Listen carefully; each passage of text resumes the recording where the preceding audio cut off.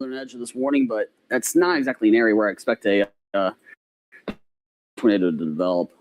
Let's compare it to reflectivity for me, will you? There you go. Yeah, it's way back behind the storm. Yeah, that's what I thought. Okay, well, let's look back down at our the southern Knox County storm. See what we got going. Not as profound as it was. No, definitely not. And it's almost starting to. Yeah, this thing's starting to try to figure out how it wants to organize. I was gonna say, is that trying to get? It's almost rain wrapping at this point. Yeah, they're watching it. It's definitely still got some circulation. Put it on the velocity because they're watching it. I wouldn't be shocked if they put a tornado warning based on how they're talking. Oh, yeah. Oh, okay, yeah. Okay. So this is the air that's going away from the radar site. Air going towards it. This is this is a strong circulation here that's going in there, right there. Hold on, that's a clockwise circulation. Wait, we're looking at the Abilene. Yeah, okay, that makes more sense. Okay, so yeah, that is a counterclockwise circulation there. Yeah, no, that is a strong one. That is a strong mid-level rotation. I would not be shocked if we didn't get a tornado warning imminently on that. Yeah, I think we're getting a tornado warning on that guy as well. Yeah, that circulation looks almost stronger than the one that we had earlier. Mm-hmm. Okay. So, yeah. Okay, so keep that up there.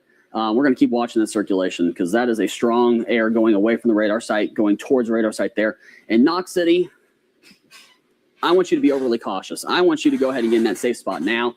You don't have a tornado warning issued by the National Weather Service, but it looks pretty rough coming in. Just go ahead and get away from the exterior walls and windows at least. Make sure you're not sitting next to a window because if something drops and we don't issue the warning until something drops, then that's going to be an issue, of course, because there is plenty of tornado potential right now with this storm. We're looking for, pretty strong circulation here. So in Knox City, get away from the exterior walls and windows. If you want to go ahead and get in that safe spot until the storm passes, I would advise that. Small bathroom, small closet is where you want to be. Go ahead and get those sturdy shoes on. Stay away from the exterior walls and windows. And if you have a storm shelter, obviously, that's the best spot to be. So in Knox City, and then eventually, as we go down the line, it's going to get closer to Monday if it stays on this kind of more east-northeast. It might stay a little bit north of Monday there and get pretty close to Rhineland, but right now that is really the trajectory it is on. In Knox City, you've got to be in that safe spot. Mm-hmm. Let's go ahead and put back on the reflectivity too.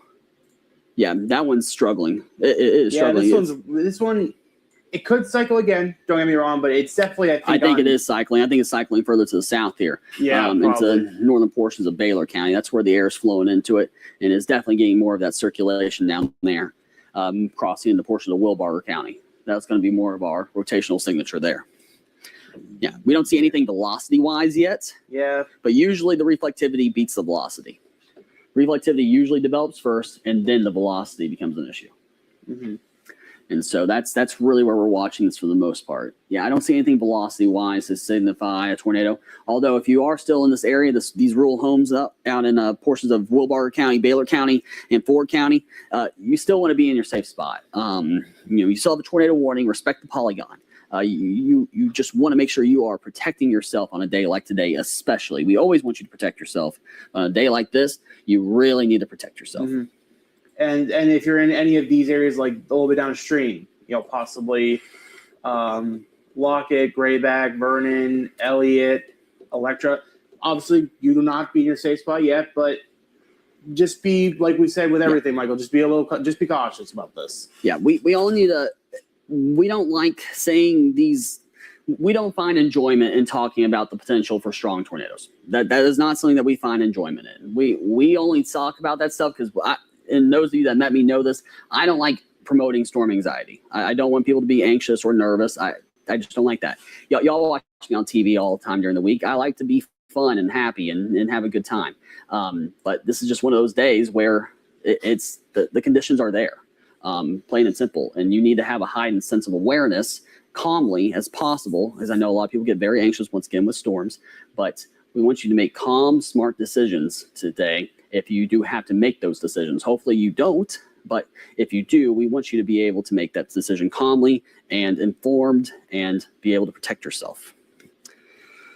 So let's go back down to our Knox City one. Yeah, that is a strange looking structure, but what I'm expecting here as it is, because that is a strong core that's developing over that mesocyclone. The mesocyclone, whenever I bring up that word, it's the rotating portion of the thunderstorm, because more storms rotate than produce tornadoes by far. It's just we're watching for low-level rotation. That's the difference. And the mesocyclone is the full rotational updraft of the thunderstorm. And that's why we're developing some large hail. I would expect, they haven't increased it, oh, wow. We'll talk about that in a second. They haven't increased the hail size from golf balls, I believe, but I would not be shocked if we started getting closer to tennis ball or baseball sized hail with that circulation and that large hail core that's developed right there in the center of the storm. And I was going to mention this too. What I expect at this point is probably starting to see a hook develop on the southwest flank of that storm. Mm-hmm. Yeah, it's just interesting, Michael, because it's just like every time the hook tries it for it, it's almost like there's just more around it all of a sudden. Yeah. I think I heard someone in my ear. Oh, there you go, Michael. They did just up it. They upped it to baseballs and whoever that is. I hear you talking about Benjamin, but you're a little muffled. Oh, I think they're talking about what happened. What they said. Yeah, yeah. Well, someone said it in my ear. Yeah, I saw damage. We are getting reports of damage in Benjamin. Not necessarily. Oh, we're getting video back. Okay, so this is video from Benjamin, I guess, is what I was being told in my ear. So, oh, thank you. Okay, yeah. So this is video in Benjamin. See, I'm gonna turn y'all up a little bit.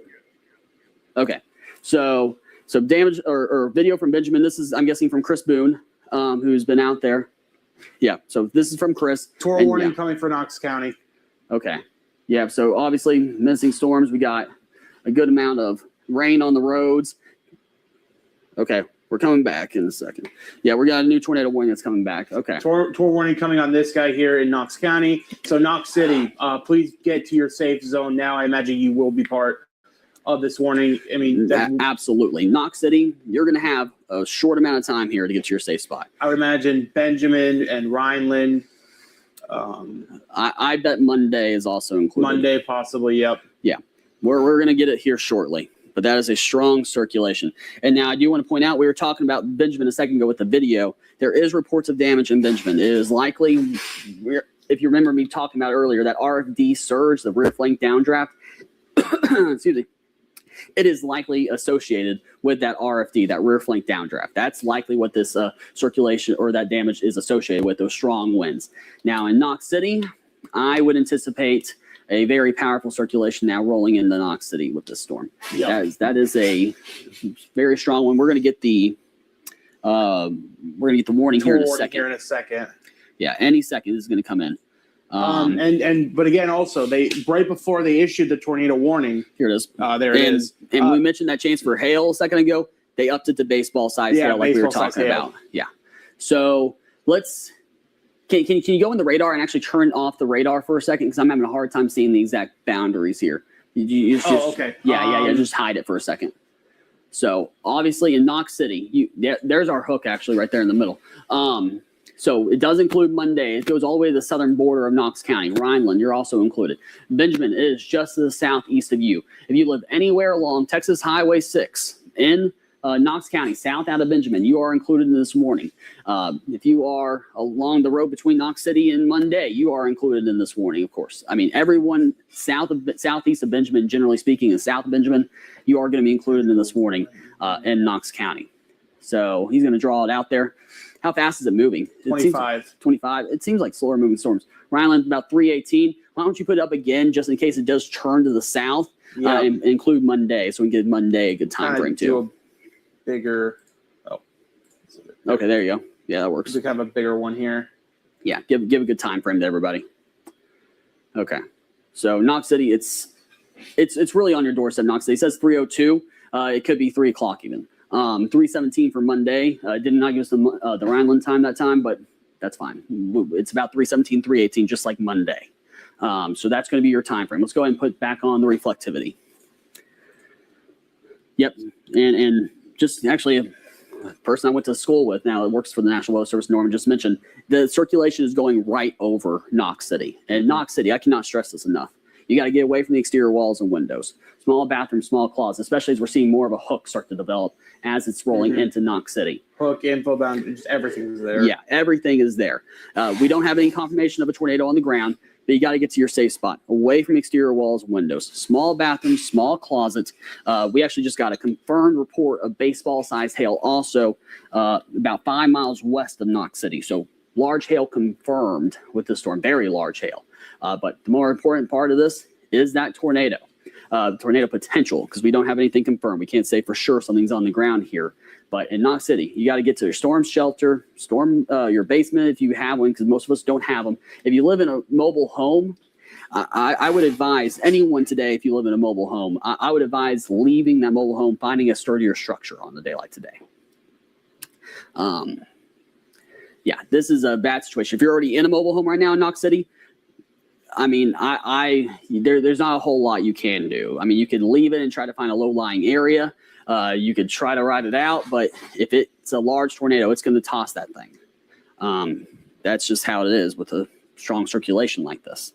So that's going right into Knox City. Out towards Monday, it's going to be a while away from you, but in Knox City, I cannot stress this enough. You have got to get to your safe spot now. We'll go ahead and put on the velocities, or yeah, we can look at the debris tracker. Don't see anything there. Just like the one we were talking about earlier. If you remember us talking about with the curvature of the Earth and the radar, we're looking a little bit higher up in the atmosphere. If we do see debris pop up here, that means we probably have a large tornado on the ground. But we don't see anything popping up on the debris tracker. Thank you very much. All my nice coworkers bringing me water. I appreciate that because I'm going to be talking a lot today. Yeah, that is a strong circulation going right in. I mean, yeah, we're getting it's a little bit broad. If you're looking for some positivity here, it's a little broad still, but all it takes is a second for it to get a little bit tighter. That is a powerful circulation. Go ahead and put on the gate-to-gate shear, will you? What was that?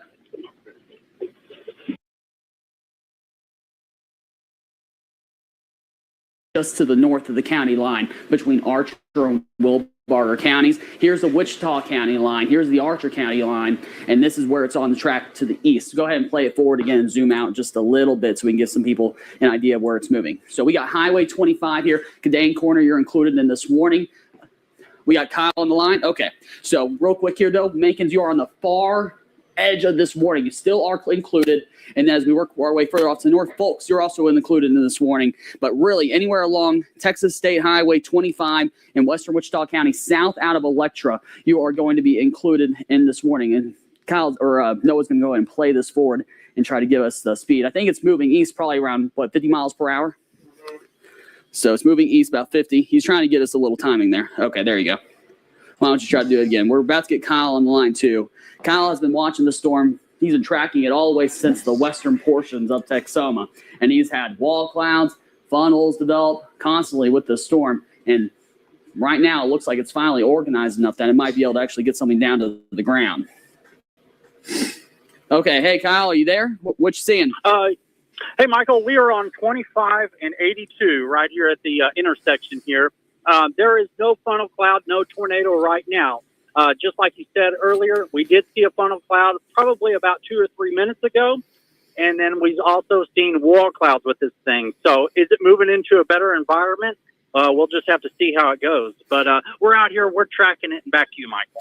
All right. Thank you very much, Kyle. Yeah, it is moving into a better environment. Like Kyle hasn't been able to look at the numbers and everything like that, like I've been able to back here in the studio, but it is moving into a better environment. I mentioned on the 5 o'clock newscast that once we get into this 5, 6, 7 o'clock hour, that's really when the low-level jet starts to kick up, is what we call it, and that helps increase the vertical wind shear in the lower portions of the atmosphere. It can help some of these mesocyclones get a little bit stronger and bring something down to the surface. Now, did you go ahead and track that out to the time? Yes, thank you very much there, Noah. So Cadane Corner, we're looking at 5:53 p.m. for you. KMA, looking at closer to about 5:56 for this track on you. Now, that's going to be about the same time frame for Mankins if it does turn more to the south. And then 287, you're not included in this. And I do have to point this out.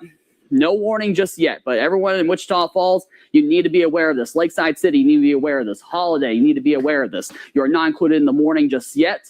But if this storm continues to hold its strength, we will likely see a warning later on this evening. So hopefully it weakens, but I do want you to be aware that's the track that it's on right now. So let's go ahead and show some people, or let's slow it down a little bit. Let's go ahead and go to the velocity product there on the Mac software. Let's go ahead and show people, because really right now the reflectivity is really the thing that we can actually see where we see that main track, but the velocity is kind of nasty looking, which is really where I want to say this much too. I'm not expecting a large tornado here. This is just not a day for those really strong tornadoes. If we get something, it's going to be on the weaker end. It can still cause damage, of course, but it is still likely going to be on the weaker end here. You can see the velocities. Oh, velocities are looking better now. Let's go ahead and pause it at the end here. That looks a lot better than it did earlier. Let's zoom in just a little bit. So here's our main area of rotation. You got the strong velocities going north towards the radar in Frederick, the reds going away from the radar in Frederick. So that's our main velocity signature. That's going to be in the far southeastern portions of Wilbarger County here, moving to the east. Now, here's a Wichita County line. It is really on a mostly easterly track.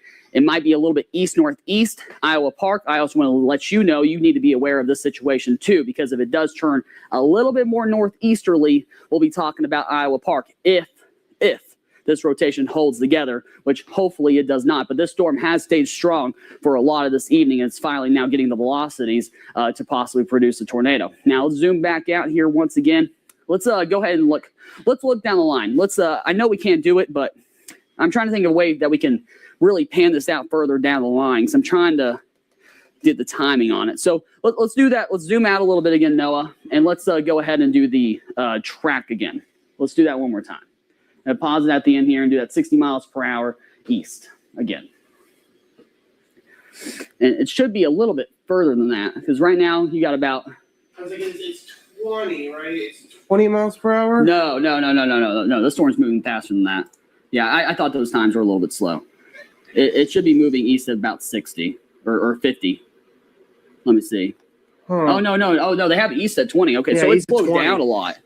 Okay, it slowed down a lot versus what it was earlier. Well, okay, that's why the warning, I was a little surprised the warning was as small as it was, but it is still moving east at about 20. So, yeah, as we look at this line, now if it did take a more southerly turn, Holiday, it'd be probably closer to about 6:05, 6:10 for it to reach you. Wichita Falls, it's still about 45 minutes out. That's about the same story for Lakeside City. Iowa Park, it'd be about 40 minutes out if it takes a more northeasterly turn. So we got some time here to watch this track. But in Cadane Corner, I want you to take this seriously. You're right along, anywhere along Highway 25 in Wichita County and north out of Mankins and south of Electra. You need to be in your safe spot. Now, let's review that.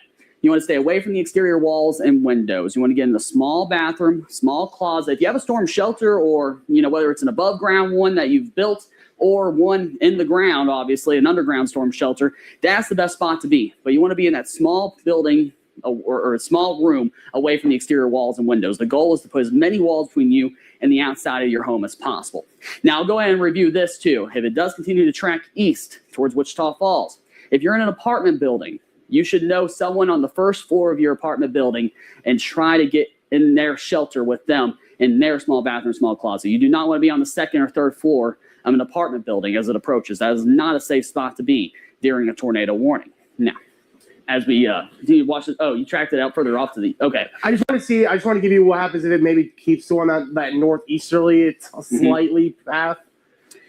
Yeah, no, I got you. Because that just looks the way it's going right now. Yeah, no, I agree. I think it's a little bit more, I think it's mostly easterly trajectory with a slight northerly component to it as it moves off to the east here. So those are the safe spots to be. Of course, let's go ahead and put up the graphics there. At the top of my show there, the tornado safety ones. Let's go ahead and put those up there so we can review all of these things, as especially when we're talking about down the line towards Wichita Falls, even though we're not expecting long track tornadoes by any means. If this rotation does hold, it could drop multiple small ones. So we still want to be aware of this. So once again, storm shelter, basement, lowest floor, that's where you want to be. That's where I'm talking about, when we're talking about apartment buildings. You want to be in the lowest floor of that home.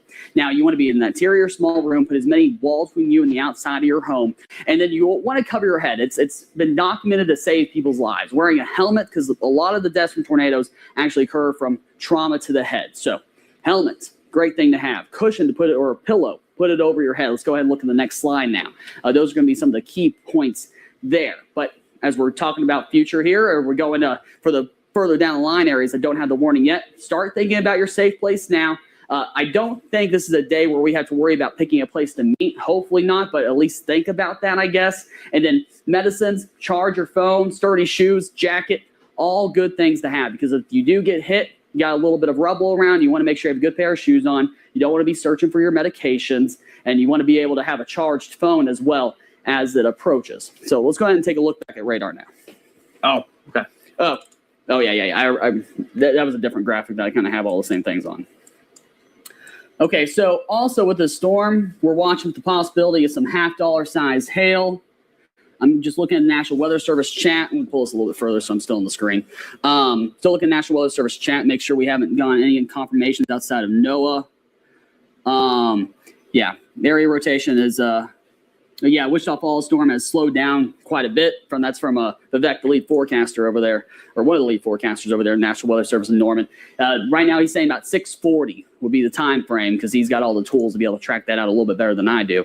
He's saying about 6:40 would be the time frame for Wichita Falls if this does approach. So right now it's about to cross the highway line. It does look like you got that nice, let's pause it at the end here. This is classic reflectivity. It's not that perfect hook echo that we're always talking about, but you can see it a little bit here. If you look closely, you can see that little notch that's coming in there. There's your inflow notch, and there on the back side, that's going to be the main mesocyclone right there in the center of the storm. It is approaching the Wichita County line. It's probably going to cross the Wichita County line in about 5 minutes, and then it's going to start approaching Texas State Highway 25. Once again, we talked about earlier, probably closer to about the 5:56, 5:57 time frame. Man, I need a little water. Been talking too much.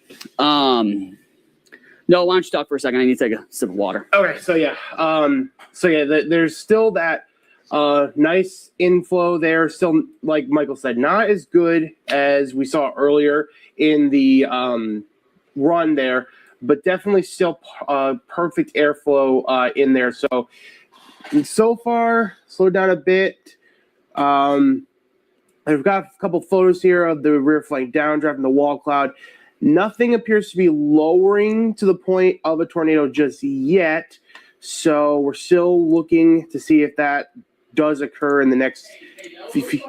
I'll shot and talk to Kyle for a second. Hey, Kyle, okay. Looks like you got a pretty good shot there. What are you seeing right there?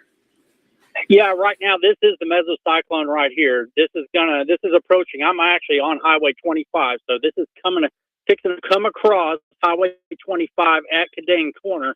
This is the part where it was pretty pronounced a while ago, but right now nothing screams tornado. Nothing is wall cloudy. Nothing is spinning right now. But we're out here. We're tracking it. Thank you very much, Kyle.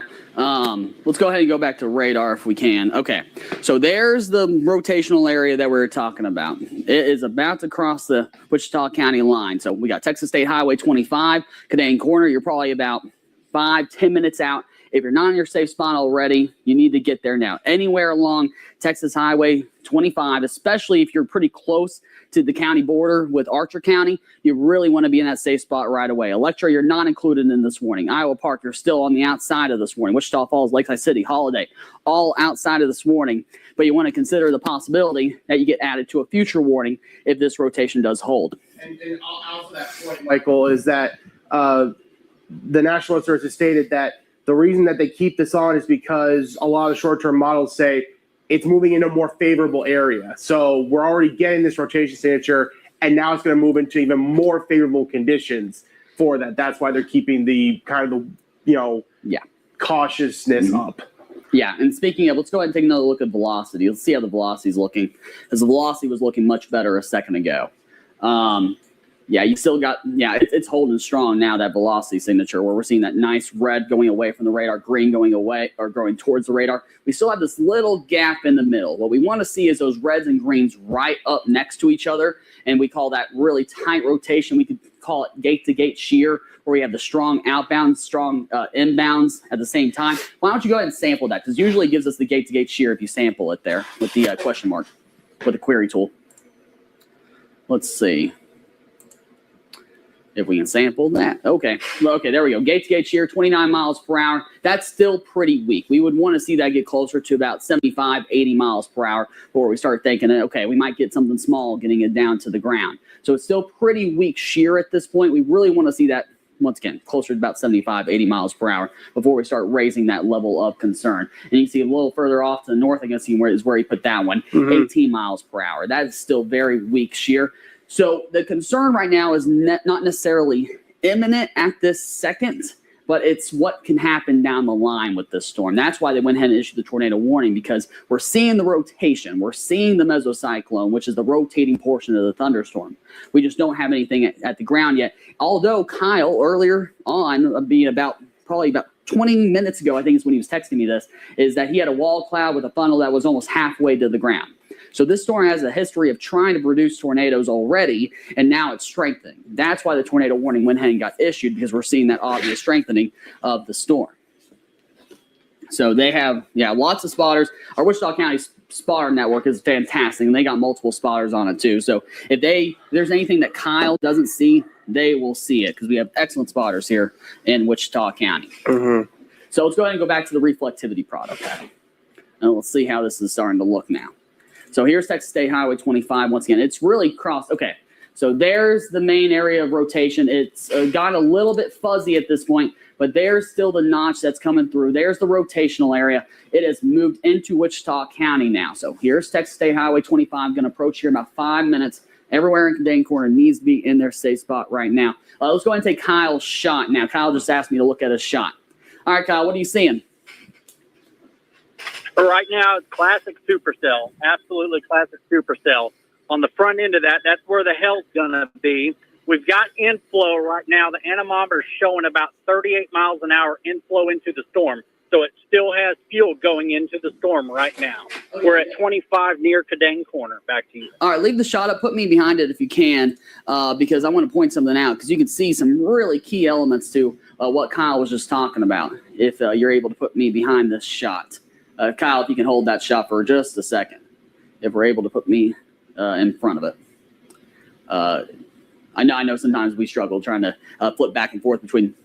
Are you able to do it? Okay, he's taking a second. But I wanted to point something out, because you can actually see clearly the inflow. Look at the grass. Look how fast that is going towards the thunderstorm. You can see the grass just going in waves. That is strong inflow into that thunderstorm. I mean, it is just... Man, that is some strong inflow, and I'm going to point out some other things whenever we get back on here. Yeah, Michael, that was just the first thing I noticed. I was like, that grass is moving right towards the storm. Yeah, that is strong inflow that's going into the storm. And so when we get that inflow into the thunderstorm, that's going to be the areas there. There we go. When we get that inflow into the thunderstorm, that is air that's trying to feed, because right now it's rotating this direction around the backside. That is the rotational area. So when we got this grass that's feeding all that inflow, I'll tell you right now, that's going to help strengthen that lower level cyclone. Now, what you're also seeing is a little bit of scud starting to develop here. We usually see some of these wall clouds start out of scud. Scud's not a concern on its own, but if we start to see the scud rise or rotate and attach to the thunderstorm, that's where we're going to get concerned about seeing a stronger wall cloud, possibly a funnel, and then possibly a tornado.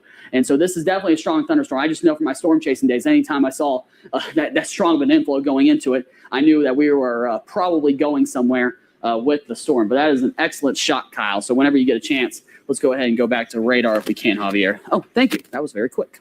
All right. So right now, we are still seeing that notch. It's not as good as it looked earlier. It's still right in there. That's the notch. There's the inflow notch, and it actually kind of matches what we just saw in the reflectivity. I didn't see a wall cloud really well defined, but this is still approaching Highway 25. In Cadane Corner, anywhere along Texas State Highway 25, near Cadane Corner, north or south, I want you to be still in that safe spot, away from the exterior walls and windows, small bathroom, small closet. Let's go ahead and look back at the velocity product if we can, Noah. And so right here at the end, let's pause it. Yeah, it's gotten a little bit more ragged, but yeah, you can see all the air. This is all the air that's going away from the storm, or away from the radar up in Frederick, all the air that's going towards it. There's that strong inflow that we were just talking about that we could see on Kyle's shot. And so this is very broad rotation, a little bit tighter right here in the center, and that's exactly where we would expect it to be. And that's where we're going to have to watch to see if there's any kind of a wall cloud or tornado warning. I'm still keeping an eye on National Weather Service chats and making sure that we don't get any new information that maybe Kyle can't see from his vantage point. Let's go ahead and flip back to the reflectivity. Let's zoom out for a second too. we've been really focused on the storm. And obviously, it's the main storm of focus, but it's not the only storm. We don't have any more severe storms, but further off to the north, there are still some stronger storms. Let's zoom into the northern portions for a second while we wait to get some more radar scans. We're not going to leave Wichita County, of course. We're going to come back to it, but we're kind of waiting for some more scans to really get a good idea of what's going on. Here's a little line here. It's going to produce some pea-sized hail, maybe some 45, 50 mile per hour wind gusts, moving through portions of Tillman County, just moved through Frederick, about to approach Chattanooga and Granfield. Also in Lawton, probably seeing a few rumbles of thunder, some light showers too, not going to be anything particularly heavy. Out towards Wichita Mountains, going to see some heavier activity there too, with some possibly some penny-sized hail and some brief rumbles of thunder, but 45 to 50 mile per hour wind gusts possible there. Not much to talk about though overall. Further to the southwest, this has been the surprising thing, is that we really expected at least several of these storms, and not one really as strong as the one that we have moving into Wichita County, but several of these on the lower end capabilities, and really they've struggled to materialize. But we are starting to see, with that low level jet that I mentioned a second ago starting to kick back up, we are starting to see a little bit more activity getting going in the southwestern portions of Texoma, really out towards Haskell County to the west there, moving into Throckmorton County, but nothing too organized just yet. Something to keep an eye on, but overall, not the main threat at this point. A little bit more trying to rotate there with that inflow boundary. Okay, so right now we are starting to see, yeah, it's kind of what I was thinking. Yeah, it doesn't indicate a wet RFD push. Yeah. So right now what we're trying to see is it's mitigating some of its factors that would produce a tornado, which is obviously good news. We don't want to see a tornado form. But man, that inflow notch, so positive at the end here. So it's something that can mitigate it here in the short term, but I think we're going to get another tornado warning issue, because that is one heck of an inflow notch there going into the center of it, right along Highway 25. That's right where Kyle was just out looking at this with that strong inflow. This is going to be the rotational area. I still think this is a storm that could produce a tornado. Also, watch quarter-sized hail, half-dollar-sized hail here in the purple areas. We don't talk about that enough when we get the rotational area. That right now is definitely on track for Iowa Park. So Iowa Park, I would expect here in about 25 minutes, probably going to be seeing some of that hail rolling into the area. I know you're probably getting some showers now, some rumbles of thunder, but right now the rotational area at least looks to stay south of you at this point on its current track. It doesn't mean that's going to hold, but right now it looks like the hail threat is definitely coming for you in Iowa Park here in about 20, 25 minutes, with some quarters to half-dollar sized hail being the most likely threat. Yeah, and right now, I mean, obviously, you see that inflow boundary, the inflow there. It's pretty wide, but if that thing thins at all, but keeps that level of inflow right above Canadian Corner, that is when we're going to be really concerned, and that's what I think they're worried about, Michael, as far as when they get into more favorable areas. Does that thing thinning out, basically, because then the winds become gustier into that inflow boundary. Yeah, it's definitely a strong inflow notch, and I think once we see the next scan, we'll get a good idea if this is starting to develop a little bit more of a hook again like it was before. If we see that inflow start to go back around the side, that would be a sign that we're starting to ramp this thing back up again, and it could be back to producing some wall clouds, maybe some funnels, and hopefully not a tornado, but that would be certainly possible. Pleasant Valley, you're also going to be considered here for this next tornado warning if it gets issued, and I do expect it, based on how the National Weather Service is talking, I would expect another tornado warning to get issued. That would include areas further east into Wichita County. Michael. Yeah, that's exactly what we were talking about. You're starting to see more of that notch going back into the storm. And so there are some RFD surges that we call it the rear flank downdraft. It's usually where we see the strongest winds in a supercell thunderstorm. Okay, Michael, so they opted not to do a tornado warning. Okay, they're opting not to do a tornado warning. Okay, that's good news, because that means we get a little bit of a break, and hopefully that we stay off the air and you can get back to your programming. And you so they're going to do a tornado. Severe thunderstorm warning with tornado possible.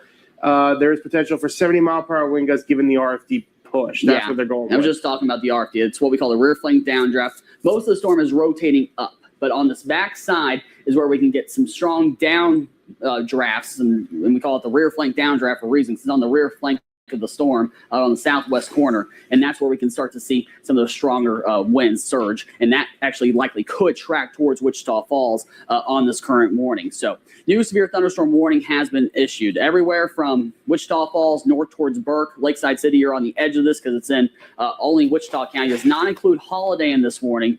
Why don't you back that up a little bit more to the west there? No, because really that's probably starting a little bit too far to the east. But Iowa Park, you're likely going to see some of this hail rolling in. And as he draws that on there, just move it a little bit further to the right. There we go. Yeah. All right, let's time this out now. So Wichita Falls, 624 Bacon, 621. That's going to be that spot between Burke and Wichita Falls. They're right in the center of Highway 44. Pleasant Valley, 617. And then Iowa Park, 612. And really, Iowa Park, yeah, I think it probably is another, 10 minutes until it reaches you. But that's where we can see the $quarter to $half sized hailstones. And then also, we're, of course, watching the rotational threat. We're going to let you get back to programming because we don't like to stay on too long if we don't have a tornado warning active. But we do have the severe thunderstorm warning with the tornadic activity possible. It's just not organized quite enough yet to issue a tornado warning on it. But of course, we do get a tornado warning. We will come right back on and tell you about that. I think the main threats for Wichita Falls at this point is going to be this rear flank downdraft, bringing in some strong wind gusts with it. Right now, the main threat, I think, in Iowa Park is going to be the hail that comes in here, and it's probably $quarters to $half sized hail. I think that's about as big as it's going to get. I don't see this being a large hail day, as I mentioned earlier on, if you saw the 5 o'clock newscast. But that's going to be the main threats there. Lakeside City, Holiday, once again, you are not included in this warning. So we're going to let you get back to programming. We will come back on probably shortly to give you another update. Thanks for sticking with us here at Channel 3.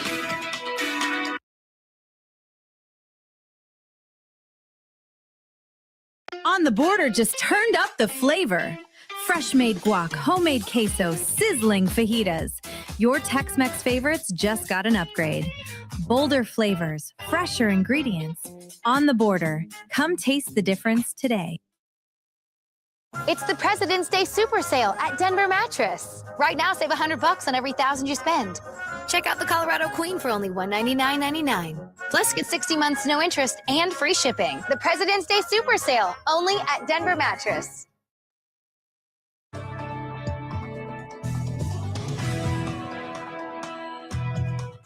Hey, Chief Meteorologist Michael Bowling here, along with John Cameron as well.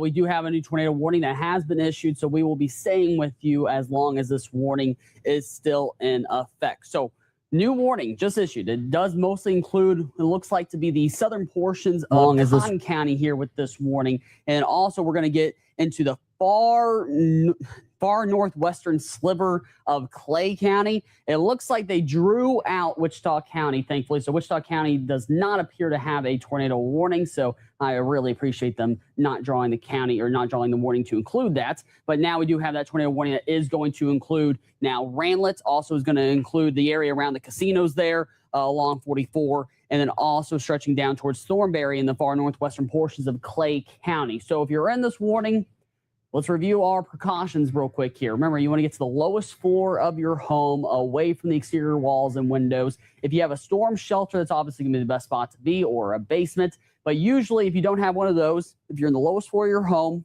away from the exterior walls and windows, it's usually a small bathroom, small closet. The goal is to put as many walls between you and the outside of your home as possible. You just want to be in that small confined space to help protect you from the outside environment there. So if you have time here, go ahead and get a sturdy pair of shoes on. And go and get a sturdy pair of shoes on because if there is a tornado that comes through, causes some rubble, you don't know what you'll be walking through after it passes. Also, you might want to grab a quick jacket here because we are expecting more storms throughout later on tonight, just in case you want to be protected from the elements there. So, John, are you over on Max 1 now here? Can you move over there and yeah. Go ahead and zoom me in here? We also do have Kyle shot. Do we have Kyle ready to go? I know his TDU is up. Okay, so we're working on getting Kyle shot. It's frozen right now, and they're calling him to try to get more information from him. So let's go ahead and zoom in, or you're already zoomed in here. So obviously, the area of rotation is going to be the main area of concern. Now, Duval is also included in this morning, and that's going to be really where the rotation's starting out. It's back here in the storm. You want to put up the velocity imagery there. It's going to be in that side. We haven't done this in a minute. There we go. You can see this is going to be the area where we're seeing some of that rotation. It's really some of the higher up scans that we're starting to see some of those areas of rotation a little bit more organized, but it's back here just east of Duval. That's going to be where we're starting to see the better area of rotation here, and it's going to be pushing to the southeast here. So it's still a little bit of ways from 44. Will you go ahead and measure it with the stick there and tell us how far away we are from 44 here with that, John? Let's see. Yeah, it's good. We're not in our full spring mode, so we might be moving a little bit more slowly here as we get our get back into our routine here. So yeah, about a few miles here, maybe 3 miles, probably closer to 2 miles west of 44 with that main area of rotation. And then as it gets closer to Ranelagh, of course, as it crosses the highway, it's going to get closer to there. We're probably still got a little bit of time here for Ranelagh. It's probably going to be another 6-7 minutes here before it gets closer to Ranelagh here, maybe 8 on the outside. It's not particularly fast moving, so even though it's not that far away from the west, it is a pretty slow moving storm there. And you do see some of the rotation in the backside there too. It's just it's not overly organized, and this really isn't a day where we're going to expect any type of a long-lasting tornadic circulation. This should be a pretty brief thing here. The dynamics just aren't there for long-term tornadoes to be on the ground here as it moves to the east. Let's go ahead and put back on reflectivity there, John. And so it's also likely going to be raft and rain. I'm going to tell you that now, too. I know our chaser's on it, and he's had some good views of the wall cloud here throughout this evening. But overall, it's really getting trapped in some rain there. It's going to be tough to see, so keep that in mind too, especially as the sun begins to set here. I always say this. I know there's always going to be that person in every family where they go outside and look for it. This one's going to be a hard one to see. So if you have that person in your family that's trying to look for it, please. Okay. So we're still working on getting Kyle in line. Kyle did call in, though. He just told me. So he said he's on the line. So I know we're going to try to get him and try to hear what he's seeing because we can talk about radar all day, but what we really want to do is actually get a good look at the storm here and hear what Kyle's seeing with his own eyes there on the ground. So the rotational area is like I said, it's not going to be overly organized here, but here's your wind going away from the radar in the red. The green is going to be your wind going towards the radar site. And so that's our rotation. Like I said, it's really not moving any direction particularly fast. It is slowly moving to the east here, maybe more of maybe a slight southerly component as it moves off to the east here, but it's a pretty slow moving storm. I think what did it say earlier in there, John? I think it was east at 20 miles per hour. Is that right? Yeah, east at 20. Yeah. I would maybe a slight southeasterly turn from that, just very slight. Yeah, so it's a pretty slow-moving thunderstorm here, and we're just going to continue to watch to see how organized this area rotation can get. I know at one point, Kyle's been talking to us today. He had at one point a very brief funnel, didn't make it down to the ground, but the Weather Service has been watching it throughout this evening, and we just kind of thought, at one point in time, we actually thought it was going to weaken off completely because the outflow of the storm was pushing out in front of it. But right as the outflow pushed out, we started to get some of that stronger inflow into the storm, which led to that rotation. So eventually the rotation did finally start to develop there.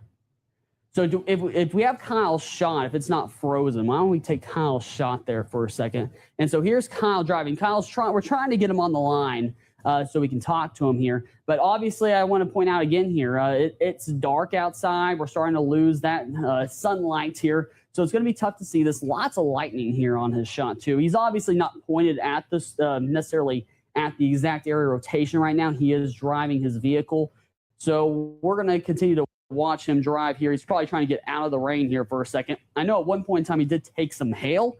It wasn't a particularly large hail, if I recall. But he has had some strong gusty winds. He's felt some winds up over 60 miles per hour there. And, yeah, you can see when he's driving this direction, too. I mean, it is just very dark out there. It's going to be hard to really get a good view of any type of tornadic circulation on the ground there with this thunderstorm. So right now we haven't gotten a whole lot of updates from as far as any spotter information or new info from the Weather Service. So we haven't gotten a whole lot of new information on the storm other than, of course, that area rotation that we're monitoring with the thunderstorm and the new warning issue. We now have Kyle online. Kyle, you obviously have your eyes on the storm. What are you seeing right now when the lightning can light it up for you? Yeah, right now we're on the tornado warning storm. We're right here in Randalet, and we're trying to get into position so we can face back towards the west here. We had a brief funnel just right near D-ball. Did not come all the way to the ground, lifted very rapidly. These aren't going to be your long track tornadoes here. So we're out here. If there is a tornado, it's going to be rain wrapped, if anything. You're not going to be able to see this. It's getting extremely dark right now.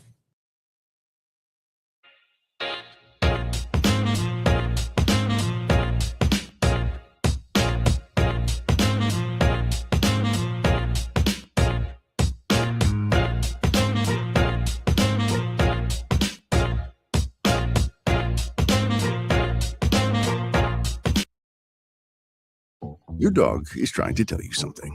Fresh flavor, gourmet variety, he loves them too. Now serving Jinx, your dog's one-way ticket to culinary paradise. But why stop there? Bone broth, high-protein toppers, I'm listening. And low-calorie, nutrient-packed drizzle, all at an affordable price. Now that's a game changer.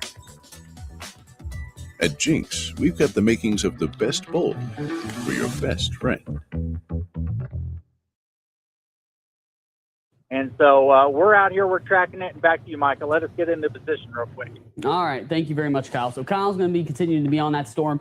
It's tough for people to see these, and that's going to be tough for the spotters as well. And when you get to this time of night, you're just kind of hoping the lightning can light something up if something is on the ground. So it's going to be tough for us to ever confirm anything on the ground at this point. So still moving very slowly east at about 20 miles per hour. Not a whole lot going on with these storms outside of that. Let's go ahead and do actually, yeah, you can just see very broad rotation there, not overly organized. It is starting to get, now we get the new update. It's getting a little bit more close together there. What we look for with these is for that green and red to come right up next to each other with some of the brighter colors. That's how we can tell if it's getting more organized rotation. You kind of see the greens all around the red here. I know some of the higher scans will give us a better view, but we don't have that set up quickly in our system to show you. And some of those higher scans do actually show, and when we say higher scans, it's looking higher up into the storm from the radar, showing some of that more tighter rotation that's concerning here. But right now in this current level scan, we just don't have that perfect evidence of the strong rotation to show you. But we do have other storms in the area. Why don't we go back to the reflectivity product here, John, and kind of walk people around the market. As you zoom out, you can see we got more storms here stretching into northern Clay County. A lot of activity. It's really expanded here. Why don't we zoom into Clay County here? It's really expanded quite a bit. I know we got a storm that went up right over Wichita Falls a second ago. I think it actually did cause some lightning delays for the game that's happening at Memorial Stadium this evening. But this activity is now really starting to stretch into Clay County. Not severe here in the northern portions of Texoma. Going into northern portions of Clay County. I know Petrolia is about to have a game because I was talking to Tobin about it earlier on, so that's probably going to get delayed there too. And then this activity stretches down to the south here. It's getting closer to Lake Arrowhead and south from there. We're getting into the Buffalo Springs, Vashti area now with these storms. You do have this severe thunderstorm warning that's going to be for those 60-mile-per-hour wind gusts, likely a little bit of hail mixed in too. This is going to keep pushing east, though, into the eastern portions of Clay County. And obviously, the storm's forming right now. A lot of people moved their Friday night football games to Thursday this week because we are expecting more storms tomorrow. But we did have the chance for storms today, too. It's just one of those unfortunate weeks that we get sometimes in the fall where we do see some severe weather here and a little bit more organized activity towards the end of the evening. So overall, let's go ahead and stretch back up to the north here. I think we're getting some new information, too, to John. There is some activity that's starting to form in Comanche County, though, in central portions right around Lawton there. Not overly organized with that activity just yet. And another storm to monitor. Why don't we push all the way south, too? I want to make sure we're not missing anything with the southern counties, too, because we did have some activity earlier on. Yeah, there is some activity still moving through the southeastern portions of Jack County. This activity I'm also not concerned with. If we zoom all the way out again, I want to show the western counties, too, just so everyone knows. in the western counties, we're not expecting a whole lot here. There is a storm that's starting to make its way into Knox County there from the southwest. Not overly concerned with this activity. See some more cells going up further to the southwest there, getting closer to Stonewall County, further west from there. It's not much organized activity there. This is going to be some of the activity that rolls in overnight tonight. We are expecting more activity there, but overall, just not a ton of severe weather really expected as much as far as the tornadic activity, especially in the overnight hours. Now let's zoom back into our tornado warned storm here.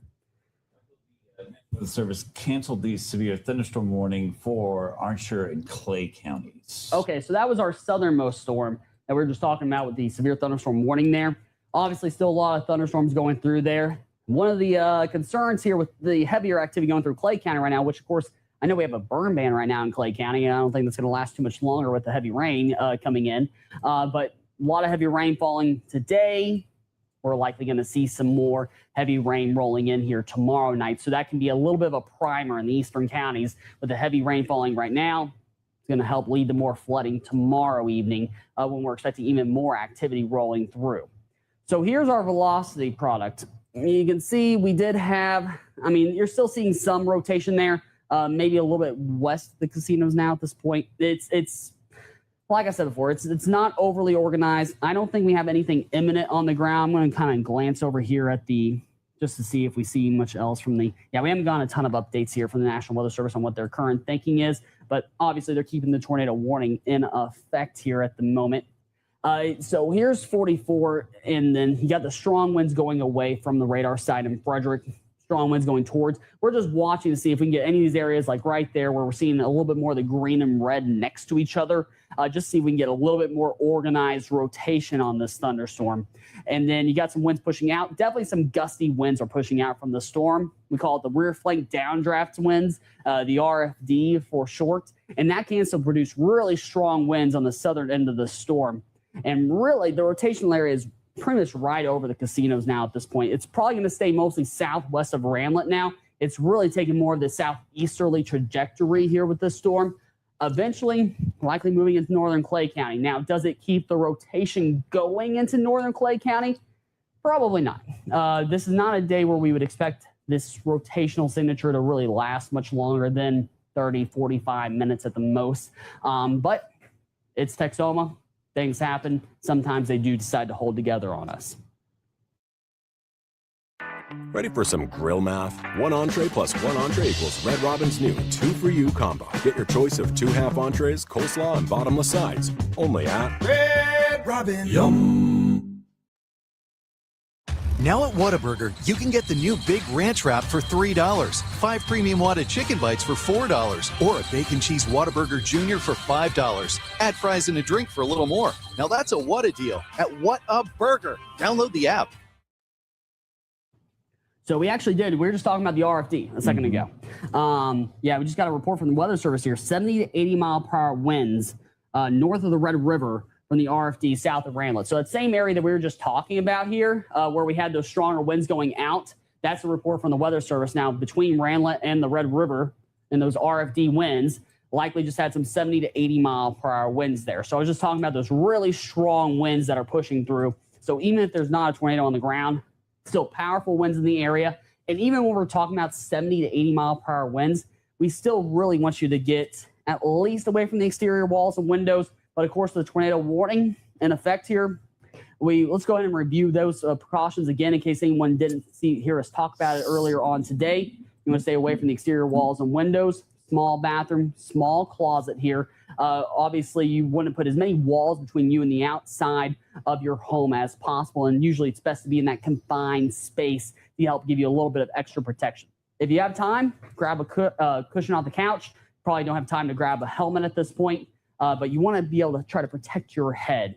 And as far as safety is concerned, if you haven't already thought about this before, think about it. Hopefully we don't need this type of stuff today, but think about picking your safe place and a place to meet in case the worst does happen, a landmark that's not going to get destroyed in a tornado. And also, always in your tornado safe area, have some of your medicines ready to go. Make sure your phone's charged, some sturdy shoes, and a jacket. You don't want to have a tornado come through, survive that, and then realize you don't have your heart medication. You obviously don't want that to happen. So having some of that medicine ready to go is always a good thing. So I just got Kyle's taking hail. If we can take Kyle's shot, Kyle just said he's taking hail. If he still is, yeah, he's getting a little bit of hail there, it looks like. It's up to, very heavy rainfall. If we have Kyle, do we have Kyle on the line still? Because Kyle, if you have a chance to talk, I mean, it looks like you're taking some heavy rain, likely some strong winds there. Yeah, it's pretty gusty right here. We're probably 50, 55 miles an hour right here on I-44, just east of I-44, actually. And we're taking about quarter-size hail right now and gusty winds. Yeah, about how strong do you think the winds are right now? I know you have your anemometer there. Do you have any estimates? Yeah, let me get pulled over. I'll get you a good reading really quick. Okay, thank you very much, Kyle. You know, Kyle's been out there this evening. It's one of these random times in the fall. We get some of these here. We get some of these. Man, those are really some howling winds there, though. I mean, we're stopped. We got a good reading. We're right at 49 miles an hour out of the southeast. Okay, so, I mean, it looks like it's stronger than that based on your imagery there, but just want to let everyone at home know, I mean, if it looks like it's really windy right now, and that's 49 miles per hour, we've had some reports of 70 to 80. So, I mean, just telling you how strong 70, 80 mile per hour winds. A lot of times people just don't realize how strong straight line winds can be, and obviously they can cause a lot of damage there. So thank you very much, Kyle.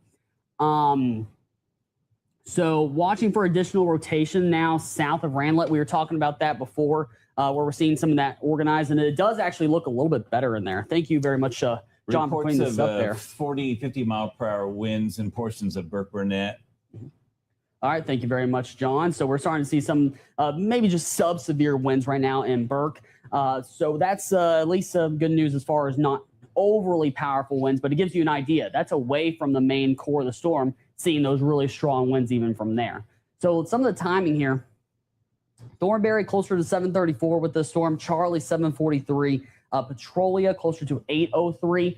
And if we can zoom into that rotation signature, we are starting to see it look a little bit better there, and maybe broke up a little bit here on the last scan. If you'll zoom right into that, we can see. Go ahead and put it in motion here for a second so we can kind of show people where it's kind of organized here. And there's the rotational. It kind of lost itself for a second and then reorganized. We see this happen quite often here. It kind of lost the first rotational signature and now developing that new one here south of Ramlin. Excuse me. That's what we call cycling. It happens a lot with these supercells, especially when they're on the weaker end like this one is, as far as the strength of the rotational area. It sometimes does this several times before it finally gets one to hold, if it ever gets one to hold. So we're going to continue to watch to see how much stronger that can get. But as we talked about before, southern portions of Conner County at this point, far northwestern portions of Clay County near Thornberry and north from there. I mean, this is still well away from the rest of Clay County. This is going to be the areas of rotation that you're concerned about, and you definitely still want to be in your safe place. Don't go outside and look for this. It's going to be wrapped in the rain. It's going to be away from, I mean, unless you get it lit up by some lightning, it's not going to be pretty obvious to see. Let's move into that new severe thunderstorm warning. We got a new one there issued. They canceled one at one point, but it looks like they reissued a new one. Do you see the information on that one there? I'm pulling it up right now. And what I show is National Weather Service has issued a severe thunderstorm warning, Central Clay County and northeastern Archer County until 8 o'clock. Severe thunderstorm was located near Lake Arrowhead, moving east at 25, 60 mile per hour winds, and perhaps quarter-size hail. On the Borders, bringing flavor to the next level. Fresh guacamole, sizzling fajitas, and all your Tex-Mex favorites. Packed with fresh ingredients and bursting with flavor. So grab your crew and we'll see you soon. On the Border, come enjoy the bold difference today.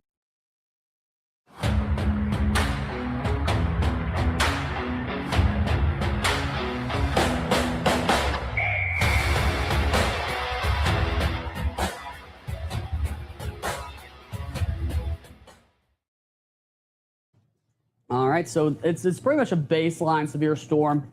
I don't see anything that's, at least based on this one radar imagery that I'm having, anything as far as a concerning rotational signature here. So definitely still a strong thunderstorm by, obviously. And the warning has been issued. It does include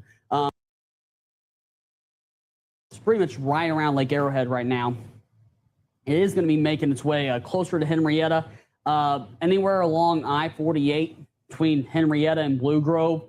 That's going to be an area where we could see some of those stronger winds, $quarter to $half size hail possible too, especially back here in the purple area. You see pretty much just around Lake Arrowhead is where we're seeing some of the larger hail potential there, likely the quarter-sized hail that the warning's about developing. So that's going to be the main area of concern. That's going to be sliding on to the east here. So Broadview, you can see down to the south, you got some activity that makes its way through southern Clay, activity in southern Jack County. Still don't see anything as far as organization here that's overly concerning. Definitely some heavy rain in spots, some gusty winds, a little bit of hail. Nothing too overly concerning at this point, though. Then you have this activity that's making its way out of eastern portions of Wichita County. Maybe trying to develop a little bit of a hook there on the backside, but definitely not organized enough to be overly concerned about. Not like our storm to the north that's still loosely organized. I would not call it overly organized, but still a storm that's definitely worth watching here. Petrolia, you're going to have storms around you for a little while here with that one coming in. And then as we zoom in, velocity-wise, yeah, there is a couple times where you might see some of these reds start to pop up, but until it gets really consistent in there, it's not overly concerning. So you can see some of those popping up, like to the north, where it's got that consistent large wind going away from the radar site, while the wind's going towards it. That's definitely the more concerning type of signature that we look for with these storms moving through. So this is going to be trying to make its way into northern Clay County. Eventually, likely, if it does get the warning extended here, it's likely going to be making its way towards Charlie. As we mentioned before, Petrolia, Byers as well in northern Clay County. Those are areas that at least want to be fully aware of this storm coming in, because even though we don't expect it to hold together, it's still something to keep a close eye on. You just never know how long these storms will really hold together here through the evening. Let's put it back on the reflectivity product here. And so, yeah, definitely heavy rain still falling further off to the north here. Most of the northern parts this morning, I know you're still in a tornado warning. I would not want you to leave your safe spot for at least a little while here. Make sure the storm's passed. Make sure it doesn't develop a new area of rotation somewhere. But really, most of the area on that storm is in the safer zone at this point. It's really those areas in southern Conn County, getting south of Ranelagh, and then making its way into northern Clay. That's going to be the most concerning there. Still watching some storms develop across Clay County. Nothing too organized here. Just looking to see. We got some new. I'm just looking to see if any of these reports are for our storms. Not seeing anything strong as far as new reports on our storms here from the Weather Service. There are some more storms that are developing further to the north. Lots of lightning here. I talked about a second ago about the Friday night football games getting moved today, and some of the areas are going to be a little disappointed here with the continued lightning delays still, even today, when we're expecting even more activity developing tomorrow evening, maybe lower severe potential tomorrow, but more thunderstorm activity. You saw just tons of lightning out of these storms. Heavy lightning producers, almost like a summertime storm. Summertime storms are really big lightning producers, and it looks like these are pretty big lightning producers too. It almost looks like these storms are kind of on a collision course with our central Clay County storm kind of northeast and our Red River storm southeast. Mm-hmm. Yeah. John's mentioning how this storm's making its way to the south. This one's a little bit more on a slight northeasterly trajectory, even, you could argue, in spots, especially with the northern parts of these storms. Whenever these storms start to interact, it's good news. It means that the area's rotation will a lot of times get disrupted, get them unorganized, which is obviously a good thing. We don't want these rotational areas to really hold together. And you are starting to lose some of those outbound, or what we call the outbound velocities, the red, going away from the radar site. So that's good news there too. You still have some winds going towards it, right below it. You see that little pinch, the area that I'm pinching right there in the middle, just south of Ranelagh. That's going to be the area that still has the rotation. That's concerning. I think it looks like it's on a downward trend at this point. That's what I would say. So hopefully we're going to start to lose this rotational signature, especially as it starts to interact with the storms of the south, like John was just talking about. Once you start to see that interaction occur, it's going to break up this rotational signature. It's not strong enough to hold together for a long time. So hopefully we'll just have this one tornado warning. Hopefully nothing did drop to the ground. At least we didn't have any reports of that. But like we said before, it is dark outside now. So if something is on the ground, it's going to be really hard to see. And it would have to be a decently large for us to be able to confirm it via radar. So it's still a strong or still at least a loose possibility here that there could be a weak funnel on the ground at the moment that we just can't see.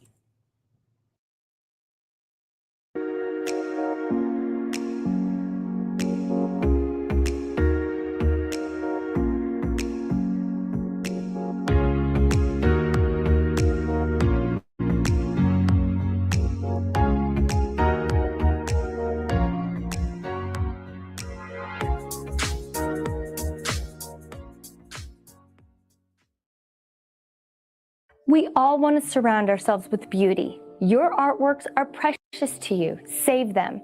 Protect them from floods, fires, theft, and unusual circumstances. At Art Insurance, now we ensure the integrity of your treasured assets with fine art insurance that works for you.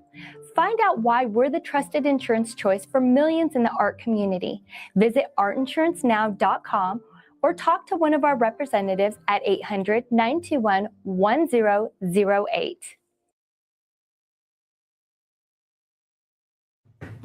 So with this activity further to the south, it's still, you got that thunderstorm there.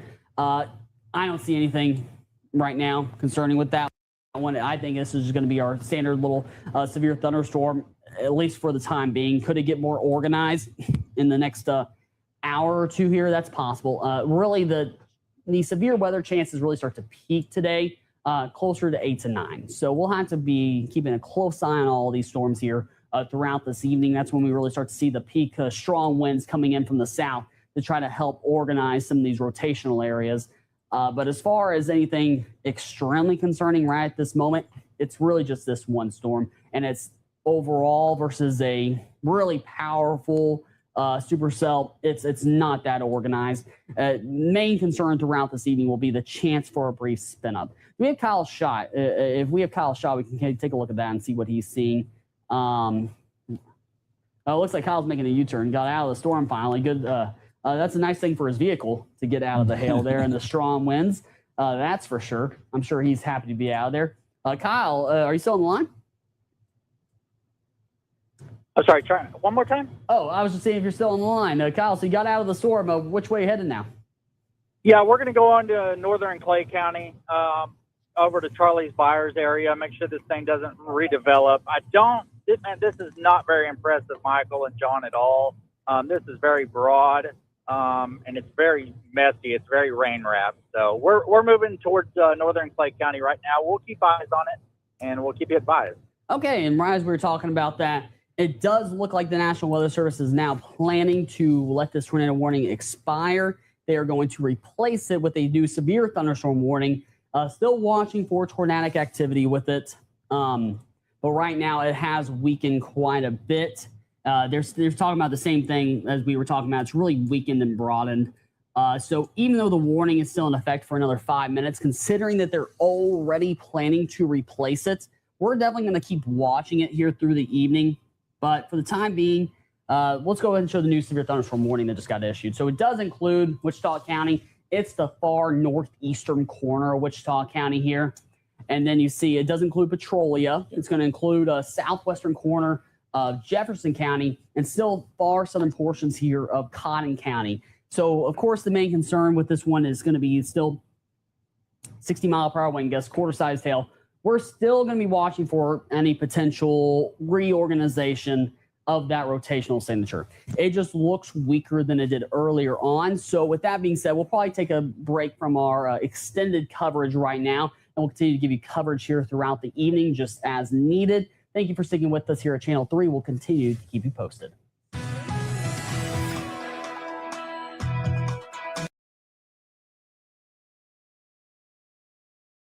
So just northwest of Stoneburg at this time is where they're saying the rotational area is And I mean, let's see if we can see Stoneberg right here. No, we can't. So let's go ahead and go back to the regular the regular max product there, Noah, if we can. But that's going to be our area where we're seeing the rotation right there between those greens and reds. So let's see. And in any minute here, we'll get the tornado warning that's coming in. Could you go ahead and let me know which highway this is that's moving south from Ringgold down towards Stoneberg so we can talk about that? Because this is 287 right here. I'm not sure. 81. 81, thank you. All right, so zoom back in because it's going to be crossing 280 or 81 at any point here. So, man, it is messy. It's hard to see. And this is another thing that I want to point out here. It doesn't look great on the reflectivity. And a lot of times it doesn't look great on the reflectivity product. The regular radar product you're used to seeing is because it's probably wrapped in some rain at this point. So it might be hard to see as well. And so even though we got Kyle down there trying to see it, it might be a little bit more difficult to see. So let's track this. Start that a little bit further off to the east there, Noah, if you can. Okay. And then we'll try to see if we can pan that out a little bit better. I'm guessing you got the direction of the storm, but it's probably going to get Stoneberg a little bit faster. They've got it moving due east. Yeah. So I want you to start that same cone, though, but start a little bit further off to the east, like start the original part of the cone. So you might have to take it off all the way off I'm the just screen. trying to find the... Yeah, the eraser's on the far right side of the toolbar. Let's... Okay. So right now we still have the tornado warning. So for Stoneberg, you're about to get issued a tornado warning here. Montague proper, you're pretty far away. I know this one says 803, and then so 803 right there for Montague proper. That's probably gonna be a little bit closer to about 10 minutes earlier than that. It's probably gonna be closer to 750. Need some help there, Noah? Yeah, I'm just not seeing the... So there it is. There it is. You found it? Okay. Yeah, got it. All right. Good. All righty. So let's start it a little bit. Let's start it almost directly over Stoneberg, because right now in Stoneberg, I want you to be in your safe spot. Remember, away from the exterior walls and windows, usually a small bathroom, small closet. It's not always about the room, though, that you pick. It's about how many walls between you and the outside There of we go, your Michael. home. The tornado warning has been extended. Tornado warning does include buoy. So they have this on a pretty southeasterly track. I'm guessing that's what they're doing with the warrant on forecast. Yeah, and that's what they use the forecast models here to try to predict the future motion of the storm. Okay, so the tornado warning issued originally had it moving east at 20 miles per hour. Now the one in Fort Worth is saying moving east at 35 miles per hour. Okay, so it's speeding up a little bit, which I could tell based on the radar there. They issued that pretty far north. So they're saying circulation northwest. Oh, so there's some north. So we got to watch this too. There's apparently some rotation northwest of Nakona that we got to keep an eye on too. Okay, so let's go ahead and zoom this out all the way. Drop that a little bit further to the south because we don't necessarily. Okay. So do it again, but drop it a little bit further south to where it's really in the warning. Because I guess they're basically doing the warning on forecast thing where the forecast, I mean pan it south. So make it go east southeast there through the warning. Okay, yeah. Gotcha. All right, let's take Kyle's shot while Noah's getting that set up. Okay, so we can see a pretty large storm. Obviously, it's a low storm. It's definitely surface based. Based on that. And by surface based, I mean it's going to be having storm. I mean, it's going to have circulations that could easily get down towards the surface. It's gathering all the energy at the surface. All right, Kyle, are you on the line? What are you seeing so far? Yeah, right now the circulation is going to be right over 287, just west of 174. I'm in Bowie. I'm going to stay put here because they've issued that warning for Bowie. So we're going to stay on it, and back to you, Michael. Okay, wait, you said you were in Bowie. Sorry, I was looking at something. It's okay. Yeah, we're in Bowie. We're on the west side of Bowie right now, right at 287 and 174. This is where the circulation is, just west of Bowie here.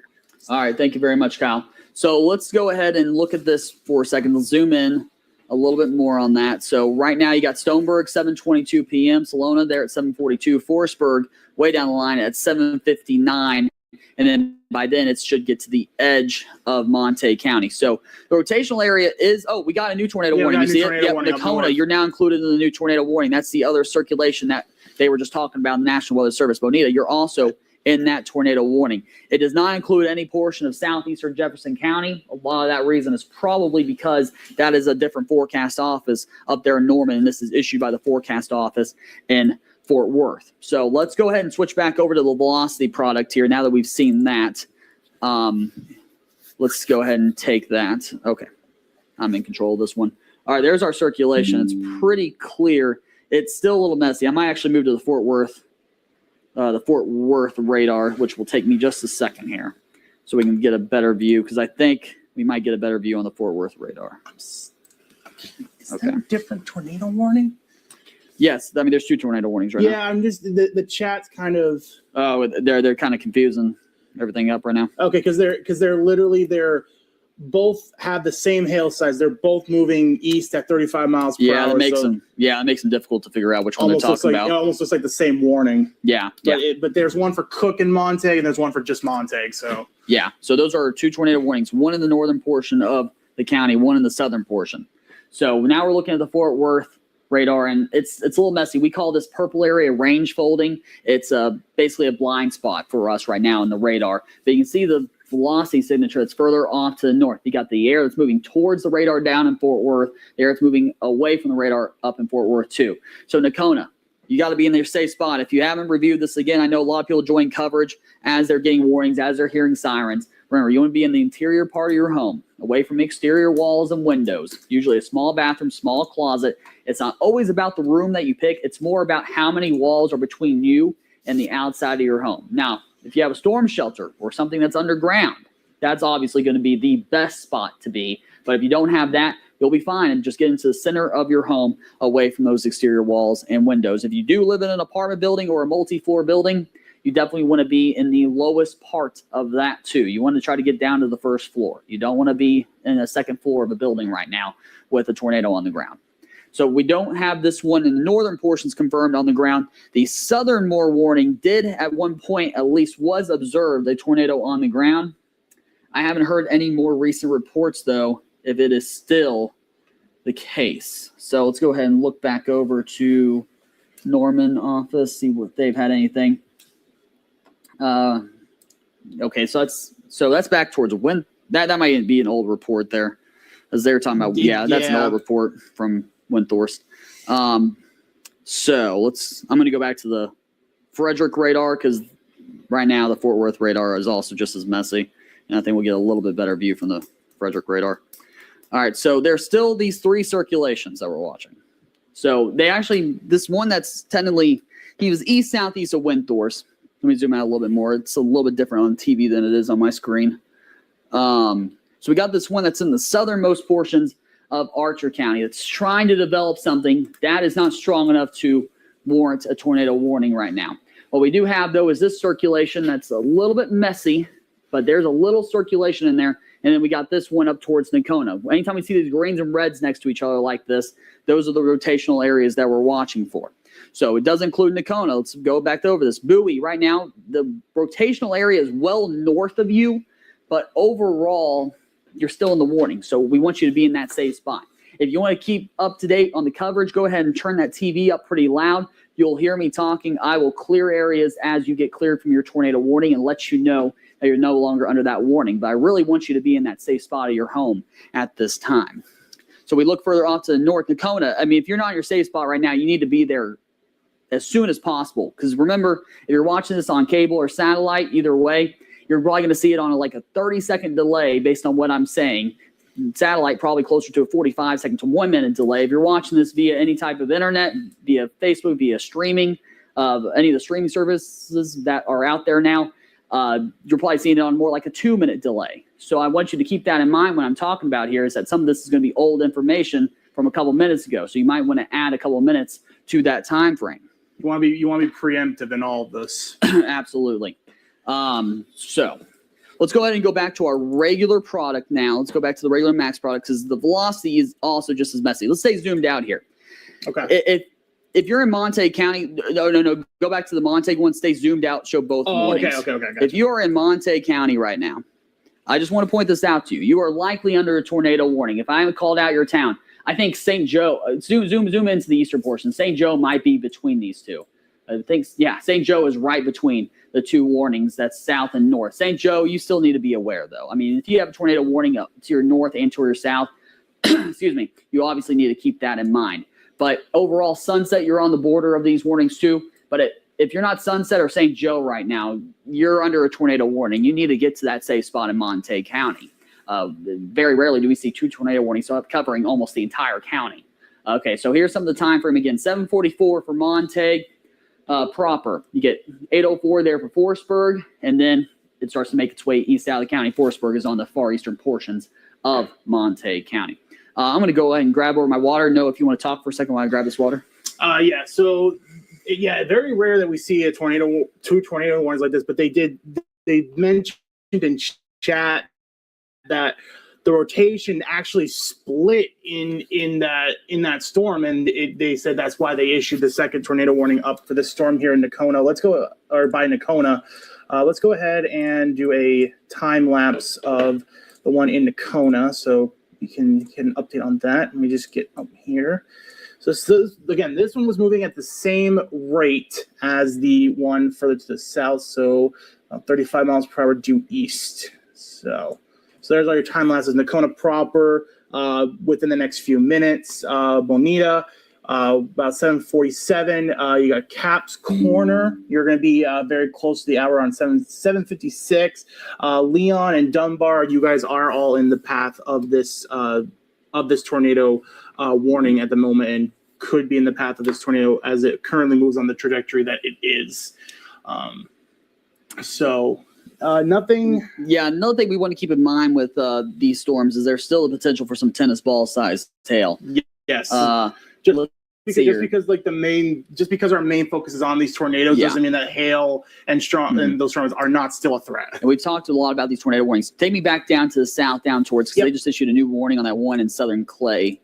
So let's go a little bit south down towards Clay County. Yep. Just give me 1 second. Mm-hmm. There we go. Okay, so this warning that's down there towards Buffalo Springs, southeast of Buffalo Springs, about to make its way into the far southeastern portions of the county. This is also, it's fairly easterly at this time, but it might be starting to make that southeasterly turn, which is why you saw this original warning more on a southeasterly path. That was what the forecast models have been showing today, is it started northeast, gradually became more easterly in the storm path, and then eventually more southeasterly. Right now, Sunset, you're not included in the tornado warning, but if this storm continues to make its way down to the southeast, it has the potential for some tennis ball sized hail. So you might not be in the tornado warnings, but you still have a chance for some very large hail making its way into the southern portions of Montague County. Now, of course, we still have our tornado warning that does Montague proper. I mean, overall, I think Montague proper, because it hasn't really made that southeast turn yet with a rotational area. And I still believe it's probably right in there just east of Stoneburg. And once again, I want to say this real quick, too. We have not gotten a confirmation in a while that there's anything on the ground. We had one earlier when it was in the eastern portions of Clay County. We haven't gotten a confirmation since of anything on the ground. So even though we have the rotational areas, we haven't heard of anything confirmed since. It's interesting, like you said, Michael, they issued the warning for all of Montague County, but that storm really just seems to be keeping its eastward motion that they said. So I'm curious as to, I'm guessing they were expecting the southeast turn. Yeah, because they're using warn on forecast a lot now, and the warn on forecast is basically showing what forecast models have been showing the storms are going to do, and they take that to account for how they issue the warnings. Right. Let's see here. I'm going to take a glance at velocity here. Let's go ahead. Yeah, let's go back to the Apple TV because we can see the rotational signature, and it's really staying north.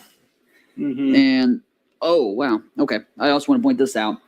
You got some pretty tight rotation, much tighter rotation than was earlier on the southern portions of Clay County. So keep that in mind for southern Clay, far southern Clay at this point. I mean, here's Bellevue. This is way down towards the border of Jack County, and then into the southwestern portions of Montague County. That we do have some rotation being shown right there on that storm. Now, this rotation up towards Nakona, it's broad. It is broad, and what I mean by that is that you don't see a ton of tightness there, and obviously that means the same thing. But the greens and the reds being right up next to each other, that's what I'm looking for the most. And you do see some of that, but what we really want to see is some of these really strong winds next to each other. You see how the red, the brighter reds and pinks here, that's going to be showing stronger winds. It's a little bit further away from the center of where the rotation is, and the greens, the same thing. It's a little bit further away. I mean, that's a little bit closer to where the reds are. But what I want to see for, well, I don't want to see it, but what we want to see for a strong tornado possible is when these pinks and greens start to get closer together, and you really start to squeeze that because you got some weaker velocities right there in the center. But still, right now in Nakona, you still need to stay in your safe spot. I know you probably have some strong winds, at least in the what we call the rear flank downdraft of the storm on the west side. That's coming through right now. But then that's going to start making its way off to the east after that. Quick glance down to the southern one. Here's Montague proper. Here's our rotational area. It's this one's much messier than the northern one. And you got the greens that are going towards the radar. You got the reds going away from the radar. I mean, it's just to the west of Montague proper. So if it stays on a more easterly path, Montague proper, it's going to be approaching you here in about 10 minutes with that rotational signature. I would also say, Michael, you know, we've been seeing it stay on this easterly path. And, you know, I don't want to, you know, frighten people if it's not warranted. But if you're in St. Joe, if that thing keeps on the easterly path, you guys could also be in this. So just, I mean, you're not in the warning yet, but I would just say stay aware as of right now. No, absolutely. Everyone in Montague County, even if you're technically not in this tornado warning, you need to be aware, because then we also have that one that's a little further to the south I was just talking about. I could clip the southern edge of Montague. That's not included in this one. So basically all of Montague County, you really should be, if you're not in your safe spot right now, you should be thinking about where that spot is. Exactly, because, you know, we've seen all the time, Michael, that, you know, the warnings can change on a dime. That they can say, like we're saying, you know, oh, that rotation you're looking at right now, right by Montague proper, that is moving in a much more easterly direction. So we're going to put St. Joe in the tornado warning. That can happen at any time. Yeah. So this is still pretty far north of Bowie. And Bowie, I know you're starting to hear lightning and thunder. You're probably starting to hear some rain, too, at this time. Let me go ahead and check y'all out here on I got everything on my laptop in an easily viewed area. Yeah, you're probably starting to hear some of the lightning and thunder. You're still in a tornado warning. I still want you to be in your safe spot in Bowie. But right now, the main rotational signature is a little bit further off to the north from you. And then in Nakona, still stay in your safe spot at least for another 5 to 10 minutes. Let's let this rotational signature that looks pretty large make its way all the way east out of the county before we do anything else. So let me go ahead and check out chat. Let's go back to our regular product here for a moment. Take a glance at that. I just wanted to point your attention to the Fort Worth chat, Michael. 8 miles south of Nakona. Wall cloud just west of Montague appears to not be touching down. So yeah, it appears to be trying, but it's not hitting that yet. So that's the storm that we were just talking about, where I showed you the rotational signature. It's just west of Montague proper. That's going to be where they're seeing the wall cloud in that rotational signature. They're continuing the tornado warning, but right now we have no reports of anything on the ground. We did have a report of a tornado near Bellevue earlier on, but right now nothing reported on the ground. So Nakona, you're still included in this warning. Let's go ahead and zoom back in. I'm trying to think. I'm blanking a little bit. Who's in the northwestern portions of Montague? So Bonita, Caps Corner. No. I want to look at northwestern. I'm going to clear some people out. Ringgold, you're no longer in a tornado warning. Okay. Stoneburg, you're no longer in a tornado warning. Belcherville, you're also no longer in a tornado warning. This is all now moved to the east of you. So we're now not as focused on the western portions of Montague. We're a little bit more focused on the central and eastern portions. Let's go ahead and look a little further to the south now. Let's go and glance back down. Nakona, you need to stay in your safe spot. Bonita, you need to stay in your safe spot. If you live in a rural home, I know there's plenty of rural homes in northeastern Montague County. You also want to be in that safe spot this time. Appreciate you, Josh. Bowie, you are still included in tornado warning. I know this is mostly to the north of you. Thank you. This is still mostly, the rotational area is still mostly to the north of you, even though you're starting to hear some lightning, some rain, some thunder as well. That's going to be overall, it likely does stay to the north, but let's give it another 5 minutes. Let's play it safe and stay in your safe spot. Salona, you're also going to be it's still a little bit to the north of you. Forestburg, I want you to stay on alert here, because if it does start to make that southeasterly turn, it could get a little bit closer to you. We always say it's one of the things that's well coined is respect the polygon. If you're in the polygon for the tornado warning, you want to be in your safe spot until you are cleared from that warning. Let's see here. The one up north, Michael, just one of the latest update. They did say the storm is slowing down. Now they've got it moving east at around 25 miles per hour. So let's give everyone this. So Caps Corner, it's now going to be around 8:08 p.m. Leon, that's out of our county. But Leon, you'll be at around 8:21, and then Jimtown 8:28. Okay. So And let's subtract a few minutes from those. So Caps Corner, I think it's probably going to be closer to about 804, even though it is slowing down some. Leon, that's going to be outside of our counties by that point. So we'll let the next station over to the east handle that. Man. All right, let's look a little further to the southwest now. Yep. Again, I want to look at this other storm because we've been talking about the tornado warning ones for a while. This one does show some signs of rotation near Post Oak. It doesn't look fantastic on the velocities, but you see all the pinks and purples popping up there. That's showing really high reflectivity. There's a good chance we could see some tennis ball sized hail produced from the storm just north of Post Oak at this time. And it likely could have a little bit on the north side of town. If you live in a rural home in northeastern portions of Jack County, or if you live just north of Truce there in Jack County, you're probably going to see some large hail making its way towards you, because that is a very large hail core, likely producing some of that very large hail that we were just talking about, and the potential for some 70-mile-per-hour wind gusts. Okay, so new information. So we still don't have anything confirmed on the ground. We have wall clouds being reported on storms. Earlier, of course, like I said, we had that tornado warning for the tornado observed near Bellevue, but we haven't seen anything confirmed since. So we just don't have a lot of spotter information. I think a lot of that is because there's quite a bit of rain around these storms too. So even though you can see the wall clouds, sometimes it's hard to really pick out the difference between the rain or maybe a funnel that's coming down. Some of these rotational areas they're not textbook. Let me put it that way. They're definitely strong enough to warrant tornado warnings, but it's not a textbook situation where we're like, oh, there's definitely got to be something on the ground at this time. It looks just a little bit messy, like I've been saying. It's not perfect. Yeah, the edges of these storms, heavy rains now falling in Bowie, so you guys are just starting to get the edge of these thunderstorms. You guys are about to see heavy rain. That rotation signature still a slight turn to the southeast, maybe. Yeah, I've seen what you're saying. Yeah, it might be going a little bit further southeast. The entire leading edge of this thing is kind of getting that messy look. It's almost like it's not really a QLCS situation along these lines because they're supercells, but it almost looks like QLCS situations at times where you're kind of getting some of that velocity going.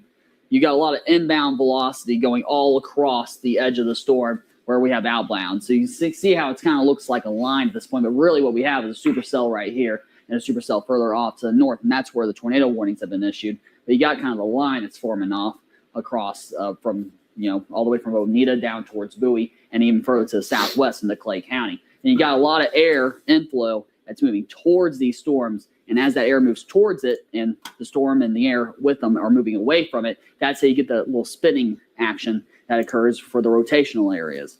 And that's what we're seeing all along the storm. And we're not seeing anything that is necessarily, once again, textbook. It's all messy. The best signature is the one that right now is a little bit east of Nakona. Let's look a little further off to the north again. The best rotational signature is stuck in all this rain.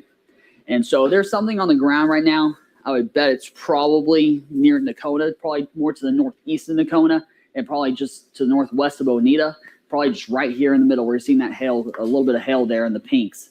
But it's messy. It doesn't look perfect, but there's enough velocity there that you still have to watch out for. Let's zoom all the way back out again. Let's take a broad view. Now let's go further off to the west. We've talked about these storms quite a bit. Is there anything out to the west still? No, there's a couple of cells there trying to form, but they kind of are on a weakening trend. Yeah, these are some little pop-up cells in Archer County. You got northeastern Throckmorton moving to northwestern Young. Really, this area, we're not expecting severe weather. I just wanted to take a quick glance and make sure we're not missing anything. You always want to watch out for everybody, even though you got tornado warnings. You want to make sure everything's going under control. All right, well, we got a new warning there for the one by Buffalo Springs. Yeah, that's going to be Fort Worth issuing theirs. Yep. Because Fort Worth. So, Truce, you're in this one. 60 mile-per-hour winds and 1.5-inch hail. So they went down to ping pong balls versus Norman that issued for tennis balls. And it doesn't look like it's weakened that much. I still, ping pong ball size hail definitely possible. So Truce, you're getting closer to Crafton. Sunset, you're in this new warning. I don't want to rule out the chance for hail larger than that because it does have some pretty good reflectivity on it. Mm-hmm. So trying to take glances and see if there's anything that looks like it's cleaned up at all. Or I mean, we've got nothing to the northwest. Yeah. Nothing to. Yeah, let's zoom back into Montague because I think this is really going to be the end of our chances. I know a lot of people are still in tornado watch here until 9 o'clock. You haven't been cleared from it, but overall, I think after these storms we got in Montague County, it's done for our part of the region in our market.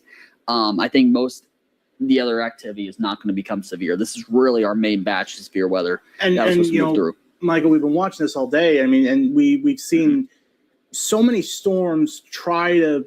You and I have been talking about it. They've been trying to form and then they'll intensify, but then they won't go further. This has really been the only one that just kind of been hanging around as it's moved through. This moved pretty much from our western counties all the way into Montague County. And right when it got to Montague County is when we really saw that intensification. Yeah, it's been kind of strange because we were really expecting more of that intensification in the central portions of the area. But overall, it took until we got to the eastern portions when that low-level shear really started kicking up finally. And we started getting some of these things to spin up a little bit more. Let's go ahead and go back over to Apple TV for a second. Let's look at some of these little velocity signatures. So right now it's kind of got a mixture here. You got this was the main rotational area that was up near Nocona. It's weakened quite a bit. You still have the strong outbound winds and the rear flank downdraft, but the inbound winds look significantly weaker. Those it's like the dark green. We won't really see those brighter greens or even goes up to blue when it gets really strong. We're not seeing that anymore. It's very broad rotation. You get a couple areas though, right near Montague proper. I mean, this is an area that's just northwest of Montague proper. That actually is going to be more clockwise rotation. I would not expect that to be anything that's drops on the ground, but it does look a little bit menacing when you see those bright greens and bright pinks next to each other. But overall, I would not expect that to produce anything because, well, it's clockwise rotation. Our tornadoes are generally counterclockwise. Yeah, it just you said, Michael, it's just very, very messy because you've got, like you said, you've got all those reds and greens next to each other, but you want it a bit more organized than that because if you look just east of St. Joe, you've got a bright green and a bright red, but it's not organized. It's just kind of there. You know what I mean? Yeah, and Fort Worth was even just saying 2 broad circulations in Montague County, one east of Nocona and another near Montague proper. Overall, I mean, and they said this too, just like we were talking about, both have weakened, and they're not expecting, if this trend continues, they're not expecting anything downstream. What they mean by downstream is more warnings that are outside of Montague County moving off to the east. I believe, I'm blanking on the county name, but blanking off to or moving off to the east. That'd be Cook County, I believe. That was just one of the warnings I had earlier. Okay, so it'd be Cook County. Overall, if it keeps this weakening trend, we might even go back to programming. But we're going to stick with it for a moment. Make sure these things don't ramp back up. And then if it looks like it's going to stay weak, then we're going to go ahead and go back to programming. If they strengthen again, of course, we'll come back. But we're going to give it a minute just to be safe. Just a couple more scans probably just to see what they do. But do we still have Kyle online? Let's get an update from Kyle. Kyle, are you still there? Hey, Mike. Michael, we are moving southeast just a little bit. We're going to go over to Sunset and watch these storms. I'm going to have to agree with you on this. It's really messy. This isn't textbook at all. And if there is anything, it's going to be in the rain core itself. Yeah, it's anything that pops up is going to be rain wrapped, which is why I don't want to completely rule out the possibility of something there. Because, I mean, the spotters are going to have a hard time seeing it if there was something on the ground. But these rotations are so broad that I just don't see anything on the ground right now. But we'll still give it a minute and make sure nothing ramps up. Kyle, you've been dealing with a lot of hail. Be careful in Sunset. You got some large hail coming towards you. Absolutely. Yeah. All right, let's go back to radar here for a second. So the rotation continues to weaken too, especially on the one that's further north, the eastern Montague, or the one that's east of Nocona rather. You got a lot of gray now in between the greens and the reds. That's going to be continuing broadening rotation. It's getting wider. It probably still has a wall cloud and probably still have a wall cloud that's closer to Montague down here too. But nothing that's really a strong indicator powerful rotation or anything on the ground at this time. As we've been saying, I think it's the word of the day. It looks messy. It just isn't what we normally look for with good supercells. It is important to note, though, that just because we're not seeing the rotation doesn't mean that those winds in there, they are powerful winds. So there's still, you know, you want to be careful of that, like, because we're not talking, it's not like we're seeing 20, 30 mile per hour winds. We're probably still seeing, you know, a good 40, 50 mile per hour wind gusts in there. Yeah, and I'm sure anyone that's been caught up in, especially in this one that's further to the north, that's been, you know, moved through Monte, I'm sure, or moved through Nocona. I'm sure in Nocona, you felt some really strong winds earlier. Right now, the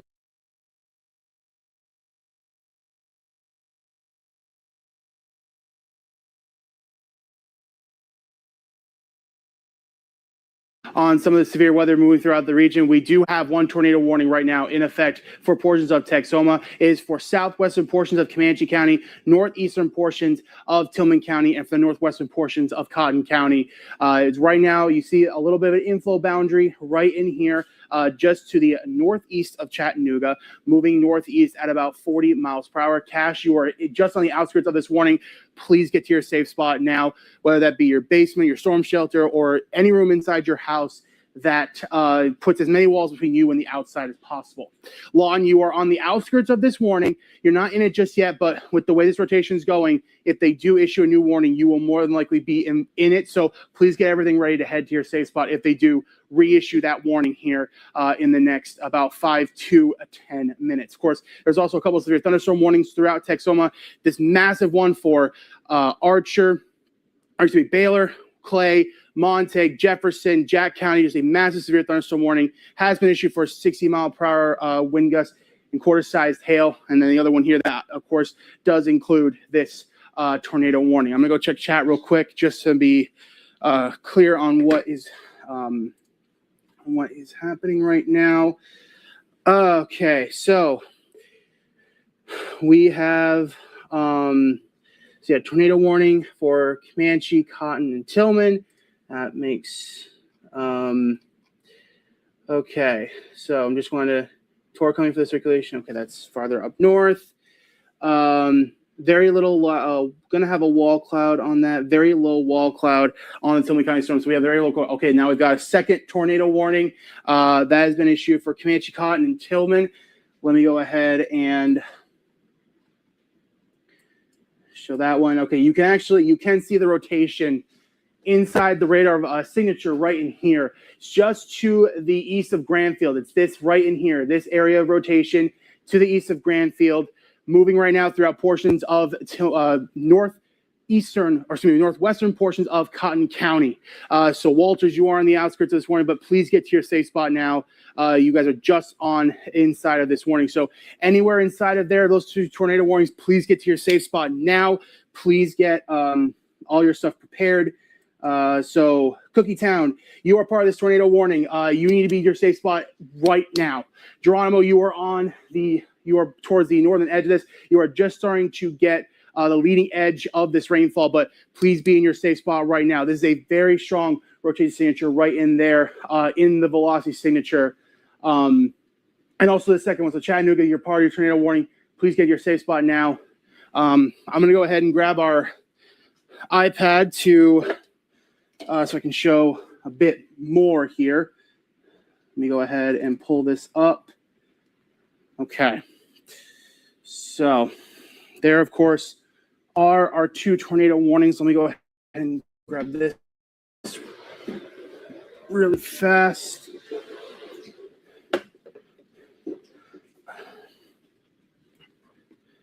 Okay. So, again, these are our two tornado warnings. Let me kind of center these on screen a little bit. Again, we stop it right here. You see that rotation signature right in there. That almost might be anticyclonic rotation with how it's going, but actually no, that is cyclonic rotation. So cyclonic rotation right in there, show on velocity. Yeah, you see right in here the areas, and here's the first one. So this is the first one, that area of green going towards the radar in Frederick, the area of red going away from the radar in Frederick. That is our first rotation signature, a decently sized one. Here's, of course, our second rotation signature. That is getting to be a bit of a stronger one. just to the northeast of Duval. So again, any of these towns, Duval, Geronimo, Cookietown, Chattanooga, you are all under tornado warnings. Please get to your safe spot right now throughout the next about half an hour. The first one's is about to expire here in a minute, but I imagine they're going to issue this one as we go forward here, because again, the rotation center is still right in there, just to the west of Fax and just to the north of Chattanooga. So Cash, you are part of this tornado warning, so please get to your safe spot right now. Lawton, you essentially have, with Lawton, there are a possibility of 2 rotation centers heading towards your area. So I would say right now, please get to your safe spot. If you are in Lawton or Medicine Park or any of these towns in here, please get to your safe spot right now as these 2 rotation signatures make their way closer to you. Let me center on this one. Okay, so they did let the first one expire. I imagine they're going to re-up it. Let me go check. Okay, so they actually gotta go check chat here for. So they issued.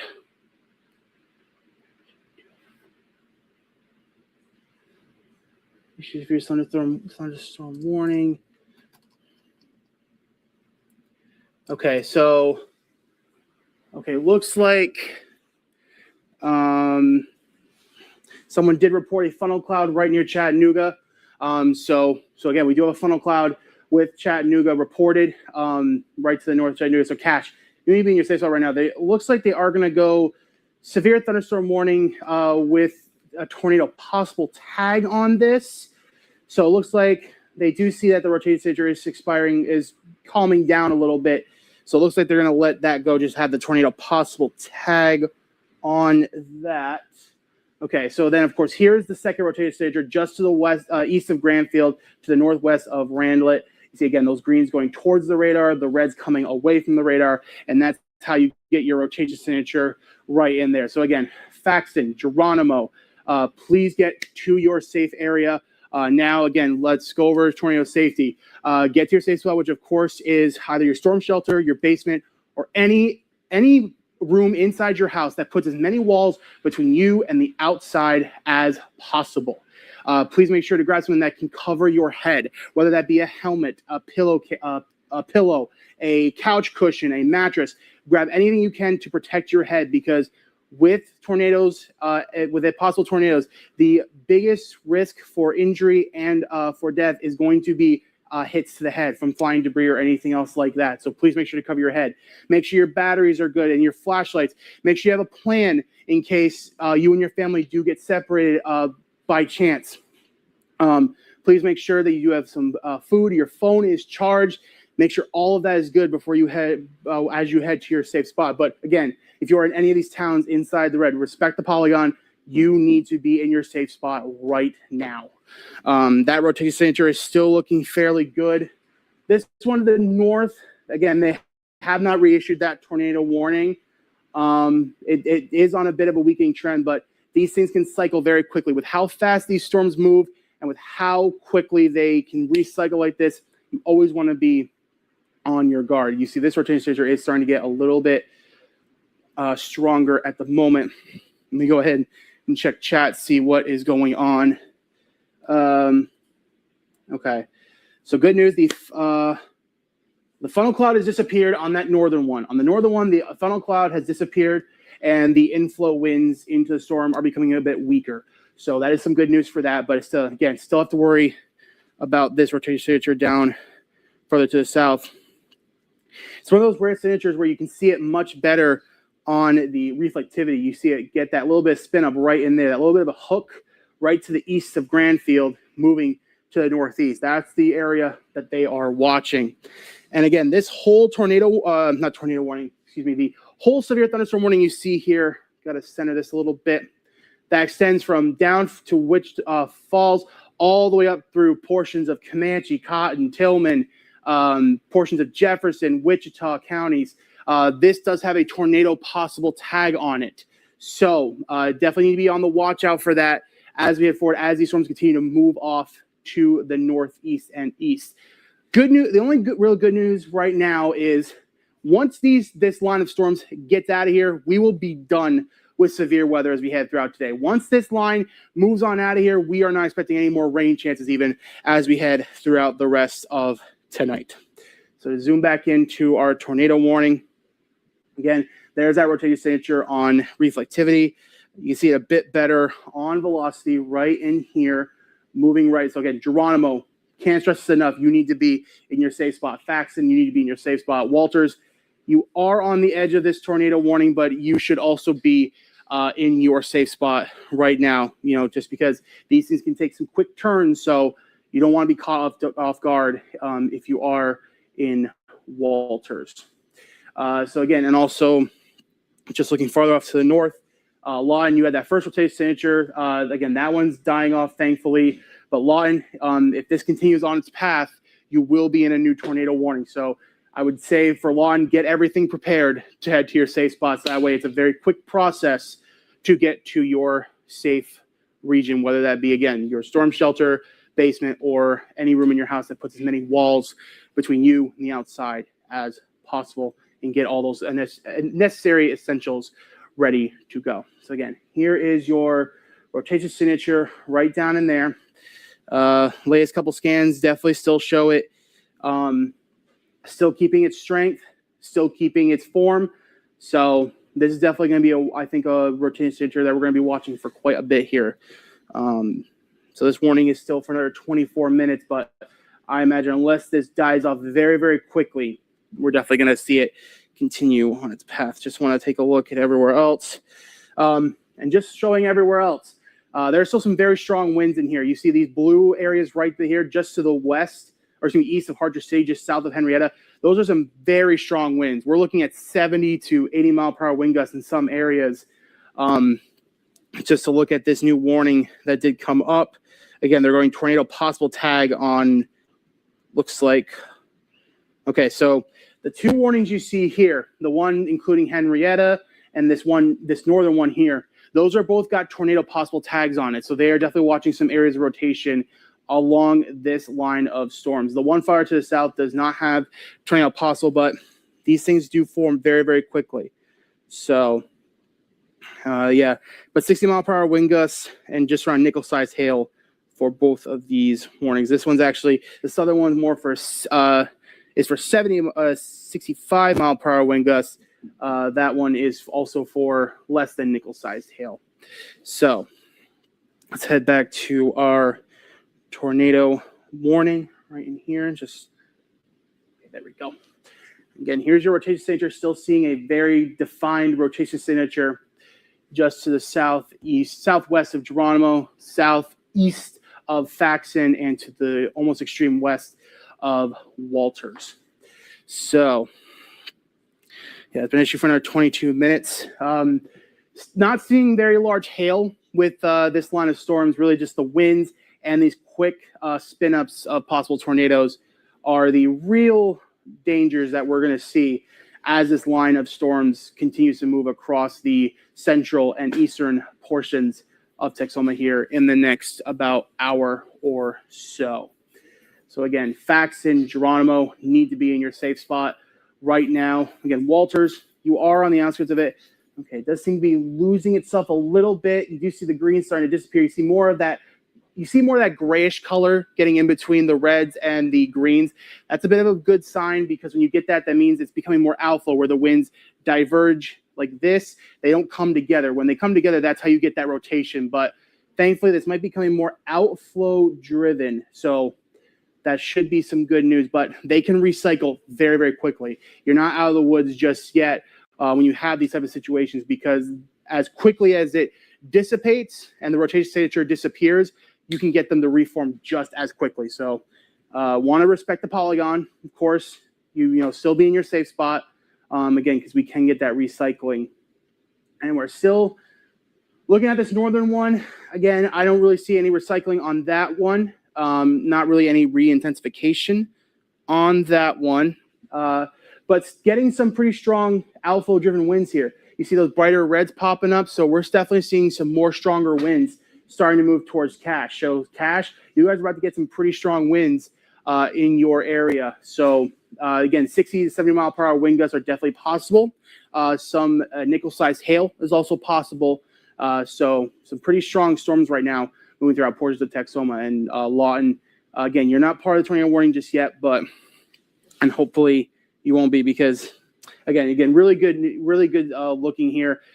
The rotation signature is almost gone. There is still a faint one. You see right in here. I'll stop it at the end there so you guys can see. It's still very faint right in here. There's still a tiny bit of green right here around, surrounded by this red. So there is still a faint rotation signature hiding right in there. And but you also might be seeing one right here. So again, that could be as quickly as the recycling process works. So you never want to be too careful. Let's go ahead and look at reflectivity real quick. So it would be, yeah, it's right in here. So you still see a bit of that rotation signature on radar. You see that kind of air kind of circling around like that. And again, moving toward Geronimo. So Geronimo, you need to be in your safe spot. Faxon, you need to be in your safe spot.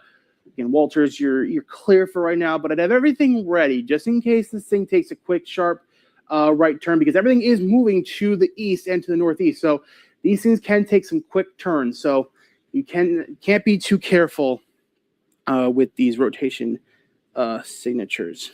So this tornado warning, I'm gonna go check chat real quick, see what is going on.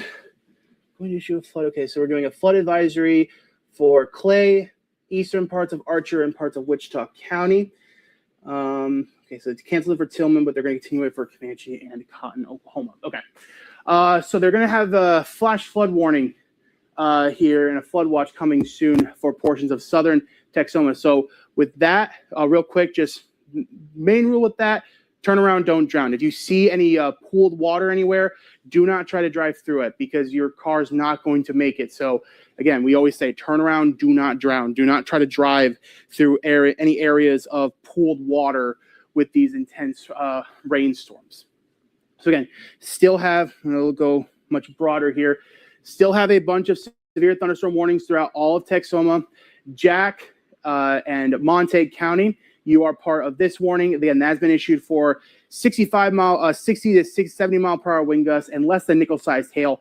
Both of these severe thunderstorm warnings. So for portions of pretty much all of Clay County, for the eastern or western portions of Jefferson County, for the northeastern portions of Wichita County, and for portions of Tillman, Comanche, and pretty much all of Cotton County.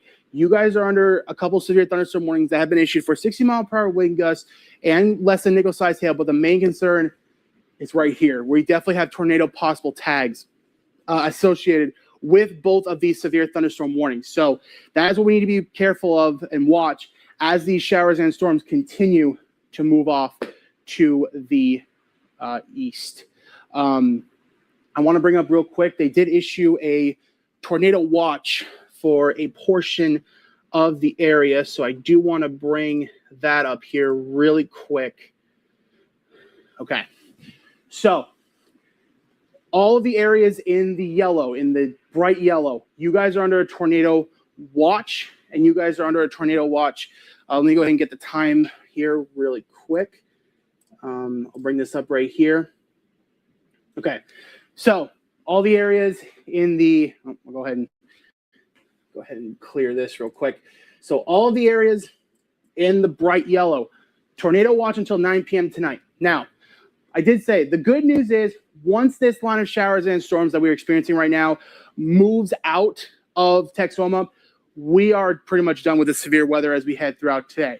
Once these showers and storms get on out of here, we are not expecting any rain chances for the rest of the night. What we're expecting is this the low pressure system that's causing all this to just keep moving this stuff off to the northeast. So again, we will be done with this. So, but right now, tornado watch in effect until 9 p.m. later on tonight. Obviously, everyone out to the west that isn't experiencing rain or any thunderstorms right now, you guys are done. You guys are done with pretty much any rainfall throughout the rest of today. It's really just this line of showers and storms that are moving to the east. So looks like they did not reissue that tornado warning. Yes, they canceled the tornado warning. They're going to let the tornado warning go here. The line north of the Red River is showing much less rotation. And I definitely do agree with that. Again, that first rotation signature died pretty quickly to the north, closer to Lawton. And the second one here, go ahead and recheck this. Yeah, it's right over. Okay, we might be getting a second one now right here by Dean. So just that'll be something to watch here. But this one farther to the north, again, that is a much less rotated signature. You see much more grays in between the red and the green here.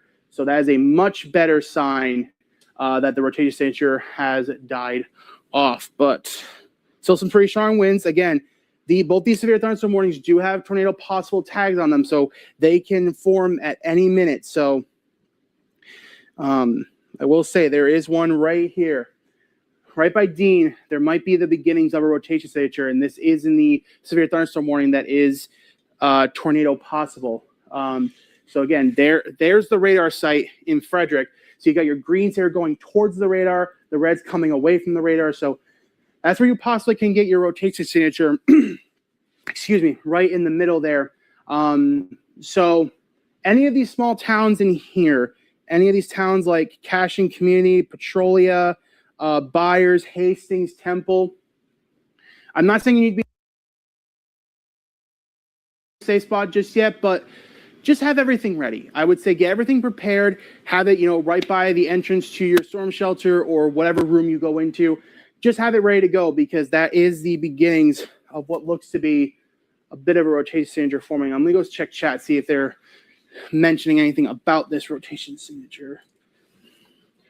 Primary severe tornado risk is downscaled some here toward Clay County, where there are two couplets of note. Okay, so there are two couplets of note. So that first one, so this first one is, of course, one of the couplets they're mentioning. And this one right here, I imagine, is the second one that they're mentioning. You see very strong winds going towards the radar here, right to the south of Henrietta, with just a little bit of red coming away from it. So these two couplets, I imagine, are the two things that they are watching right now. So one is over, okay, yeah, Blue Grove, and one is right by Dean. So yeah, Dean and Blue Grove. Let me see if I can find exactly where Blue Grove is. Let me see.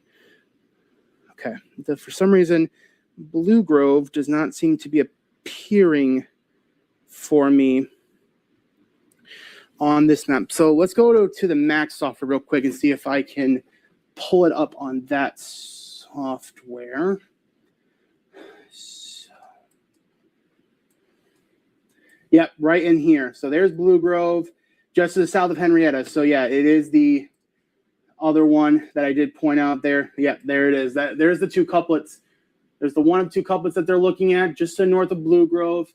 And there's the second one that they're looking at just by Dean. So those are the two areas of rotation that they are watching. They did say the tornado risk has downscaled a little bit, but again, these tornado warnings can pop up and these rotation signatures can get going very, very quickly. So they still have tornado possible tags on this severe thunderstorm warning. So for right now, okay, this one is starting to get a little bit stronger. We're going to stay with this for a little bit on air. I do see this one getting a little bit stronger. You see more red starting to appear right in there, just to the southeast there of Jolly and the south of Henrietta. See a bit more red starting to appear, and then extremely strong winds moving back into the storm here by Henrietta. So Henrietta, don't need to be in your safe spot yet, but you're going to feel some very strong winds heading your way. You can go ahead and take a look here. Yeah, we're getting 50, some small 60 pockets of 60-mile-per-hour winds. So very strong winds here moving into Henrietta. About to move into the southern portion of Henrietta. Again, they're not going tornado warning yet on either of these two couplets, but with how defined they are, I want to stay on just a little bit longer unless chat tells me something different. Primary severe, yeah, one is over blue. Okay, so nothing new yet on any of these rotation signatures. Okay. Okay.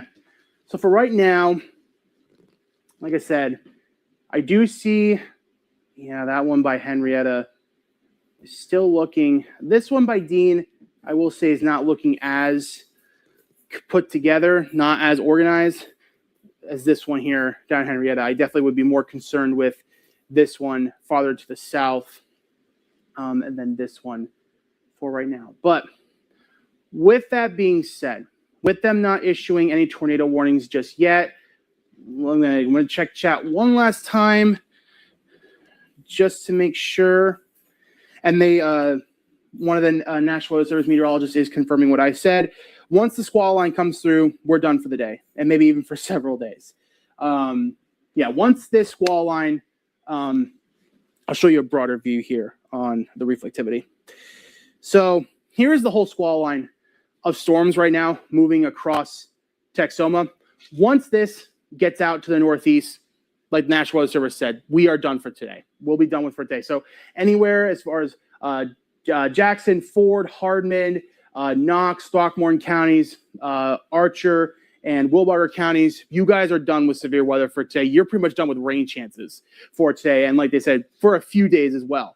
We're not expecting any rain chances over the weekend, not expecting anything as far as early next week. There might be a very small chance as we go into the middle part of next week, but you can tune in tonight on KFDX3 News at 5 for the any update for future updates on that.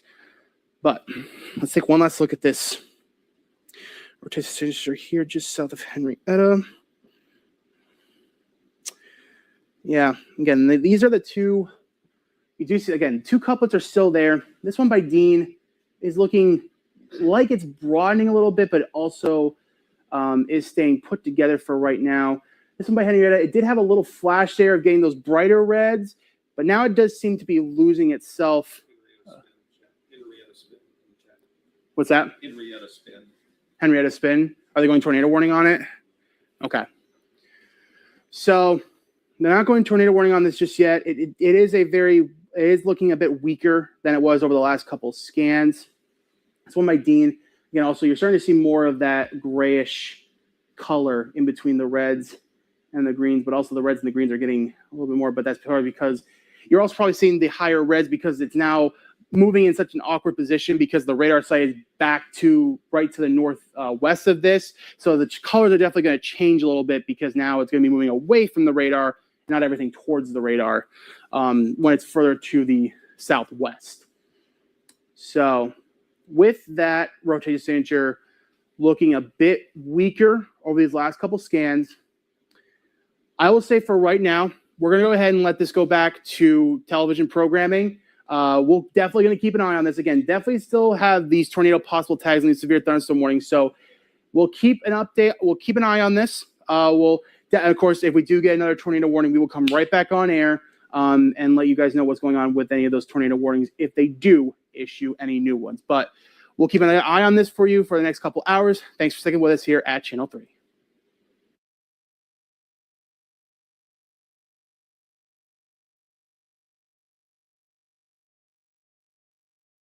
Adobe Creative Cloud is designed to be almost like a playground. It's a collection of applications.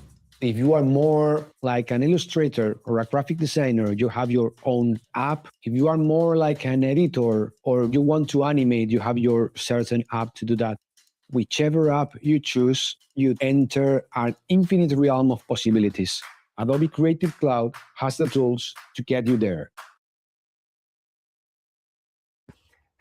Okay, I don't love when this type of stuff happens because Erie County, you're under the warning, but you're not really under the warning, okay? This is for Huron and Lorraine. The way they draw these polygons, though, unfortunately, some counties get included that shouldn't be. So Clarksfield obviously gets you a safe spot. Then we kind of have a little bit of not a lot of towns here, okay? A little bit more of a rural area of far western Lorain County. But then we get right into Pittsfield. at about 8:10 to 8:14. LaGrange closer to 8:30. Okay, so this is going to take its time getting through Lorain County. The speed on this storm is northeast. Sam, do we have a speed 30? I'm not sure if we can hear Sam. Northeast at 20. Northeast at 20. Thank you. So a little bit slower than our earlier tornado warning that we had out towards Toledo. So this one, of course, is now moving into the metro area, into Lorain County. So yeah, tornado warning, Huron and Lorain counties until 8:30. Sam, if we could look at our correlation product, our debris tracker, because I was looking at this earlier and it did not look great from this cell. So if we could look at that, there we go, and we can get a really good viewpoint of this here. If we can zoom down into the Wakeman area, just south of Wakeman, you could take a look at what this means. Yeah, this is certainly something to watch. There's Townsend, there's Wakeman, okay there. But once you get into this area here, where it's not just that uniform maroon color, where we've got more of that noise or that orange or even a little bit of that green, that's where First Alert Doppler is saying, hey, this is not just rain. It's likely some debris, some branches, some dirt, maybe furniture, patio furniture up into the air, suspended in the air. So when we shoot the radar beam from Cleveland, Hopkins Airport, it hits something here and it comes back saying, hey, that's not a raindrop. So that's why this is so beneficial if we have a tornado on the ground to say, hey, this is something that we normally don't see. It's not just all this rain right here. It's actually something that potentially is a little bit worse than that. And also, let's go back to our reflectivity because I really want to show this hook and just zoom out a little bit. Notice we've got this bug. Thank you very much. Okay, so there it is. And this is classic stuff here. There's the Clarksfield area. And look at that hook. So this is why when we were on the air earlier, about 10 to 15 minutes ago during First Alert Focus, I said, you know, this is about as textbook as you get here in Northern Ohio. A lot of times it's not this clear cut on the radar.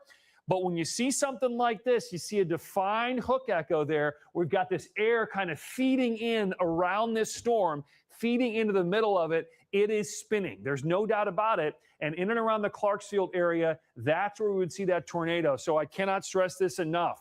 Tornado warnings, very serious. But this particular one, especially based on the data we're seeing, based on the radar signature, this is one to absolutely take seriously if you're in eastern Huron County between Wakeman and Clarksfield. Get to the lowest point of your home, get to your safe spot. This was a First Alert weather day already, so we already were obviously hopefully planning for that just in case. And if you lose power, if you have your devices charged up, you can go ahead. We stream this coverage on our apps, our weather app and our news app. So crank up the audio, get to your safe spot, lowest point of your home. The first and foremost, the most important thing during a tornado warning, outside of getting to a low point, is getting away from windows, because in this particular situation, if we have a tornado on the ground or even strong winds, anything outside that's not secure could be flying through the air and can cause some damage into windows. We see that all too often. So get away from windows, and also do not go outside. The sun is setting. You can't see anything anyway. Don't go outside and try to take pictures of this thing. May get a little hail here, some heavy rain in and around the Wakeman area. Sam, I don't know if you can hear me, but boy, it's we don't get cells that look like this that often here in Northern Ohio. We were even talking about it earlier today with the first tornado warning out in the Ottawa and Sandusky counties, how we don't always see stuff that looks this classic as far as a potential tornado, right? Yeah, I mean, a lot of times our tornadoes here that end up being confirmed happened so quickly, or they happened in between radar scans. We don't see signatures like this very often. I will say there's this warm front draped across kind of the northwestern portion of our viewing area. And we always say in the weather office, never trust a warm front because they can do crazy things. We've got low pressure to our northwest, cold front to the south. So we're right around what we call a triple point, and that's a great area or a favorable area in which to see severe weather. You can see that radar signature there as we look at the velocity product, and we just put some times up for you. Pittsfield, Clarksfield, we should already be in our safe spot. Lowest level of your home, putting as many walls between yourself and the outside of your house as you can. So you want to get away from windows, away from exterior walls. Maybe that's a closet, maybe it's a bathroom, maybe it's a basement. LaGrange 831. Now, LaGrange right on the end of our severe weather polygon here. But if this holds together and keeps moving northeast at 20 miles per hour, this could move over the LaGrange area, potentially into Grafton as well as 842. Grafton not in the warning at this time, but we'll be watching it. We're in constant contact with the National Weather Service tonight. And of course, they are going to keep this tornado warning going. This is going to be in effect until 8:30. So we've got about 40 minutes left on this. If you are between Wakeman and Clarksfield, if you're in Clarksfield, or if you live between Clarksfield and Pittsfield, please seek shelter immediately. Good information there, Sam. Yeah, this is something, this cell started spinning probably, 15, 20 minutes ago. And you and I were watching going, oh boy, here we go. We were ready to go on the air. Now we were already on our weather show over on CW43. So we were already watching this. And I was up here doing the forecast going, hey, this is not a good thing. And then boom, it turned tornadic, or at least the warning was issued for it. But this signature has been around for a few scans. So this is, again, something, if you're in Western Lorain County right now, to really take seriously. I know we've had so many tornado warnings this year, and many times tornado warnings don't produce damage. They don't produce tornadoes. They're shown on Doppler, the warnings are issued, and then, sometimes it doesn't drop down, or the ingredients just aren't there, even though the warning is issued. This particular case, I will say, I'm growing a little concerned. Certainly that point of concern has already been reached, that this is likely producing something. And here we go. Well, this is why we're on the air right now. Emergency folks there reporting 3 tornado touchdowns near the town of Clarksfield. Clarksfield is right there. So when you see something like this, State Route 61 North, are you saying near State Route 61 North? On State Route. On 61. State Route 61. Okay. Let's zoom in and find State Route 61. Most likely goes right through the Clarksfield area. There it is right there, right? 61. So here's your spin right now, crossing over as we speak. Currently, that's 60. There's 18. So we are right in and around the Clarksfield area currently. Is it 60 or 61, Sam? I'm going to say 60. They said 61 in chat, probably. Yes, it's most likely 60, as that's the road that goes from Wakeman, right, all the way down to Clarksfield. So yeah, I'm sure that was just a typo in our weather service information. So here we go. We've got a confirmed touchdown here, courtesy of emergency folks there in and around the Clarksfield area. Confirmed tornado. So here it is. We know it's here. It doesn't get any more serious than this in northern Ohio, okay? So if you're right along the county line of Huron County and Lorain County, it's time to get to your safe spot, okay? If you live within a few miles of Wakeman or Clarksfield, to the east into Lorain County or into far eastern Huron County here, time to get to your safe spot. We've got a signature here that is very consistent with a tornado on the ground. You add to that, confirmed via emergency management folks, of a tornado on the ground. 3 different touchdowns. That can happen. That can happen with a tornado. It can come down, it can go back up, and go back down, come back up. A lot of times when we go out and see damage after tornadoes, you look at some homes that get hit. One has its roof torn off. The other one looks like nothing happened. Okay, that can happen with a tornado on the ground. So there's the latest tornado warning, Huron and Lorain counties. That goes until 8:30 this evening. So we're zooming in on some roads here. Sam, what are some of these roads that we're seeing right now? Go ahead and shout them out. Like Austere Road or Oster Road, potentially Chenango Road. We'll zoom over here off to the east as we get some new radar data there. Butler Road, this is over in Huron County.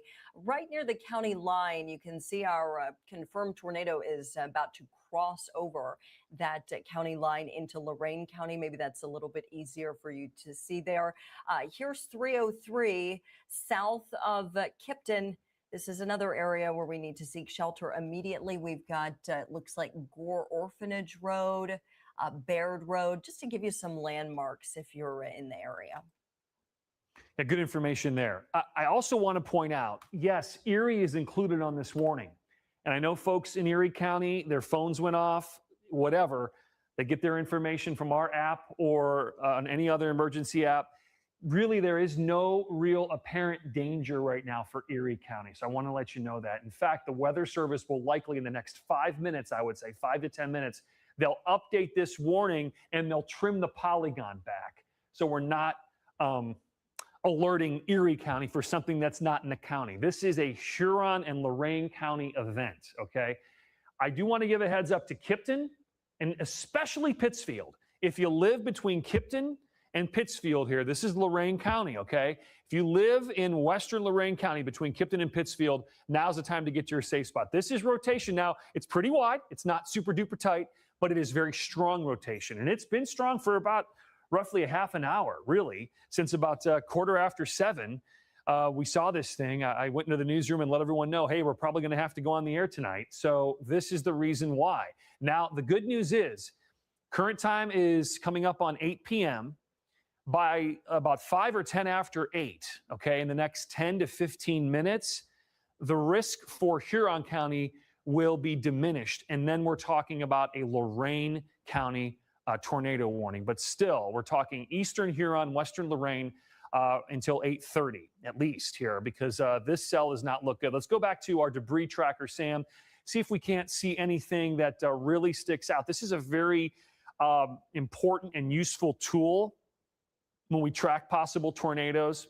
And here we go. This is classic stuff right here. So there's Kipton, there's Wakeman right there. You can see we've got a little bit of noise there, but then also certainly south of the Kipton area, this is where we could be seeing a little bit of debris on the ground. There's a lot of noise here with data. Don't worry about what's happening out in the Pittsfield area yet, but you can see right here, that's where First Alert Doppler is saying, hey, this is not just rain, it's likely something else. And what it typically is, it's dirt, it's trees, it's tree limbs, it's tree branches, it's anything that can be picked up and tossed shows up on our debris track. Let's zoom out a little bit more and see how this really looks. Yeah, there's Clarksfield all the way up here. We've got a lot of stuff going on. Not so much up here, though this could be a little bit of rain and maybe some hail up in the Wakeman area, but this is really from Clarksfield. As you move almost out towards the Oberlin area, south and west of Oberlin, this is what we look at here on our First Alert Doppler debris tracker or our correlation product. But there's the polygon for the warning. And if we go back to our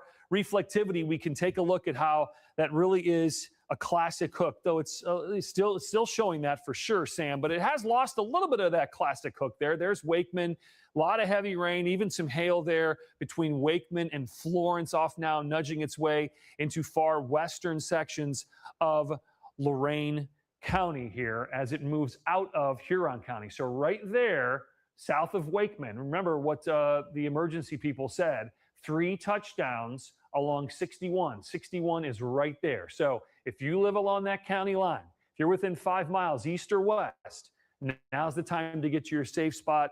As we always say, lowest point of your home and get away from the windows. If you don't have a basement, it's possible out there. If you don't have a basement, interior room, closet, bathroom, and just stay hunkered down until the danger passes. Turn up the audio so you can hear Sam and I walk you through this storm. Mobile home, get out of it.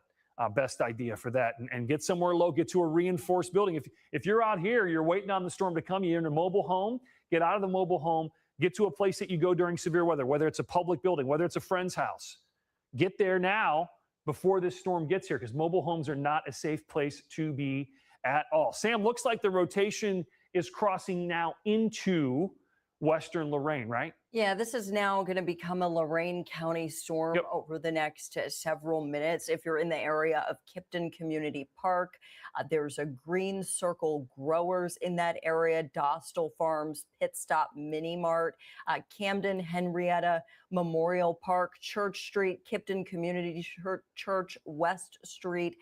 These are some areas where I would encourage you to seek shelter immediately, because the storm is knocking on your back door, and we've been told by emergency management that this is now confirmed confirmed the storm is producing a tornado. It may be lifting, coming back down, but that's kind of what we saw in early August when we had all that severe weather. Things were coming down to the ground, lifting back up, and then coming back down again. So please take this seriously. If you are in Kipton, if you are in Pittsfield, seek shelter immediately. Lowest level of your home, most interior space, away from windows. It looks like they are going to continue this warning here for the foreseeable future. That first report came in, confirmed tornado from a motorist who saw it on State Route 60. And it looks like this is still moving right towards, there's 511 and 20. There's Kipton. And this confirmed tornado rotation on the radar as well, moving right towards the south side of Kipton and eventually, potentially, Jason, up towards the southern end of Oberlin, northern end of Pittsfield. Yeah, we don't love to see that, especially when we talk about Oberlin, very populated area, university there as well, not good.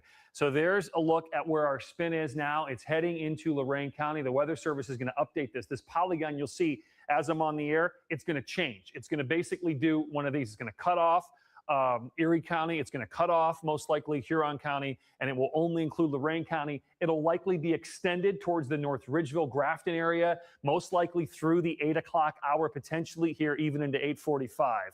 Confirmed tornado here earlier, at least confirmed earlier, on the ground via a motorist in southern, I should say eastern sections of Huron County. So there's your rotation. Here are your times. Carlisle, 8:30. So we're going way off now. Pittsfield is pretty much in that. Sam, could you move it down just to include the Pittsfield area? Because I want to make sure we at least talk about Pittsfield. There we go. This gives us a good idea. So about 15 minutes away from Pittsfield here. Okay. Current time is 2 after 8, 8:18 into Pittsfield. LaGrange, 8:34.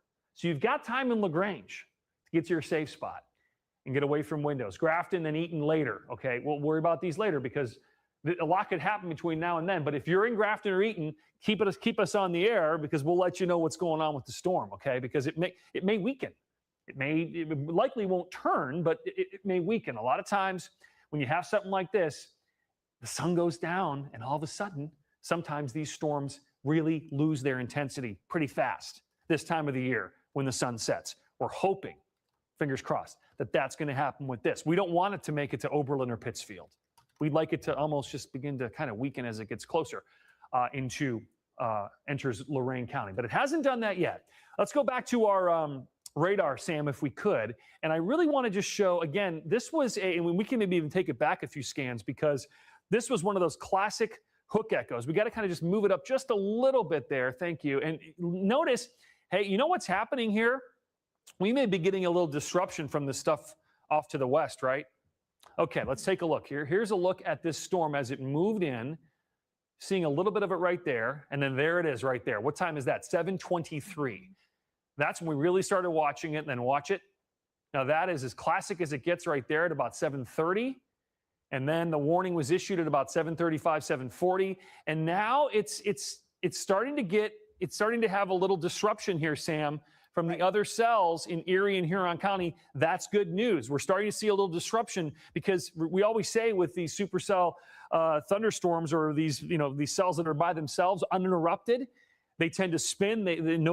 Other storms are bothering them. When it starts to get a little noisy like this, it might cut off some of its rotation, cut off some of its energy, steal it a little bit away. So that's good when we see all this other rain around it, right?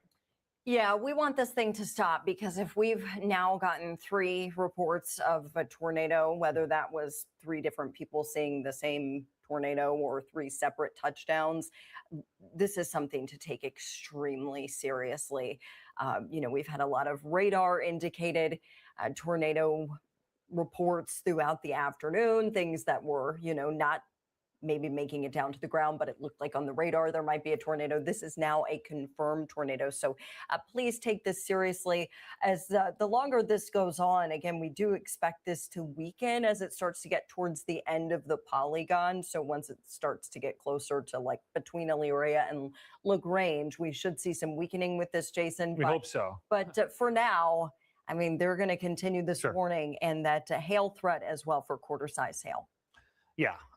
Well, we'll see, because it certainly doesn't look as good as it did half an hour ago, and that's good. And the reason it doesn't is because it's getting interrupted by all this stuff back to the north and west. All these other storms that are close to it are now impeding its development. And take a look at this, Sam, that rotation has gotten better for us too. So I'm more optimistic that, you know, LaGrange and Carlisle may be okay.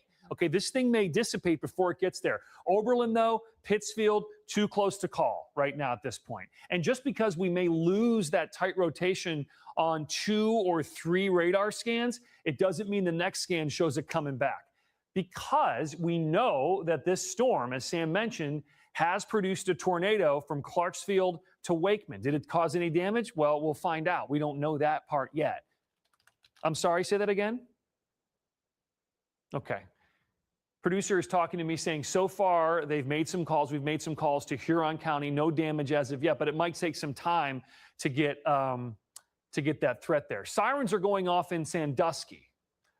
Well, I'll tell you why. Probably they're going off in Sandusky. No tornado threat there is because Sandusky's in Erie County, and they may be hooked up to say, hey, anytime we get a tornado warning in the county, the sirens go off. That's why I would hope soon that the Weather Service will take Erie County out of this polygon so we can just focus on Lorain County. What probably is happening here, Sam, is they're waiting to make sure it clears Huron, right? And then give it a couple more minutes. And then once it's out of Huron, they'll update it for just Lorain County. In fact, I can say right now, this is now a Lorain County situation here. Huron County, your danger is passing as we speak. Erie County, you've never really had that tornado danger. It's just the nature of the polygon and how they draw this. Now, back in the old days, there weren't polygons. There were basically just counties. So this was even tougher. Now they've gotten more specific with counties, with the polygons, different areas of the counties to be more specific, but it's not perfect because if you're in Erie County, you're under a tornado warning, but really you're not. It's just that southeastern portion of the county that really isn't in any danger at this point. Yeah, heavy rain, maybe some hail, some thunder certainly, but that threat of rotation, that twisting or a tornado is not really an issue for you. This is now turning into a Lorain County storm. Sam, they have not updated this warning yet. And we're waiting for them to do that because we'll get a new time of expiration, which will likely be 8:30 or maybe 8:45, probably 8:45, and go from there. They'd rather issue these things out to last a little bit longer, and then if the danger passes, they'll either cancel them or allow them to expire. So let's give you the latest timing here. Now, Oberlin 822. So there's Oberlin right there. Our rotation is right here. So this is passing probably just south of Oberlin there. Oberlin's now out of it. Just kind of move it back a little bit, Sam, so we can get Oberlin on there. I know it's very, very finicky here. Just get it close. There we are. 823. So in 15 minutes, Oberlin. Now we're talking about Oberlin south of downtown Oberlin, okay? But if you're in Oberlin, certainly you want to heed that warning. Control room also, I know we have an Oberlin camera. If at any point we can throw that up, it might be helpful. That's why we have such a great network. Now there it is right now. Now we've had a lot of lightning on this camera earlier. There we go right there. Now obviously really hard to see anything. That's why I say don't go outside and try to take a picture of this thing. But that's the Oberlin camera looking west. Now if I went in there, we could maybe slide it a little south, but you're going to see a lot of lightning most likely on this camera. And I doubt we'll see anything in the sky when the lightning does come, but we're watching it. That's why you don't want to go outside. You can't see anything anyway. So if you're in Oberlin, you are under a tornado warning. There's some more lightning. And it's time to get to your safe spot right now. If you're in Oberlin College, get to the safe spot as well. There is a tornado, confirmed tornado, at least the radar signature of it, confirmed tornado. That system is heading towards you as we speak. There's Oberlin, there's Pittsfield. There's the rotation. It's still there. Not as impressive as, say, it was maybe 20 to 30 minutes ago. Oberlin here in the next 12 minutes. Carlisle, 8:38. Grafton, 8:46. We're hoping this is not needed, okay? We can take Huron County out of... What's that? Have they taken it out, Sam? Yeah. I was just letting the control room know we can remove it from the lower third. Yeah, just Lorain, as you and I have been talking about now for about 10 minutes. What's the expiration on that? So this continuation of the tornado warning is. It looks 8:30? like it's still continuing until 8:30. Okay. Let's see. So they just trimmed it down, which thank you for the Weather Service for doing that, because a lot of people in Erie were wondering why they're under a warning. So they waited for it to clear Huron. Now we're talking about just a Lorain County tornado warning. And unfortunately, it's kind of sticking together. And the fact that it has produced a confirmed tornado leads me to believe that this isn't going to be dropped anytime soon. In fact, it may even be extended into Cuyahoga County. Just a heads up for folks in western Cuyahoga County too, this storm is heading your way. So we're tracking Lorain County. We're going to start to see more cities here because it's heading into more of a populated area. Oberlin here in the next 5 to 10 minutes. As I mentioned, if you're in Oberlin, get to your safe spot. New movement northeast at 30, slightly quicker than what we were timing it at earlier. North Ridgeville, okay. Now we're getting into some big time suburbs here. North Ridgeville, 842. So you've got a good amount of time here for this rotation to move across much of Lorain County. North Ridgeville, 842. Strongsville, okay, now this is 9 o'clock stuff. Strongsville, Lakewood, we'll see. I think Lakewood may be a little far north for this, but it's in our cone because the cone gets a little wider as we get farther into time. Mm-hmm. So it does get a little bit bigger to include more cities, but I'm really more concerned about potentially, eventually, western Cuyahoga, probably airport south down to perhaps Strongsville. Okay, that would be my estimation right now. So currently the storm is in, at least the rotation is in western Lorain. Sam, if we could throw up real quick our reflectivity, our radar, because I want to see how much these storms behind it are choking this thing off. Darn it, we still have that hook there though. That's not good. Now, there is some interruption here from all this rain moving out to the west. And as long as this rain kind of hangs out here, it's going to help cut this thing off or choke it off a little bit more. But we still do have that, certainly that hook there. That's where our rotation is. Does not look good on radar. That's why we were on the air. Elyria to LaGrange, that's kind of our spot right now. If you live near or live south of Elyria and you live north of LaGrange here, right there, that's where we're watching. And this, well, it is moving east, but there is really a northern component to this thing when you put it into motion, right? Yeah, moving like east-northeast. So that's why we're kind of pushing that polygon a little bit more to the northeast than to the east. It's also picked up a little bit of speed.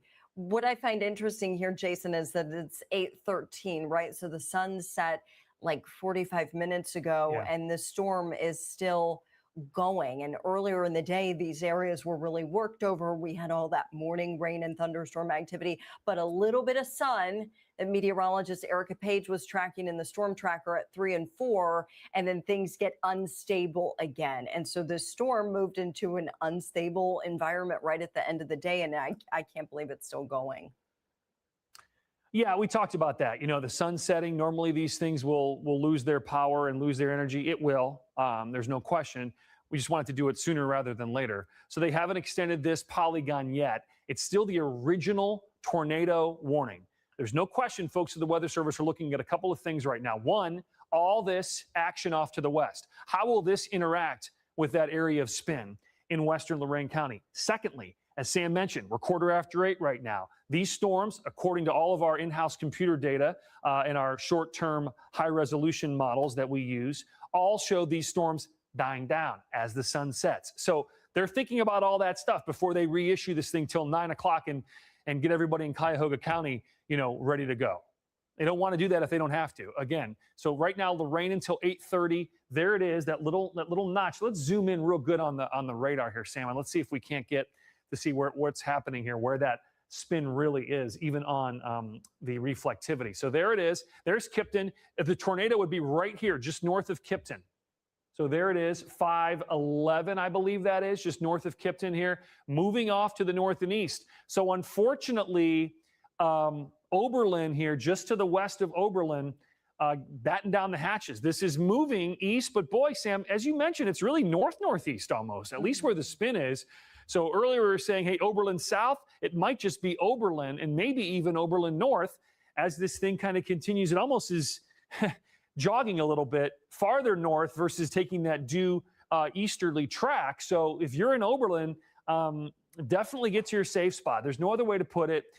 Get down to the lowest point of your home. If you're in a mobile home park, get out of that. Get somewhere safe if you can. Hopefully you had some time, because we've been on, this was issued now half an hour or 40 minutes ago, and we were talking about Oberlin. So that's always the goal. Tornado warnings have come a long way. The goal is to always give folks the earliest heads up. And if you were watching our First Alert Focus show over on CW43, we really were the only ones on in Cleveland, because we were in our show and we were talking about this particular cell. So that's why we were on the air then, and now why we're on the air now for this cell out of now Western Lorain County for that spin. And there you see that little notch right there, north of Kipton. Now remember, in case you're just joining us right now, this storm has a history of producing tornadoes, at least a tornado. 3 different touchdowns confirmed by spotters out there in eastern Huron County between Wakeman and Clarksfield along Route 61. That was confirmed by a spotter out there, and it was called into emergency services, and they confirmed that 3 different touchdowns of a tornado in that area. Now, did it cause any damage? We haven't heard. Okay, it's because there's not wall-to-wall structures out there. There's a lot of open fields and rural areas too. So it could touch down in a field. Nobody really knows about it unless you see it. So hopefully that trend will continue where it doesn't interrupt any structures. But this isn't great. When you see Oberlin, big town there, college there, a lot of folks, not good when you've got rotation now moving west. So this is interesting. We are really trending farther north here, Sam. Oberlin College, seek shelter immediately. And I'm sure the college has a plan for tornadoes. And this is about as serious as it gets. We get a lot of tornado warnings here. Sometimes they confirm tornadoes, sometimes they don't. In this case, we've got a couple of things that lead us to believe this is a serious situation. First and foremost is what we're seeing on First Alert Doppler. Okay, that's why we came on the air. That's why the warning was issued. Then when you get ground confirmation from folks out in Huron County, then you're like, okay, now we're at that next level of something that is serious. So there it is, Oberlin College. Yes, seek shelter immediately. Anybody in and around the Oberlin area. Let's take a live look right now. We have our Oberlin First Alert weather camera out there currently. Ooh. And there it is. And rare is it, we have a really unique First Alert camera network. We talked about where to put these cameras. And one of the considerations was, where do we put these cameras to capture incoming severe weather? And Oberlin is a place we wanted to have something because of Lorain County, southern Lorain County, an area that there's not a ton out there, but Oberlin is there. And just to give us a good vantage point. Working across teams is tough, but Asana helps you handle it. That's because Asana is where humans and AI coordinate work together. AI can spot roadblocks and assign work in a snap, so everything and everyone stays on track. That's how work gets handled. That's Asana. Visit us at asana.com. That's ASANA.com.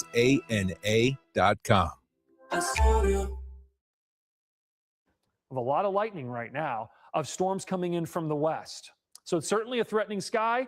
Doesn't mean we're going to see anything on the camera, but I know folks in the control room are watching it, and if we do see anything, we will pass it along. There's a lot of lightning out there, a lot of heavy rain as well. So that's a look live right now in Oberlin. Oberlin is under that tornado warning, and when I say it's under the tornado warning, the warning is basically on your doorstep.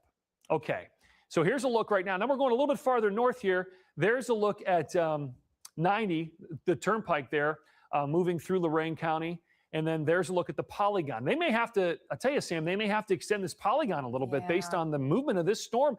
This storm is no longer moving northeast. It's really north-northeast, as you mentioned, more of a northerly component than it originally was, right? Yeah, going up through the northern side of Oberlin. That's why we keep talking about Oberlin, because this thing is initially was moving more east-northeast. Now it's moving up towards New Russia Township Park and Nature Preserve.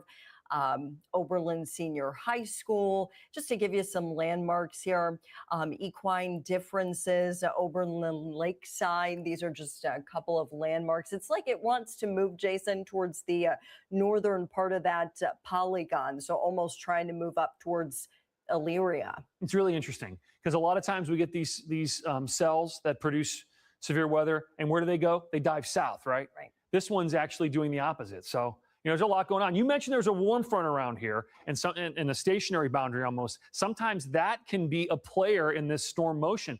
But as I said earlier, there's a lot of other action around here, which is actually good news because it will steal some of the energy as this storm continues its march through Lorain County. So just to recap, we've got 10 more minutes on this tornado warning. Chief Meteorologist Jason Nicholas here, along with meteorologist Sam Roberts in the weather office, and we are tracking this tornado warning that was issued shortly after 7:30, about 7:40 or so. We were during our First Alert Focus weather show over on CW 43 when this warning was issued at roughly 7:40. So it's been about 40 minutes on this. It's now moved out of Huron County. It's into Lorain County. There's Oberlin, and now we are talking about north of Oberlin. So let's put a new let's go back to our velocity product, Sam, find out where this couplet is, and let's get a new track on this for folks in Lorain County, because we're talking about a lot more communities now than where we were talking about earlier as it marches through the county. So there's a look at some of that red. Red indicates winds that are blowing away from the radar. Greens indicate winds blowing towards the radar. So there's our spin right there, bearing down on Oberlin. Saying Oberlin a lot, and there's a reason for it. So let's go ahead and track. Yeah, there's a live look right now. Do we see anything there? That's just a little bit of a reflection. Yeah, boy, that's pretty good visibility there. Not seeing too much, although, yeah, I really can't tell unless I watch this for a while to see if we do have any type of rotation within the clouds. Not seeing too much at this point. But again, that's got to be pointed at the right direction too for us to see what's going on. So there's First Alert Doppler. Let's go ahead, Sam, and throw a track on this right near the Oberlin area, north and east at what did you say, 30? 30 is yeah, and based on the way this storm is moving, it's almost a little bit more like that, but we'll keep it like that. We'll keep it with the polygon for now, but I would say, boy, concerned about Elyria too when you look at this map. So let's go ahead and track it. There we are. We're going to get new towns pop up right here. Elyria 839. So Elyria, hate to say it, get to your safe spot right now, away from windows, as many walls between you and the storm as possible. I know Elyria is a big town, but this is going to be over pretty fast. It's moving 30 miles per hour. Better safe than sorry, okay? And you want to get away from windows and get to that lowest point of your home. If you don't have a basement, interior wall, interior room, closet, a bathroom, somewhere interior of your home. And that's why we have a First Alert Weather Day out today. And that's why we also on our website have a First Alert Weather Safety Guide, just some things to think about, to have a plan for when days like today happen.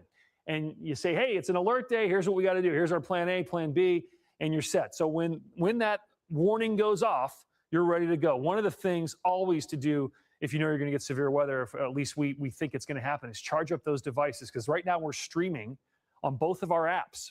So that's really, really helpful if you do lose power.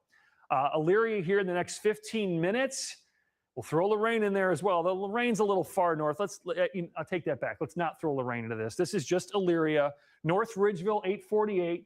Okay, Western Cuyahoga County here into Westlake, we'll see at 9 p.m. I would think and hope that this thing weakens before it gets into Western Cuyahoga County. We don't want another one of those. Okay, Brook Park, a little after 9 o'clock. Parma, we don't want it there. 9:17. There's time, Parma, where this is going to most likely weaken. I just want to let you know. And the good news is we haven't had this tornado warning extended, though, Sam, I am not holding out hope that that's going to continue, just due to the fact that we've still got this rotation. This storm dropped a tornado. I can't imagine they're going to allow this to expire at 8:30, but we'll see. I know. And it's been dark now for an hour. So it's like, obviously, something is out there triggering that rotation. whether it's the warm front or something going on, and Probably it is. won't get too complicated, but way high above our heads, there's something going on up there causing this to continue to rotate after sunset. Ideally, that stuff to the south around Wellington and up through the southern end of Oberlin would allow this to weaken. But like you said, we'll see. I mean, it's still pretty impressive on the radar for this part of the country at this time of the day. So don't let your guard down yet in Elyria in case they do end up extending this polygon. But if you are in, and I'm also looking at radar data on my phone, so I keep looking down at the desk. If you're south of South Amherst, or if you're just west of Elyria or just northwest of Elyria, I would continue to treat this as an active tornado warning. Seek shelter, lowest level of your home, most interior room you can get to. Want to be clear also for folks in Lorain County. If you live along the lake shore, no worries. You're fine, unless this thing continues to move a little bit farther north. But at this point, lake shore, you're okay. That includes Avon Lake, Lorain. As you move farther north, Sheffield, all you guys are fine. Amherst and north. But there's Oberlin right there. Rotation's just north of downtown Oberlin, Sam, as it moves off to the north into the east here at about 30 miles per hour. There is where we likely have that tornado potentially on the ground here, okay? Because we've had confirmation that this storm did produce a tornado touchdown in Huron County, in and around the Clarksfield area. So that's why the tornado warning has continued here. It was issued, and then we had the confirmed touchdown. We were on the air earlier just saying, "Boy, this is as nasty as it gets," and like that, the tornado warning was issued during our weather show over on CW43. So there's Oberlin, there's Amherst. Amherst, as Sam mentioned, South Amherst, right? Take shelter. Amherst itself and north, you're better off. Okay, now what's going to happen is we're going to start getting close to the Cleveland radar. We might start to see things look a little funky. That reflectivity, Sam, we've largely lost, at least if you can remove the track there, we've largely lost our big time hook. Yeah, you have to look at velocity right now, which is the wind product we keep referring to, the reds and the greens, in order to find the rotation. You wouldn't just look at this and say... You would have an hour ago, though. Oh, yeah, an hour ago, it looked pretty scary. Yeah, an hour ago it was really nasty. It had that classic hook that you see in meteorology textbooks. Let's go to our back to our debris tracker. We haven't used that in a while. I just want to see.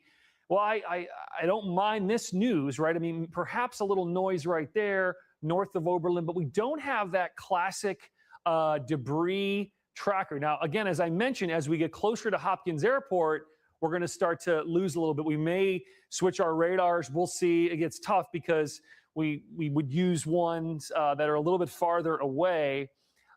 Sam, we've got that other radar out here in Lorain County. I don't know if you can switch it to that. Maybe we get a little bit of a better view here. But you can see right there in and around the Oberlin area, we've got a little bit of that. Okay, is that the other one?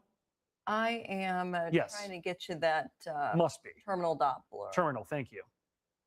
Oh, I just lost data. I think there it is right there, by the way. So we've got a little bit right there potentially just north of Oberlin and over towards the Elyria area. What this is showing us is rainfall potentially, but what's not rainfall. That's our debris tracker. And this is using a different radar because as we get closer to Cleveland radar at the airport, we start to lose a little bit of that data. We're too close to the radar. So this is what we're watching right there. And that would coincide with also, Sam, where we're seeing that spin. Now, there we go right there. Now, this warning is set to expire at 8:30. When the warning expires, we will go off the air. However, we may see each other again this evening. I have a feeling, because if this thing doesn't weaken fast enough, they may reissue it. So we still have a tornado warning in effect. Weather Service saying anything, Sam, about reissuing this or extending it? They've been pretty quiet tonight. What do you think? Yeah, I mean, I'm not seeing any new information from them. I'm just trying to look at exactly where our stationary boundary is right now. They just reissue this? I've got a new tornado warning now, just reissued for Lorain County and for Cuyahoga County until 9:15. Yeah, that was our fear that this would happen, and it is. And the reason this has happened, so control room, we've got now Lorain and Cuyahoga until 9:15. and again, we've talked about why this is happening, right? The big deal there was the fact that it was seen, it was spotted. 3 touchdowns in Huron County. So you treat this certainly more seriously because of that. So as we expected, this morning, and again, we are now trending a little bit farther north, Sam, on this track. So we talked about the Lakeshore being okay. They've been okay. But now, unfortunately, if this thing continues, it will impact the Lakeshore. It will impact Avon, Avon Lake, Westlake, Rocky River, out towards potentially towards the airport. The airport's not in the cone here. But unfortunately, this is the scenario we're under. And I do expect this to weaken a little bit between now and 9:15. But you know what? It's kept going here all evening. So we treat these very, very seriously. This is the number one priority here at 19 News. So that's why we are on the air. That's why we've been on the air. We'll continue here as we have to at least be here through 9:15, because that's what we do when we have a tornado warning. So let's recap here what we're dealing with. A lot of rain out here. Now, this was by itself earlier at about 7:30, and it looked pretty rough. And then the tornado warning was issued, and it has still continued to spin up that possible tornado. Now, we don't want to say possible because it's already confirmed a tornado, but there's a possible tornado on the ground right now, and radar indicates a tornado on the ground right now. There's all the rain from Lorain to Elyria. Boy, Elyria right now, absolutely, Sam's been saying it, I've been saying it, get to your safe spot, lowest point of your home, as many walls between you and the storm as possible. And as we always say, especially now at night, get away from the windows because there's nothing to see outside anyway. We'll eventually perhaps activate our Crushers cam up there in Avon. Not yet, though. We do have that Oberlin camera that we've been looking at from time to time. For the most part now, the danger is passing through the Oberlin area.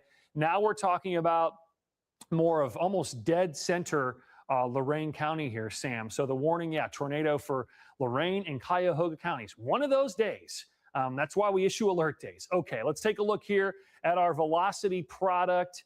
And there's Elyria.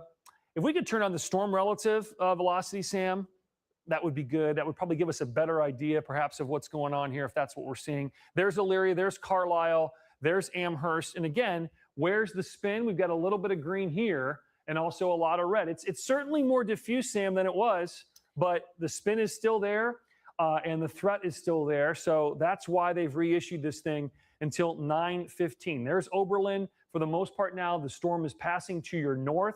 I'm concerned about here 113. Also, eventually, the Turnpike, Interstate 90 as well, as this storm continues moving off to the north and east, moving at a good clip, 30 to 35 miles per hour. Elyria, Carlisle, can't say it enough, especially in and around the Elyria area. The worst part of this storm is heading your way. Strong winds with this storm. Even if it's not necessarily a touchdown tornado, it is bringing very strong gusty winds too. You see those bright colors, those bright reds there, indicating where we've got those very strong winds, potentially up to 60 plus miles per hour. This is crossing right over 113 as we speak. There's a look right there at the Turnpike. So this is nasty stuff here moving through Lorain County here with that warning initially until 8:30. Now extended into 9:15. And the fact of the matter is, it's extended itself into a very populated area when we talk about western Cuyahoga County, Sam. Yeah. We don't hear you right now. We're switching. For a while. Oh, you're getting new batteries. Well, you know what? I'm probably going to need new batteries here at some point as well. We all do. There's a look right there at our velocity product. We had a lot of lightning in here as well. So keep that in mind. And boy, oh boy, this is continuing to spin. We weren't sure once the sun went down how much longer it would spin. Now, to be clear, it's not as indicative of a tornado like we saw perhaps an hour ago, okay? It has, in fact, weakened, but there's just enough there to where the Weather Service has said, you know what? Better safe than sorry. We've had a heck of a year with tornadoes, not only in Ohio, but also here locally in greater Cleveland. We want to make sure people have the warning information, and that's fine. So that's why we're here as well. Again, pretty diffuse, pretty widespread here on the rotation, Sam. I'm not seeing that tight couplet like we had earlier. It's still there, though. Green means moving towards the airport. Red means moving away from the airport. We've seen a little bit of debris here, at least earlier this evening. Haven't seen as much lately. And I know our reflectivity probably doesn't look as impressive as it once did, right? It doesn't at all. If we need to get Jason some new batteries, I can take over the radar analysis really quickly. So I'm looking at some other products here. And again, if there is anything that's making it to the ground now, it would be wrapped in rain. So it would be virtually impossible to see. It's also dark outside. Maybe it happens to be illuminated by lightning, but I doubt it. So if you are in northern Lorain County or western Cuyahoga County, please seek shelter immediately in Elyria, in Avon, in Westlake. Now, we did have severe storms and confirmed tornadoes up near Westlake and portions of Rocky River, earlier last month. So you might be feeling, pretty anxious with all this going on, but it's going to be okay. We got about 45 minutes or so on this warning until 9:15. If you're getting alerts or hearing sirens in Vermilion or Eaton or Parma, you are not in the polygon at this time. Again, this is for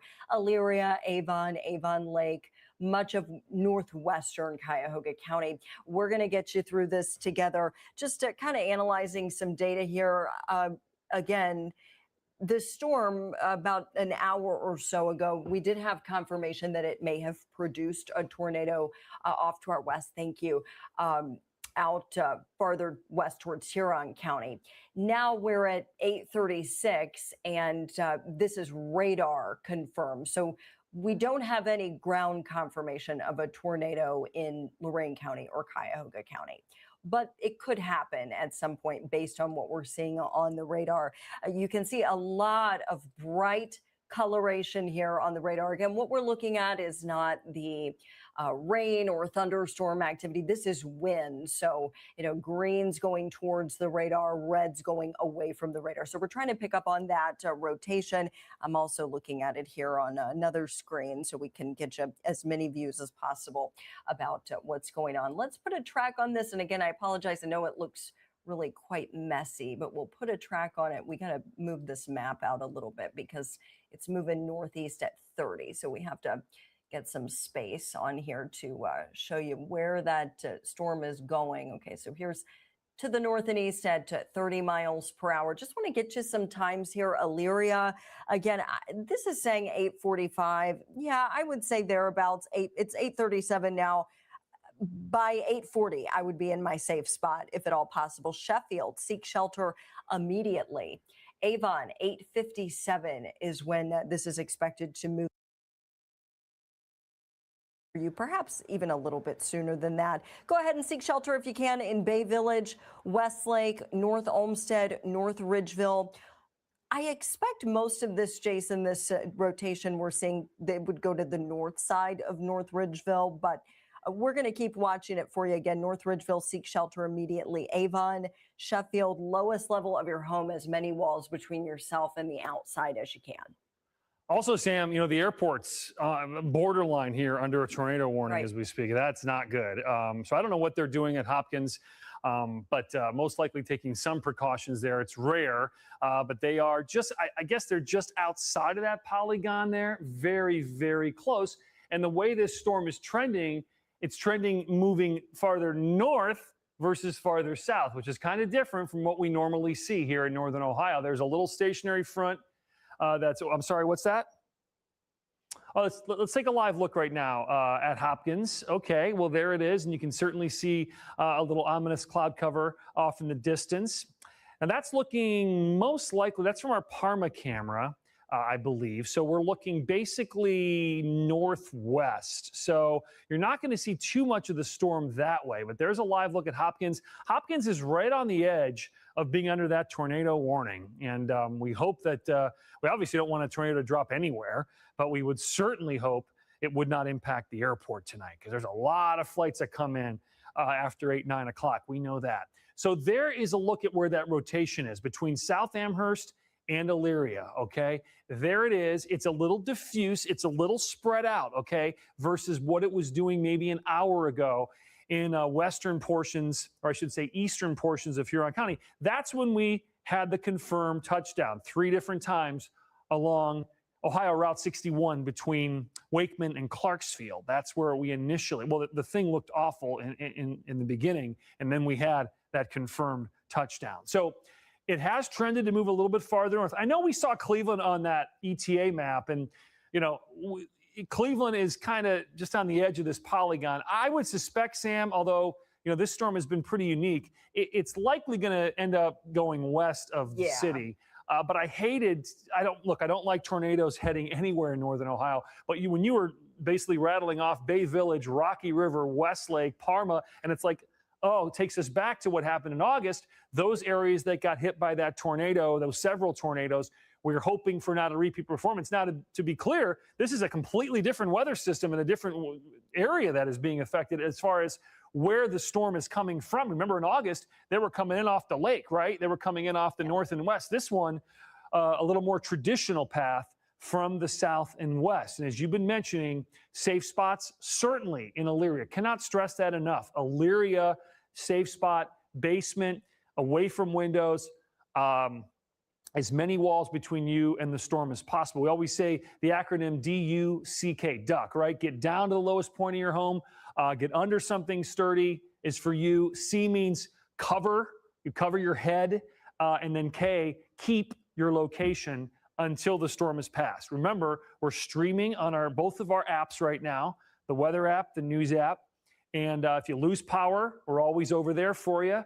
Maybe have that ready on the ready, or at least plugged in. If you live up in this area, Avon, North Ridgeville, the area where the storm is heading to, power up those apps as best as you can, or those mobile devices as best you can. So when if you do lose power, you still have that lifeline information, and we will walk you through this. Again, the tornado warning going for another half an hour or so, and I would suspect that will continue. They got real close to 8:30. And we were up here going, well, are they going to let this thing expire? I didn't think they would. And probably the smart move there, because we still have a pretty good signature here of some rotation, again, right west of Elyria, moving west of Elyria, and eventually here crossing over the very busy interstates where 90 and the Turnpike meet here. So that's not fun. There's Sheffield right there. So if you're in Sheffield as well, your time has come to take shelter. Now, let's go up to Lorain here. I think Lorain is in the polygon. But, for the most part, I don't think Lorain will really get the brunt of this at all. It'll be just south of Lorain. So if you live south of downtown Lorain, that's a time to get to your safe spot as well, as this storm continues to push off to the north and to the east. Sam, let's switch it back. Let's get an update on our other products that we use when we talk about a tornado warning. There's a look at our reflectivity.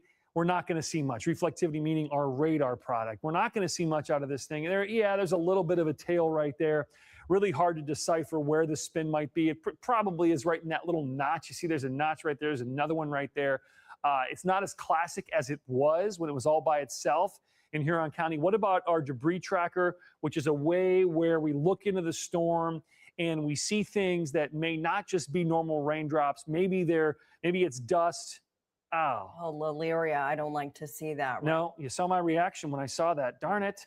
Well, here's the thing. We've been talking about Elyria for about a half an hour, 45 minutes. So the hope is folks have gotten to their safe spot there, because this is not what you want to see. Now, what are we looking at, Jason? Well, this is what we call our debris tracker. And what it does is it sends out the radar beam. It'll hit rain and it treats it like rain. Okay. All this is uniform, rainfall. But once it hits something that's not rain, First Alert Doppler will say that's not rain, and it sends it back the signal as not rain, meaning possibly dirt, possibly leaves, trees, branches, patio furniture, little things that can blow around, whatever the case may be. Typically nothing bigger than that, we hope.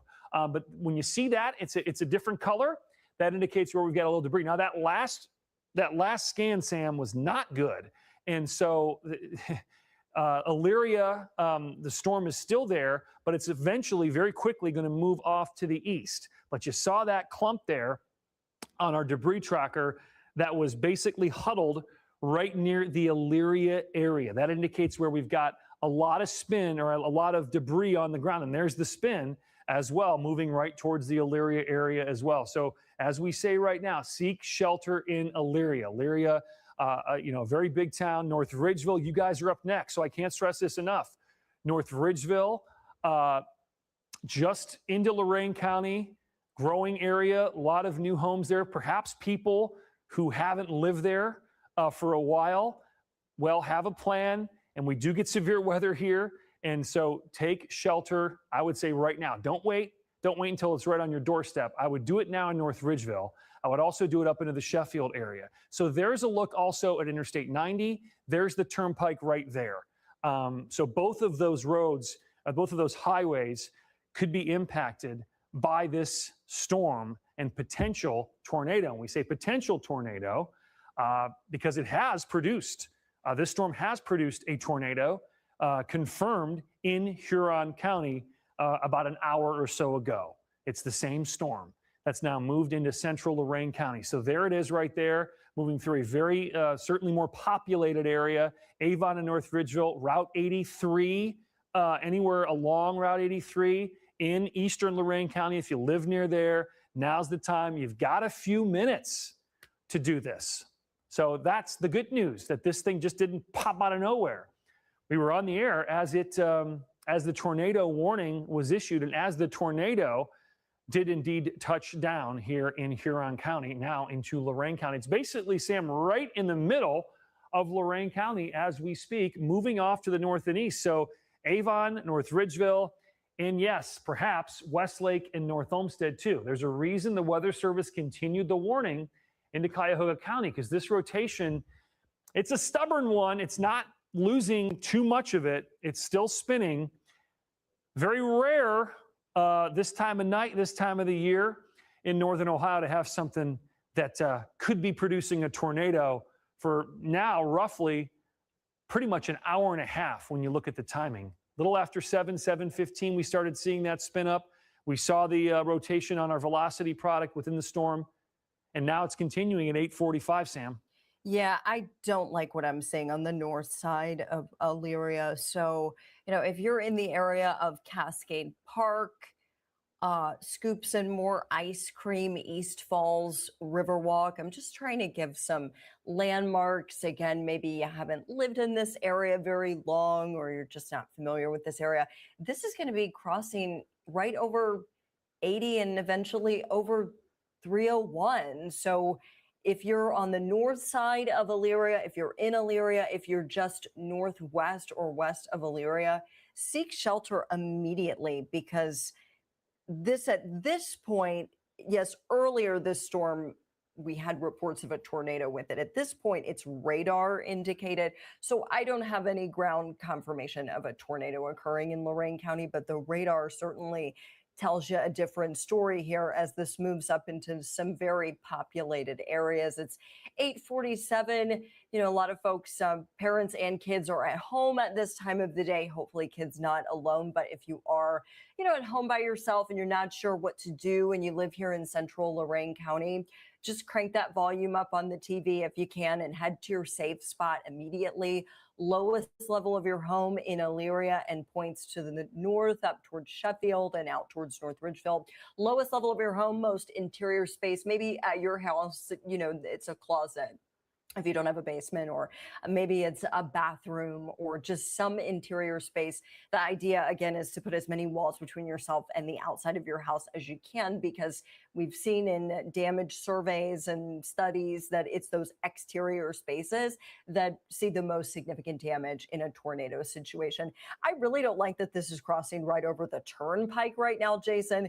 Not as many people on the roads right now as there might be at 5 o'clock, but there's still going to be folks out on the roads.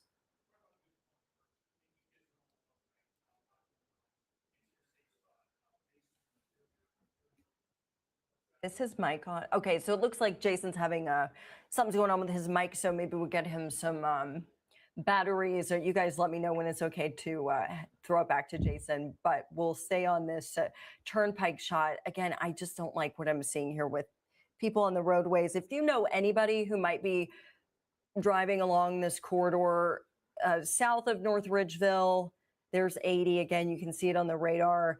Give them a call, let them know, because we're in a situation, Jason, where A, it's dark, and B, there's so much rain with this. You wouldn't be able to see anything. Rain wrapped, as we always say, don't go outside. You can't see anything. And remember, we said that this was a confirmed tornado, 3 touchdowns in Huron County. And well, we haven't heard any more confirmation of this tornado touching down again. Well, there's a reason why. First and foremost, it went through a pretty rural area of Lorain County, and it's dark. So, it may have touched down in a field or in woods, and no one's going to know. So we're not going to really worry that we haven't had more confirmation that it is indeed touching down. Now, we're going to get a little bit more now. And what will happen is damage reports will come in if we get any damage, and then the Weather Service will go out over the next day or so, probably tomorrow, I would imagine, due to the fact that we haven't had too much severe weather today. They will do some surveys and find out what's going on. So there's North Ridgeville right there. Sam mentioned if you're home alone, you're not used to what do I do here? Tornado warning, my goodness. Again, get away from windows first and foremost. Don't try to look at it or go outside. Get to the lowest point of your home and a basement and get to an interior section of that. Just turn up the audio. And as always, we will walk you right through it. That's why today was a first alert weather day. That's why we issue them. There's North Ridgeville. There's Avon. So once again, it's this area here in eastern Cuyahoga County that is rapidly growing with a lot of people moving to this area, perhaps who haven't lived in this area before and maybe aren't used to severe weather potentially. But Lorain County does historically get a lot of tornadoes and tornado warnings. So this is something that we have learned to almost expect here. So let's get a new track on this. Very important. Westlake 916. Okay. Well, we'll see on that. That's about 25 minutes away. If this rotation continues, yes, Westlake at 9:15, that's when the worst part of the storm will be near you. Rocky River closer to 9:30, Lakewood 9:30, west side of Cleveland 9:45. Again, the way this storm has been working, it's really nudging itself farther north and north and north. So I do think Westlake, though, if this were to stay together, and I do expect it to weaken. I've been saying that. It's weakened a little bit, but frankly, not as much as we want it to weaken. Okay, we want this thing to just get out of here. But it's continuing on this track. There's enough spin on first alert Doppler to keep the warning going and to continue to have confidence that we've got a situation, potentially some spin near the ground or just above the ground, okay? So that's why we're on the air here. There's Westlake, Avon. Look at all the rain in and around Avon Lake and the rain. But the worst part of this storm is the bottom part of this storm. Look at all the rain, maybe even some hail there between Sheffield and Sheffield Lake where you see those bright red colors. There's the airport right here. The airport's basically right on the edge of that warning. For all intents and purposes, it's in the warning. You better be safe than sorry. North Ridgeville, the light rain is starting for you right now with the potential for that spin to get there momentarily. We talked about Elyria. Again, on the radar, you really don't see it. We saw it earlier. There's a definite hook on the radar, and then it's gotten interrupted a little bit by a couple of things. One, a clump of storms off to the west that kind of impeded this storm a little bit, and also it's getting just closer to our Cleveland radar where the data starts to look a little bit more uniform because of the proximity to the radar beam. The radar beam needs a little bit of time to get up off the ground and be able to find these raindrops, potentially lightning, hail, all those things, as well as winds within the storm. So to reset here, current time is about 7 until 9 o'clock. We are on the air here, wall to wall, since about 7:30 for a tornado warning in Cuyahoga and Lorain. It started in Huron County, and now it's moved into Lorain County. Now it's moved in, at least the warning has moved into Cuyahoga County. Guardians are playing tonight. A little bit of light rain in and around Progressive Field. We hope that this steers far west of that, and I would suspect it will, most likely west of Cleveland. I think Lakewood's about the farthest east this thing is going to go. We'll see, though. That's what I'm thinking right now with the trajectory of this storm. I think Parma, I think you guys are okay. Parma Heights, I think Strongsville, you guys are fine. But once you head up towards the Berea area, Middleburg, you're okay. But Berea over towards Olmsted Falls, perhaps even North Olmsted, that's when we're concerned about the potentially worst part of this storm. If we do have that spin in the atmosphere, getting down to the ground, I included you on those city names. This is an area that a lot of people live. A lot of people are familiar with it. And a lot of folks hopefully heading to their basements as we speak. 9:15 is the expiration on this for Lorain and Cuyahoga County. Right now, the worst part of the storm is just near the Elyria area, actually probably most likely here, Sam, nudging north of Elyria. We've just really not been given too many clues with our radar product. We really have to look inside the storm and look at the velocity. That's why we have different levels of data that we can use here with First Alert Doppler to give you an idea of what's going on with the storm. We don't just look at the radar and say, hey, there's the worst part, track it. We look inside the storm.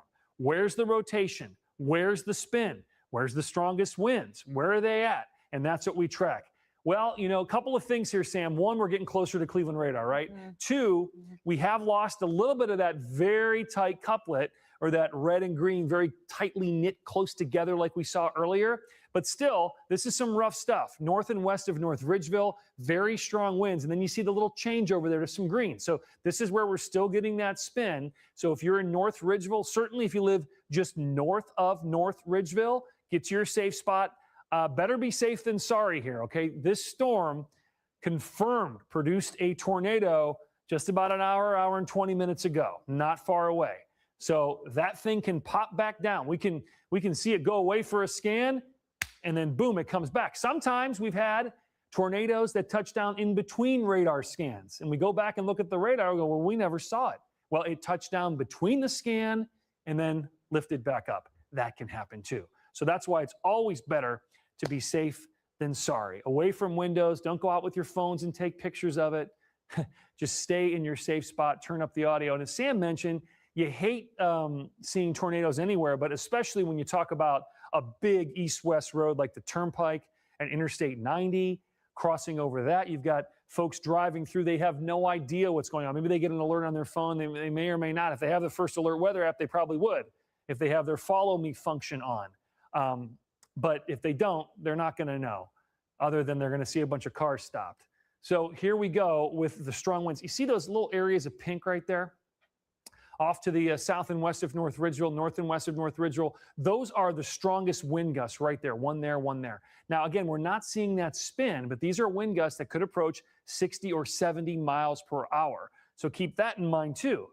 Damaging straight line winds are a concern with this. And typically we'll see that right on the leading edge of this stuff. And we've got a couple of notches here, Sam. We're not necessarily seeing that classic straight edge. If we're looking up here towards north of Sheffield here, notice how it's a little bit more of just that straight line. That means it's just winds, right? But when we get these little notches in the leading edge of this storm, that means we've got spin-ups, weak spin-ups. And there may be multiple areas of spin along this main line. There may be multiple areas of spin.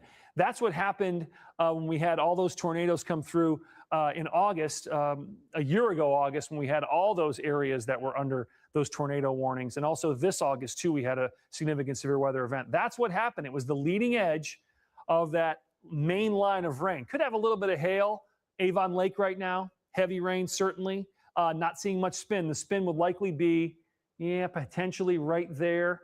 But again, radar just shows a lot of heavy rain at this point and some very strong winds moving towards eventually here out of Lorain County into western sections of Cuyahoga County.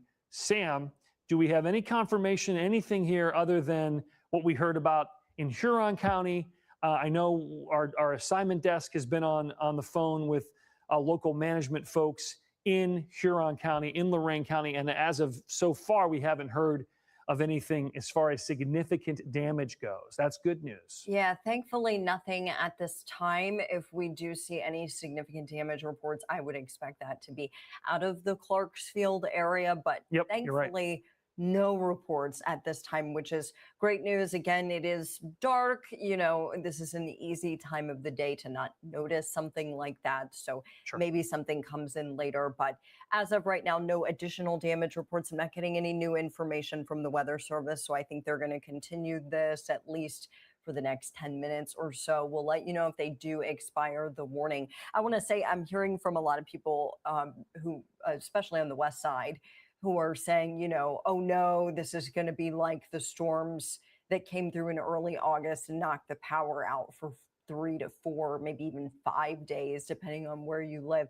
This is not going to be like that. It's not like that at this time. It's a different time of the day. It's a little later in the day. So ideally, we will continue to see this rotation get more broad. We'll continue to see these storms weaken because they're not happening during the peak heating part of the day. The issue, again, is we've got this front draped across the area, and this storm has just been using that basically as its commute across our area. So that's why this thing is still going. No expiration yet, Jason, but we'll let you know.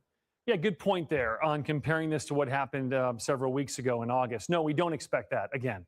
But I do expect some localized power outages, down trees as well. But we are not expecting that huge impact, high impact event we had in August to occur again tonight. So just want to settle everyone's fears on that. That was a very historic day and evening. Doesn't mean we can't see that happen again. I'm just saying the current setup tonight does not lead me to think that that is going to happen. This is more of a localized event. And as Sam mentioned, Clarksfield, Wakeman, that area where we had the tornado confirmed, that would be the area I would suspect if we have any damage from this to be. And again, even looking at this, yeah, we've got a little bit of reds and greens, but there's nothing super duper bright here. Yeah, this is good to look at here. We kind of put it back into motion, and we'll watch that spin come out of Huron County through Lorain County. Watch it here. We're going to go ahead and go back in time here a little bit.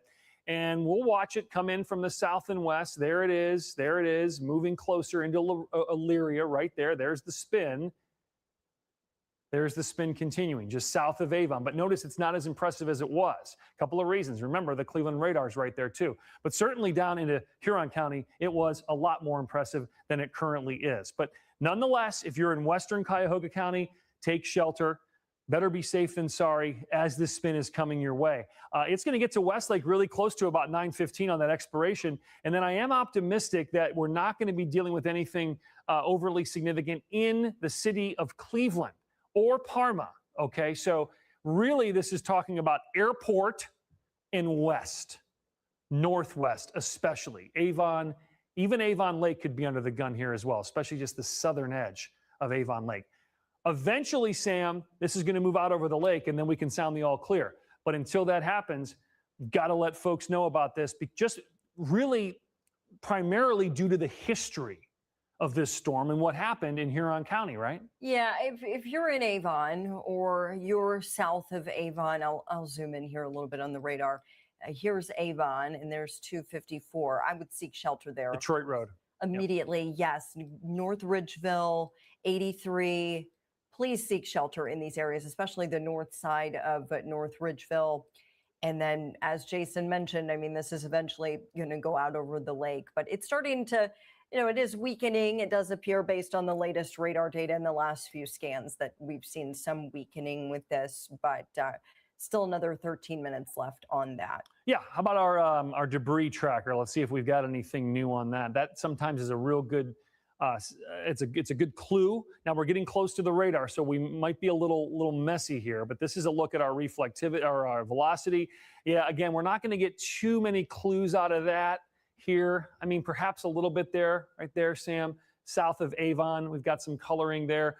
The more of the bright greens, that could indicate some spinning near the surface or a little bit of debris, some leaves, some trees, some twigs. But overly, we're getting so close to the Hopkins radar where we're going to start to lose a little bit of that data as it continues north and east. But right now, it appears the worst part of this storm is crossing over 83. Well, that, I buy into that, actually. This is 83 right here. There's Detroit Road. There's Interstate 90. I mean, talk about Avon Commons here. Okay, we've got a lot of shopping areas there right in Avon, Detroit and 83, and just south of Interstate 90. You want to get to your safe spot right now. I would imagine folks are out there shopping. I would hope that all the big stores there in that Avon area are taking appropriate measures as well, away from windows. A lot of times let's get to the back of the store, and that would be a good idea as well, as there is a tornado warning right now for the city of Avon, and that's where we're also seeing a little bit of a debris signature on First Alert Doppler.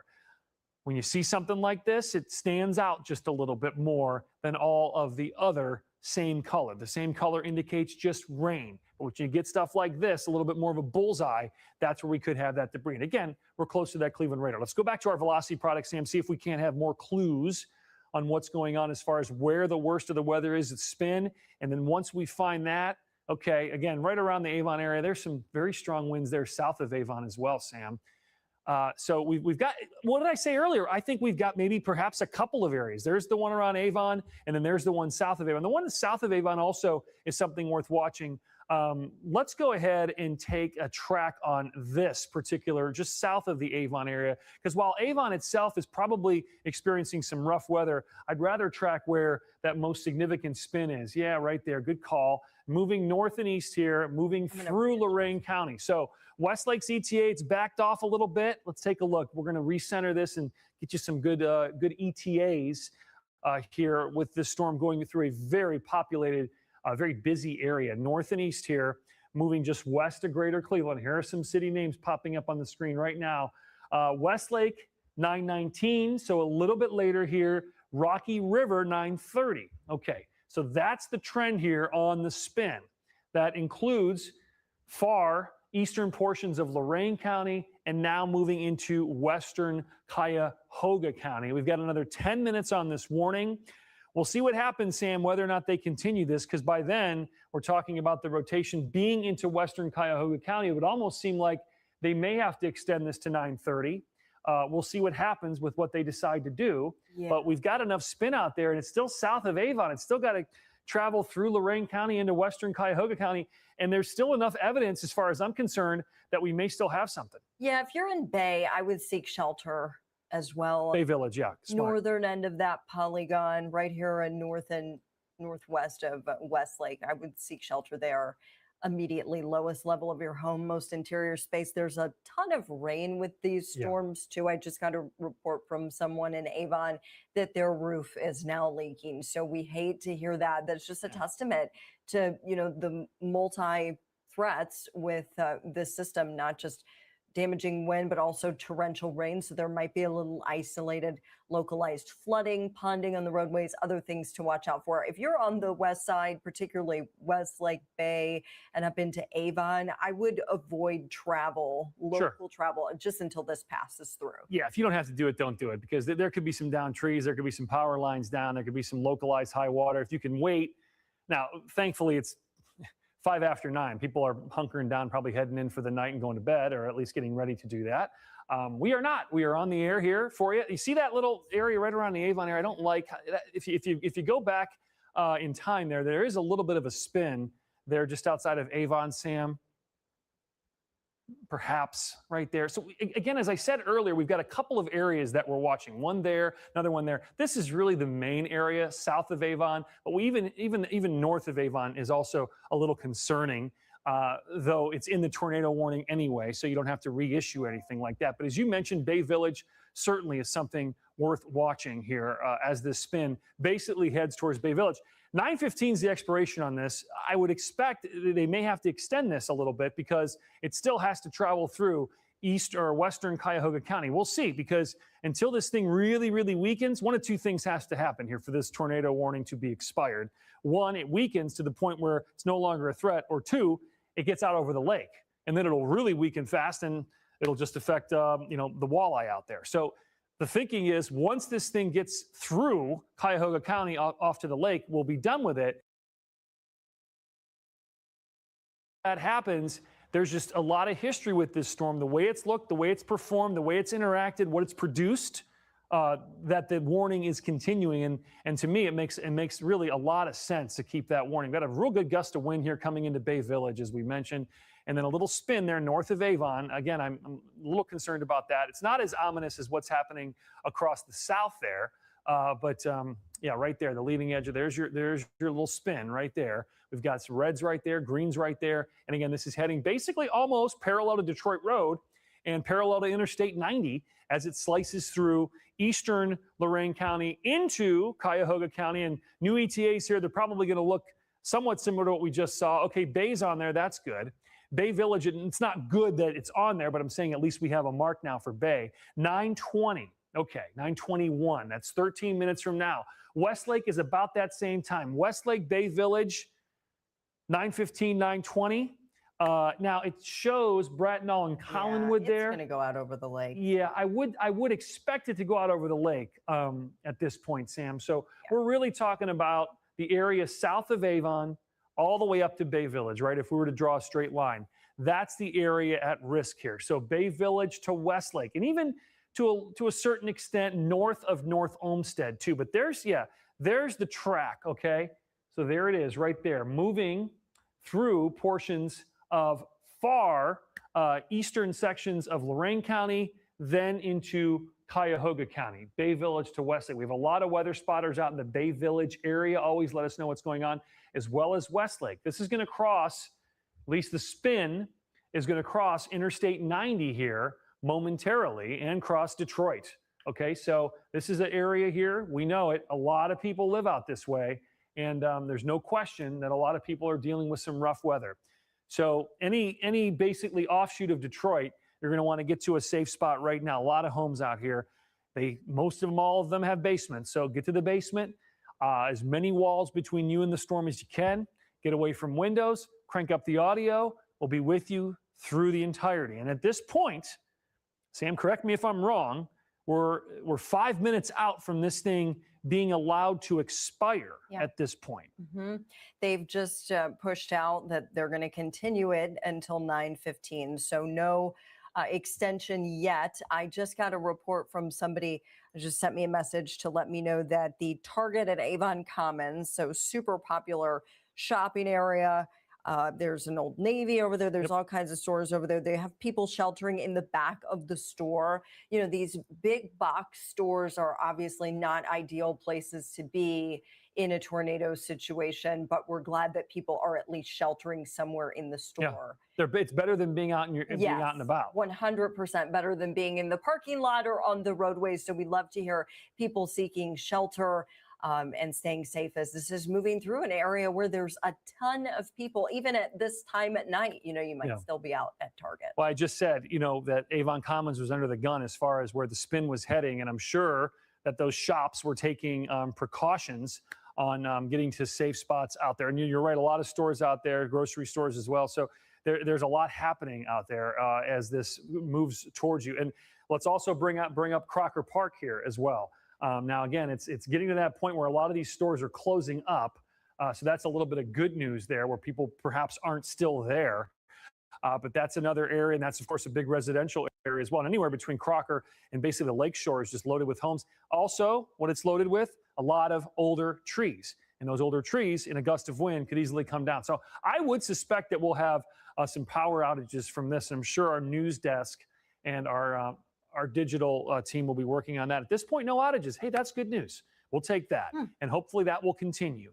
We'll see what happens when we get to a little bit more of a populated area with more trees. But at this point, no outages. I reported to 19 News. That would be fantastic news if that were to continue here for the rest of your evening. So we're coming down to the expiration here on this particular tornado warning. I hope we can sign off at 9:15 and we don't see each other again until 10 o'clock on CW, and right here at 11 o'clock on 19 News, we'll have a recap of this. But what we don't want to do is get off the air and then have to hop right back on. So we're going to wait in its entirety for this to be allowed to expire. Now, if they were to do anything, what they likely would do would trim this thing down and go till about 9:45 on the warning. We'll see if they do that. They may.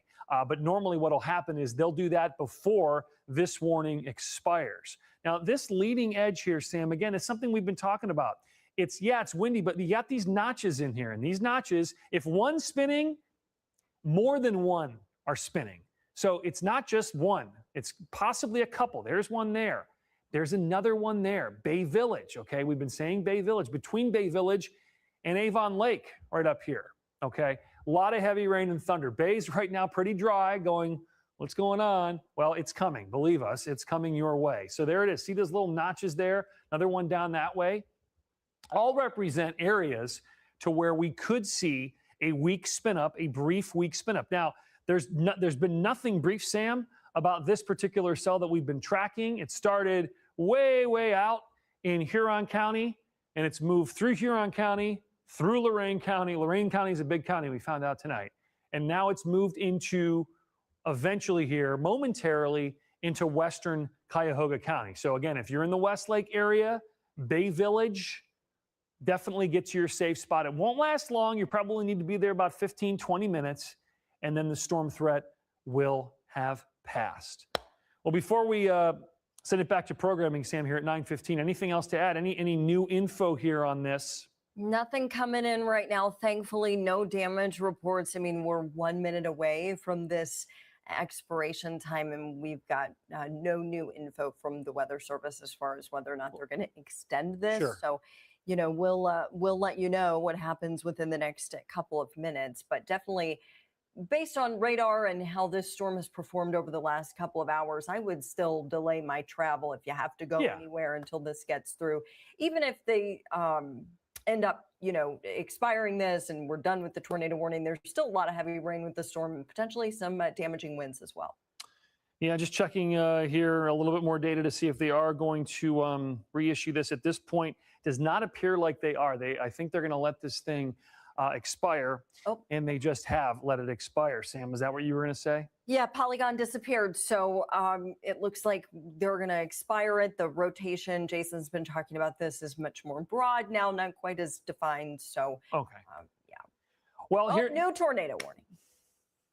Well, we had a feeling that might happen, didn't we? Yeah. All right. Is this 9:45 would be my guess, or 10? Yeah, this one's going to be in effect until 9:45. You called it. This is for the northern half of Lorain County, and for western Cuyahoga County, it's probably for that little notch. Yep. Let's see. A severe thunderstorm capable of producing a tornado was located over Avon Lake, or 8 miles northeast of Elyria. So I suspect they're focusing in on that notch right there near I-90. Yeah, again, not surprising.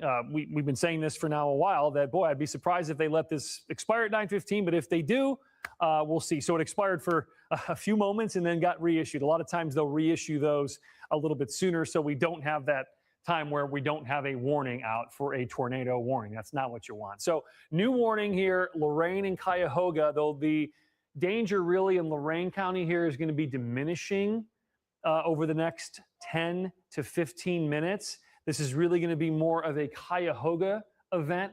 And remember, until the rotation gets out over the lake, the warning is going to continue. There's the airport. Good news for the airport is it's out of that polygon, okay? So we're talking Fairview Park and north. We're going to start to name some towns a little farther east. Lakewood, okay, you're close, but I do think the worst part of this storm should pass west of Lakewood. There's Avon Lake.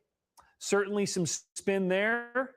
Again, we talked about this earlier, Sam. There's a lot of areas where we've got that spin tonight. It's not just that one main area. When we started this whole thing, the whole line is potentially spinning. The whole line is interacting probably with that warm front that's causing a little bit more of a spin than we normally would see, because what we normally would see would be a nice thin line or a straight line, and that would indicate straight line winds. In this case, we've got these notches. We've got several notches, okay? Avon Lake, the worst is basically just off to your east here. Avon getting pounded right now with heavy rain. Most likely, potentially here, a little bit of pea-sized hail there in and around the Avon area.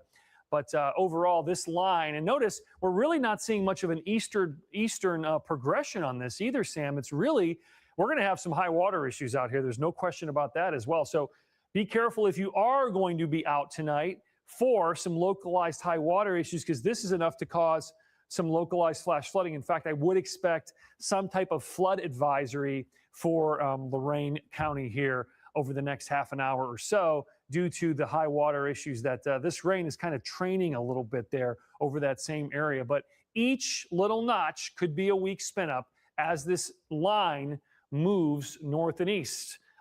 Pretty slow now. It's probably slowing just a little bit here, north and east, moving through eventually Lorain County, eastern Lorain County, into western Cuyahoga County. There's Westlake. There's the Lakeshore. There's Bay Village. So again, Westlake, Bay Village, get to your safe spot. Tornado warning in effect until 9:45 for those areas there. You certainly see a lot of wind. Avon Lake, more wind as you head down to the south and also to the west. As I mentioned, Lakewood right now, you're in the polygon, but the worst weather is to your west. I think Lakewood, at least downtown Lakewood, maybe the west side's a little iffy, but at least downtown Lakewood, certainly 117th towards Cleveland, you guys should be okay here as this polygon is more moving north and east there, just off to your west, Sam. Yeah, and this is going to remain in effect until 9:45. So, with its current track and how it's trying to move more towards the open waters of Lake Erie, ideally it will stay away from that part of the city and continue to push out over the lake, but we're going to monitor it. Again, I just really think it's riding along this boundary, and that's why we stationary boundary, right? Yeah, there's been a little boundary just kind of draped over our area, and that's what these storms really feed off of. So it's just using it as like this little track. There's a lot of turning of the winds with height. We call that shear, way high above our heads. So that's all kind of facilitating this continued severe weather event. Even here after sunset, I'll be honest, would not have expected it to last quite this long. No. Our alert was until 10, but I thought we would see a little bit more weakening. Actually timed the alert out well, didn't we? And yeah, you were perfect on the timing with that first alert weather day that we issued yesterday. But as far as this weakening, again, I know the radar looks really noisy in this part of the viewing area. It's not the kind of well-defined rotation we were seeing earlier, but there is still a tornado threat with this storm. So if you are in Westlake, especially on the north side of Westlake or up in Bay, please seek shelter immediately. Yeah, the storm has really evolved, right? I mean, when we were first on the air at about 7:30, we had a well-defined hook echo, something you see in textbooks. And then we also had a lot of spin in that storm where we're like, whoa, this is definitely dropping something down. And I think we can go back and think about that. That would probably have been the time when we did have some damage from this storm. Now, this is more of a straight line wind in many cases, in some areas, at least some very strong winds, but there's just enough spin, enough shear, as Sam mentioned, where we might get that weak spin up here right along this main line. Sam is right. Bay Village to Westlake, definitely take shelter. That's right along, unfortunately, Interstate 90, Detroit Road as well. And then even as we head back off to the west, though, the danger here in Lorain County is still there, but it's diminishing here as this entire line of storms continues to push off to the north and to the east. And remember, these notches are where we likely are getting some spin. Let's zoom in real tight here, Sam. We've got heavy rain right now in the Avon area. So there we are, moving out of Avon Lake, right along the lake shore. We've got these little notches here on first alert Doppler that it can indicate where we may have a little bit of a spin up. I would imagine just some horrible driving right now along Interstate 90 once you get into Lorain County. My goodness, there's Route 83.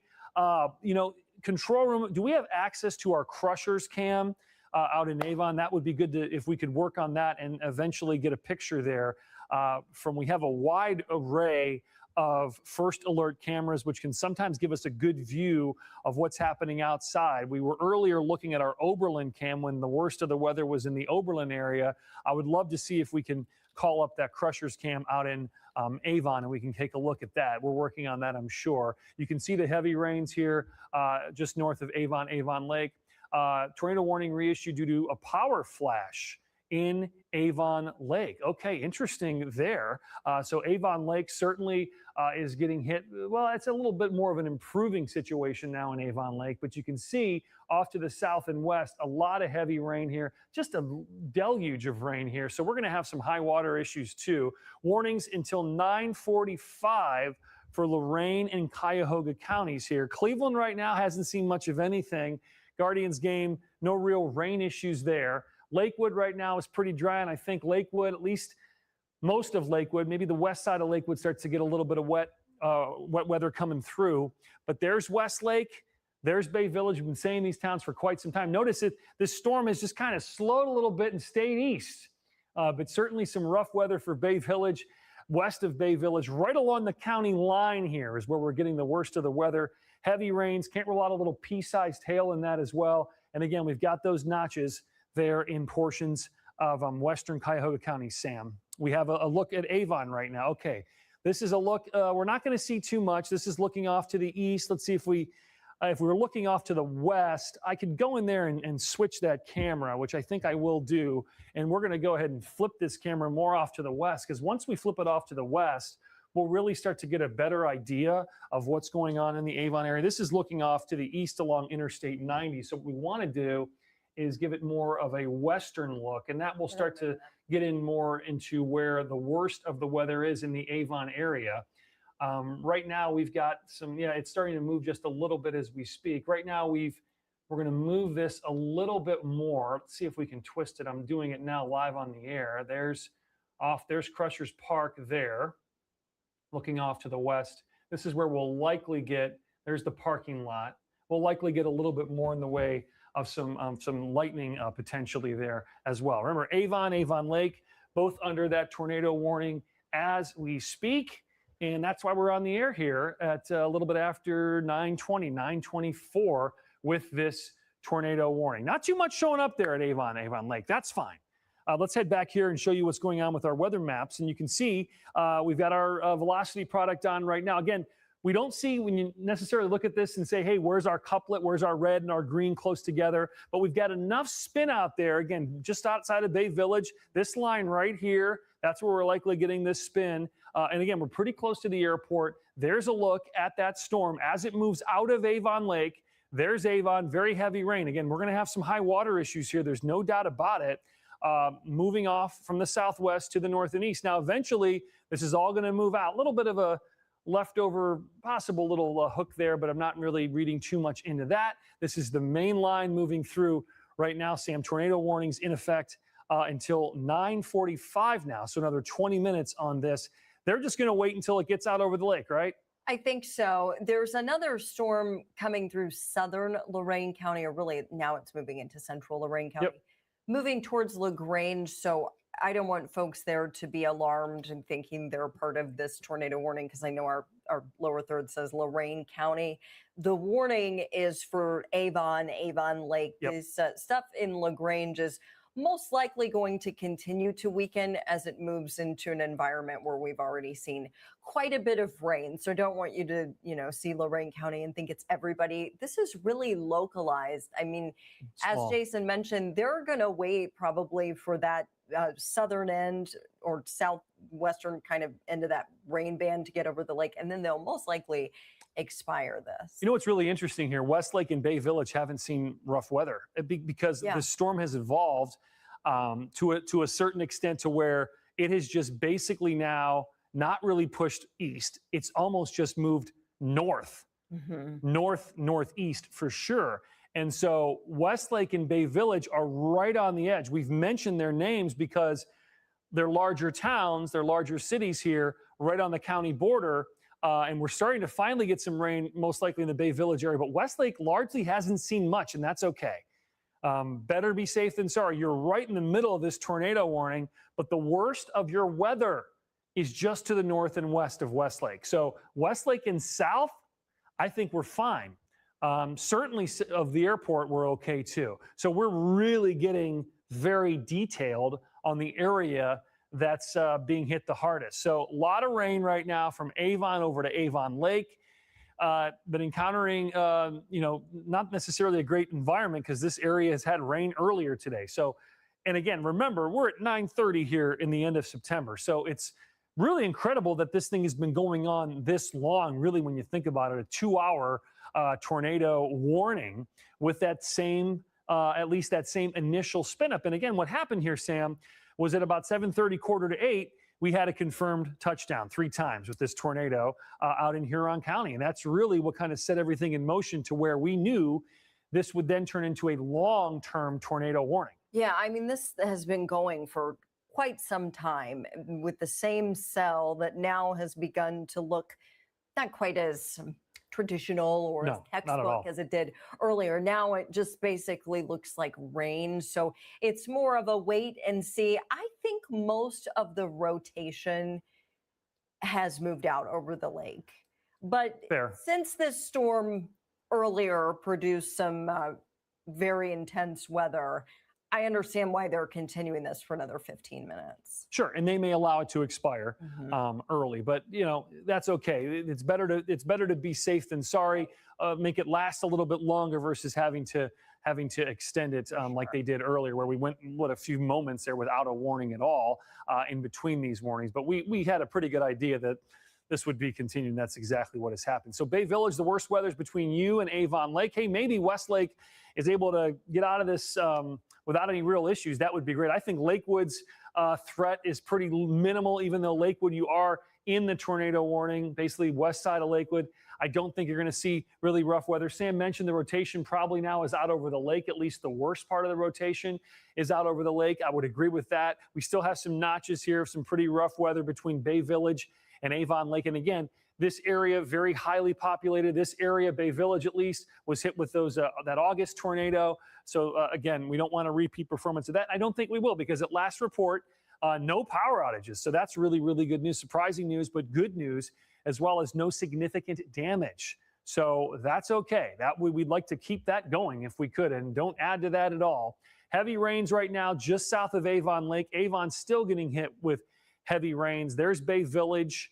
And again, everything now funneling north and east out over the lake. Turn on our velocity, please, if you would, Sam, and we can take a look inside this storm to see if we have any more spin or where the worst spin may be. We got a little bit right there north of Bay Village. We also got a little bit back here. But overall, I really don't see too much more going on with this particular tornado warning. We're going to be smart about this. We're going to stay on as long as the warning is in effect. But for the most part, I think that that spin has largely moved out over the lake. Now, still a lot of heavy rains and most likely some pretty strong wind gusts here. But for the most part now, things are moving out over the lake, at least wherever you see those brighter colors, the stronger the winds. We've got still a little spin. There's green, meaning winds going towards our radar. Our radar, by the way, is right down there. So we've got still some spin there. There are winds going towards the radar. There are winds going away from it. So we still do have a little bit of that spin, but overall, that signature is really beginning to die down. I would imagine that they may allow this warning, Sam, to expire before 9:45. Yeah, I would think so. There's some chatter in the service we use to communicate with the National Weather Service. Right now, we're just waiting on some confirmation to see if they'll allow it to expire earlier. It's supposed to go for about another 15 minutes. I mean, just looking at the radar data, you know, I do understand the caution, of course, of keeping it, especially in an area where there was a ton of high impact weather.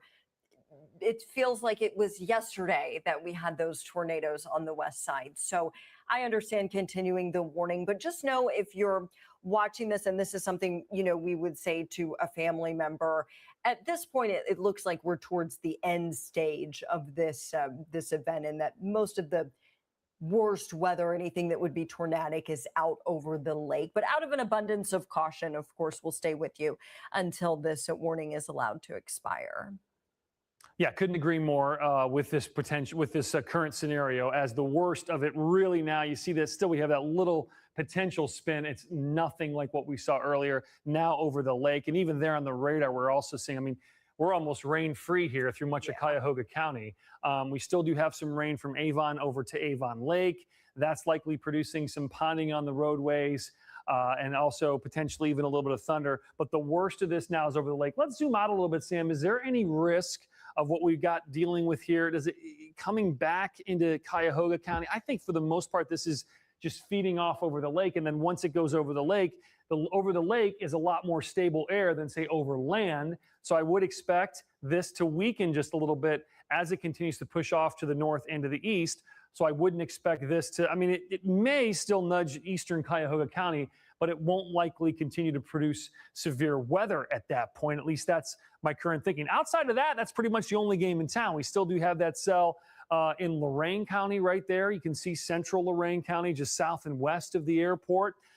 Cleveland down to Akron. Akron, Canton is dry. And again, if you're watching from Medina, Akron, Canton, you may say, well, you know, do we really need to know all this? Well, if it was in your neighborhood, you'd want to know the information. So we treat everybody equal here. We don't have preferential treatment depending on where you are. We cover a very large area here in Northern Ohio. So when we go underneath a tornado warning, we want to make sure that you know that we're going to have your back and we're going to have the information for you, even if it's not your county. We're going to be in the county next door potentially at some point as well. And of course, as we saw in August, sometimes the heart of the viewing area, which is Cuyahoga County, can also get slammed with very significant weather. And in this particular case, maybe we dodged a little bit of a bullet as far as massive widespread power outage and damage, because we haven't heard much of either. That's good news. We hope to continue that trend here as we head into the overnight and into the day tomorrow. And any damage reports will be properly investigated by the Weather Service and also, investigated to see if we did indeed have a tornado. And I would suspect, Sam, if we did get some damage down in that Clarksfield area, that's eastern Huron County, that would likely be the area that we did get a tornado touchdown. We did get confirmed on that. I wouldn't expect as much here, although we'll see in Cuyahoga and also into portions of Lorain County when the sun rises tomorrow. Yeah, I mean, that's where the storm looked the most textbook. It looked, for lack of a better word, the most intense, or it looked the scariest at that point. So there may be damage in that area. Again, everything kind of happened as we got closer to sunset. So if we do hear of any reports, we'll let you know. The newsroom and the assignment desk and everybody's, calling around and checking to see. We do have some additional reports of power outages out there. Okay. Across the area. I just got a tweet a few minutes ago from somebody. Not surprising. I mean, Yeah. we're likely going to have some outages here. Yeah. These are populated areas, trees. How many do we have? It looks like 73. Oh, not many, under 100 at this point. That could grow. We'll see what happens with that as we continue to move on through the evening. They're still keeping this warning going for another 10 minutes here. So 9:45, this warning. Also got a pretty interesting little cell there. I'm not sure what it's doing down there between Elyria and LaGrange. Looks like it might just be raining down there. And the worst of the weather here is just north and west of greater Cleveland here. It is weakening. We've lost a lot of lightning here, Sam, haven't we? We've lost a little bit of lightning out of this. It was producing a lot more lightning. We turned our Avon camera up and we didn't see much of anything. So that is always an indication of a weakening storm as well.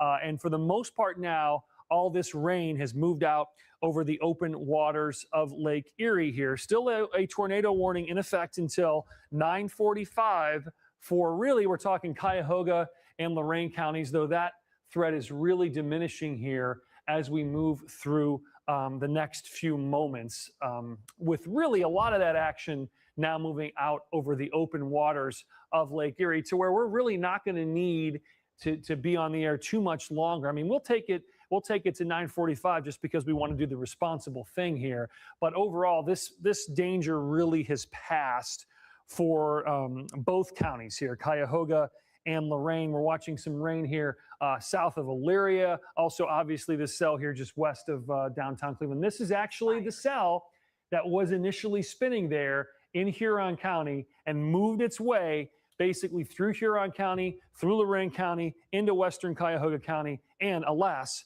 the tornado warning has been canceled.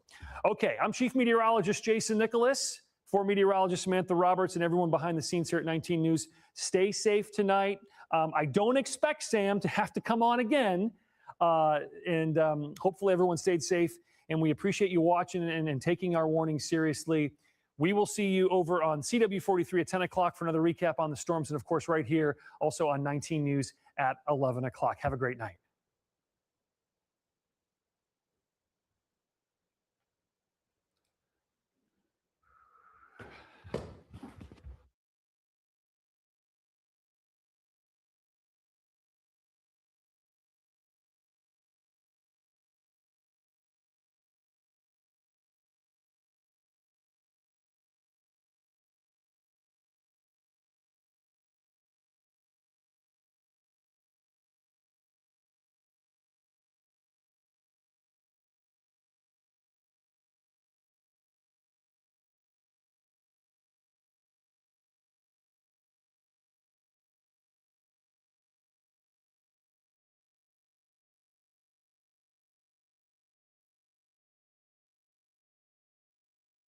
Where are we right now? It's about a 9, David. We've seen several lowerings with the storm. We've seen Scud being pulled up into the base of the storm. This whole updraft is obviously rotating here. It's just not getting rotation, strong rotation to the cloud base level yet. It's still a little bit high base at this point. We've also seen some half-inch hail that has fallen on us here, David. But, I mean, this thing is just evolving. The storm continues to get stronger, in my opinion, as it goes. It's basically trying to get organized now, David. All right, great job, Val. Looking good. And hopefully this will just stay like that. But this thing is spinning, right? A little bit of a, see the Scud here trying to develop. All right, so we have Scud developing underneath that updraft. That's there. Okay, so many storms to deal with. So let's go ahead and zoom on in, and let me show you what's going on here as far as velocity data. Let's start with the Southwest Metro storm, and then we'll make our way down the line. Hank is right there. And that is, let's see, let's make sure we get our, make sure control room that Hank's shot is up. We need Hank's shot up in one of these boxes. I don't care which one, but let's switch Hank out. I want to see him. And Hank's right here. This is the velocity. The couplet is just to his west. Okay, not strong enough for tornado warning yet, but it's moving northeast. There's your couplet right here, area of spin. It's going to go right on and just west of Will Rogers, coming into the Southwest Metro. Do we have anything on shear rate?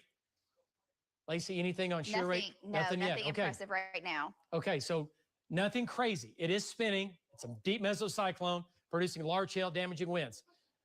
Okay, so wow. All right, a lot going on. Let's come back down the line here, and shear rate showing something down here. It looks like these are a couple stronger storms down southwest. Okay. All right, so Hook here. What you got? Okay, well, he can come a little farther. I mean, it's only going to be there for, hey, Greg, if he gets on the back side of this, on the southwest, a little farther, he can make his way in. All right, let's go to southwestern Oklahoma now. Severe storm over Cement, another one back and to the southwest of Pine Ridge or southwest of Fort Cobb and Fort Cobb Lakes right here. This is another severe storm. Let's turn radar on down here. And these are, again, rotating thunderstorms. And we'll switch radars here. This has a hook on it a little bit. It's a little bit elevated. And you're thinking, what does that mean? It's not completely rooted down into the lowest levels. And because it's kind of got a hook on the northwest side. So it is a supercell. It is rotating. It's moving northeast at about 40. And it's going to Fort Cobb.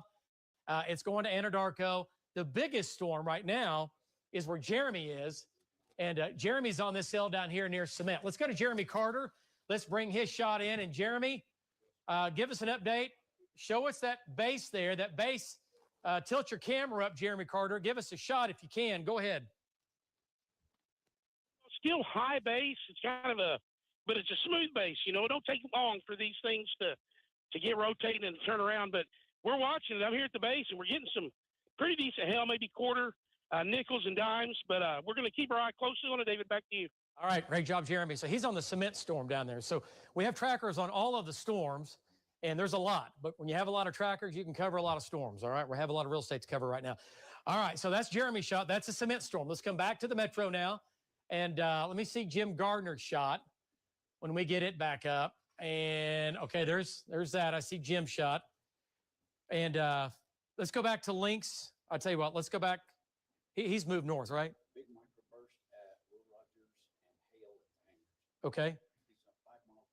Okay. All right. Big hail, microburst at Will Rogers, and I'm going to guess doing some kind of damage at the airport. It looks like from damaging wind. Damaging wind. Okay. That's where the hook is right here. This is moving all across Oklahoma City. Not tornadic, nickel, dime, quarter size hail. And here's your hook. Hank's right there. Let's go to Jim Gardner. Then we'll go back to Hank. Let's go to Jim, and then we'll do a storm track. It's going to Edmond. It's moving across the entire city. Jim Gardner, that has a mesocyclone in it. You can see the updraft. It is rotating. What do you think? Give us an update. Big hail in there and damaging winds for now. Go ahead, Jim.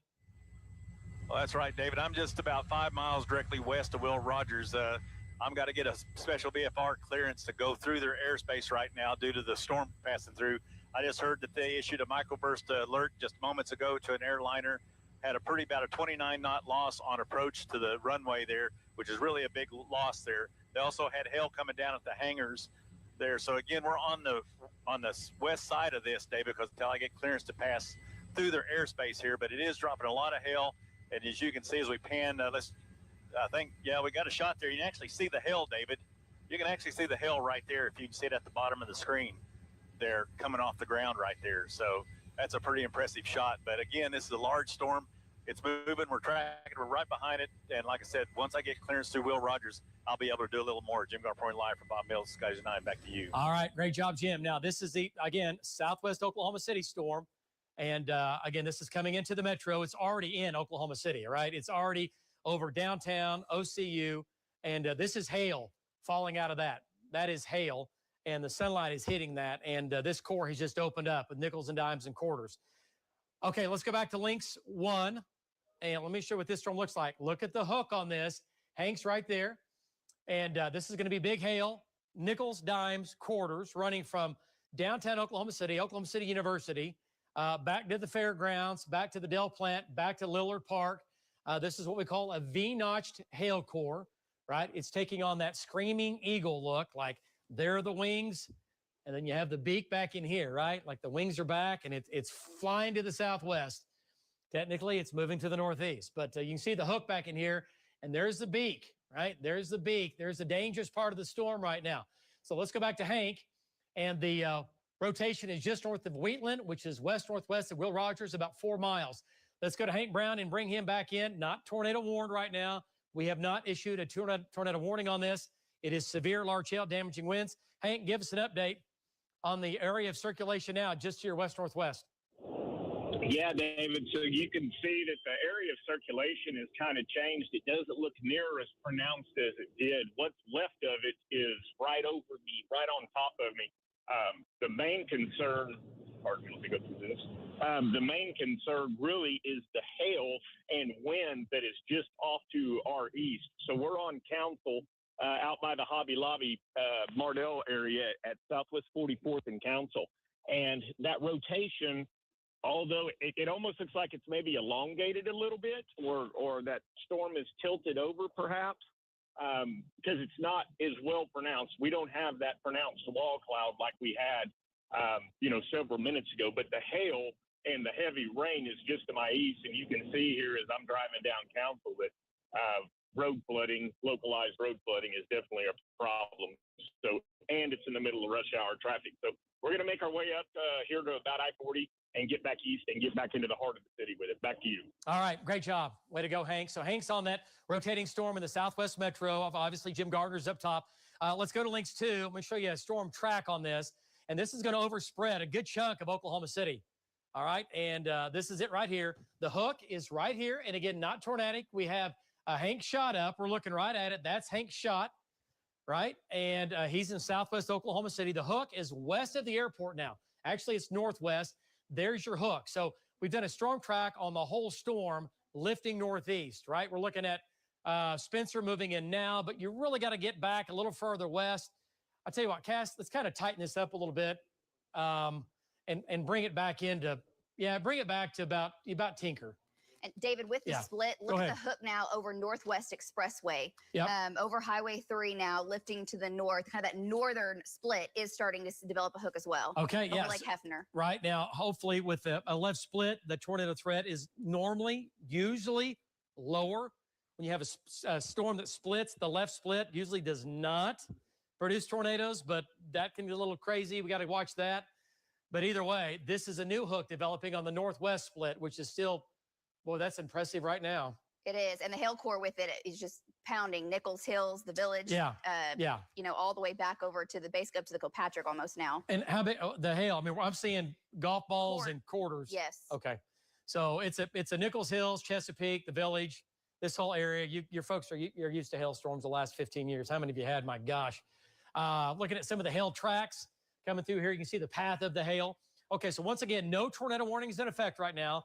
This is a severe storm, several moving into the metro. This is the first one of the day that is severe.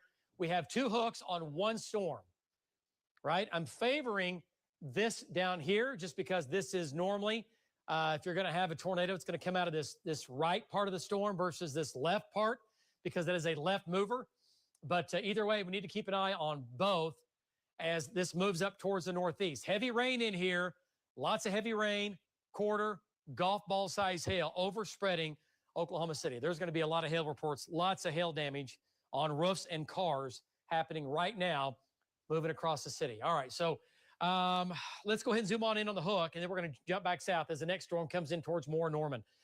Okay, so again, no tornado warnings in effect. This hook now is going to be right over Ski Island. There's your mesocyclone, lifting northeast up towards Edmond. Okay, Edmond, you're in the line of fire. Look at this hail core here. Let's zoom in on this. This is going to be crossing the Kilpatrick right here. Big hail now east of the Broadway extension and over to I-35. Not quite to I-35. but I-35 is right here. So it's, yeah, I'm sorry. I'm right. Broadway extension to I-35, and there's the Kilpatrick. So you got Kilpatrick, you got 122nd, now crossing 122nd, quarter golf ball size hail. That's going to Edmond. You folks in Edmond, South Edmond, North Oklahoma City, prepare. OCU, Oklahoma Christian University, prepare for a damaging hail event with quarters up to golf ball size hail, moving north at about 40 miles per hour. Let's go down the line. More hail, not as big, over the heart of Oklahoma City, over near the Capitol, northeast of the Capitol, over near Lake Aluma, and then coming into the Dell plant, more hail here with the other hook. This hook does not look as impressive as it did. So these hooks are not as tight as what they were. They're still there. They're still spinning. Yes, but no tornado warning in effect, okay? A little bit of a hook here, but it's nothing like what it was. And the storm to the north, the left split of the storm is still has a hook on it. Okay, let's go back to Lynx 2. And moving into Frontier City now on Lynx 2, we'll do a storm track. And if we can get that going, there we go. Edmond, 552. Remember, that's downtown Edmond, 552. It's going to be a South Edmond at about 5 minutes. It's moving in right now. That's that leading edge here. Edmond, get ready. It's coming in, moving from south to north. And nothing tornadic right now. These are both rotating storms, okay, but no tornado warning. We have not issued a News 9 tornado warning. Jim Gardner is there. He's right here. And he's going to keep moving with that thing to the north. All right, let's go back to Jim Gardner up top. And let me show you what this looks like right here where Hank is. Let me go back to Jim. Jim's looking off to the northeast. And Jim, you're on the backside of both of these rotating thunderstorms right now. No tornado warning. We have not issued one. Give us an update. Big hail in there, just hammering the heart of Oklahoma City. Go ahead, Jim. Yeah. Hang on just a second, David. You bet. Go ahead. Take your time. Roger that. We'll be looking for him. Yeah, sorry about that, Dave. We You're got fine. traffic. We're trying to cross Wiley Post. They got insane traffic out here at Wiley Post and Will Rogers, and trying to get everybody around these storms and getting traffic in and everything. Right now, we're crossing south of Wiley Post. Like you said, we're on the back side of this storm. And so we're going to kind of hang on the east side of Wiley Post here as this moves. But yeah, it's definitely, it's a hail producer, David. A lot of rain. Really still haven't seen too much cloud to ground lightning. But again, we're on the back side. We're just trying, we couldn't see from the south because we just got so much hail and rain in between us and where the storm is. So we finally worked in here on the east side. So we'll keep you updated. Jim Garber live for Bob Mills. Scotty's time. Back to you. I got the tower talking to me. Back to you. No, I get it, man. Remember, Jim's in the air. He's flying near Will Rogers, near Wiley Post. There's planes, helicopters. It's a, and he's got 10 people talking to him in his ear while talking to you at home. And he can do all those things at the same time. That's why he's the best, but he can do it. All right. There's that storm. Let's go back to Lynx 1 and talking about the storm strength here. I like that. Let's go back to that, Lacey, on Lynx 1 control room. And there's the lake now. Okay, that's Lake Overholser. Okay, so the storm strength, these are all pretty intense, severe storms. The biggest, baddest storm now in the state is the cement storm down here where Jeremy is. And we will check in with Jeremy coming up here in just a minute. And Justin, we need to have Jeremy move out of the trees and get to a high point because I'll go to him next. Okay, so we have 1, 2, 3, 4, 5. Like we've said, 5 supercells, 5 rotating thunderstorms. They're all producing damaging winds and damaging hail. But as of right now, no tornado warnings and no tornado on the ground, okay? So we're doing okay. Hopefully it'll stay like that. But as I have said and have been saying the last several hours, the tornado threat is going to increase into the evening as the low-level dynamics increase, okay? Everything moving from the southwest to the northeast. And while you're looking at that, 40. we did get a report of golf ball size hail near Blanchard and quarter size hail in Mustang. So the hail core was coming down some, but easily, like you were saying, quarters to $50 possible in the metro in Edmond now as that north split is coming on through. Yeah, and the north split, as you know, can often produce the biggest hail sometimes. So some big hail out of that. Okay, let's go back to reflectivity here. And let me kind of get our bearings straight. Kind of give you the big view. We have these 5 storms. 1, 2, 3, 4, 5. And actually, we have 6 now. Another one developing near Colony. They're moving northeast at 40 miles per hour. Marty Logan's coming in from the north. Justin, let's make sure Marty gets on the good side of this thing and brings it into the Edmond area.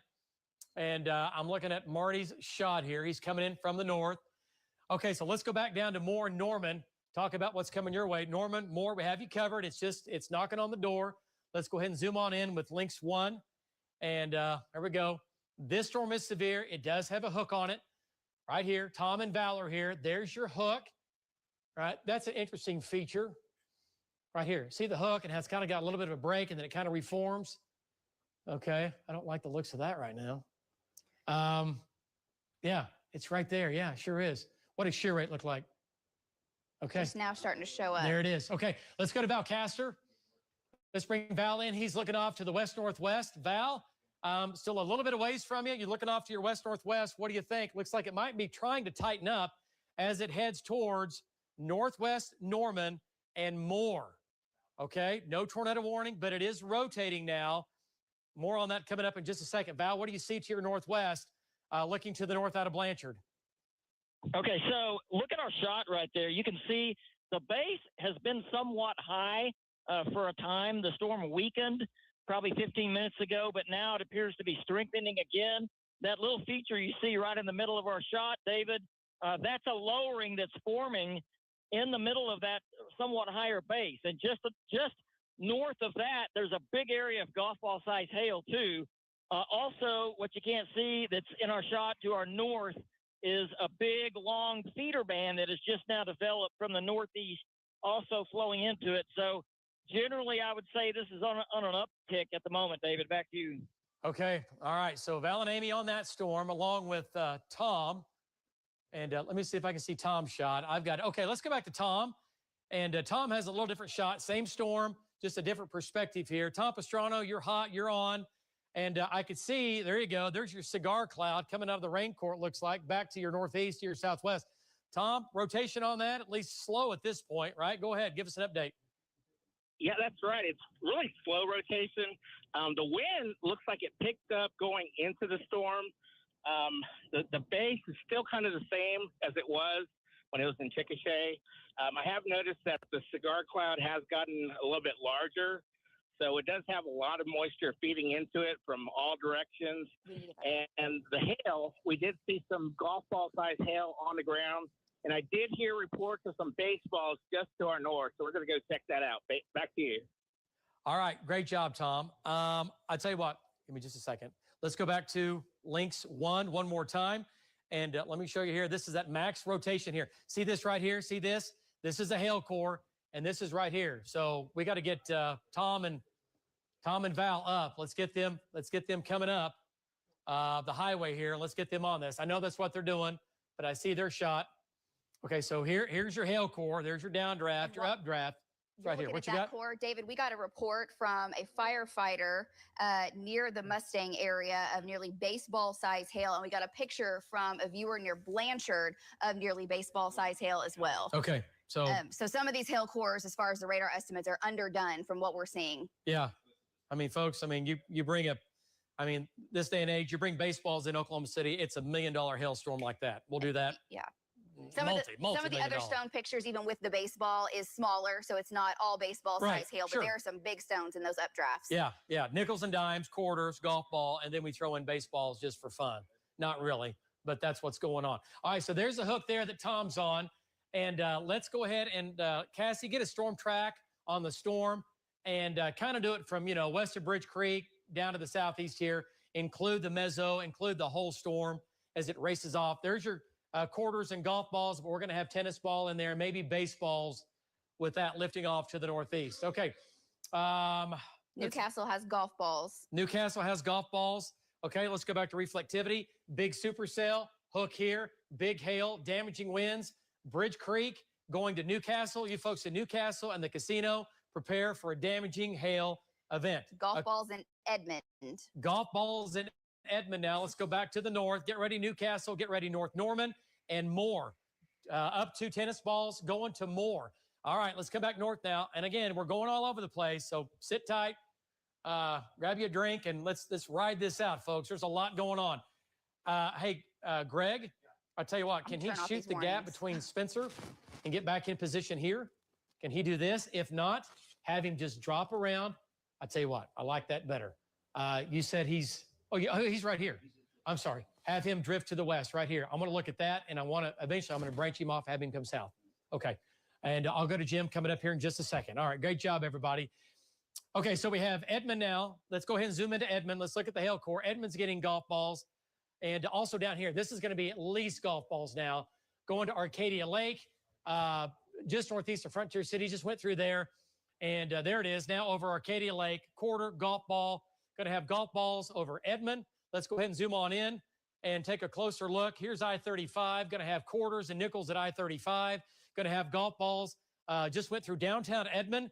Now moving into North Edmond. There's Mitch Park. Edmond High School, Edmond North, getting golf balls right now. And this is going to move up into North Edmond, then eventually up into Logan County. So a big hailstorm now in Edmond happening right now with winds 60 to 70 miles per hour. There is a hook on this back to the southwest, nothing tornadic. We are watching it, and it is spinning. Okay, so that's moving north at about 40. All right. So devastating hailstorm in the heart of downtown Edmond, right? Lots of nickels, lots of quarters, dimes, but we're going to have golf balls in here. John Ross Elementary. There's Danforth. Okay. Covell, Coffee Creek, Sorghum Mill, Waterloo. Marty's coming in from the north. Hey, Justin, let's get Marty east on this. What are you doing with Marty? Okay. All right. Let's do that. Okay. So let's back out of this. Edmond, you're at the gun right now for wind and hail. There is a hook, but I'm not worried about it right now. Okay, Tom has hail right now, Justin said. Okay. Let's go to Tom Pastrano, and we'll jump back in. Tom is on this storm down here on the one in the coming into Moore and Norman. Let's go to Tom and get an update. Tom, give us an update on the hail and the mesocyclone, the updraft. Go ahead. Yeah, David, there's some larger than 2-inch hail falling. I am about 3 miles to the south of Newcastle, and there's quite a bit of it, and it's pretty hard hail, so it's going to be a damaging hailstorm. I'm driving a little bit closer to Newcastle. As I get closer, the hail gets larger. Back to you. Hail, and this time of year, as you're still in April going into May, the atmosphere is very cold, and our hail is usually very, very hard. So as you get into June and July, if you're still getting some hail, usually it's not as hard. It's a little bit softer because the atmosphere is a little bit warmer, right? Information you probably don't need, but I'm just telling you, the hail today and the hail this time of year, it is hard, and it does more damage, okay? When it hits, it doesn't always break apart. It puts a dent in the roof or everything else. Justin, you have something? Okay, is your mic on? Okay, do we have Justin's mic? Talk again to me. Okay, we'll get Justin figured out. He's alive, I promise. Okay, here's your storm track. Oh, look at the hook on this. Goodness gracious. And the one to the north is also over Midwest City. The hook in the last scan just tightened up as well. Okay, all right. Now, folks, this has me concerned right here. That is really, really tightened up. Okay, all right, let's go back to this now. Okay, real quick. Norman at about, let's see, Norman at about 6 o'clock. Now, I want to point out, Norman's going to be on the east side. The tornado threat's going to be going to Moore. Okay, there's your hook. This is going to North Norman and Moore. So everybody in Moore, it's getting close. I'm just going to tell you that. The hook is becoming very pronounced. No tornado warning from us, but that hook is very pronounced now, and that is exactly what we don't want to see.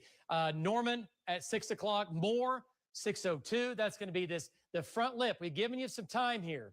We're doing a storm track from the eastern, northeastern side of the hail core, not to where the tornado would be. So you've got a little bit of time.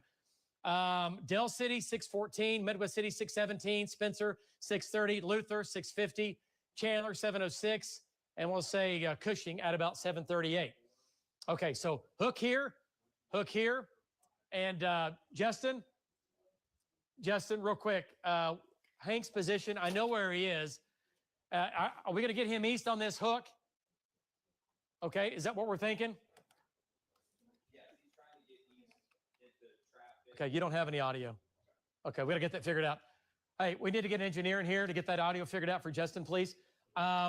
Okay, so Justin, real quick, let's get Hank on that Midwest City storm. Yeah, he's heading east towards Midwest City. Okay, thank you. There you go. You sound great. Best you've sounded all day. I mean, that's a compliment. All right, so hook here. Let's go. Let's go ahead and zoom on in. Let's go back to Lynx 1. Look at the hook on this. And let's go back to Lynx 1 control room. And do we have links 1? That's links 1. Lacey, what are you on? Thank you. That's links 1. Okay. So there's the hook now, just to the east of Bridge yep. Creek, riding Highway 9. Yep. Here's Highway 9. This is Tom. And here's Val. I don't see Val's GPS. He's right under Tom. They're in the same location. Oh. Yeah. Okay. They're together. That makes total sense. Okay. They're riding together, at least for a minute. Okay, let's go to Valcaster. Val's looking off to the west. Val, circulation is 1, 2, 3 miles due west of you, Valcaster. Still a little bit elevated, which is a good thing. What do you think? It has a mean-looking hook on it right now, though. It has a stinger coming back on the southwest side. Go ahead, Val. Absolutely. This thing is getting organized quickly as we speak. Punch it up on the. I got some hail in my hand here. I'm going to show you. Punch it up on the. There you go, right there. Okay, so David, we just stopped. This is 2-inch hail. We just picked up. It's still falling very sporadically, but so we got the hail here. This is 2-inch hail, a little bit bigger than golf balls, and also just to our west, maybe 3 miles. David, this thing is getting wrapped up again. We noticed it on radar first, and then started forming a lowering back there. So it almost also looks like to me that it might be lifting a little bit more northeast rather than more east-northeast.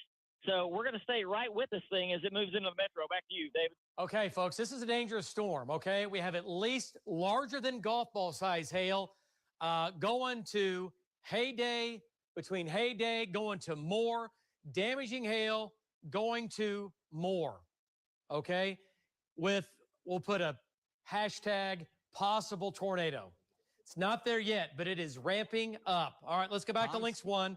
Tom is seeing a little bit of rotation in the base there. All right, and let's go back to Tom here, and let's get an update from Tom. He's a little farther north than Val, looking off to the southwest. Let's take Tom Pastrano's shot.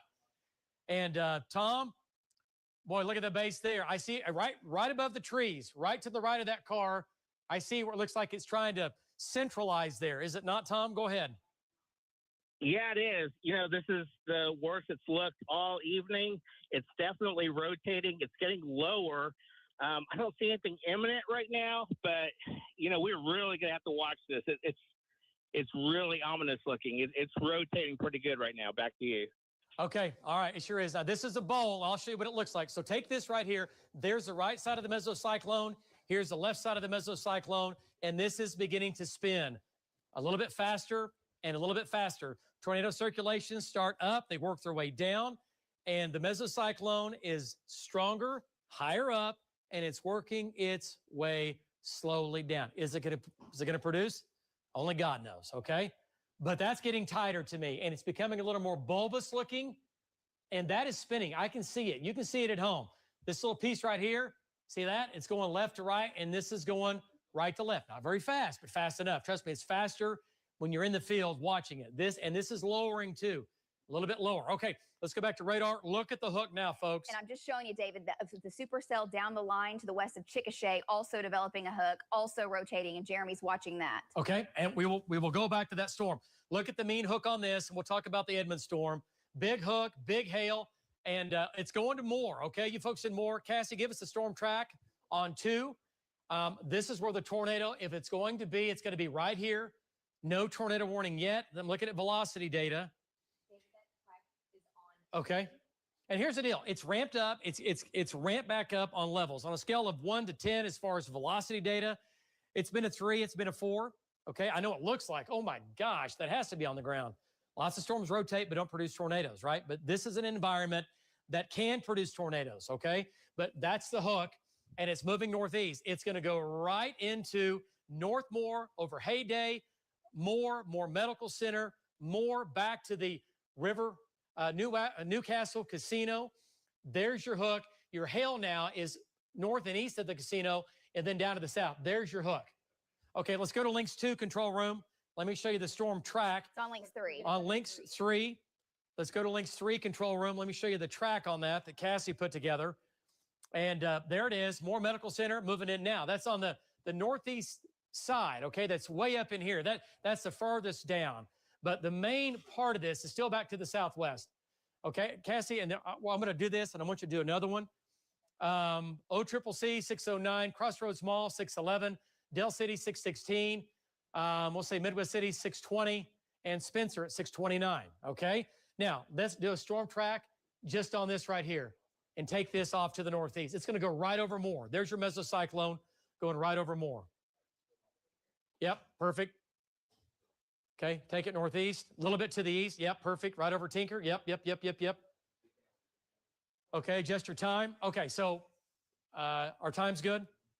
Speed good. All right. So this is a dangerous storm, large hail, damaging winds. More at 620. That's with the mesocyclone, not the hail. The hail gets there earlier. More 620. Del City 630. Tinker Force Base same time 630. The Zoo 637. Choctaw 645. And we'll say Jacktown at about 7 o'clock. Still a ways down the road, but you folks in Choctaw, Hera, Tinker Air Force Base, large rotating supercell, big hook, could produce a tornado. Right now, we're not quite there. It is producing large hail, damaging hail there. Okay, let's go back to Jim Gardner. Is Jim getting back in position? Okay, let's go back to Lynx 1. Let me look at radar here real quick. Let's go back to Lynx 1 control room. Let's switch radars here. Let's back out of this just a second, get our bearing straight. Let me see where Jim is. Make sure we're good. Back out. Okay, just to make sure. Jim's here to the north. Okay, so so where's Jim right now? Okay, great. Here's what I want Jim to do. I want him to drop. I want him to just drop a little farther south, get on the southeast side of this. Right here. Gotcha. Yep, head to don't even go to Blanchard. Just come around that mesocyclone right there. He'll be there within 5 minutes. So if you're just joining us, no tornado warnings in effect. We have 1, 2, 3, 4, 5, 6, 7, 8. At least 8 rotating supercells producing large and damaging hail, larger than golf ball. We've had up to baseball size hail, very hard hail doing damage. We've had damage in Oklahoma City, in central Oklahoma City. We've had damage in Edmond due to large hail, at least golf balls. And each one of these storms is producing at least golf ball size hail, if not larger. Okay, moving to the northeast.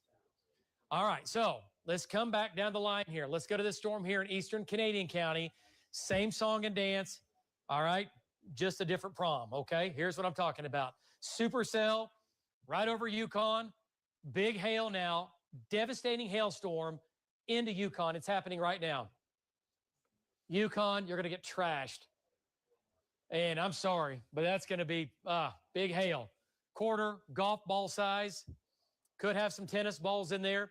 It's crossing already I-40, crossing Highway 66. It's going to Surrey Hills.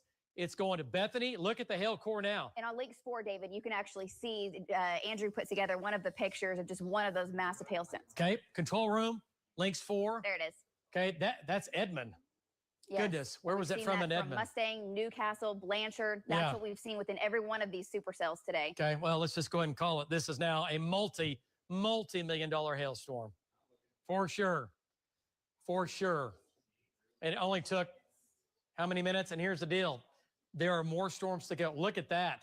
Look at Blanchard. That's tennis ball to nearly baseball. So that's the kind of hail that will go through your windshield, will go through the window in your house. And if you have any wind with that, you can be hurt from hail that big, okay? That hail, that's the kind of hail that will hurt you. And rare cases, people have lost their lives from a hailstone that big. So just remember, lightning, thunder, hail that big, hail of any size, get inside. Don't get hit in the head with that. Okay? All right, let's go back to reflectivity here. Go back to Lynx 1. Big storms, and a lot of them, they're all severe. Okay, so severe storm now, hail core over Yukon, headed to north of Bethany. Go ahead and zoom into this, Lacey. Edmund, your storm's moving out. We'll talk about that coming up. Zoom into the Mustang? Yes, I'm sorry. Or the Yukon? Okay. Yukon. Okay, so it's going to Northridge Elementary School, going to Ski Island. This is big hail in here. This is going to have quarter, golf ball, tennis ball size hail. Well, this whole area is not tennis ball, so let's not get nutty. But there's a lot of quarters and golf balls in here with tennis ball. And this is showing baseball size hail now. Baseball size hail on the northeast and east side of Yukon. Headed northeast, baseball size hail. Coming into the west side of Oklahoma City here shortly. Baseball size hail. Yeah, right on Route 66 and Sarah Road. Yep. Sarah Road. Hey, Mark, would you hand me my glasses when you get a second? Yeah, it's okay. Here's Wilshire, right? That's gonna be. Thank you, sir. Appreciate it. I'll buy you dinner later. Thank you. Well, anything else you need? I got you, brother. All right. There's Wilshire, right? And this is going to be 63rd, way out west. There's Morgan Road. This is a very, very large and damaging hail core in here, lifting to the north. Okay, let's go a little farther north here, Lace.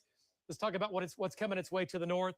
Harvest Hills Elementary, keep going. Francis Tuttle is right here. It's going to there. It's going to Surrey Hills. There's Memorial. There's the Kilpatrick Turnpike that makes the loop out into Canadian County. Mercy Hospital, prepare for a damaging hail event for you. Deer Creek, back to Four Corners, damaging hailstorm. We're watching it. Okay, let's come back south now. Let's talk about this. Let's go back to Edmond.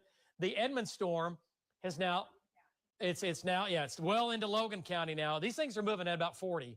So the hook is still here, but again, it's a left mover, probably not going to produce a tornado out of this left side. Still has a hook and left movers. They're called left movers because they split, storm splits. You got one that goes left, one that goes right. And this is a left mover. They'll have a mesocyclone. It's going to be an anticyclonic. They usually don't produce tornadoes, but they produce big hail. Siri, stop. That's going to Meridian. All right, and that hail core is going to Meridian, going to Merrick, and going to Goodnight, and going to Vinco. Okay, we're watching that. Nothing tornadic with that. Okay, so next Jim's, storm is severe over Hinton, going to the Cherokee Trading Post and Calumet. Yeah. Every one of these are going up and trying to rotate and produce hail. Yeah, every storm is. Okay. I'll just zoom out so you can see how many. I'm going to turn the warnings off because it's just go ahead. But there you go. Okay, and then we're going to jump back to let's go to, so all these storms are all severe, and they're all coming through central Oklahoma. They're all coming through central Oklahoma. All of these are going to move across the city. So there's a pretty good chance when you're looking at that if you don't have hail yet at your house, there's a decent chance you're going to get some. I'm just saying, because we have a lot of storms. Hail swaths, hail tracks, right? And we're starting to see a little bit of that purple showing up where the hail has been really intense, but there are your hail tracks moving across central Oklahoma. Okay, let's go back to Val. Val's on the hook down here. This is a scary scene. And like I said, this is coming right into Moore. There's the Orr family farm. Big hail coming into the Orr family farm. Mr. Orr, you need to move it in. You need to cover it up, buddy. And then from there, it's going to Moore. Okay, there's Hayday, right on I-35. Big hail to the west of Hayday, back where Tom is, and Val's down here on the hook. Let's go to Tom Pastrano. Tom's looking off to the south there. Tom, what direction are you looking in your shot? Let's bring Tom Pastrano in. There's the bowl. There's the hook. No tornado on the ground. It is rotating. Tom, big hail for sure, just to your north and east. What do you think? Looks like the lowering is a little bit lower. Go ahead. This is looking towards the southeast of Newcastle. Newcastle got pummeled by some large hail, but this wall cloud it's slowly rotating. It's actually slowly getting better organized. They are sounding the sirens here in Newcastle as a safety precaution. I don't see anything imminent at the moment, but that could change at any minute. Back to you. Okay. All right. So that's the wall cloud under the storm that is headed towards Hayday and Moore.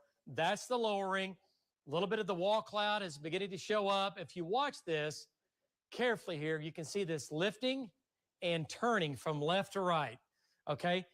He is in Newcastle, and this is going to be just to his south.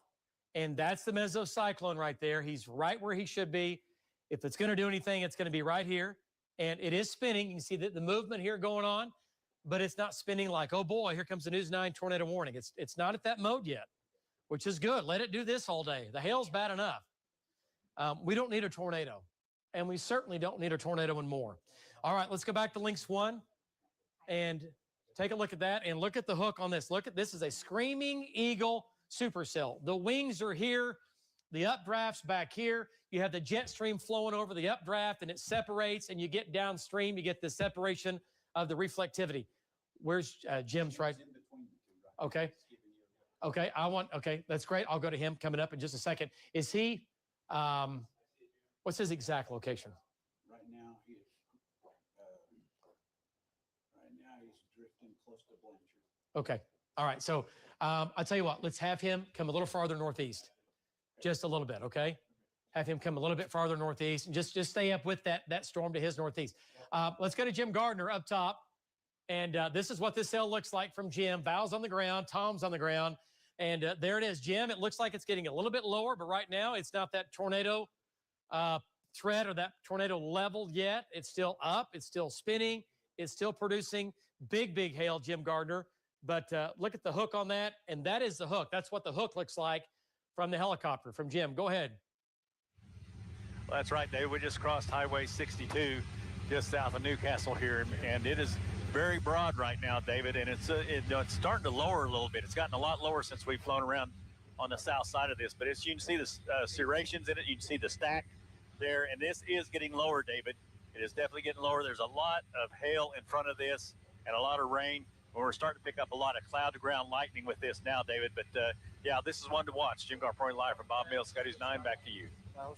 Okay, all right, so just talking to Justin here and going through the weather team. Remember, we're talking about this earlier when we went on the air today, how the tornado parameters or conditions favorable for tornadoes get higher as we get into it. 6:15, 7 o'clock, 8 o'clock.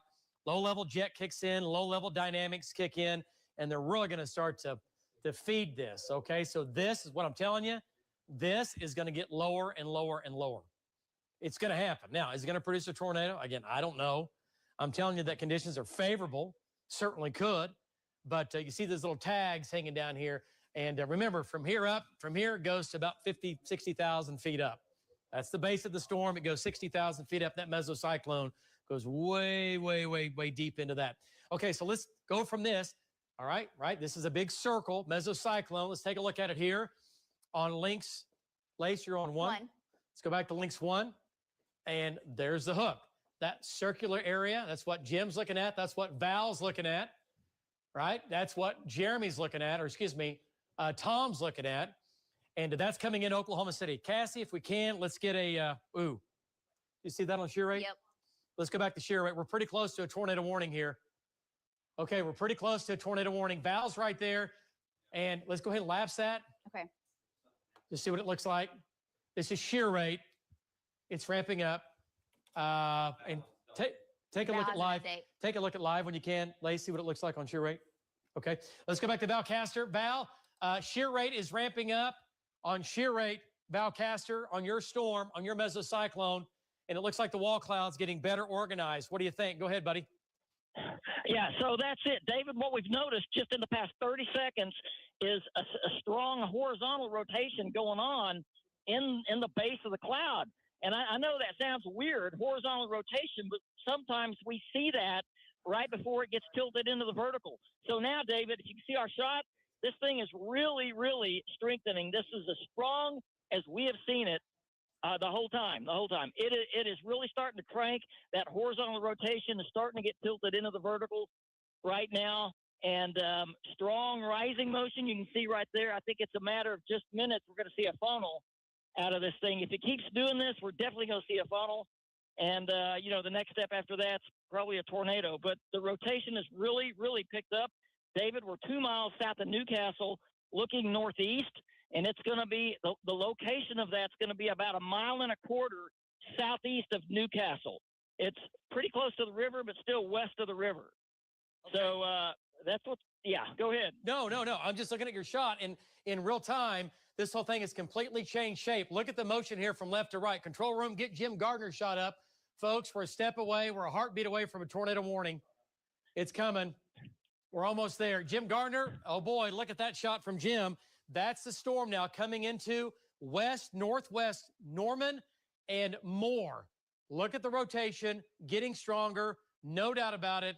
And I'm really concerned about this right now. All velocity data, shear rate, getting stronger with this. Look at the tag here hanging down. This whole thing is moving from left to right. Jim Gardner, take it. You are hot. Go ahead. Well, that's right, David. You're exactly right. Val's got her exactly right. And now you're seeing this form. There's a lot of motion in there, and we're right up next to it, David. I mean, we're just tracking this thing. I mean, we're glued to it right now. But out in front of this, David, is a lot of hail, a lot of rain, cloud-to-ground lightning. But this spin, you can see it. It's starting to form, David. It's actually trying to form two right there. And we've seen this before. You get two things rotating there, and all of a sudden they become one. And, I mean, this is happening right now, David. It is very low to the ground. It's not that high off the ground. And again, this is a massive wall cloud. As we pull back and look at the serrations around and the stack, it's just one huge wall cloud right now, David. And then we're going to stay with it, keep watching it, and keep you updated. Jim Garport live from Bob Mills, Scotty's 9, back to you. All right, Jim, here we go. News 9, tornado warning for this storm now. And we have tags hanging down, tornado warning for you folks in North and West Norman and more. Let's do it now. And it's all because of this. You're seeing it live right here on News 9. The tornado is not on the ground yet, but it's rotating and everything is lifting and turning. We're starting to see some tags underneath here. Tornado warning for this and for that. Right now we have 2 areas of concern. This one, that's it. Hey, Jim Gardner, that's it right here. Let's go to Valcaster. Okay, stay tuned. Jim, it's going to be the cone on the right. The cone on the right is the one that's tightening up. I'm telling you right now. The one on the left is accessory cloud. It's the one on the right. Go ahead, Jim. That is spinning. Look on the ground. Right, David, that's the one we're look on the ground. For a minute there, I really thought it was going to go ahead and do it, and still might do it here, but it's the one on the right. The one on the left is, like you said, is just kind of following along here, but that one on the right is what we're really watching. Val's got a really good position on it, David. So do we.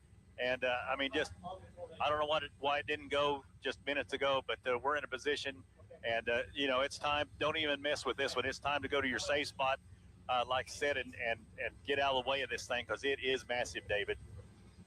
Okay. All right. Great job. So tornado warning. This is going to be for Moore, Olive Moore, and West Norman because of this right here. That's it. We're looking on the ground for anything on the ground. This is crossing the river at Franklin Road. Yep. Let's go. Right. Let's do it. Let's go back to Lynx 1. Lacey, let's go back to your radar. Let's go back to Lynx 1. Then we're going to go back with Val. So here's Tom. Here's Val. Here's your hook. Right. This is all the quarter, golf ball, tennis ball size hail. It's a double whammy. You get trashed by hail and you might end up with a tornado. It doesn't get any worse than that, right? So that's what's going on. This is going to be Northeast 16th. And what do we have right here? Is that 62? You're looking at Main Street coming out of Newcastle, yeah. yes. Yeah, Highway 62. Yeah, Highway 62, yes. Yeah, Highway 62. There's Newcastle Casino. This is the Newcastle Fire Department. There's the hook right here. Tom is right there. Val's on the ground. And I'm going to lapse it so you can see it moving east-northeast.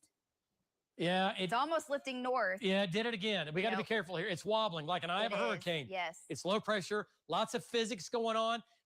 Here's the deal. Remember, it's trying to live, it's trying to eat, it's trying to survive. What it wants is warm, moist air, okay? So it's trying to make its way a little farther east to tap into that warm, moist air and that low-level jet about 3,000 to 5,000 feet up. But other dynamics in the atmosphere thinking, hang on, we're going to try to pull you to the north. So you get this big area of spin, and that's spinning and trying to do this. And wow, look at that shot from Jim Gardner, guys. And here's our live, David, now coming in. It's crossing the river as we speak. Look at the, folks, you don't see mesocyclones like that very often. Control room, let's put the 3-box up. Look at the right side of the mesocyclone. Look at the left side of the mesocyclone. Grandma is serving pancakes. Wow, that is incredible. Check that out. That is a mesocyclone that is hanging out. It's an LP. There's no precipitation around the mesocyclone. That is spectacular looking, I'm telling you, for Oklahoma City. That's what you see in western Oklahoma and the panhandles, not in Oklahoma City. Very often do they look like that. All right, so this whole area is spinning, tornado warning with that. Wow, wow, wow. Okay, let's go back. We're going to get a storm track on this. There's your hook. Once again, the hook is going to go on between Hayday and downtown Moore. Tornado warning now between Hayday and Moore and downtown Moore, lowest level, center part of the house. Right now, you folks in Moore are getting absolutely hammered with nickels, dimes, quarters, golf ball, tennis ball size hail, all in here. Orr Family Farm, Southwest Oklahoma City, up to North Moore. Remember, this is coming into southern sides of Oklahoma City, too. And the next one down the line, it's not tornado warned, David, but that one is rotating quickly. It's actually intensified just north of Chickasha, coming up I-44. So there's another one to the southwest of this one that we're still watching closely. Okay. All right. So both of these are they're all dangerous storms because of the hail. These two storms are dangerous because potentially going to try to produce a tornado. All right. So big hail. Orr Family Farm down to Southmore High School. Right here, folks, I'm looking at baseball size hail now. Southwest 149. This is where the tornado is. Okay. And that shot there, that mesocyclone is that right there. This donut feature, that is that from Jim Gardner. And we have Val Castor on the ground along with Tom. Okay. Okay. What does shear rate look like? Here's our shear rate. I mean, it's still just as intense as it was. It hasn't changed That's too fine. much. Okay. Is that our live? Yes. Go back to our live. One more time. Okay. This is a product you'll only see on News 9. Everybody else is delayed. Not this radar. It's a 1,000,000-watt dual pole radar, the most powerful live radar in Oklahoma. And our data is not delayed. And it matters. It matters to you at home when storms are moving 30, 40, 50, 60 miles per hour. This is not delayed, okay? This is not delayed. This is live radar. That shear rate tells you exactly where the rotation is, and it's being derived off of our live radar scan. There's shear rate. There's the hook. There's where the tornado is. If it sets down right now, there is no tornado on the ground, but the tornado warning is there, and it continues for west-northwest Norman and west and southwest Moore. If I live in Moore, lowest level, how many times do we have to say this? For Moore, lowest level, center part of the house. Many of you have storm shelters. Go there if you live in Moore. And if you don't have a storm shelter, fine. Listen up. Turn the TV up. If you're in your house, turn it up so you can hear me. Make it way loud that everybody can hear. Go to the center part of the house, lowest level. If you live in Moore, if you live in west and northwest Norman, small closet, small bathroom, okay? Grab grandma, grandpa, whoever. Grab everybody, get in that small closet, get in there, and hang in there. Let this thing ride itself out. Look at that shot, folks. That is absolutely amazing. Okay, so this is coming into Moore right now. Let's go ahead and zoom on in. Okay. Here's the hook. Big hail, just trashing Moore. Or Family Farm is just getting absolutely hammered. Or Family Farm right now, and from there north is getting hammered. Okay, let's go back to Val Castor, and then we'll do a storm track. Let's go back to Val on the ground. Val, is that okay? All right, now I know you're thinking it's on the ground. I think that's not a tornado. That's not a tornado. I know it looks like one. Val, it looks like is that trying to go vertical and pull that into it? Horizontal into the vertical. What do you have going on right here with that? Yeah, it's slowly rotating, and it's kind of halfway horizontal and halfway vertical right there. That's a lot more ominous than it looks. But when I see those kind of things, and we've seen those many, many times before, it usually leads to a tornado. So we're going to watch it very, very close. It is east of us. It's right, David, that thing is right over the river. And it looks like it's just kind of slowly moving northeast, right towards the southwest part of Oklahoma City, Moore, Norman area there. So, yeah, it's not rotating strongly at the moment, but we know how fast it can ramp up just like it did a while ago, David. Yeah, it doesn't take any time at all. Okay, so the circulation, Lacey, okay, so that Val's in Newcastle. This thing is in West Norman. It's west of Norman. And let's go back to velocity data here and shear rate. Let's take a look exactly where this is. And Val's back in here, and he's looking off to his east. So it's right here. Here's Norman Regional Healthplex. Here's Ruby Grant Park. Here's Heyday. And it's right here. It's back in here. It's over the river. It's over the river, and big hail. Just went on top and north of Briarwood, and that's going to ride up I-35, going to go right over the Moore Medical Center. All right, so tornado warning continues for you folks in Moore, lowest level, center part of the house. If it's going to produce a tornado, you're going to see it live on News 9. It's going to be in that top box. And there's no tornado on the ground right now. And Hank has a shot on 35 moving south. Okay. All right, let's go to, okay. Okay, so Hank. The Moore Medical Center. Yep, Hank is at the Moore Medical Center. Let's go back to Hank. And, oh, what a nightmare. David, if you look at that older hook kind of occluded, and the new one is now what's approaching I-35, almost moving due east. Oh, wow. That shot is awful. Yeah, that shot is about as bad as it gets. Yeah, I see the new mezzo now. It looks like northwest of Ruby Grant Park. Yes. Talking about the new mezzo? Yes. Yeah, I see that now. Okay, let's go to Hank. Hank, I-35, not good. Bad place to be right now is in Moore. Go ahead. Yeah, David, I-35 and 19th Street, people have parked underneath. They've blocked almost the entire I-35 southbound off. I'm in some golf ball size hail right now. Patty, pan the camera to the right. So right in front of us is a new mesocyclone that looks like it's forming on the east. Pan to the right. This is back to the west. This is back towards 19th and Western. And that looks like the old circulation to me that's occluding. I come back here. This is at I-35, somewhere near Hayday, Indian Hill Road. And you can see the movement in that cloud base right there. But folks, if you're coming down I-35 southbound, if you're in the car listening to us, just get off. If you're in the northern part of Moore, get off and wait for a few minutes. This is going to pass I-35 here in the next 4 or 5 minutes, because if not, you're getting a very dangerous situation where people are parking up under the overpass. But David, as you can see, back to the circulation, I am at 19th Street looking due south, and this is going to be near Indian Hills Road, give or take somewhere around there. About a mile to my south is where the new circulation is formed, and it's crossing I-35 or coming on to I-35 right now, David. Back to you. Okay, folks, and great summary there, Hank. This is I-35 southbound at Indian Hills Road. People are trying to block the highway, which is illegal. You cannot do that. You should not do that. You need to be thinking about other people that are trying to get home and get places, and you're blocking the road. It's illegal, and it drives me crazy. Don't do it. This all started April 26th of 1991, and people trying to get up under underpasses, and it's a horrible idea. First of all, it's selfish. You're only thinking about yourself. Don't do it. Keep moving. Keep moving, okay? All right, so this is the new mesocyclone. Let's go back to Lynx 1 and some damaging winds. So here we go. Here's the hook. Now, this is the old hook. Here's the new hook. The new hook now is coming in and just to the south of, well, pretty close to Hayday. Yeah. Yeah, so Indian Hills, and yeah, it's over Hayday. And Tom has wrapping rain curtains from his position. Okay, I'll go to Tom coming up. So tornado warning now. So here's the deal. Big hail in Moore. The tornado threat is going to be in South Moore. Okay, the tornado threat's down here by Hayday right now.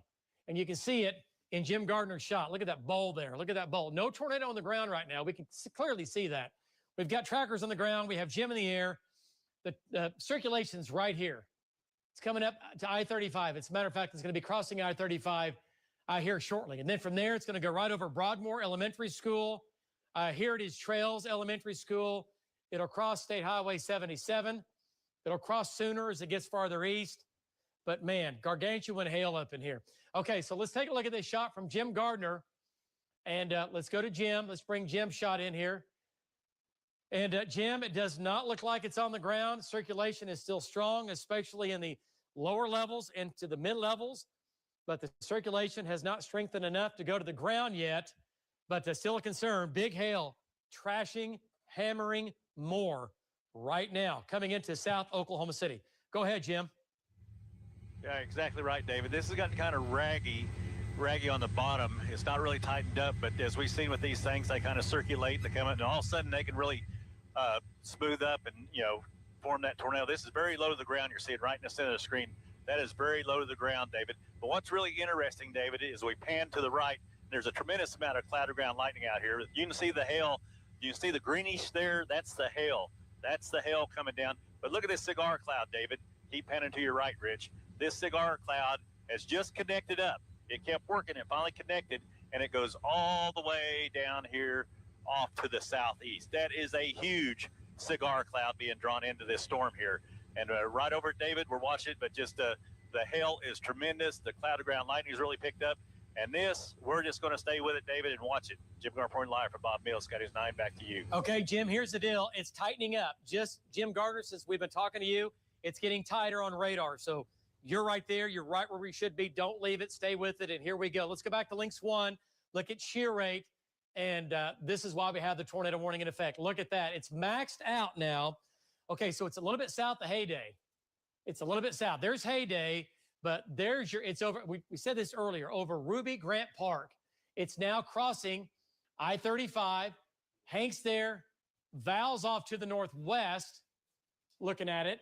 And I see it in Val's shot. And let's go ahead and lapse this. Let's just see what it's doing on shear rate. See it kind of evolve. It's moving pretty much northeast. So it's going to cross 77 and 34, that intersection. Highway 77 and 34, I think it crosses there. And then the next line of fire is going to be Lake Stanley Draper. Lake Stanley Draper, possible tornado for you. Okay, so if you live in, well, or just east of Ruby, Grant Park, tornado safe spot. Lowest level, obviously storm shelter first. Lowest level, center part of the house, small closet, small bathroom without any windows. And you got to go now. Not on the ground, but it could happen at any time. Look at the shot, folks. Look at the supercell. Look at that.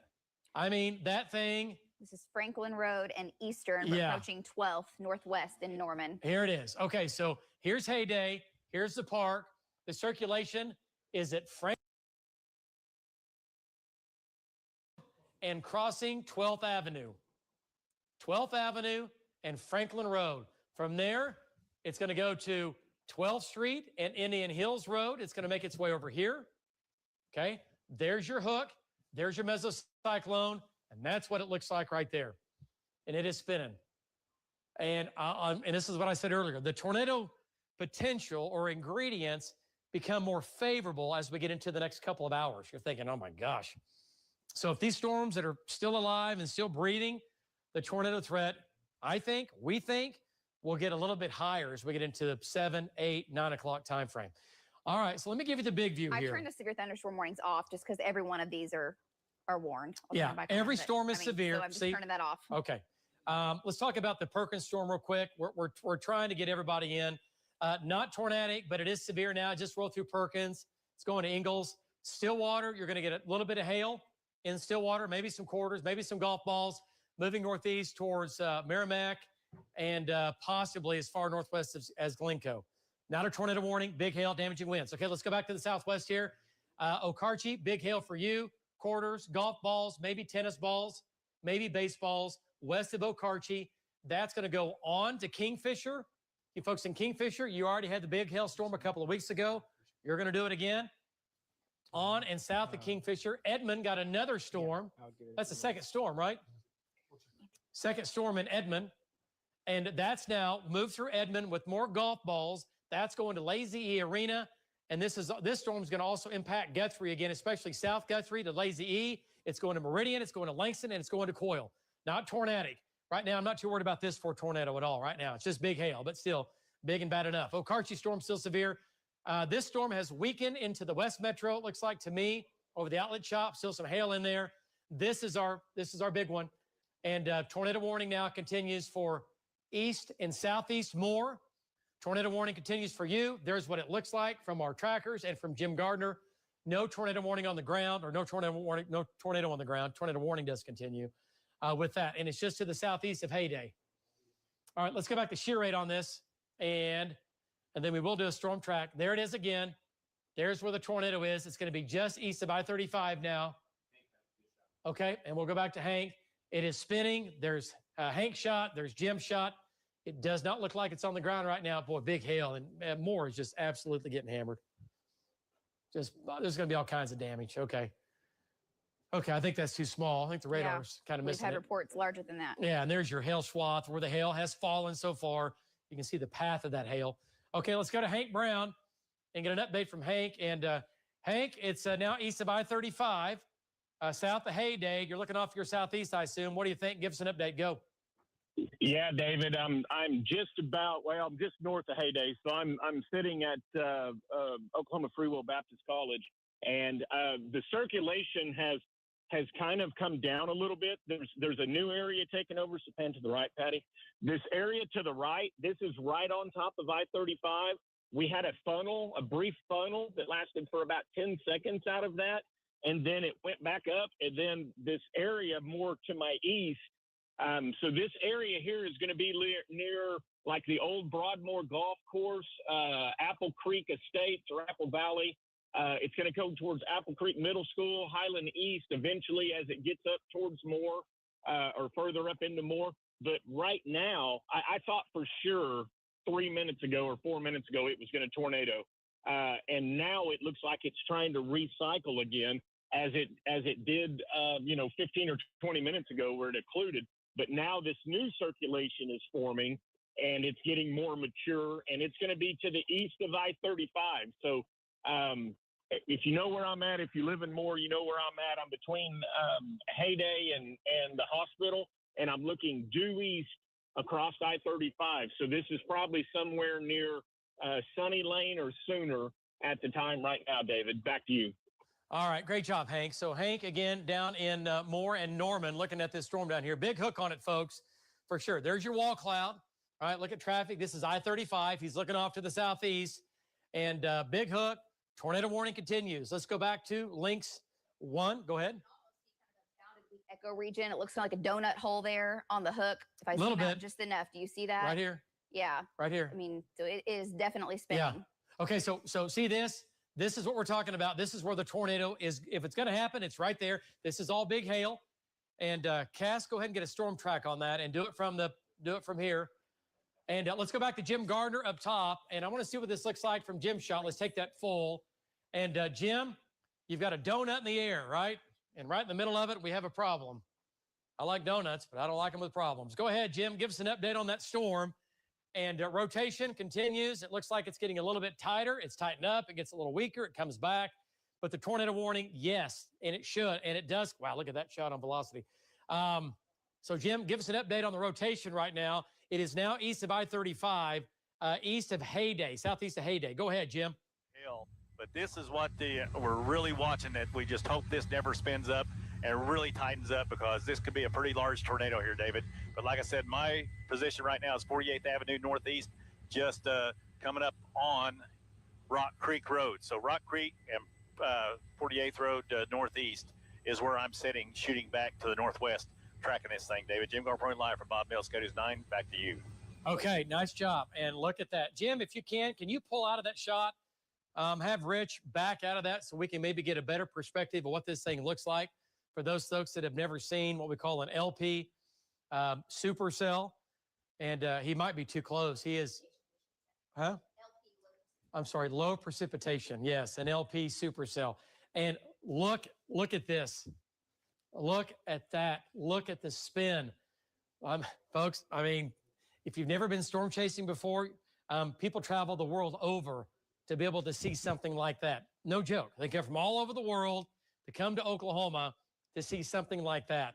This is the mesocyclone. This is a solid column of rotating air from left to right, right? Everything is going up here. Everything over here is falling down. There's your downdraft. There's your updraft. And look at all the striations. I mean, absolutely incredible. Now, if Jim can tilt his shot back down, if Rich can bring the shot back down, and there you go, under the mesocyclone. Hello, Mr. Wall Cloud. All right, so that's what we have going on. All right, so no tornado on the ground yet, which is great news. It's still spinning, and it's really spinning once you get just a few thousand feet up. It just hasn't worked its way down to the ground yet, which is great news. Okay, so by the way, has the speed, is it just me, or has the speed slowed down some? It slowed. Once it started to really get into Westmore, yes. So it's taking over its environment. It was moving at 40. Now, what are we 20? 25? What are we? 25. Yeah. We've come down about 15 miles per hour. All right, so there's your hook. There's your dangerous part of the storm. This is all big damaging hail in here, quarter, golf ball, tennis ball. There's your hook. Okay, I'm going to leave this just for a second. You can see that we're going to leave that shot up. The tornado is not on the ground. Tornado warning for you folks. Again, in East Moore, downtown Moore, you're fine for now. This is to your east. You're not going to get the tornado. It's going to be just south of Highway 37, and that's going to be Val's shot right there. That's what it looks like from Val. That is Hank's shot. Well, that's an impressive shot from Hank and Val. And David, the storm that Jeremy's on, Cassie was just saying, also going tornado warn. Jeremy's right there east of Chickasha. Been watching that thing spin for the last, hour and a half now. Yeah. Let's go back down there now. Let's go back down here. News 9. Let's do this. This will be a tornado warning now. And this is going to be northeast of Chickasha, barely back to Tabler. And let's go to Jeremy now. And this is going to Middleburg. It's going to Blanchard. Tornado warning for you. The tornado is going to be just a little bit west of Middleburg there. Jeremy, go ahead. Give us an update. Let's take Jeremy's shot. Go ahead. Yeah, David, this thing's been spinning for quite a little while. I don't see anything at this point that's just like screaming tornado, but definitely some organized rotation beginning to develop here with this storm. Back to you, David. Hey, Jeremy, let me ask you a question there. The mesocyclone, rain on the backside. I can see some of the knuckles. How strong is the rotation just above you, like right in front of you right now? How strong is that spinning right there? Well, it's not spinning so hard that I'm like nervous about it. I don't think a tornado is just like ready to jump out of this cloud, but there's another area of rotation back to my south, and I'm actually in the process trying to get relocated to keep from getting locked up in the rain here. But you can see the rotation clearly here. Rain sort of falling out of it. I've seen a few funnels, David, but nothing really crazy. Back to you. Okay. All right. Hey, Justin, and help him maneuver. You know, he's in between. That's kind of a tricky area. That storm looks a lot different than our storms up here in Oklahoma City. A little more precip down there. That's a little bit sketchy going on down there. Okay, so let's go back to Lynx 1. Let me show you where Jeremy is. You were seeing his shot live. We have both tornado warnings covered with trackers on the ground and Jim Gardner in the air. And this storm also making its way up towards Norman. Yeah. Heads up Norman. Yeah, it's going to Norman. Norman, they've kind of missed it today. West Norman, North Norman, but this is making its way to Norman. And the last thing you want to hear from me and from us is a damaging, devastating hailstorm headed to Norman, possibly happening. And it's right here. Okay, looking at shear rate. Jeremy's right here. This is going to be off to his northwest between him and Amber. Okay, and okay, there's shear rates right here. Let's go to velocity. Okay. It's right here. It's tucked back in. There it is. Okay, yeah. And what about base? Does it look like anything better? Okay. I mean, you can see that, and also a little circulation. And the biggest hail core with this is actually over just in the north of the airport, north of Chickasha. Yeah. And that's where some of the largest hail is, and it's going to go up towards Amber. Yeah, Amber, you're going to get hammered. Amber's going to get hammered. And this is going to go right to Amber. Big hail, tennis ball, baseball size hail. Radar saying baseballs. Okay, radar's not off today. And sometimes if you had a lot of rain or a bunch of small hail, the algorithms that take the radar and actually interpret what size hail we think is being produced today, it's done a pretty good job. Yeah, this is actually, I'm sorry. It's been a little bit lower. This is actually a storm that raced out of the southwest into the main supercell that's been ongoing for a good hour and a half. That's making this new storm that's becoming one. There's two storms right there that are merging. Yeah. So what's going to happen is as these merge, and go ahead and lapse that, Lacey. Let's see what that looks like. I want to see this merge. And tell the control room just to take Justin's camera when he talks, please. Okay. Yeah. See how that merged into it? So this is going to disrupt this mesocyclone, which is right here. So what's going to happen is this is going to become one big storm, and then it's either going to hold its own or we're going to have problems. Because this is now turning into the biggest storm in the state. Am I right on that? Yeah.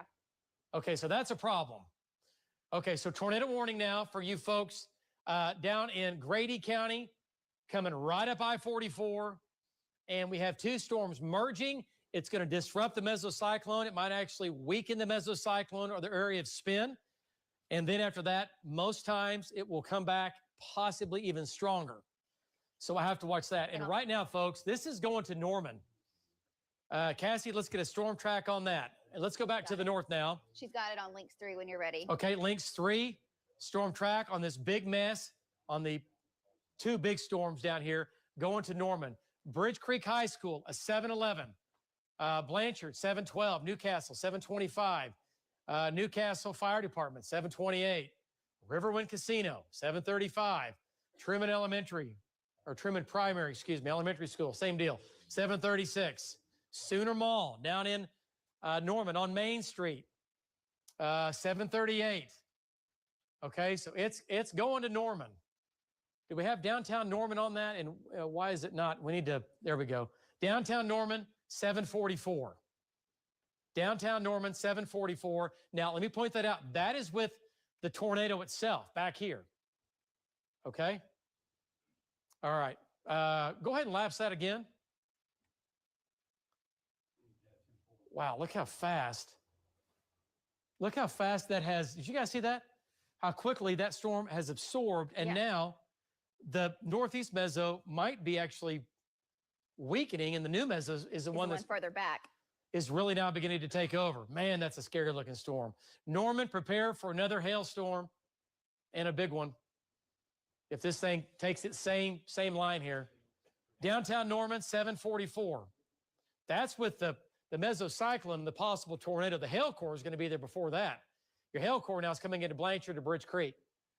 And right now, the hail core with the other supercell is right over the Tinker Air Force Base, right at the diagonal split there between I-40 and 240 in West OKC. Yep. Okay, let's go back to Hank here real quick. Hank is still on the North Storm up in the metro, up in North Moore, East Moore. And let's take Hank's shot. And Hank, area of rotation, still spinning. Give us an update. And tornado warning continues. Yeah, David, this storm, I'm looking to the northeast. I'm still from Indian Hills Road, just because I'm trying to play in between the two. This storm is not near as mature and pronounced as it was. To me, it appears that this storm is getting smaller. I'm seeing a little bit more movement in the cloud base. Usually what happens when an updraft gets smaller, we're seeing that, but we do not have that huge wall cloud with that real merry-go-round type circulation like we had when it was crossing I-35. We don't have that anymore. There's some slight rotation in the base, but it appears to me that this storm that's now headed towards the Tinker area has weakened, and it's not near the threat that it was 10 minutes ago or so. Back to you. All right. Well, there's some great news from Hank, and radar does support that as well. So the tornado warning does continue. The hook is still there, but it's ramped up, and it got up there to that level, and we dropped tornado warning on it. And I get it, but it did not produce, which is great. On radar, you can just see the hook get absorbed, and pulled right back up into it. Yeah, it's being eaten alive right now. Something. Okay, see what I'm talking about here? See the hook being pulled right here, being absorbed. And when it's going to try to produce something, that hook will be hanging south. We still have to watch this. Let's go to Val Casper. New hook is developing now. All right, let's go to Val. New hook developing? Do you see that? Yeah. Yeah. Just over Highway 37. Okay, let's go to Val. And Val is, he's on 77, coming up to 77 and 37. 1, 2, 3, 4, 5 miles east of the Moore Medical Center. That's Highway 37 East, in between there and Lake Stanley Draper. Val, the hook, that first hook to your north has weakened a little bit. Give us an update. What do you think? What do you see? Yeah, so we had a small funnel that just appeared, and what we've got here is we've got an occluding or weakening meso, and this is exactly what the storm did earlier when it was like west of Moore, coming into that area. We had a very small funnel form, and this is the occluding or weakening meso in this area. I would expect if this thing's going to further intensify it again, we'll see another meso form, another wall cloud possibly form to the east or east-southeast like we happened a while ago. But that little funnel is gone. It was small. It was rotating, but it was with a weakening meso. Back to you, David. Yeah.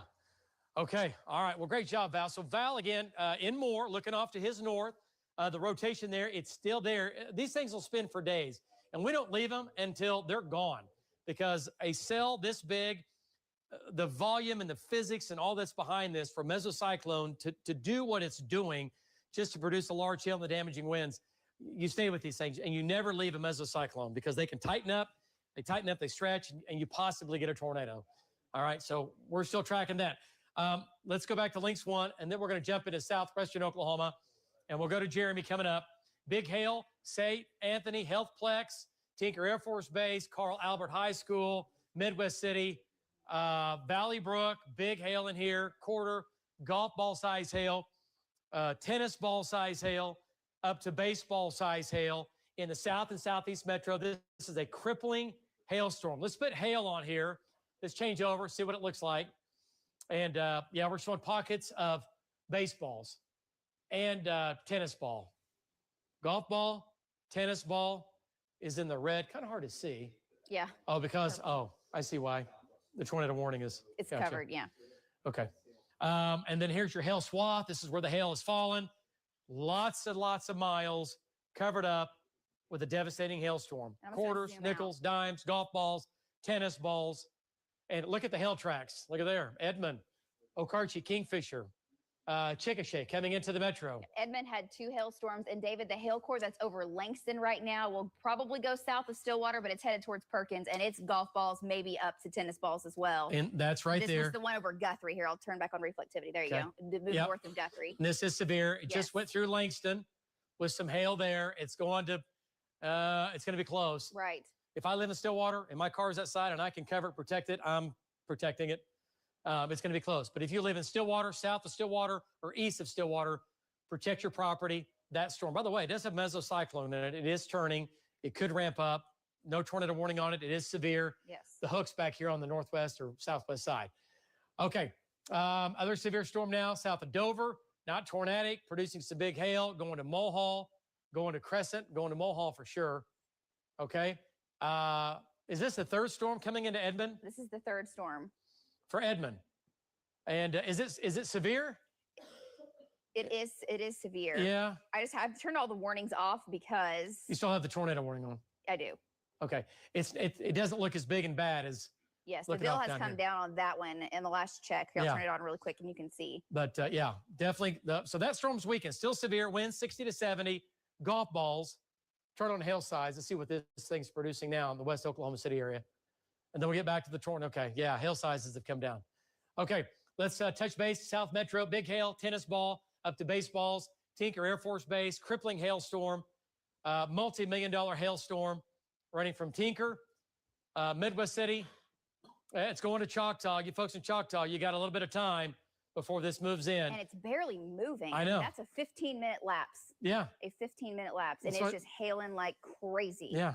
I could tell that earlier. I was like, man, this thing has really been talking about the same areas for, it should have been long gone. And okay, so it's moving a little more north now. It looks like. Yeah, heading up towards West City. Yeah, it's moving northeast, but it's being pulled a little bit to the north. So Willowbrook Elementary School, Midwest City, get ready, Midwest City. It's moving in right now. You're going to have big hail, quarters, golf balls, maybe larger in Midwest City, and tennis ball. This is all big hail down here, crossing I-40 right now, leaving I-240 in between I-240 and I-40, Del City, Oak Ridge Elementary School. Boy, this is big hail. And it's going right into Del City, and it's going right into Midwest City, and it's going right into Tinker Air Force Base. The planes are already gone. We got $1 billion worth of planes down there. They're not sitting outside. These things have been gone for hours. It's pretty cool. You've been down there on a big day. These things take off like the world's on fire. And they leave. They do not leave those planes here. Okay. This is our other tornado warning we have on that. We'll check in with Jeremy coming up. And this is the old mesocyclone. This is the new mesocyclone. Big hook here developing just north of Chickasha, just north of the airport. That is going to try to go to amber. Let's go to Jeremy Carter. Tornado warning now. Chickasha, you're in the clear. It's to your north. It's not going to hit Chickasha. And wow, that is low, okay? It is slowly. See this? This is moving from left to right. Call it the cigar cloud on the right, moving from right to left. And these are not funnels, all right? I know a lot of people will see that and, they send in pictures, and that's fine. We appreciate the pictures. Is that kind of scary looking to you? Yeah. But these are not funnels. These are what we call updraft lowerings underneath the mesocyclone. Okay, see how this is starting to spin faster? You guys see that right there? It's starting to fold. Let's go to Jeremy Carter. That may be tightening up right there. Jeremy, the cloud, the front lip in the foreground of the wall cloud, it looks like it's getting tighter, moving from left to right. Go ahead, Jeremy. Give me an update. Yeah, David. So I'm right at 92 south of Amber, right where 39 meets 92. And you can see this thing definitely is lowering. We've got definitely a strong updraft here. At times, we've got where the scuds are just lifting, very strong back up into that base. And I'll be real honest with you, David. This year, bells and whistles are going off in my head when I see a wall cloud this low to the ground with this much movement. Back to you. Okay. All right. Great job. Great job. Say that again, Justin. Just tell me not. Say that again. Okay. Okay. That's good to know. All right. So what's happening is here, the wall cloud is quickly developing, and this is in real time. And notice how, just follow me here. This is, again, down just north of Chickasha. And I'll just step out of the way here. Let me get out of the way here. You can see the movement from left to right and lifting. Left to right and lifting. And there's our storm trackers down there. Hang on, hang on, Jeremy. What's this right here? Zoom in on that, Jeremy. Yeah. I see it. Go. What is that? Yeah. So David, David, that was a brief. It was a brief funnel. It was kind of spinning. You've seen them spin out and seen them go away before. That's what it did there. So this thing is definitely taking on the nature of really a possible tornado producer here now. We got to watch this close. We're just barely south of Amber, and I mean this thing's probably right over the McDonald's on the turnpike. David, back to you. Okay. And Jeremy, just so you know, you don't have time to go there. You don't have time to stop. I know. Okay. I'm going that away. I know. All right. So, folks, tornado warning north of Chickasha. Let's get back to velocity data control room. Keep Jeremy shot up, please. I like it. And so this is where the hook is right here. Jeremy's looking off to his northwest. The old mesocyclone is to the north. And what does that look like on velocity data? Okay. Yeah, it's tucked back in here. It's right here. Yeah. Okay. 2 mesocyclones here, right? There you One, go. You can see the two. 2. We have 2 mesocyclones, right?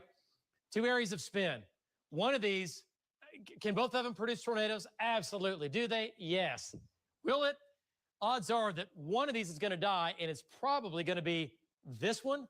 Is probably going to fill and weaken and just become part of this other storm, which is getting untapped air from the south and southeast. And that's what these storms want, right? They're just like us. They live, they breathe, they get old, and they die. The problem is that they're young bucks and they're running, and they're just going at it right now. And they're fully at their peak right here north of Chickasha, right? No weakening with that whatsoever. That storm is actually getting stronger. And then we have the old mesocyclone right here. Okay, so let's go back to velocity data or shear rate. Give me something just to show you what I'm talking about. Tornado warning now. So if you live in Chickasha, I have no idea if the sirens are blowing. You're fine in Chickasha. It's north of you. It's well north of you. Okay? It's right here, north of Chickasha. It's right back in here. And then we have the other mesocyclone, which is right here. And there's a new hook developing on Tom and Val's storm that's southwest of Tinker. That storm has just pumped the brakes, David. It's almost stalled. And great, more hail damage. Definitely new inflow and a new hook starting to develop over Highway 77. Okay, we'll get back to that. So if you live between Amber and Middleburg and back to about 3 miles east-northeast of Chickasha, lowest level, center part of the house or storm shelter. Center part of the house, lowest level, bathroom, closet. You got to get there now. Tornado warning for you. Okay? It's going to ride up I-44. Actually, it's going to move more towards Blanchard and try to make its way into Norman. Rain now falling in Norman. Big hail. Once you get south of Bridge Creek, you folks in Bridge Creek, how many times had we said your name the last 30 years for severe weather? Endless. And that rotation is getting stronger with the northern storm west of Lake Stanley Draper. Okay, and we'll go back to that. Okay, so Norman, prepare. West Norman, prepare for a tornado warning. It's going to come out of this back to the west, 2 areas of circulation. All right, let's go back to Oklahoma City here. There's your hook, ramping up, South Metro. And remember, the last hook got absorbed. It was weakening. We talked about it's 7 o'clock. Low-level dynamics kicking in. The tornado parameter was going to get better. Let's go to Val. Let's go to Val Castor. Val, there's your hook. There's Tom. What do you think? Is it on the ground? There it is. Tornado on the ground. Go, Val, go. I think it's on the ground. It's on the ground. Go. Tornado on the ground, David. On the ground. It is about 3/4 of a mile to our north. Man, this thing wrapped up. It tightened up real fast. You can see it spinning right there. This is going to be east of Draper Lake, about 1.5 miles. It's going to be No, we're going this way. So, yeah, I'm sorry, west of Draper Lake, 1.5 miles, David. It just pulled up. It looks like it lifted, but I mean, it could come down at any minute now. Val, the location on the tornado, David, is going to be east of Sooner Road, It's on the ground. and north of 104th. Yeah. Hey, Val. It's on the ground again. Yeah, it's on the ground. No, it's on the ground. Yeah, it hasn't lifted. I still see debris. I've seen debris the whole time. All right. Yeah, go ahead. Okay. Yeah. Yeah, this Okay, is going to so, be. Hey, by the way, hey, Val, hang on. Val, this is a News 9 tornado warning, okay? Only we have this and only we're saying it. This is a News 9 tornado warning. Okay, Val, is it crossing the road? Is it crossing 77? Go, take it. So it's going to be crossing 89th Street right now. Crossing 89th, getting very close to 240, David. I can't tell if it's on 240 yet, but if it's not, it's going to be crossing. It will be crossing very shortly, the way this thing is moving. So you put the camera right there. We are making our way up to Southeast 89th. I'm going to go east on 89th and then go north up to 240. I can't see. We're getting lots of wraparound rain right now, David, but it's probably still on the ground. I can't tell for certain. Matter of fact, we're going to go all the way up to 240 and get on. It's slower taking 89th Street. So here we go. We're going up to 240. Just getting tornado warnings coming over the phone now. All right, David. So we're about a half a mile from 240. We're going to go east to see if this thing crosses 240 yet. Yep. Starting to get some hail. Okay, go ahead. No. I just want to say yes. And the lake's ahead of you, so you got to go left. You got to go left. The lake's coming up. Let's go back to radar here, and let's keep Val shot up. Tornado on the ground. News 9. First to bring it to you live right here on News 9. News 9 tornado warning. Val's right here where the tornado is. It's just to his east. It's right here. There's the tornado. See that little hole? Go ahead and zoom in on that, Lacey. There's the hole right here. Air Force Base. It'll be there in just a couple of minutes. Yeah, there's Tinker. Well, unless it slows down anymore. Yeah. Anymore. It's not moving very quickly. Yeah, it's not moving fast at all. There's a tornado right there. It's right here. It's just east of Val. Okay, so let's go back to Tom now. Let's bring Tom in here. Tom, it was on the ground just briefly for maybe 30 seconds, maybe 45 seconds. What do you think, Tom? You see it on the ground? And the condensate was about 60% to the ground, but we had debris in the air. Go ahead, Tom. Yeah, that's right. I just got on I-240, and I am just to the west of Midwest Boulevard. I don't see it on the ground at the moment. I was in some wrapping rain curtains. You know what? It might be on the ground over Tinker Air Force. Yeah, it could be over Tinker Air Force Base right now. Yeah, I think it is on the ground. It's not a pronounced funnel, but there's rapid rotation, and it's all the way to the ground. Okay, all right. Okay, it's so just right behind me. Okay, so real quick. You're on. Get our bearings straight. You're on 240 coming up on Midwest Boulevard. It's still to the right of 240, right? It looks like it's to the north of 240. Yes. Okay, it's now to the north. Okay, it's just now to the north. Okay, let's go back to Valcaster. We have debris. This big plant right here. Okay, no, control room. Yeah, lose that. Go back to Valcaster, control room. Lose that shot. Valcaster, take it now. Go ahead, Val. All right, David, I'm gonna get the roof cam and get the roof cam on it. I'm gonna get over here on the shoulder so we can stop and look at it. It is, David, it's touching down. It's going up and going down. We just saw debris just a second ago. I don't see debris now. That right back there. You got it on the roof cam? Okay. She's trying to get it on the roof cam here. What's over here? The sirens are going off. Okay, that's it right there. Yeah. Hang on. Val, your shot's a little dark. Valcaster, your shot's a little dark. Okay. David, I see rotation. I see rotation on the ground. There's not a lot of debris. Okay. I'm going to try and turn. Right here. I'm going to try and turn so I can get a shot because our roof cam has water all over it. Yep. So just give me a second here. Okay, you're fine. Give me a second here. You're fine. Let's go back to radar here, control room, and we'll get in the mud. We'll come back to Val. He's in mud.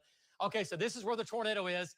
It's just to his west and to his northwest, southeast 59th. This is Tinker Air Force Base. It's coming into Tinker right now from the south and southwest. Tornado again on the ground, intermittently off and on. Tornado's been on the ground off and on the last couple of minutes now. News 9, tornado warning for southeast Oklahoma City and for Midwest City proper and for Tinker Air Force Base. If you live in and around Tinker Air Force Base, there's your tornado. About ready to cross southeast 59th, is it not? It's crossing southeast 59th. Yes. Right now. Okay, I see Val's getting his camera back in here. Okay, what does shear rate look like? I'm just going to zoom out so you can see the whole supercell itself, David. It is crawling to the north. The hook is actually being pulled up quickly, but the storm itself is still barely moving. Okay. All right, go to shear rate. Let's see what it looks like. Tornado continues on the ground. I see Val shot. And there's shear rate, right where it should be. Like I said, cross the southeast 59th. Okay, this is And southeast that's air depot. 44. This is air depot. Yeah. No, sorry, this is air depot. Yes. Yeah. Air depot is right here. This is air depot. This is Midwest Boulevard. Tinker Air Force Base. If you live in and around Tinker Air Force Base, lowest level, center part of the house. So far, it's been a weak tornado, but doesn't matter. It's a tornado, and it's been on the ground the last couple of minutes. I've got our SSM health cam turned to Tinker. I don't see any power flashes, but watching for that. Okay. All right, let's go back to Val. Let's see what this looks like. Val's there. Tom's there. Tom's to the east. Val's to the south. Let's go back to Val's shot. And Val, what do you think? Weakened? Maybe lifted? Go ahead. Yeah, David, okay, that's at Air Depot. What you're seeing right there is what's left over of the tornado. We saw it weakly touch down north of I-240, maybe once or twice. I mean, it wasn't very strong. Right there is the weakening, I guess you could say, cloud debris of what's left. Now, where the camera's pointed now is the new wall cloud, David. You know, we always talk about the old one occluding and the new one trying to form. That is the new one, and that is about 2 miles, maybe 1.5 miles east or so of the other one. And so we're getting back on the road now. We're gonna go east because the old one is completely dissipated. I don't think we have to worry about that one back there anymore. But this one is going to be the new one, and this thing has been very persistent for the last, I don't know, hour and a half. And we're just going to have to watch it. It'll probably do another one. Back to you. Okay, make sure we are. Okay, so here we go, folks. This is the new, but look at the rainbow there, double rainbow. Okay, so this is the new mesocyclone forming. We had the tornado on the ground. By the way, new storm moved to the village, going to Edmond again, not producing a tornado. Marty's on that. But this is not on the ground right now. But let's go back to links 1. And just like Justin was just saying, the storm near Blanchard really tightened up. Brandon's looking at it, and that storm very similar to the one that we're watching over Tinker. It looks like, okay, control room, put that back up. Let's go back to Brandon's shot here. And tornado warning for Southeast Metro, Midwest City. Tornado warning now for Blanchard, Middleburg, and areas north. Look at that wall cloud. Hello, mama. Look at the size of that. Wow. Okay, folks. It just got real. All right, Brandon, there you go. That's impressive. And that thing is spinning. And the low-level dynamics, the tornado parameters are getting more favorable right now. And it's just about the peak time for all of this. What do you think? That thing is no doubt about it. It is spinning. Almost due east. David, so here's what I think has happened. So the old circulation occluded and a new one formed back to the west. But as it came into it, it recycled the old circulation and it has taken back over and has shoved it to the east. It's no longer moving northeast. It's almost moving due east. I just took a major hailstone and cracked my windshield. I'm getting strong north winds west of Blanchard as I head eastbound and getting sporadic golf balls. And I can tell you that the circulation is dramatically increased. The wall cloud is tremendously wide right now and continues to lower. There is a lot of lift, a lot of circulation. It's still fairly broad circulation, but at times it continues to try to localize. I mean, if you want my honest opinion right now, I would say Blanchard down Highway 9, Riverwind Casino, south side of Norman. If this thing continues over the next 5 to 10 minutes like it has the last 5 or 10 minutes, we could have definitely a tornado, if not a fairly strong to significant tornado, the way this thing is going through its cycle right now. Back to you. Yeah, well, we certainly hope not. And this thing is, Brandon, if you can still hear me, your storm right now is moving 90 degrees. That can change, but it's taking over the environment. It's becoming so large that it's making its own environment. It's moving due east. It's almost going against the steering winds today, like everything else is moving to the northeast. This thing has become so big, it's like, I don't think so. I'm going to do what I'm going to do. And that's going to be turn right and move east. And we got to watch these areas right here. Okay, look at that. All right, so this is a bad deal. This is bad. Not on the ground right now, but we're watching it very, very carefully. Going to Middleburg, going to Winter Creek Country Club, going to Washington, Let's go back to Links 1 here, and Hank let me has show a you. good perspective of that storm as well, looking southwest from a further distance. Yeah, say that again, Justin. Hank has a better a perspective from distance, I looking see it. southwest. I'll take a shot coming up. Okay, so here's the deal. The tornado warning, I get it. It's for the mesocyclone here. This is going to be a News 9 tornado warning farther south, okay? For right here, where Jeremy is, this is another mesocyclone going to Winter Creek. We have 2 areas of spin. Both of these are spinning, and both of these could produce a tornado, okay? So if you live in Middleburg, Blanchard, Cole, Goldsby, maybe as far north. Yeah, we got to put Norman back in it here because it could occlude and lift to the northeast. Tornado warning for you all the way up to Norman again. Okay, let's go to Sheer, right? Let's see what we have in here. Then we're going to jump back north to South Oklahoma City. I get it, folks. There's a lot going on. One area of spin. Is the radar? Is it right? It looks like it. Yes. Okay. Yes, it is. That's increasing now. So that's what Jeremy's looking at. Okay, that makes sense in his shot. Okay. So the circulation's here, right? And then we have the other one back to the southwest where Brandon is. 2 areas of spin right here. 2 areas of spin. One little farther. Boy, there's some damaging winds in there. What are the winds? 70, 80? Yeah. 80-mile-an-hour winds on the north side of Blanchard. Damaging winds. Damaging winds. And, oh, yeah, throwing some big hail just for fun. Okay, so this is all going to Moore and Norman. We'll do a storm track on that. Let's come back north now. Let's come back to Oklahoma City and talk about what's going on. Big hail in the metro. Let's go back. And, okay, wow, look at the hail. Wow, Tacoma Park, Dungy Park, Highway 62. It's actually, let's see. Yeah, it's not moving like it was, but yeah, it is moving. Okay, so let's go a little farther north here. Let's look down the road. What's coming our way? Yeah, it's going to go to Jones. Big hailstorm for Jones. Choctaw, west of Choctaw, going to Spencer, Jones. Big hail here. More big hail coming back into Edmond. Quarter, golf ball, size hail. Is this Edmond's 3rd or 4th hailstorm of the day? 1, 2, 3. 4th. Yes. I don't think you're on. I'm on. There we go. Yeah, you are. Yep. Yes, this is the 4th storm to move through Edmond. It's the 3rd large hailstorm to move through Edmond. So this is easily as big as the first 2. Right. And here's the deal. Hook on this over North Park Mall. Right now, we're not jumping up and down about a tornado warning with it, but it is spinning, and we have big hail in here. We have big hail. Man, big hail now. Crossing Broadway Extension and the Kilpatrick. That's gargantuan hail. That's big hail. That's going to be tennis ball size hail. And it's going right up Broadway Extension. It's going to downtown. Another crippling hailstorm for Edmond. 4th storm of the day. Rain's good. I could have done without the hail. So could everybody else in Edmond. Welcome to April in Oklahoma. Wow. Another big hailstorm. Edmond, protect your property.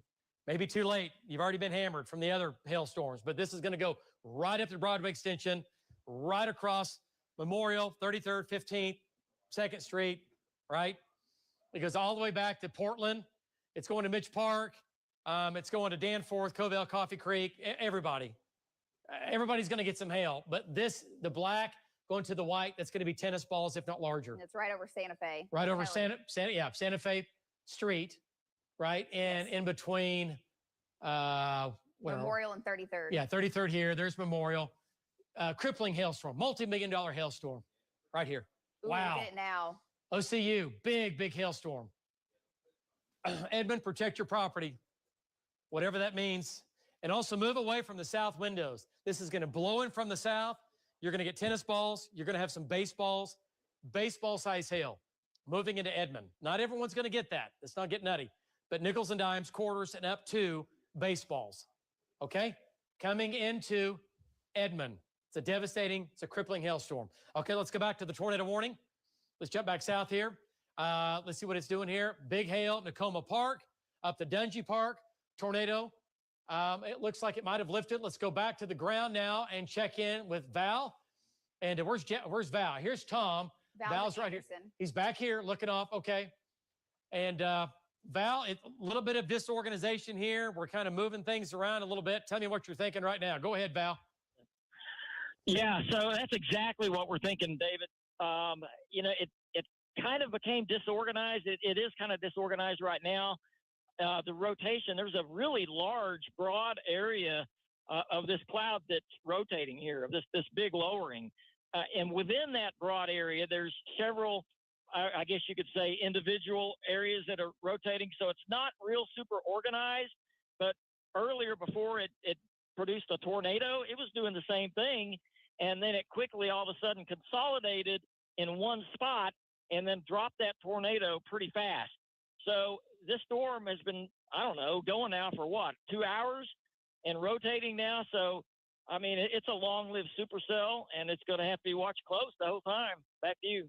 Remember those tornado parameters, Val, they get stronger over the next hour to 2 hours, even though I know we're thinking, oh, it's 719.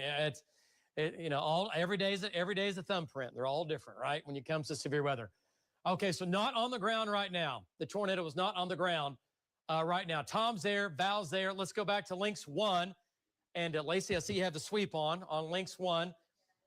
And let's go back to that control room. And everything up north still severe? Looks like it. North of Mulhall, Glencoe severe. Not tornadic, okay? All these storms are severe. From north of Mulhall to Glencoe.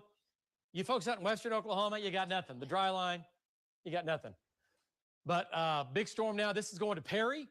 That's on the east sides of Glencoe. Not tornadic, but big hail, quarter, golf ball size hail there. Nothing. You're out of it in Canadian County now. You're finished.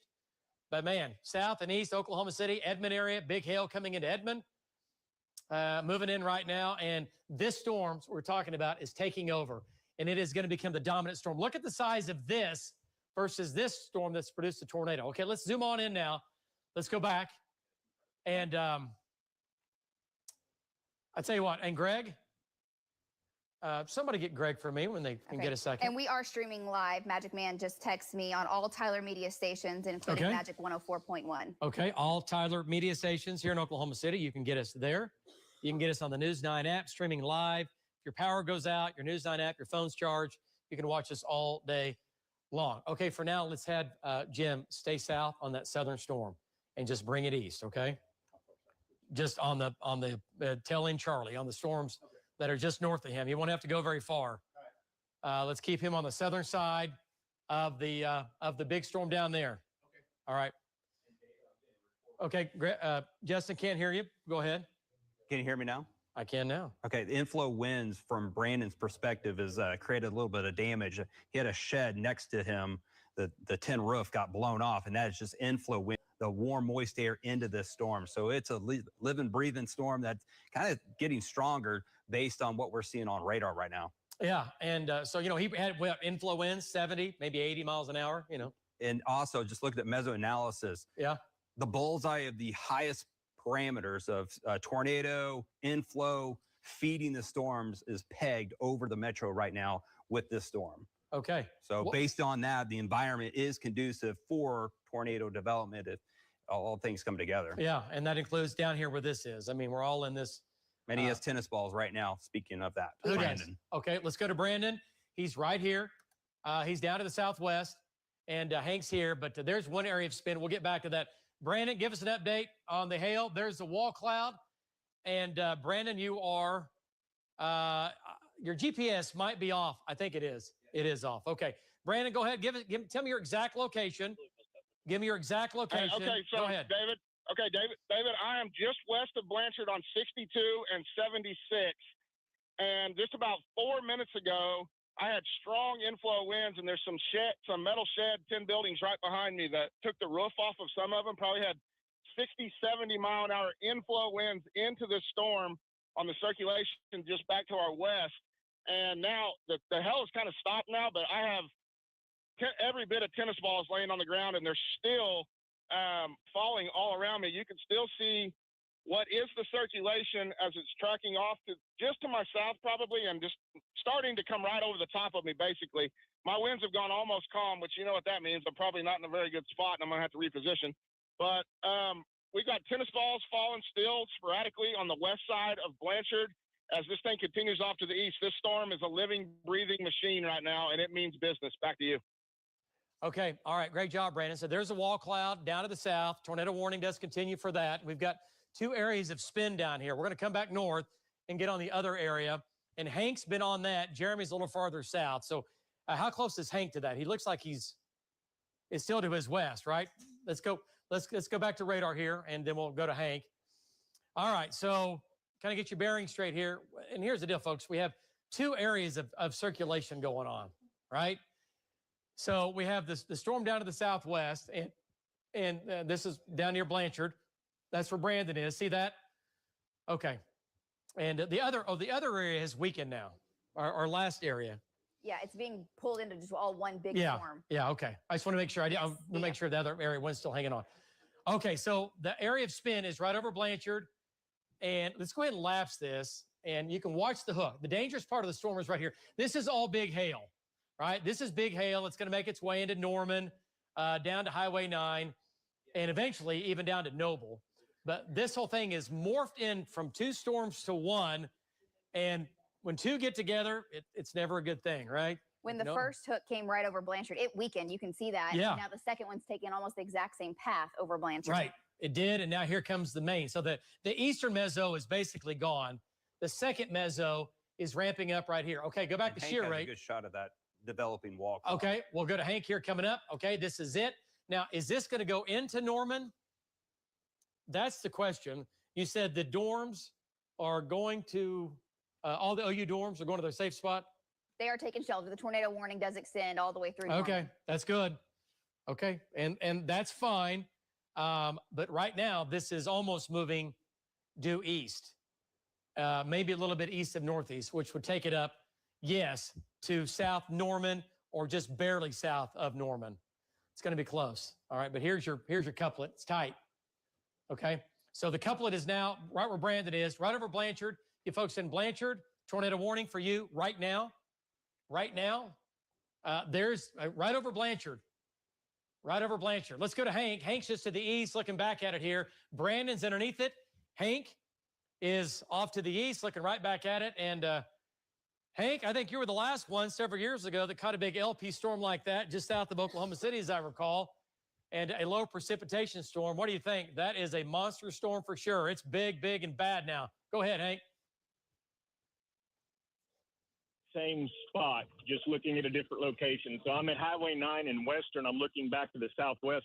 I wanted to give you a good structure shot there. You could see the LP vault. You could see the cigar cloud. Zoom into the wall cloud.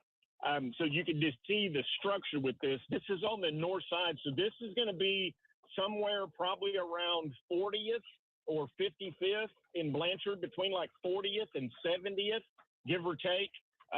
Very near Highway 76.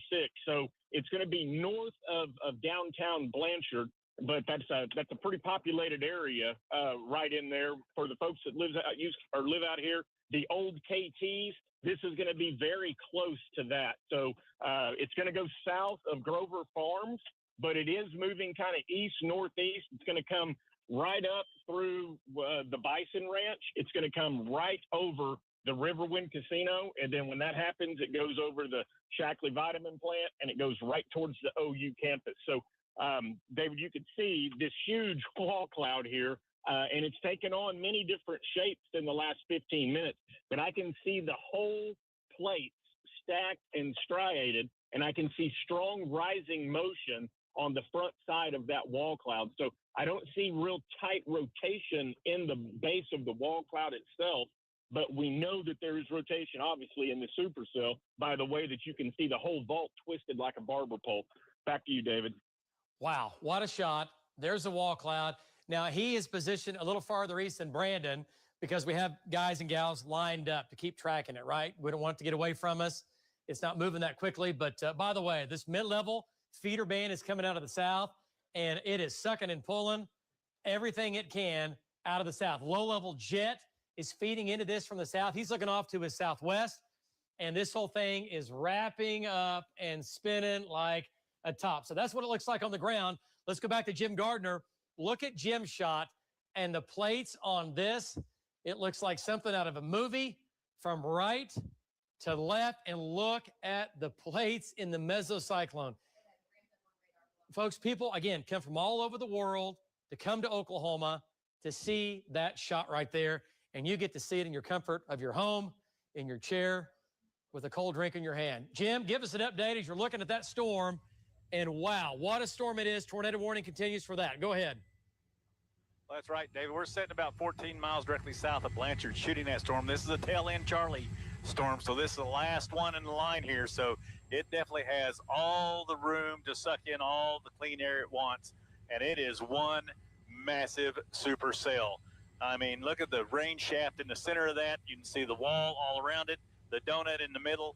I mean, this is quite a storm, David, and it goes, the plates just keep stacking up on top of one another out of sight here. So again, this is the one that we may really have to watch out for because it's by itself. It's isolated back here. It's got clear air behind it. We'll keep you updated. Jim Garpoint live from Bob Mills, Scotty's 9. Back to you. Okay. All right. Wow. Great shot and just an incredible shot. Folks, look at the real time here. Look at the waves forming at the top of this. Look at the plates. Say it goes up, goes up, goes up. Mesocyclone. And this is what you call a perfect storm in the perfect environment. It is spinning. This is the entire mesocyclone. Lots of times this is shrouded in rain. You don't get to see this. We get to see it on radar. You get to see this in western Oklahoma, western Kansas, our panhandle, the Texas panhandle. It doesn't always look like this in Oklahoma City or in central Oklahoma, but it does today. It's called a low precipitation storm. It's not completely, obviously, bone dry, but it's enough that we can see all the striations. Okay, let's get back to it. Lynx 1. David, this has produced 3-inch hail southwest of Blanchard. That's larger than baseball, just under softball size hail. Okay, larger than baseball, southwest of Blanchard. And we also have winds now running from 80 to over 100 miles per hour on the wrap. There's a tornado. It's going to be right here. Tornado is going to be right here. If you live in Cole, go to your tornado safe spot right now. You've got just a few minutes if you live in Cole. And then from Cole, let's take it all the way over to Noble, McGuire. Cassie has this track on link 3. Slaughterville. And are we still thinking it's still moving basically due east? Is that what we're going with? Yeah, here's the. Okay. Cass? No, no microphone. Okay. My mic is on. It is now. Okay. You sound great now. Well, great. It is moving east, and I've got it moving at about 28 miles an hour, trying to split the difference between 25 to 30, but the track is on links 3. There you go. Okay, that looks great. And we'll say Cole, 738. Like I said, you have a few minutes, 7 minutes. Let's not take that chance. Cole, safe spot. Go there now. Goldsby, 749. Washington, 749. David J. Perry Airport, 752. The National Weather Center is on the very north side of this. You're going to get the hail in Norman. You're going to get the rain. You're going to get the wind. But the tornado threat right now is going to try. Listen, this can change. So we're going to keep Norman in it, at least South Norman in it. But this is going to try to stay farther south and go right down 74. If it goes down 74, the mesocyclone, Norman, you have no tornado. It's going to be in Goldsby and Noble and Slaughterville and over to Etowah, places down to the east. There's the tornado right there. Okay, so let's go back. Okay, let's go back to links 1 and look at the hook now on links 1. See this velocity data right here? Look at this. Look at that right there. Big hail wrapping around on the backside. North side is the biggest hail, and this is going to be quarter, golf ball, tennis ball, baseball size hail running from the Canadian River up to Norman. You folks in Norman, I think you're going to get trashed. I think you're going to get trashed with big hail coming into Norman. And there it is. Radar showing and confirming. We have confirmation from people on the ground, viewers, larger than tennis ball. And Andrew, if you get any pictures of any of that, just dump it and holler. Okay. What's that? It's been impossible to keep up. Oh, really? Too many pictures? Okay. All right, so this is big hail. This is tennis ball to baseball size hail. This is going to be another multi-million-dollar hailstorm for Norman, South Norman, West Norman, back there between there and Blanchard, and also points to the south. Big, big hail. Big, big hail. Okay. I tell you what, let's go to Marty Logan's shot. Justin, where's Marty right now? Justin? He's west of Choctaw. Okay, he's on that little cell over there. Yes. Marty's down in the metro. Let's get an update from Marty. And he's coming in from the backside.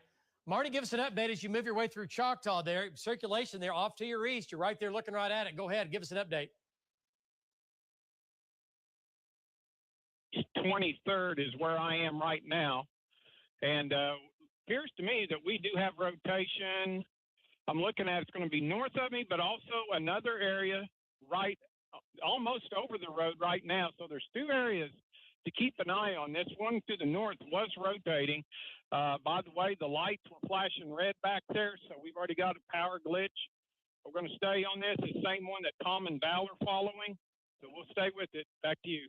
Yeah, great job. And again, this is the same storm that did produce the tornado a little bit earlier. Val had it live right here on News 9. By the way, control room, if we could get that flip back around, that would be great. We'll show that again. Edit that little funnel we had. We had the debris. It didn't last very long, but just put that back to back to back to back to back. All right, so there's Marty going down Highway 62. He's about 3 miles. He's in Nakoma Park. That's Nakoma Park right there. And he's going to Choctaw. The hook's going to be just to his right. Okay, let's go to the ground again. Let's go to Tom Pastrano. And Tom is just south of Choctaw, about 4 miles. Tom, I still see upper left rotating from left to right. What do you think? You're in Choctaw, and yeah, are you on the Hiwassee? What road are you on right now? North south? David, I'm on Choctaw and Southeast 15th. There's actually 3 locations of rotation. The other 2 are occluded off to the west, but this is the real one, and it's been trying and trying, but so far it just hasn't done anything yet. But like I said, I had that funnel. It's a true funnel like I saw earlier in Newcastle, halfway to the ground. And yeah, there you can see it again. There's rapid rising motion. It's really trying hard. Really going to have to watch this on the northeast side of Choctaw. Back to you. Yeah, no doubt about it. So he's at Choctaw Road, Southeast 15th. What, Justin? Go ahead. Okay, let's go back to Brandon now. Possible tornado. Let's go back to and folks. We got to watch the Choctaw. That's starting to spin. Look how fast that's spinning. Go ahead, Brandon. It's going to be right behind the power pole. Go ahead. Go ahead. Yes, David. I'm about 90% sure that we most likely have a tornado on the ground just by looking at the rain curtains wrapping around this entire circulation. It's going to be right over the top of these trees. You can probably barely make out what appears to be a funnel as I zoom in. I can't see it all the way condensated because of the trees, but just by the not violent, but the amount of motion that's in these clouds with these rain curtains is pretty tremendous right now. And as I pan a little bit to the right, you can see it comes all the way and then it gets pulled back in. And right there appears to be a funnel right in the middle of the shot. I'm due to the northeast of it as it's tracking basically straight at me right now. I'm more than confident saying this is a tornado on the ground. If you live in Cole, now is the time to get underground. It is. This tornado this circulation continues to strengthen. There is pretty rapid rotation with these rain curtains, David. This may be a fairly significant tornado. It is. It's now becoming a strong tornado. It's right here. It's wrapped in rain. There's the right side of the tornado, the left side. See how the rain curtains are being slung back to the right? Well, they're doing this. On the back side, they're going back into it. It's right here. As we said that earlier. Cole. Large tornado, at least a strong tornado on the ground right now. Let's go to velocity data. Keep his shot up. It's wrapped in rain, which means it's more dangerous and potentially more deadly. There's your tornado. Let's see. Is it going to hit Cole? Yep, it's going to Cole. What's going on with this one? It's going to Cole. Hey, Greg, tell Jim tornadoes on the ground coming into Cole. And David, this is a horrible sight. Okay, folks, this is a violent tornado, at least a strong tornado. Let's word that carefully. It's at least a strong tornado.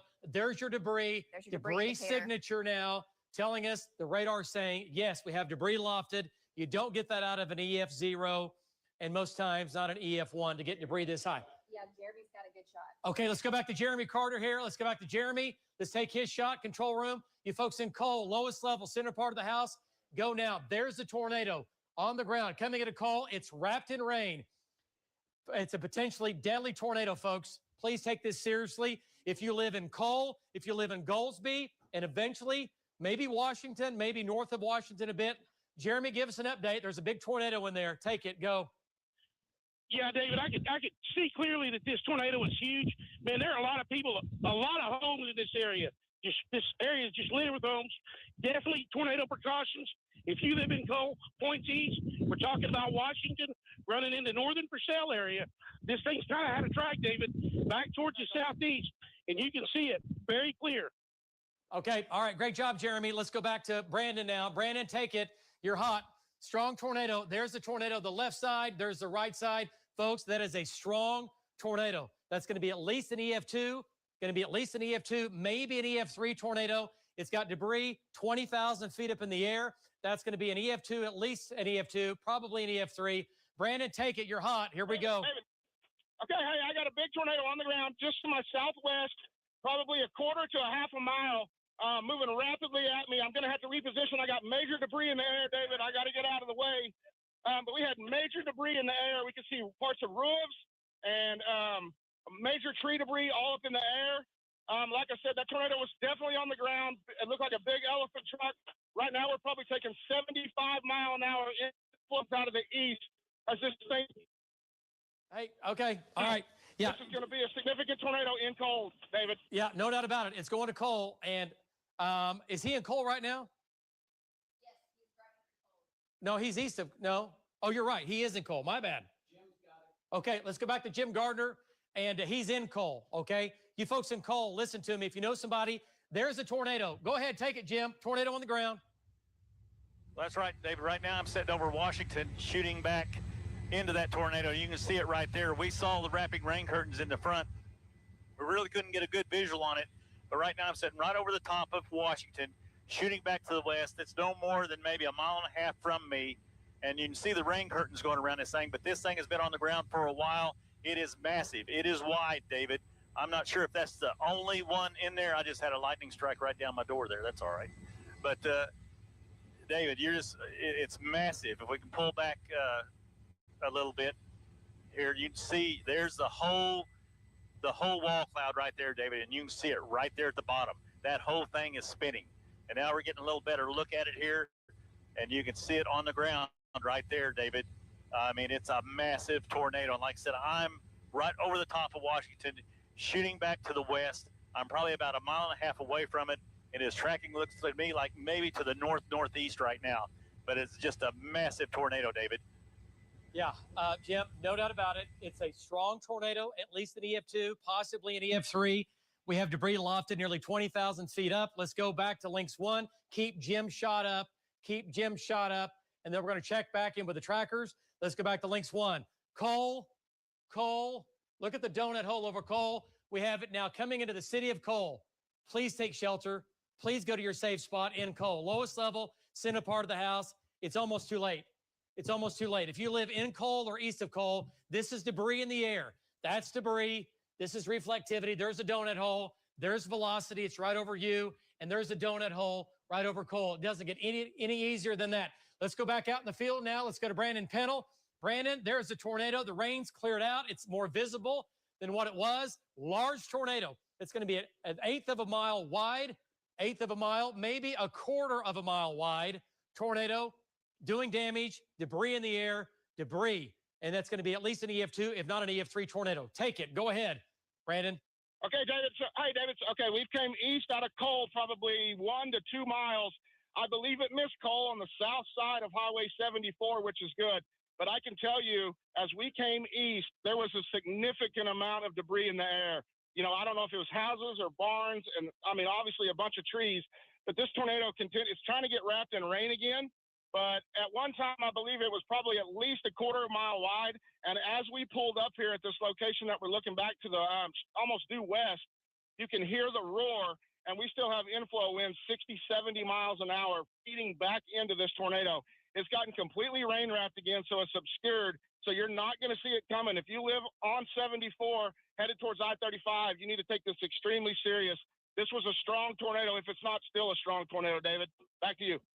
Okay. All right. Great job, Brandon. And that, folks, is a significant tornado. A couple things that are scary about this. It's wrapped in rain. There's the left side of the tornado. There's the right side of the tornado.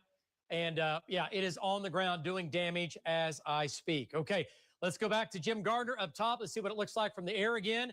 Jim Gardner is there. You folks in Cole, it might have gone just to your south. If I live in Cole, I'm in the hole, okay?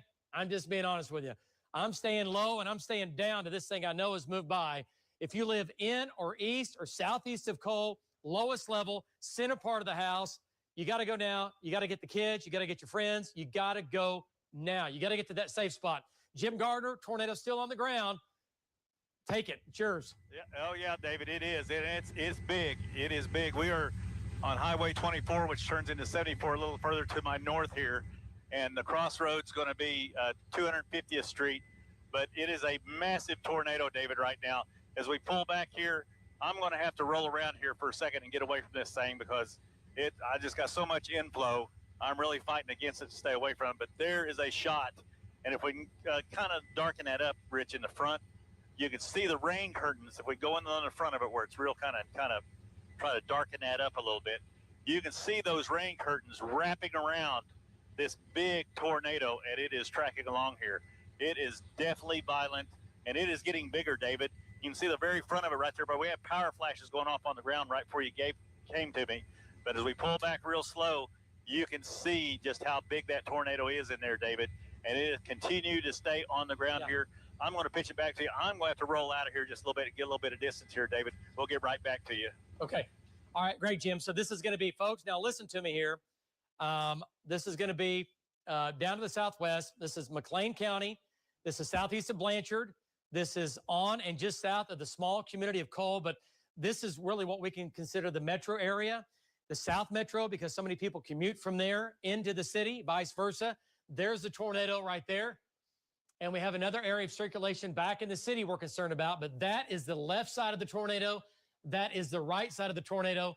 And we were jumping up and down, News 9, tornado warning, and it continues on the ground. Folks, that's a strong tornado.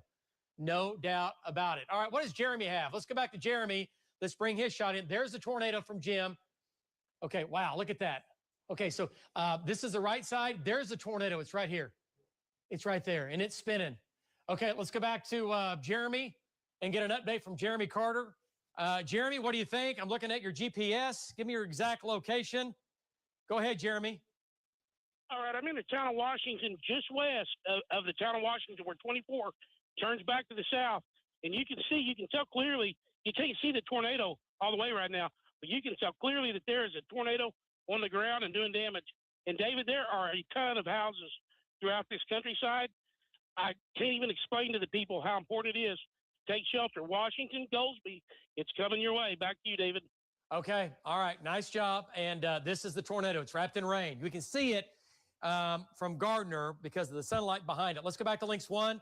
Look at shear rate. Look at this. Look at max rate on Links 1. There's your tornado. If it missed Cole, somebody down there is praying hard, because I don't see how it did. And David? If it did, it was just on the south sides of town. Go ahead, Justin. The Washington Mesonet, some 7 miles southeast of where the tornado is, reported a southeast wind at 50. Okay. Here last 3 or 4 minutes. Yeah. So it's a lot of inflow coming in with damaging winds outside of that apparent tornado. Yeah. I mean, the whole thing's just punched a hole in the atmosphere, and everything around this storm is being sucked in and up. It's creating its own environment. Okay, so there's the tornado. This is State Highway 74B. Okay, lapse this real quick. Okay. Remember, and again, tornadoes wobble. You're thinking, how did it miss Cole? Because they wobble like an eye of a hurricane. Remember, the tornado is not 5 miles wide. It's a quarter of a mile wide. But it's going right down. It's really pretty much going down 74B. There's a chance it lifts a little bit to the north and goes to Goldsby. You folks in Goldsby, tornado safe spot, go now. If you live in Goldsby to the south, you got to get to your shelter. There's Jim's location. There's Jeremy. Brandon is actually right here. He's out ahead of it, running for his life, going down 74B right now. And I'm looking at Brandon's shot here, trying to find it, trying to see it up top. Okay, so tornado warning now. Okay, big tornado, at least I'm guessing just what I've seen, done this a while, quarter of a mile wide. We're talking about that's going to be an EF2, low end, maybe an EF3. I know for sure an EF2. okay? Just because of the height of how high that debris was being lofted in the sky. There's max rotation. There's velocity data. It is a little bit south. Oh, see that wobble? Wow, you folks in Cole, man, somebody is living right. It was moving to Cole, and it did a little bit of a wobble. Keep praying. All right, so there it goes. Still on and south of Highway 74. If you live on Highway 74B or south of 74B, you got to go to your safe spot. You got to go now. You're about out of time. Tornado continues on the ground. Okay, let's go to Jim Gardner. Look at the tornado from Jim. Jim, big tornado, rain wrapped in around it, but from your perspective, we can see the tornado, the dark spot on the left. Jim's going to bring himself around here. He'll bring the camera around, and we'll get a shot of this from Jim coming up. What you got? Okay, from small debris. Okay, all right. Well, let's make sure he's, yeah. Okay, Jim's going to be backing out of the shot. He's getting some debris somewhere. Okay. All right, let's go back to Lynx 1 control room, and back to Lynx 1. And okay, so this is a big supercell. I want to point out we have other storms. Yes. We got to watch down here by Lawton. That storm, is it severe now too? It should be. I turned the warning off because they were all severe, but okay, yes, yeah, these are all severe. Yes. These could produce tornadoes as well. If you live in Marlow, Duncan, we got to watch this. Marlow, Duncan, big hail coming for sure. You might get a tornado. Remember, conditions are more favorable for a tornado for the next couple of hours, okay? But here in Oklahoma City, the big show is south of us. We did have the one tornado earlier that Val had live on News 9, and those storms are moving into Lincoln County. Let's do a quick brush by. Let's get up here. Let's go to Perry real quick. Now moving on Red Rock. It's not tornadic. It's producing some quarters, golf balls, maybe even some tennis balls.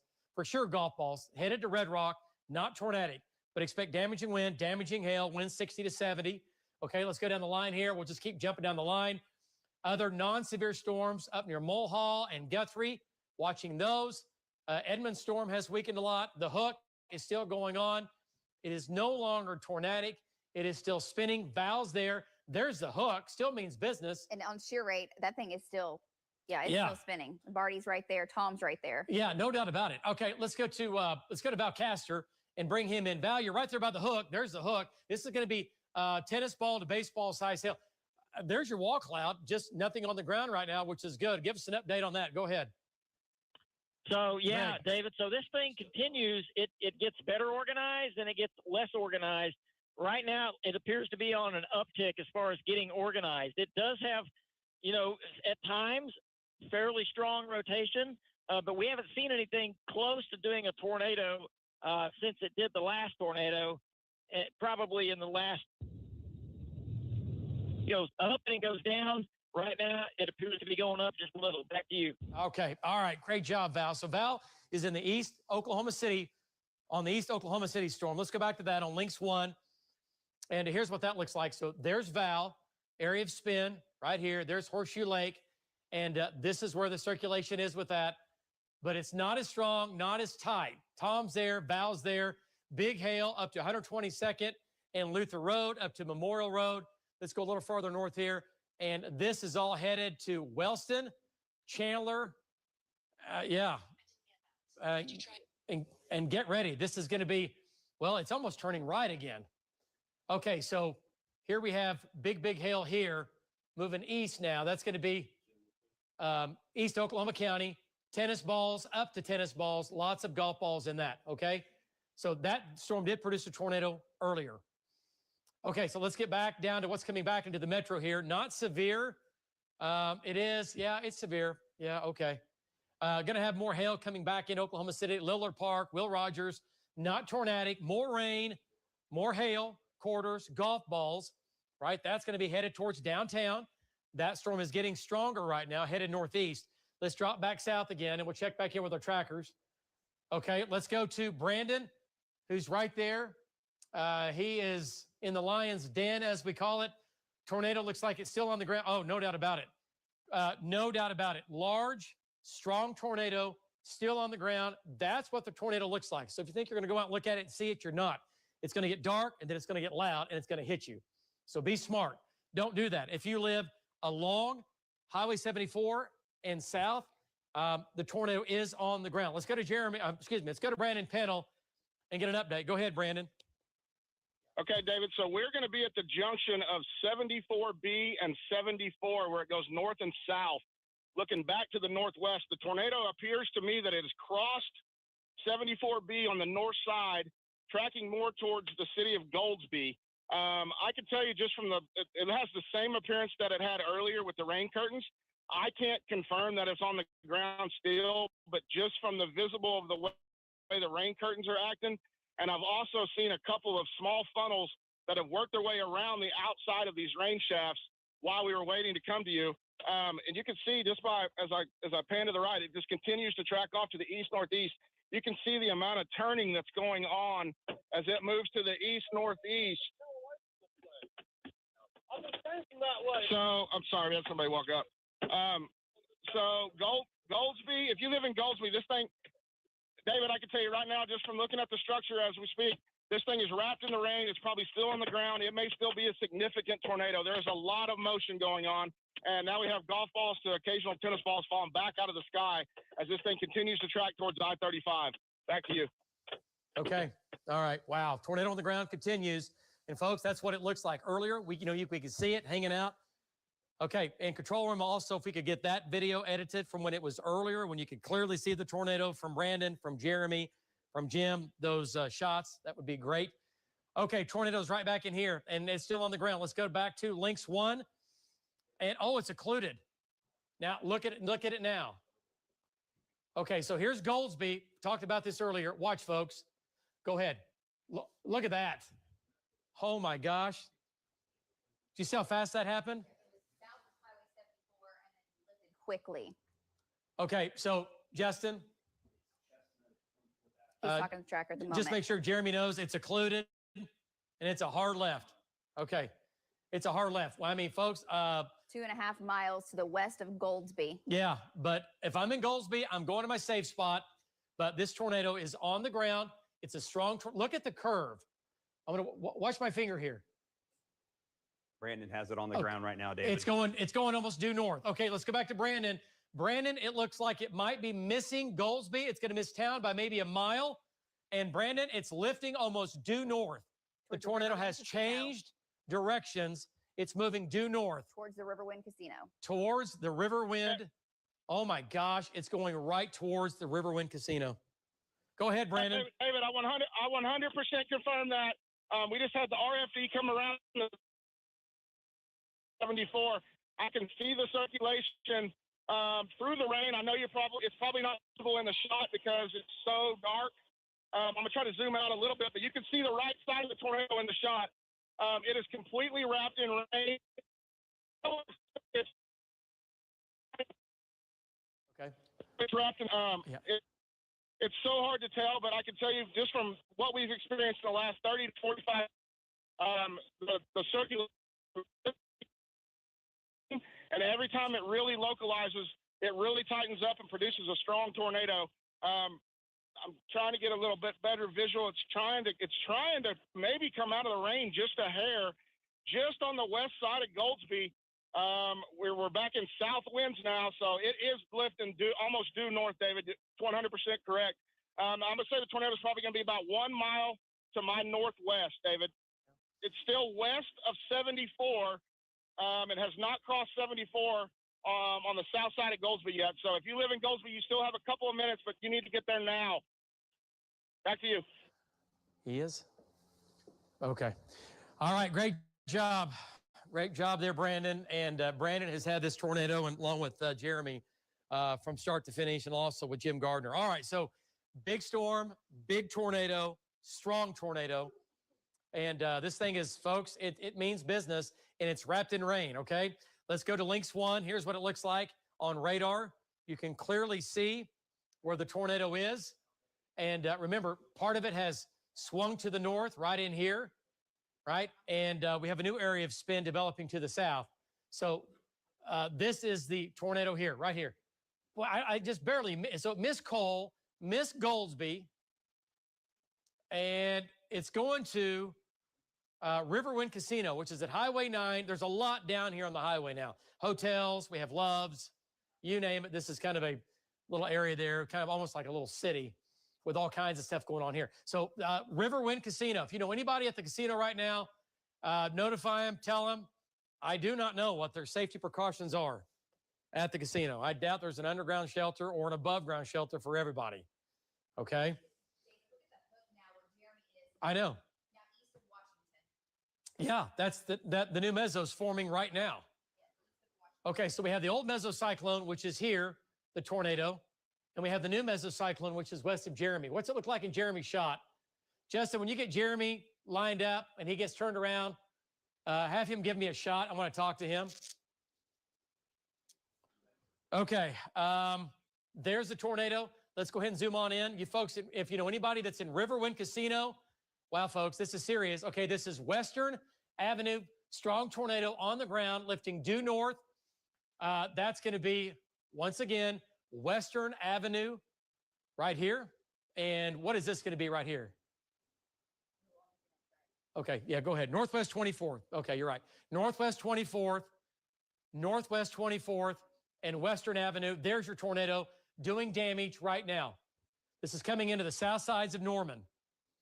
All right, there's Riverwind Casino right there just west of I-35 and Highway 9. This is a strong tornado. Let's go back to debris detector. Let me show you the debris. There we go. And, oh, that's bad. Yes.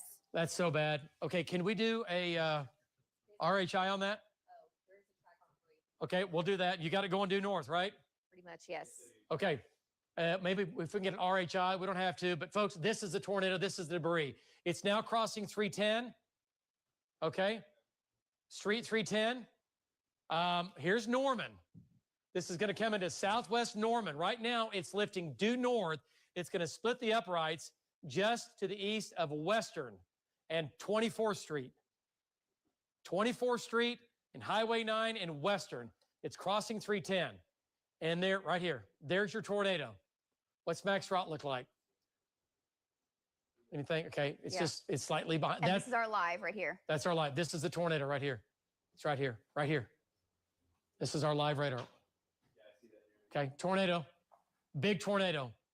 It's been on the ground now, what, 10 miles? Yeah, since southwest of Cole.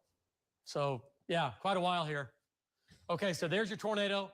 If you're in Riverwind Casino right now, and you know somebody that's there that's gambling like they're going to win it all, you need to call them, text them, let them know there's a tornado that's going to go on Riverwind Casino or just west. We hope it goes just west, but that means it's going to impact somebody else, but not like the numbers, the mass numbers that are in the casino. Okay, there's a tornado. It's now less than a mile away from Riverwind Casino. That's about as scary as it gets. And on the south side there, that's redeveloping on New Mezzo, where Jeremy is. Yeah, I see that. Yeah, that's the same area we've been talking about. And is that going to take over? Yeah, probably. But right now, it's not taking over fast enough. Okay, let's go to Jeremy Carter. He's a little farther south, and our GPSs aren't on, are they? Oh, there's Hank. Okay, yeah, they are. Okay, Jeremy, new mesocyclone. Your old tornado still on the ground. Target right now is Riverwind Casino or just west. Maybe a quarter of a mile. We'll see. But go ahead, Jeremy. Give me an update. David, we got another area of rapidly rotating rain curtains. I've seen multiple funnels spinning out, and this is outside of the tornado warning. I'm talking about West Purcell, and it's like imminent tornado. I've seen multiple touchdowns right here. I'm sitting on 74. Just it's about Johnson Road. Okay. Yep. Okay. So this is going to be. Let's do this. Let's do this now. Only on News 9. News 9 tornado warning. Jeremy's there. Velocity data says that he has rapidly rotating rain curtains. He has a couple of funnels, and we're not going to mess around with this. This is going to be a News 9 tornado warning now for you folks in Slaughterville. Take shelter. Do it now. I know there's no official tornado warning in effect for you, and okay, but that's why we're doing what we're doing. Tornado warning once again for you folks down to the south of the northern storm. Let's go back to Lynx 1. Jeremy will get back in position. That's for this right here. Brandon. Tornado here, going to Slaughterville. Okay, let's go back to Brandon. And did you say that? Okay, let's go back to Brandon now. and get an update from Brandon. What's that circulation? Brandon, it's still wrapped in rain. It's lifting north. Go ahead, give us an update. It's weakening. It looks like it might be weakening now. Brandon Pennell? Okay, let's come back to links 1, and let's look at velocity data at both of these areas of spin. Okay, let's take a look at this now. Let's go back. And, okay, here's the other tornado right here. Let's go back to this. Let's jump back in here for a second. Links 1. And there's the tornado. All right, there's Riverwind Casino. It's moving north now. It's slowed down. Let's go to CC. There's velocity. There's your tornado on the ground. And go ahead and lapse that. Let's see what it's doing on laps. We have the 1 main area. Okay. It has weakened. Yes. But still, I think it's still on the ground. Gosh, there's big hail down here too. There's the latest scan. Okay, there's the latest. Right here. Tornadoes right here. It's coming up. Now it's going to cross Highway 9. Okay, there's Northwest 24th Street. There's Western. This is Highway 9. If your home is in here, safe spot, lowest level, go, go, go. You got to go now. This is Southwest Norman. Norman's just getting hammered with big hail. And then they're getting a tornado on the southwest side of town. Okay, this tornado is weakening, though, at least for now. Yes, okay, the latest. Let's just jump south. There's a tornado. It has weakened. It continues to weaken. It might not cross Highway 9. Look at it just, gosh, 10 minutes ago. Man, oh, man. Okay, let's come back south to where Jeremy is. Tornado does continue. Tornado warning does continue. Crossing. Okay, let's go to Jeremy. Well, he doesn't have a shot up yet. Have him get back in position here. Have him give me a shot. It's crossing right in front of Brandon right now. Okay, let's go back to Brandon. 35. Let's go back to Brandon. Take Brandon's shot. If he can hear me, let's take it. Let's go. Brandon, is he on Highway 9? Where's Brandon right now? He's on 35. Okay, yeah. Okay, take it, Brandon. Go ahead. Still no Brandon. I don't know. Okay, well, he's not up. Let's get an engineer in here. We'll get that figured out. Okay, let's go back to it here. Back to Links 1. And Links 1 control room. Let me show you what I'm talking about here. Riverwind Casino. And this is the casino. This is the tornado. What's left of it? Everyone's in the shelter at the casino. That's good to hear. That's smart. Hopefully it'll be dying out to the west, the southwest of the casino here. Right now it's about a half mile. It occluded even more. It was headed towards the casino and it did one of these. Crazy. Jogged back to the west a little bit. Yeah. Just a bit. And it's a mile west-southwest of the Riverwind Casino. Missed it by that much. Okay, and some of our radio partners here, we can pop that up real quick. Some of our radar radio partners here at News 9.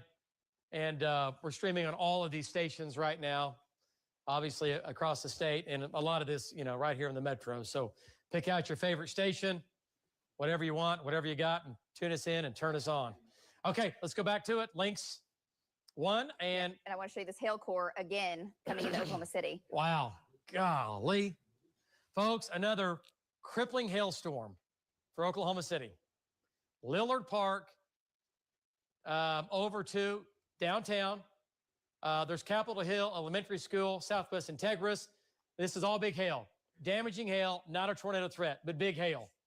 I don't know how many hailstorms we've had today. I've lost count. But this is coming into the Southwest Metro. Could this produce a tornado? It could. It could start to develop a deeper mesocyclone. It already has one in it. We'll keep an eye on that, but it's going to go right across downtown Oklahoma City over OU Medical Center. From there, it's going to head northeast up towards the zoo, Midwest City again, Choctaw. You're going to get it. It's coming right here. Another big hailstorm. There's OCCC. This is big hail in here. Big hail, lots of rain, big hail. Okay, let's jump back south now. Let's talk about the tornado. Tornado warning continues. Big monster storm down here. And Jeremy's in Purcell, and there's people driving around where Jeremy believes there's a tornado that's very imminent right there. Okay. So he was just wanting me to say something. Hey, did we get an engineer in here to figure out Brandon? Is Brandon good? Okay. All right. Is Brand okay? Is Jeremy is? Okay, let's go back to Jeremy now. Let's get an update. Jeremy's on the new mesocyclone. Tornado warning just on the north sides of Purcell. If you live in or north of Purcell, safe spot, do it. Go now. If you live north of Purcell, especially, the tornado is wrapped in rain. Go ahead, Jeremy. Give us an update. Take it. Yeah, David, I want to say something about this. I'm talking North Purcell, Noble, Slaughterville, you name it. I was watching emergency vehicles heading out going north, and I definitely seen multiple touchdowns, and I mean, really incredible wrapping rain curtains just in there to my north. So the emergency vehicles kept going north. It's like, hey, this storm is dangerous. You really can't see far. We need to really be careful right now because this thing is flat out it means business, David. That's all. Back to you. Yeah. Okay. So Jeremy is in Purcell, and this is going to be north of Purcell, but not very far. Okay. Let's get to it here, and let's go back to Lynx 1. And Hank doesn't have a shot, but he's been getting some large hail there in Slaughterville. Okay. Yeah. Well, here's the tornado. And Hank's right here. What does Hank's shot look like? He's trying to reset it, but he wanted you to go to him because he's going to talk about that. Yeah, let's do it. Let's go to Hank. Yeah, absolutely. Hank, great job today. Circulation out just to your west. Wow, Hank, it is really, really ramped up. Hank, it looks like it's on the ground right now. David, Patty's resetting the equipment right now. We have taken multiple lightning strikes, and that may have something to do with it. Anyway, I'm sitting in Slaughterville right now, looking just to the northwest. Where am I at? I'm at the quick stop at the Cleveland County Sheriff's Office, looking just to the northwest. And David, there's this huge core that is probably a mile-wide core that I can see wrapping rain curtains on both sides of it. Mark. So I'm not saying there's a mile-wide tornado, but I'm saying there has to be a tornado inside this mile wide of wrapping rain curtains that's going just to the north of Slaughterville. It's going right in between Noble and Slaughterville. It's probably going to go over like Thunder Valley Dragway is probably where it's going to go. But so Jeremy is exactly right. Traffic coming north out of Purcell, out of Slaughterville. Do not drive north out of Slaughterville or Purcell at the moment. It's crossed I-35 and it's almost due north, just a little northwest of Slaughterville. Patty just reset the equipment. I don't know if the shots come up, but if you see it, you're going to see this huge precip core that is a monster core. I cannot help but believe there is a tornado on the ground inside these wrapping rain cores. David, back to you. There absolutely has to be, and shear rate supports it. You're telling me that you think there is. And let's go to CC. Let's see what that has out of this. And this is where the tornado is. This is east of I-35. Folks, if it's not on the ground, it's going to be on the ground shortly. There's the tornado. If you live in Slaughterville or north of Slaughterville, go to your safe spot, lowest level, center part of the house. And this storm is trying to lift to the north, and then it's back to the east. Slaughterville. If you live in Slaughterville, or up to 280th Street, right here, go now. You got to go now. You don't have very long. You've got minutes, okay? Center part of the house, lowest level, go to your safe spot, tornado warning, Slaughterville North. The tornado's right here inside this ball. It's right here. It's crossed I-35. It went across I-35, and the tornado's going to be on the ground. I don't see how it's not on the ground right now. Everything else supports it being on the ground. Okay, so there's Slaughterville. All right, so from there, it's going to, let's see, McKittyville, Etowah. This is all big hail in here, I want to point out. McGuire, big hail. This is going to be golf ball. Let's back out of this just a second. Kind of give everybody home and show them the size of the storm. But, yeah, this is big hail. Now, in Norman, Lloyd Noble, South Norman, this is going to Lake Thunderbird. The hail is down Highway 9, Etowah, Macomb, big hail. Radar's pointing out we've got tennis balls to baseball size hail here. Also in the South Metro again, baseball size hail in the south sides of Oklahoma City. Not a tornado threat there, but baseball size hail. Any hook developing? I don't hear your audio. It's not organized north of Moore. It's Okay. been getting inflow. It tries to look like it's developing a hook. It does not. Yeah. Problem is, it's got a Yes. monster. It's got a monster south of it, Yes. probably. So impacting the inflow into that, which is good. The big storm to the south, even though it's producing tornadoes, is actually saving Oklahoma City from possibly getting yet another tornado. We had one earlier, all right? Look at the hail now, folks. Wow, it's over the same areas. Golf ball, tennis ball, baseball size hail happening right now, running from Southwest Integris, Fillmore Elementary School, over to Oak Ridge Elementary School, coming in on Del City.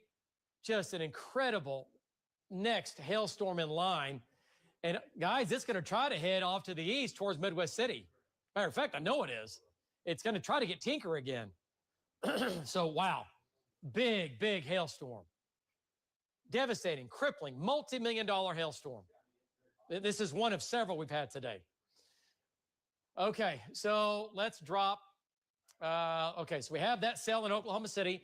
What's the Lincoln County storm look like? Nothing tornadic. Small storm east of Meridian, not severe. A little bit of hail in that. That's coming up, though. That might become severe as it heads towards Tryon. This cell near Wellston, supercell. This did produce a tornado earlier. And that's going to be between Luther and Wellston. The hook's right there. Wall cloud on that. That's going to Chandler. And that's going to keep heading off to the east-northeast towards Stroud and Shamrock and Bristow. Other severe storm up north. Another storm came right into Stillwater. Hail went right over Lake Blackwell and Lake McMurtry. Went right over the lakes. That's going to Morrison. Going to have golf balls and or larger hail there. And then another severe storm north of Burbank. Went right to the west of Burbank there. Some pretty good hail there. So the whole line has lit up. Okay, but notice, okay, ooh, gosh. Yes. Look at the hook on that. Okay, Marlow. Big hook to your west. This is almost tornadic. Man, look at the Screaming Eagle on that. Oh my goodness. What's velocity data look like out of this? Yeah, little Just starting. There it is. North of Highway, Pumpkin Center is right here. Yes, there it is. Okay, so there's Lawton, there's Pumpkin Center, there's shear rate, there's your spin.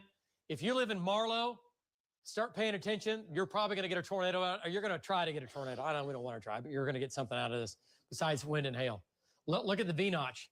Look at that Screaming Eagle, right? There's the beak, there's your wings, and yeah, big, tells me there's a big updraft that's spinning, that air is flowing around that updraft, and we're getting the big V-notch.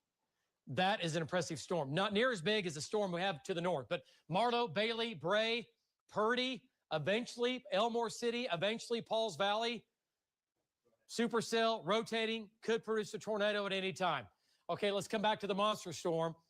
And I just want to back out of this one more time, Lace. I want to show the folks at home, come back to the local radar, just how big this storm is compared to the other storms. Yeah, see the difference in size? Look at the difference. Those two storms together aren't as big as that storm.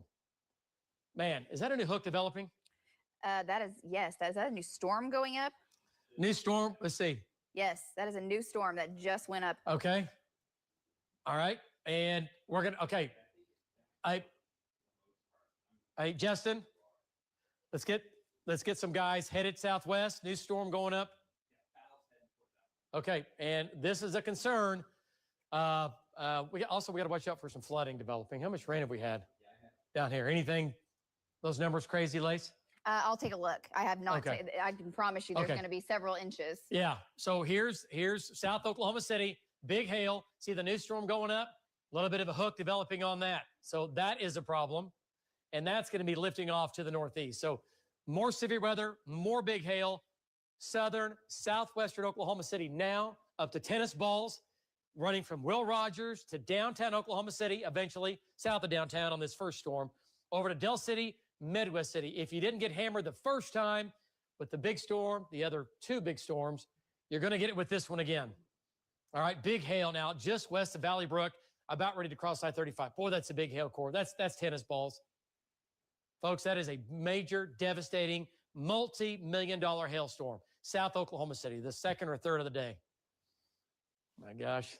Yeah, it's on the hail swath, and it paints the story there. The insurance adjusters are going to be running amok tomorrow. Okay, so you can see the hail tracks with these. Yeah, lots of hail tracks, lots of hail. All right, let's get back south now. Let's talk about the tornado warning. Big hook, big supercell, big rotating thunderstorm. This is all hail and rain in here. Circulation now is just north of Slaughterville. And let's watch it come in here. There's your circulation right there. It's occluded. It's lifting a little farther north now, west of McGuire. What does shear rate look like? Has it weakened? It has weakened. Not as strong. Okay. Shear rate still says we have many things going for it. Area of shear, It area may of have just spin. gone northwest of Slaughterville. Yeah, just barely missed Slaughterville. I mean, yeah. By a mile, half mile, Slaughterville. If I live in McGuire, I'm going to my safe spot. If I live in Needmore, little community over here, I'm going to my safe spot. And once again, yes, it has weakened. But I'll say this, though, there is going to be some attenuation, too. Yeah, I mean, it's still spinning like crazy. Look at it on reflectivity. Yeah, it's still there. What does TDWR show? That's it. And it still shows circulation. And maybe now kind of southeast of Noble. Yeah, damaging winds all through here. You folks in Noble, just to the north and northwest of the mesocyclone, you're going to get a ripping north and northwest wind, 60, 70, 80 miles per hour. You might not get a tornado. There might not be a tornado in here now, but it's close. What does CC look like? Anything ever pop up with that? Not when it was to the west of Slaughterville. Hang on. And then it did. Right here. So we'll see. That's not. It's in the right spot. It's in the right spot, but I'm with you. I agree. Yeah. I mean, no matter what, folks in Noble over towards McGuire, anyone between Noble and Slaughterville, this thing could easily be on the ground, and it's close. Yeah, it's too close. I mean, we're splitting hairs here. Right. I mean, it's just So if Slaughterville, north of town, up to McGuire, we'll take it as far back west as Noble. Safe spot, tornado safe spot, lowest level, center part of the house, get out of the mobile home. And that's tough to do when you've got gargantuan hail falling on your head of tennis and baseball size hail like we have over in Needmore, back up to East Post Road, and then from there all the way back to the medical center. And there's Noble, and on the north sides of Noble, big hail here. Okay, so let's back out of this. What's going on in Norman? A lot of folks in Norman. Kids are still in school. Let's come back to the north here. Let's just talk about Norman real quick. See if the hail's falling there. On links. Are you on links for? Yes. Okay. I was updating the rain on links too. Oh, okay. Sorry. Okay. You got it finished? Yep, it's done. Okay. Come back up here. I'm just Norman, rain coming in. Nothing crazy going to Norman except rain and some hail. And what a hail size this here show? Golf balls? What do we have? Quarters? Golf balls. Quarters coming back in, maybe some golf balls, but for sure quarters coming back into OU, campus, Norman. Golf balls are down here, but I guarantee it there's bigger than golf balls down here. There's going to be every bit of golf balls. There's going to be tennis ball, maybe baseball. Okay, let's go to Links 3 control room, and then we'll take a look at that video. We'll take a look at the video next. Let's go to Links 3, and Links 3 has the rain totals. Links 2. Sorry, my bad. Links 2 control room. And over 3 inches of rain has fallen between Norman and Amber. Over 3 inches of rain. So that's why we're going to have some flooding down here. I'm sure we already do. Matter of fact, flood warning now in effect from South Oklahoma City down to more Norman. Flood warning in effect there. Let's go north just a little bit, up in the Edmond area, Village, 1/2 inch to 1 inch of rain. Nothing crazy, okay? No flooding up in here. We've had just tons of hail. All right, let's get back to it. Let's go back down south now. Go back to reflectivity. Okay, let's go to Links 1. And Links 1 control room. South Metro, big hail continues here. And this is a big storm now coming back into Midwest City. Nickels, dimes, quarters, golf ball, maybe tennis ball size, running from Midwest City back to and just south of Will Rogers, Westmore, southwest Oklahoma City, north of the Orr family farm this time. Big hail here. Let's go to that video from earlier, if we can, of the tornadoes. And Hook trying to develop. There's a tornado when it was west of Cole. Large tornado on the ground, doing damage west of Cole. Barely missed Cole. Made a hard turn. Went around Cole, lifted north. You can see the right side of the tornado. Right here. There's the left side of the tornado. Brandon Pennell was right down in front of this, along with Jeremy Carter. We had it live on the air. And Brandon right now? Let's go to Brandon Pennell live. Let's go back to Brandon. That's what it looked like earlier. Brandon, give us an update and your location. Go ahead, take it. Hey, okay, David. So I'm going to be just north of Slaughterville, looking back to the northwest. This thing wrapped up in rain, but you can see right over the top of that house, we just had a significant funnel that looked like it was, it disappeared behind the house. So that's why I was yelling tornado on the ground, just because the way things have been evolving today. It's still a little bit wrapped in rain. Let me zoom out just a little bit. You can see the whole bowl right there. Well, right to the right of that telephone pole, just as you were coming to me, it consolidated all the way. I mean, if you were recording on me, you'd probably be able to go back and rack it up. But there was a tornado on the ground probably 45 seconds ago.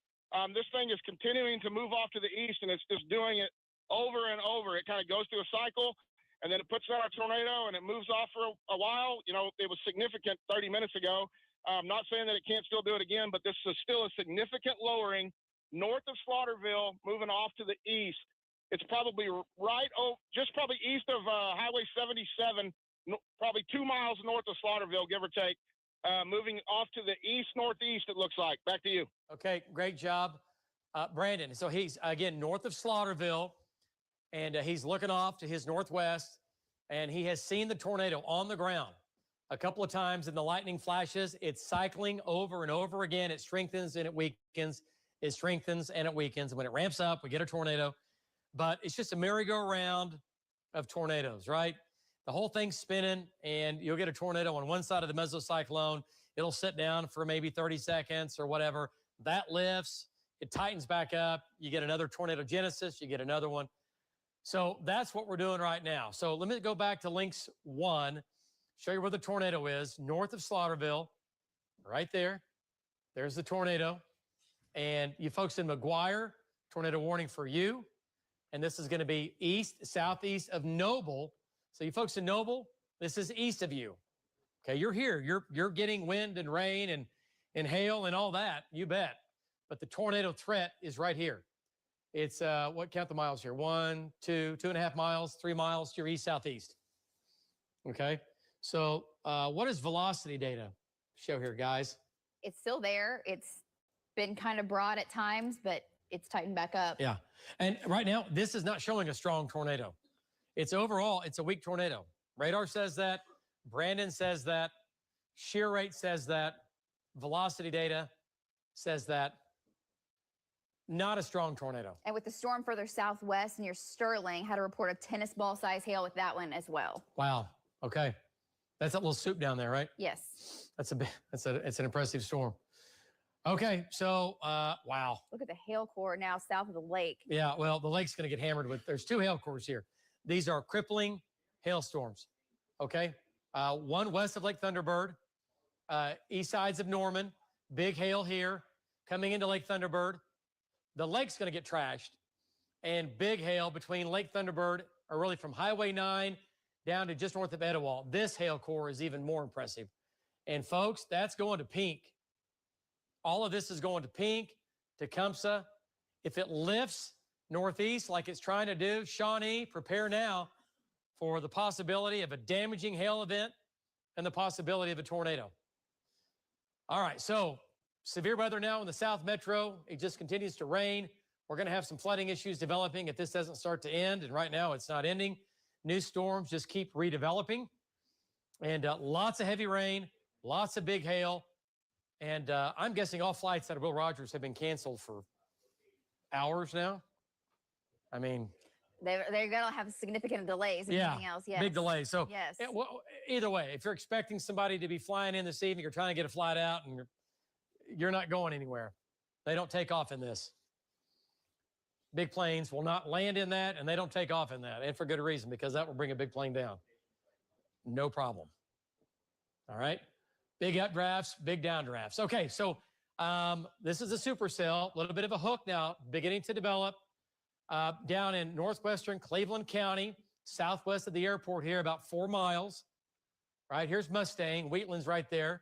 Big hail between Will Rogers and just south of downtown Oklahoma City along I-240. Big hail from Will Rogers down I-240 all the way back to I-35. Big hail. Golf balls and larger. Okay, that's going to Midwest City. That's going to Tinker Air Force Base again. Okay, also big hail now to the north of Lake Thunderbird. Okay, big hail to the west and north of Lake Thunderbird. Right here, that's pretty good size hail. And also southeast of Lake Thunderbird near Etowah. Big hail here. And that's headed towards Pink. That's headed towards Tecumseh and Brooksville. Okay, racing northeast. I say racing. What's our speed now? Racing earlier. What are we doing now? Well, the actual storm itself is moving at about 15 to 20 to the east. That little hail core, though, is racing. It's got to be way faster than that, probably 35 to 40. Yeah, it's moving. But So there's just the different elements of the storm because the storm is so massive. Yeah, it's huge. It's the biggest storm of the day, and it's I'm guessing the biggest storm probably in the country right now. Probably the biggest supercell in the country. Looking for storm strength. Still holding its own. That storm's coming up. That storm going to Marlow is a big deal. Yes. Okay, let's go back down there. Okay. And let's just make sure, see where we are. Not, okay, it's still a little bit elevated until you do that. Yeah, okay. Yeah, it's not wrapped up completely. It tried as it was crossing 7. Now it's a little more tilted, a little more elevated. That's a good sign. It means more wind and hail than anything. Yeah, it and has the hook. produced tennis balls. Yeah, tennis balls. Wow. And that storm, I mean, compared to the other storm, that's an impressive storm on any day. Supercell, rotating thunderstorm. But today, compared to the monster to the north, that storm looks pretty small. So Marlow, prepare for tennis ball size hail. Rush Springs, I'd go ahead and also prepare for if this wraps up and tightens up, we get a tornado on the backside of this. Be right here. Okay. And then west of Empire City, another supercell here. Notice how different they look. This has a hook. This is a screaming eagle. It's V-notched, shaped like a V, right? This is too, but a lot smaller storm. Doesn't mean it can't produce a tornado, but just a lot smaller storm.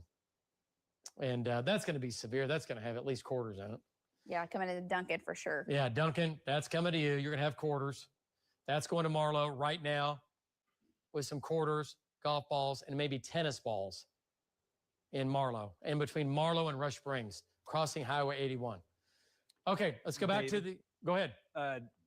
Hank is on the Slaughterville storm, and he has a big blocky wall cloud and maybe a small needle funnel poking out of that. So it's still very well organized looking at the blockiness of that wall cloud that he's watching. Yeah, I mean, this thing is still just, it's taken on a complete environment of its own. It's moving again northeast at about 15 to 20, not very fast now compared to what it was. Hank's right here. Circulation is going to be to his north. Let's get an update from Hank. And he's back in, he's back up. Shot looks good. Go ahead, Hank, looking off to oh, there it is. I just saw it in the lightning. Sure enough, wow. Yeah, Hank. Hank, what's your exact location? So I am in Slaughterville right now at Slaughterville Road and 77, and I'm looking to the northeast, and we've been watching a couple of different areas. There's a smaller wall cloud just to my due north, but then to my northeast is this big blocky wall cloud that you see, and we keep seeing some small tags hanging down that could be needle funnels. You know, at night, through the lightning, we look at something and we see, does it look like something different each time it lightnings, and that kind of tells us that it's rotating. So right there in that shot right now, again, just to the right of that big block, I've got a lowering again. You can see it's either a scud tag or I'm going to call that a funnel. So right there in the center of my shot, to the right of that big lowering, there's a funnel. A big lowering there. So I'm looking northeast from Slaughterville, and it's going to be, probably 3 or 4 miles to my northeast. It almost looks like a new bell-shaped wall cloud forming, but I really think it's circulating, and I really think it was a funnel. Wow. Okay. Well, let's keep watching it here. And again, this storm was the same storm that produced the damage and the significant tornado we had earlier near and west of Cole, which we know we have confirmed damage for sure. Checking on injuries and for any fatalities right now. And we hope we don't have either. But when you have a tornado that strong, things can get just a little bit haywire. Okay, let's go back to our trackers here. Who else is down south? And God, look at this thing now, guys. Yeah, it's really, really wrapped up. Okay, so we're back. Yeah, it's producing again. If it's not, it will be shortly. Again, we said this earlier. Back to Lynx 1 and McGuire. It's going to be just on or southeast of McGuire. There's Slaughterville. He's looking off to his northeast. Hank is. And there's the tornado right here. And then from there, it's going to Etowah and going to Needmore. Going to Etowah and going to Needmore. Look at the big hail here. Tornado warning continues for Etowah. McGuire, tornadoes right here. There's your tornado. What does max rot look like on that? Not as impressive as what it looks like on reflectivity. Yeah. There you go. Okay, so yeah, that's a big deal. So no doubt about it. I mean, this thing it's wrapped up. And the hail core over Oklahoma City, David, I mean, just watching this in motion over the south sides of Oklahoma City, it's just not moving much. Yeah, we were talking about the flooding, but I mean, just so much hail in South OKC right now. Yeah. Lacey, go ahead and take it just for a second. Give me 1 minute here. I'll be right back. All right, we're going to go to our live radar. We can stay on Lynx 1 here, and I'll just show you the hook, but also zooming out. So yes, the tornado threat, definitely the concern from Etowah and then crossing over into Pottawatomie County, eventually over towards Macomb, and we'll have to watch for areas like Tecumseh for the potential for the tornado threat, and then farther to the north, it's definitely going to be the hail threat for Shawnee, and we'll have to see how much to the north that thing can jog if it does. And then the next storm up the line is the one that's to the south of Lake Stanley Draper, also has a hook on it, and it's actually kind of a combination of several storms. It's not organized at the moment, but could produce some hail over Lake Stanley Draper.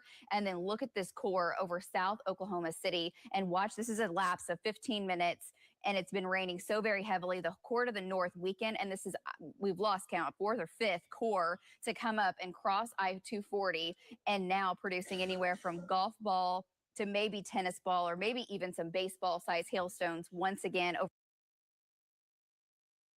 downtown Oklahoma City. It's actually lifting a little bit more to the north. We'll see if it doesn't kind of weaken and those hail sizes come down. That's kind of been the trend, but basically that's running from I-44 all the way over to I-35 and then across I-35 to Sooner Road. Valcaster's been there driving in and out of that hail core and monitoring that storm. No circulation, no tornado threat with what we're seeing in South Oklahoma City. Definitely we'll start to see a flooding threat with this continuing. So if you don't have to get out and travel, obviously you don't want to be out and about with the hail anyway, but we are going to start to have to really be concerned for a flooding threat. And of course, the stronger storm is the one to the south. And we've been mentioning the southwest storms. And I just want to give you an update because you're kind of in the clear right now in Blanchard and Middleburg, Chickasha. The next storm down the line is the one coming up to Rush Springs. And you'll notice the warning there is a different color. That peach color, severe thunderstorm warning, lets you know that that thing has the chance to have some destructive hail with it. So a much more severe alert, if you will. And that's for Rush Springs. That's going to be heading up towards Ellick, eventually Lindsay. And further down the line, way down the line, Purcell, Wayne, we'll have to see exactly what that storm does as it tries to hold together. The Duncan storm, nickel dime, quarter-size hail, and hail detector has had some golf balls with that one. But as David mentioned earlier, neither of those storms are rotating to the extent that it looks like a tornado is imminent or even close. They're not that organized as of right now, but they're moving into a more favorable environment as they move further east. So folks in Pauls Valley, Davis, Falls Creek, Ardmore, you still have to pay attention to these storms back to your west. And the one tornado warning is still the storm that Hank is on, that Jeremy is monitoring also, that is coming up. And actually, there's the very latest scan coming in. And man, you just look at that. Look at how that is spun all the way in on itself, David. Wow. I mean, folks, yeah, Lacey, I mean, that's about as bad as it gets, right? I mean, this thing is, okay, yeah, okay, we're going back to the, okay, what, anything? Let's see what, this is the latest. Okay, there's McGuire. There it is. There's your tornado. I don't see any, oh my gosh. Man. Okay, so it's, folks, it is back on the ground. Yeah, this tornado, okay, so where's? 5 miles to the west-southwest of Etowah.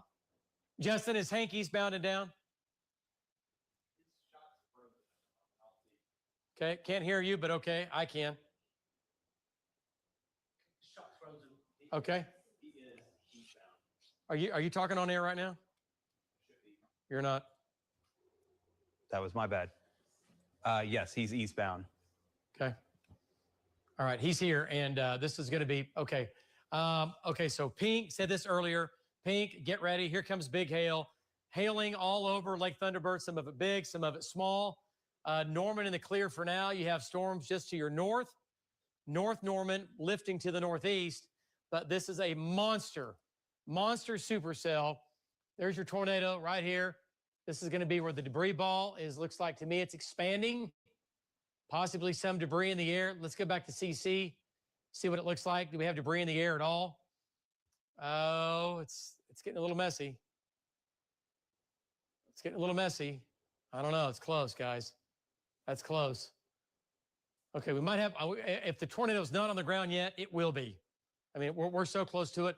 Needmore, a little small community of Needmore, small community of Etowah, safe spot, get out of the trailer, get out of the mobile home. You got to go. You cannot ride any severe, crazy storm out, tornado producer or a wind producer in a mobile home, modular home, whatever you want to call it. You just can't. They're great to live in 99.9% of the year. I get it. But on days like this, you can't ride them out in that. Damaging winds will flip those houses over and injure you and or take your life. Okay? You got to get out of you got to get out. You got to get east or whatever. You got to get away from this. Whatever that means for you. Maybe moving to a neighbor's house, storm shelter, whatever. Okay, there's the tornado right here. And we'll do a storm track on that. Look at the hook on that. Good. Oh my gosh. Definitely on the ground now.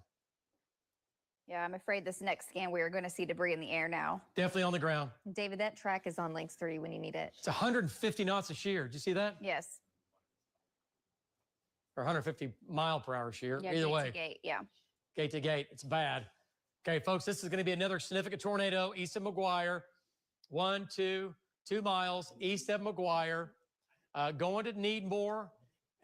We'll see if it occludes and see what it's going to do here. Going to Needmore and going to Etowah. David, that track is good on links 3. Okay, let's go to links 3 and Etowah. You're the bullseye. Etowah, 8:53. You've got 13 minutes or less in Etowah. 9:20s Tribby, 9:30s Macomb, Brooksville's 9:41, Bernard Elementary School 9:54, and Tecumseh. Now we're getting into some of the bigger cities. Tecumseh 9:54. All right, let's go back to Hank. Hank's right here. Hank's east of Slaughterville, right? Let's go back to Hank. Hank, give me your exact location. What do you see right now? Hank, it looks like it's on the ground for sure. David, Slaughterville Road and 132nd Street east of Slaughterville. I've got power flashes to the north of Slaughterville Road. We just saw 2 power flashes under this huge blocky wall cloud. The trees are obscuring the vision at the very bottom, so I can't see the tornado, but we just saw 2 power flashes right underneath this monster of a wall cloud. It's going to be a few miles north of Slaughterville Road, and I am at 132nd East, so I'm just a couple of miles. Another power flash. It's right there in the camera. Look at that big old block wall on the back side of it. I'm just a mile or 2 east of the quick stop that's east of Slaughterville, east of Slaughterville on Slaughterville Road. I think there was a Pot County Fire Department there. I've got a big old cone right here, David. There's a big cone right there on the left side. There's another power flash. Yeah, so this is going to be 2 or 3 miles due north of my location. I am directly south of it. It's directly west of Etowah. And to me, it looks like it's moving more east than it is northeast. It's moving right towards Etowah. Yep. Hank, great job. No doubt about it. Tornado on the ground now, like you said, going towards Etowah and just north of Etowah. Let's leave Hank shot up here just for a second. Tornado's on the ground. Wait for the lightning flashes.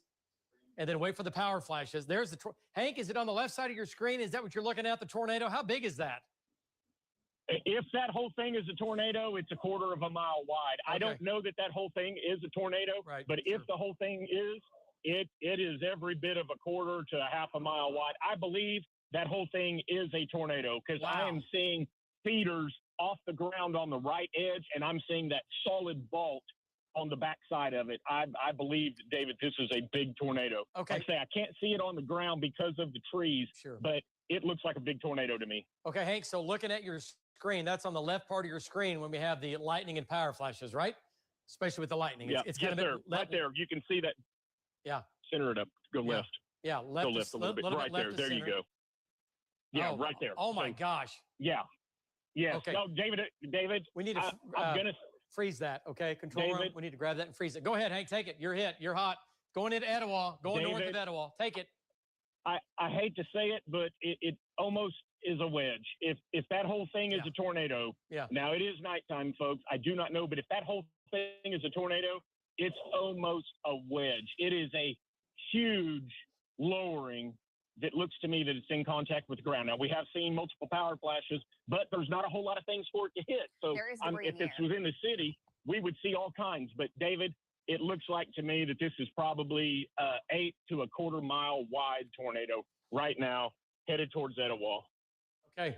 All right. So there it is in your shot. There's the tornado. It's right here. Control room, we need to have editing. Take this, the last 2 minutes of this, freeze frame it, freeze these images, okay? Grayson, help me out here. Let's go ahead and freeze these images of the left and the right side of the tornado. This is a big tornado. It's right here. That's a big tornado. Hank's all over this. That is a big tornado. Okay, let's go to it. Back to links 1. And, okay, there's shear rate.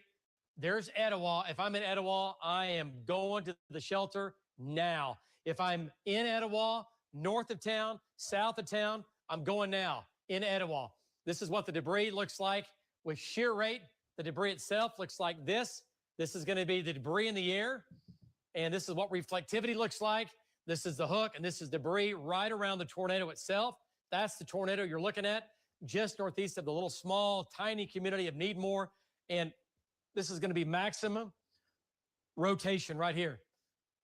They all line up. Hank confirms it.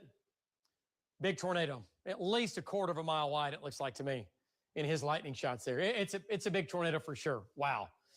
Okay, let's go back to, we'll do a storm track on that. And let's go back to, let's stay with links 1. Let's go back just to reflectivity here. Okay. And, okay, let's back out of this. Talk about this. Tornado, again, just west through north of Etowah. There's the tornado itself. It's moving east-northeast. We'll get a storm track going. Cass, holler when you get it.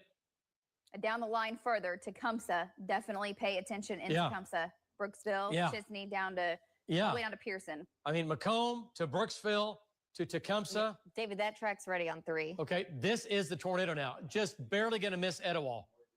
Okay, let's go to links 3, control room, storm track. And there's your storm track. Etowah, 851. It's 846. It's going to be close. It might go just barely north of town, but I wouldn't count on it. If I'm in Etowah, I'm in my safe spot, and I'm there right now in Etowah. Okay? Tribby, for now, this is going to go to your north.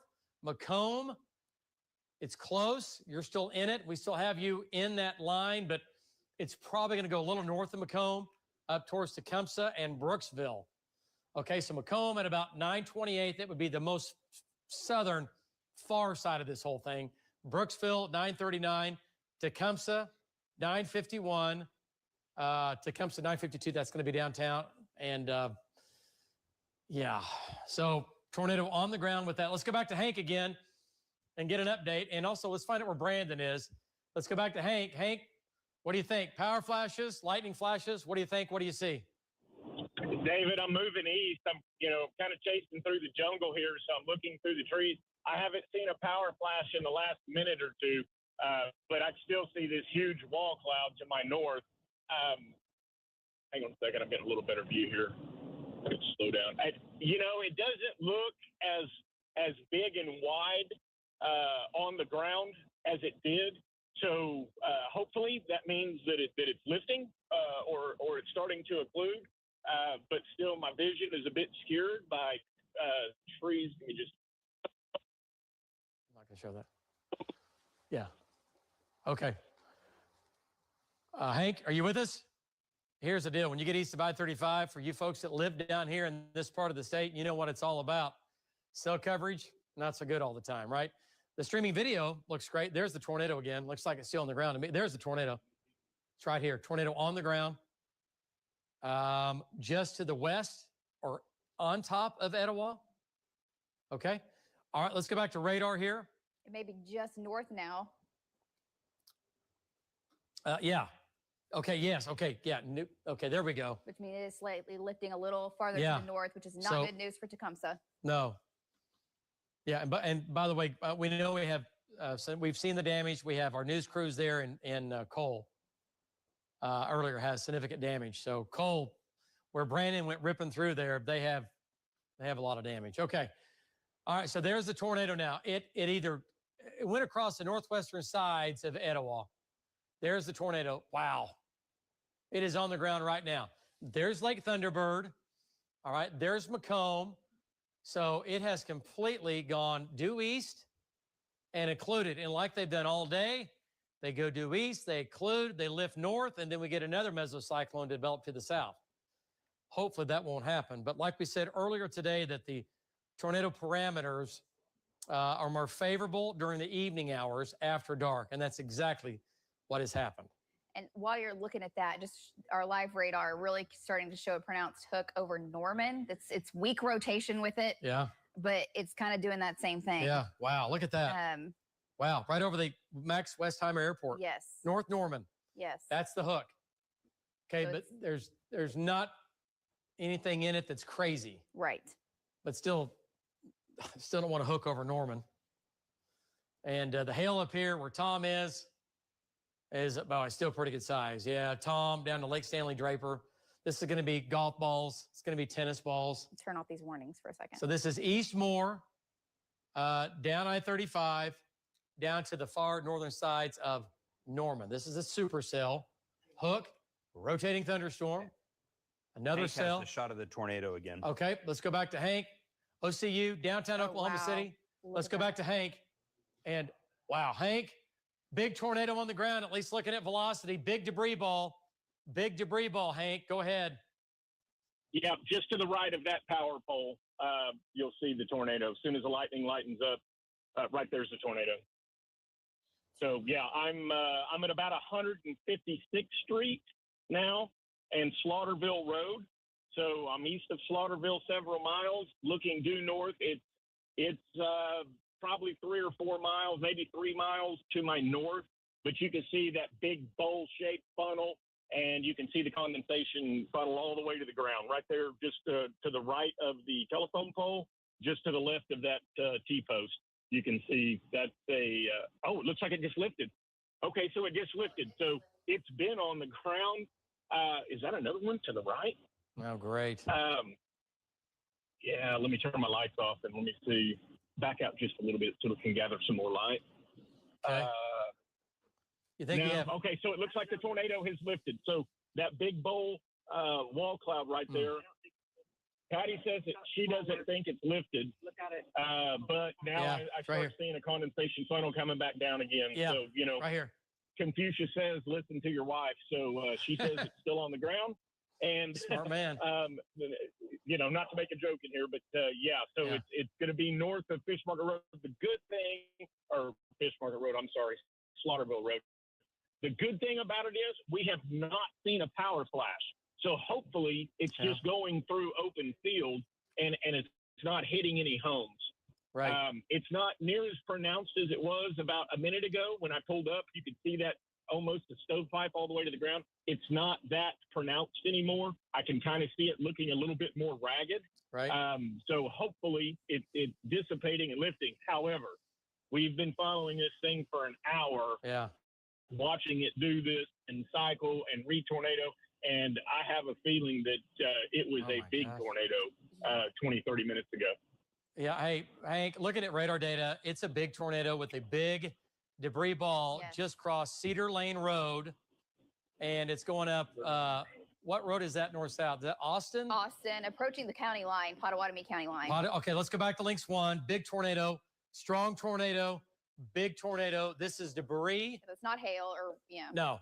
Right here. This is debris. This is what we call a debris ball now, and it's lifting north. There's State Highway 9 to the north. This is Austin Road. This is the Pot County line. This is Cleveland County. This is Pottawatomie County. This is East Road 125. This is a dangerous, potentially deadly tornado on the ground. Hank has it live.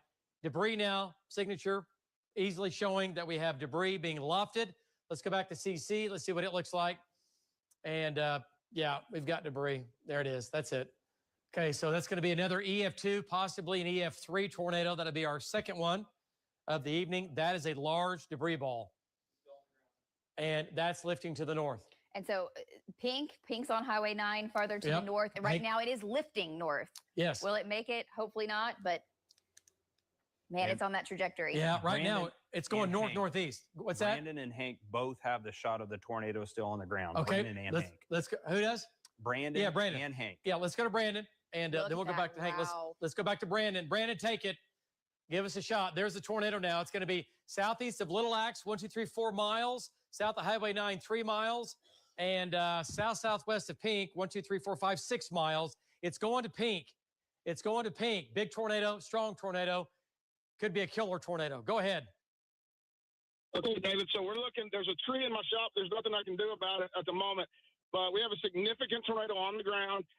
It kind of varies at times from a needle, and then it kind of dissipates. But this condensate kind of dissipates. But I think that the circulation is continuing to remain on the ground. It's kind of right now. It's not fully condensated again, but I can tell you just by looking. I'm gonna zoom out just a little bit. I might be zoomed in a little too much.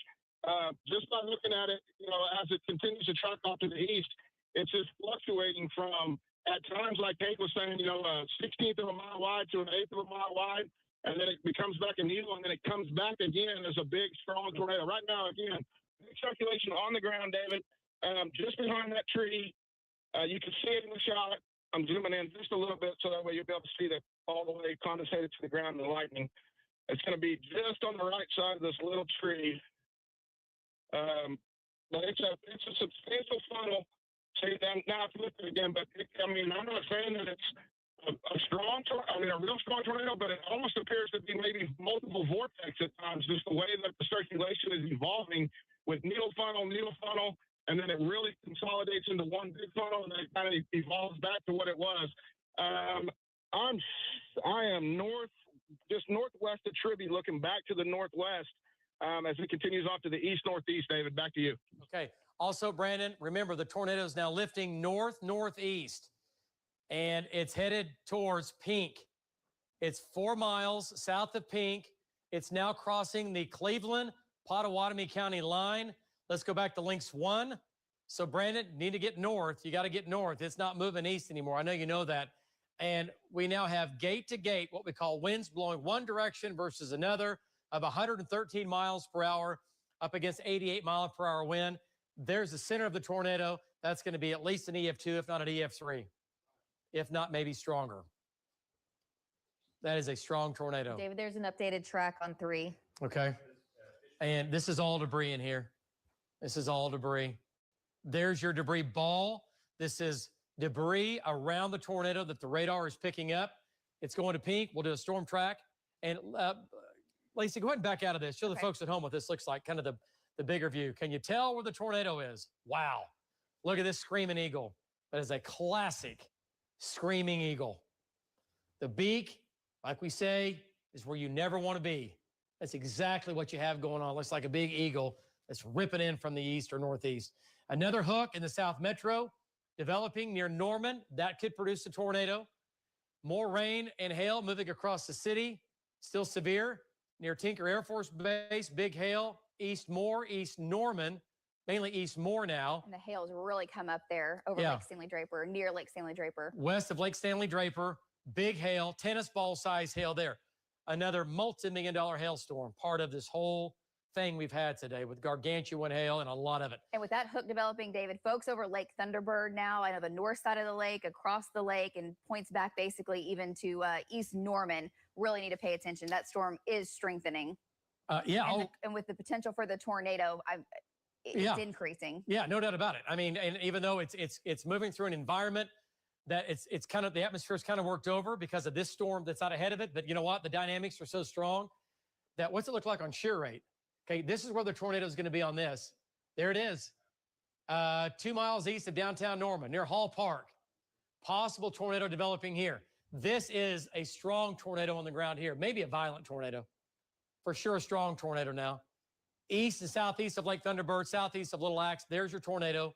Confirmed doing damage right now. Not good. Now crossing into Pottawatomie County. Look at that. Now it's into Pottawatomie County. Okay, so here's pink. 1, 2, 3. Yeah, it might go on, or it's kind of wobbled back a little farther east now. On or just east of pink. If I'm in pink, I'm going to the hole. Let's do this. Whether it's the interior closet or interior bathroom, above ground storm shelter, below ground storm shelter, what have you, do it. Do it, do it, do it, and do it now. If you're in pink, okay? Serious tornado, strong tornado, large tornado on the ground, doing damage, coming into Pottawatomie County. And just like that. It should be there in 10 minutes or less. Okay, let's do it. Storm track, you have one, Lace? It's on 3. On links 3, control room.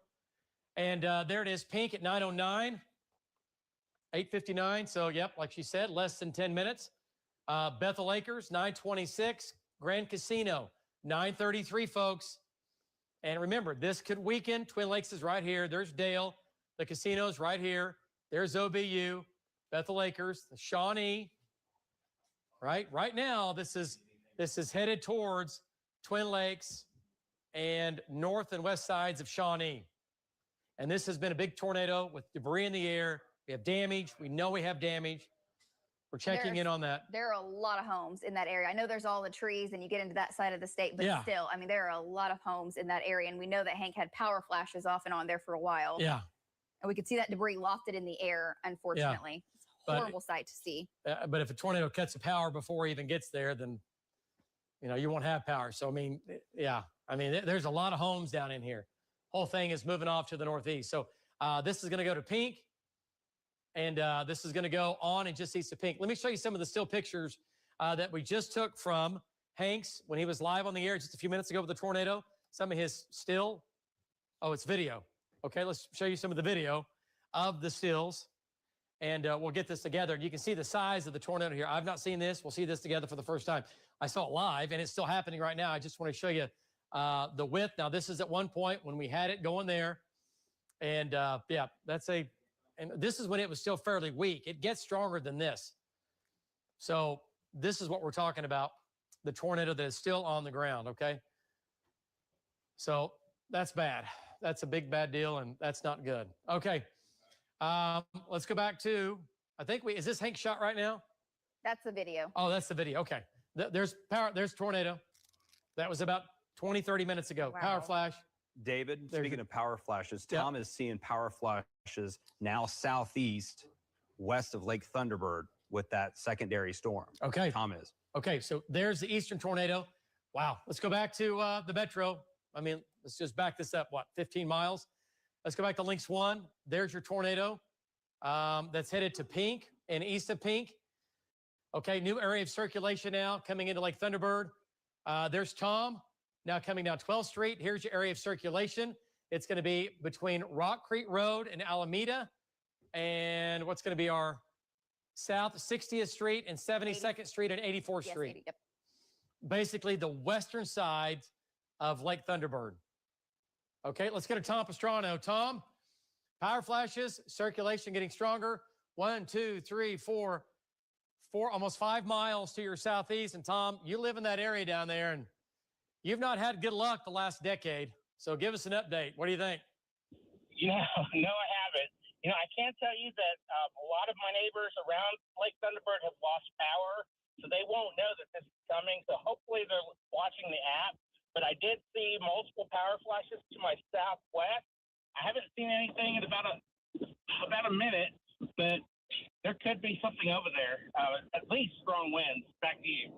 All right, good job. Great job there, Tom. We'll keep busting east and get over on this thing. I know that's what you're doing. And hopefully this will not produce a tornado. It's going through in an environment that's been worked over with the previous storms we've had. But the dynamics are so strong that the spin in the atmosphere, it just keeps cranking out mesocyclones that are cranking out tornadoes. Anyway, okay, so let's go back to Links 1. And tornado, go ahead. Take a look at the velocity here, David, for the storm south of Pink. And I mean, to me, it's so much more broad now. It's weaker. Not saying it's completely lifted. No doubt about it. But that is far cry from what it was 5 minutes ago. No, it's definitely spinning down for now. Now, what we have to worry about, because this is cycled all day long, is getting another area of spin.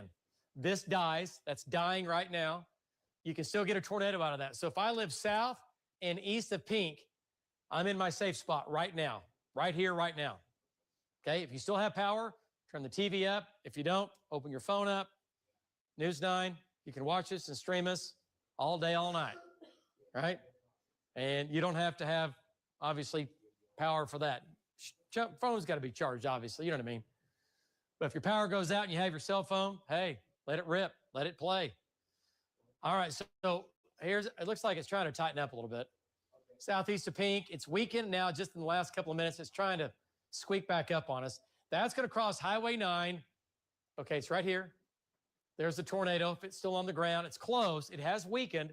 That's going to be 1, 2, 3, 4 miles east and 2 miles south of Pink. So you folks in Pink are getting wind and hail, not a tornado. All right, so let's go back to the west now. Here's Lake Thunderbird, and this is the other area of circulation. And Val's coming in from the west. There's Tom. Area of spin. Is it trying to tighten? Yeah, it's trying. Man, it's so close to the other one. It is. So close. Right on its heels, really. Yeah. Okay, so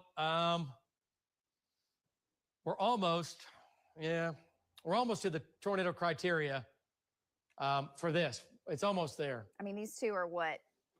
12 miles from each other? Yeah. Look almost like twins. Right. Except this one, God, what a big storm, though. That thing's a monster. Man, we have had so much hail today. Goodness gracious. Any reports of any fatalities or injuries that we know of? We had to have had. I mean, I hope not, but injuries? Okay, not confirmed. Okay. Well, we hope not. That'd be great. But we know we have damage. Down by Cole, we have crews on the scene down there. And yes, we have damage down there. And David? And I know we have damage near Etowah. Yeah, go ahead, Justin. Just looking at the overall storm environment, there is some indications are that lid in the atmosphere has kind of been put back on. These are the only two storms right now that are literally severe in the states. The one northeast of Norman and the go ahead. And the one near Pink. Yeah. The other storms, the other two that were down towards Duncan and the Marlow area,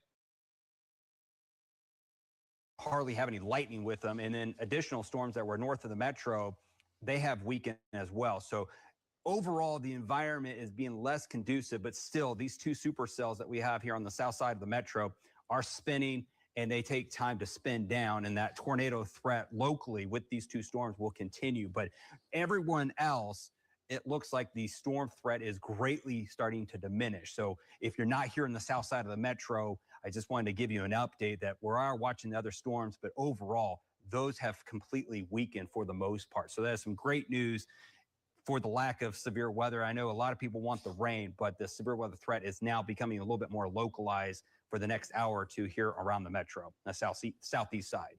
Yeah, which is good, which is great. We still have some wind and hail to deal with, but the big show is right here, like Justin was talking about. And the environment is still conducive. So this is going to go on a little while longer. Eventually, these will run out of steam. Let's talk about velocity data. And how far away from Pink on this? Just a couple miles, too. Oh, there it is. I'm sorry. Yeah.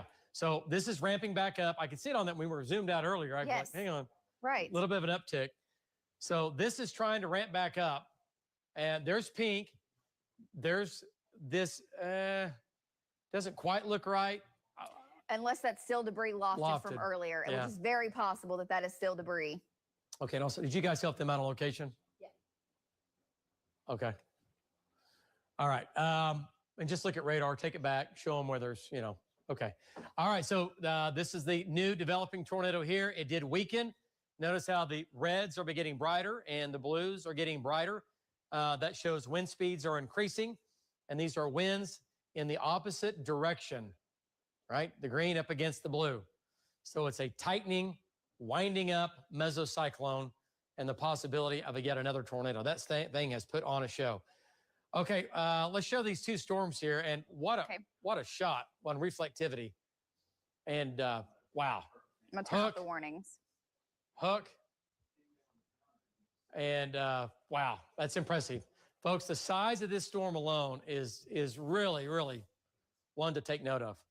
It's a very large supercell, moving east-northeast at about 20. Yeah, and the hail is coming into Shawnee now. Yeah, Shawnee, we talked about Shawnee. We said Shawnee, I swear it was 2 hours ago, maybe 3, when this stuff took off. So, Shawnee, you're going to try to avoid a tornado, but you're for sure guaranteed hail. And it's coming in right now. OBU, Shawnee, down to just north of Tecumseh is where the hail is going to be. The hail core is all in here. And this is going to be quarter, golf ball, tennis ball size, maybe even baseball. I'd count on some baseballs in here. It's going to be a crippling hailstorm for Shawnee. And then here's the hook. Possible tornadoes right here. Possible developing tornado now coming into Lake Thunderbird. All right, what's this look like on shear rate? Okay, so this is, it's getting stronger. Man. Yep, Tom is closing in on that from the west. And I mean, it's coming, it's going to cross right over the north side of the lake. And Brandon's reporting that lowering that wall cloud that was southeast of Pink is becoming a little bit more defined and looks stronger, that couplet on radar. So that might be re-intensifying. Oh, yeah, for sure. It definitely has re-intensified. Yeah. I believe it's on the ground, David, with the look at the debris in the air. Yeah, it's either, like you said, it's old debris or new debris. So let's go back to velocity here. I'm with you. It's not as strong as what it was, but it's still probably, yeah, that's probably on the ground. Not as strong. Yeah, that's on the ground. Well, that escalated quickly from what it was. It doesn't look like it's as strong, but it's definitely at least intermittently on the ground, off, it's up, it's down, it's all that. And you don't want to play that game of, is it going to be up or down when it comes over my house? So if you live south and east of Pink, we'll do another storm track on this. And lapse this, let's just make sure this is still moving northeast. Yeah, golly, it's really making it, man, it's going to go barely east of Pink. Wow. That's wild. It's almost moving due north at that last scan. Yeah, I mean, you folks in Pink, you can hear the roar. I mean, the wind has got to be blowing there. If it's not, it's because you're so close to it. But the tornado is right here, about ready to cross Highway 9. And you can see the tornado warning for the storm back to the west that Tom is on, that we've been talking about, approaching Lake Thunderbird. Okay, so here comes the next one. Yeah, here comes the next one. New tornado warning now. Lake Thunderbird. Anybody in and around the lake, tornado warning for you. Let's go to Tom Pastrano. And DeBow's coming in as well. Let's go to Tom here. Tom, just to your east, tornado warning. Here we go again, Tom. Coming into the western sides of Lake Thunderbird. Give us an update as you look off to your east. Go ahead. You're closing in. Yeah, David, there was substantial lowering. I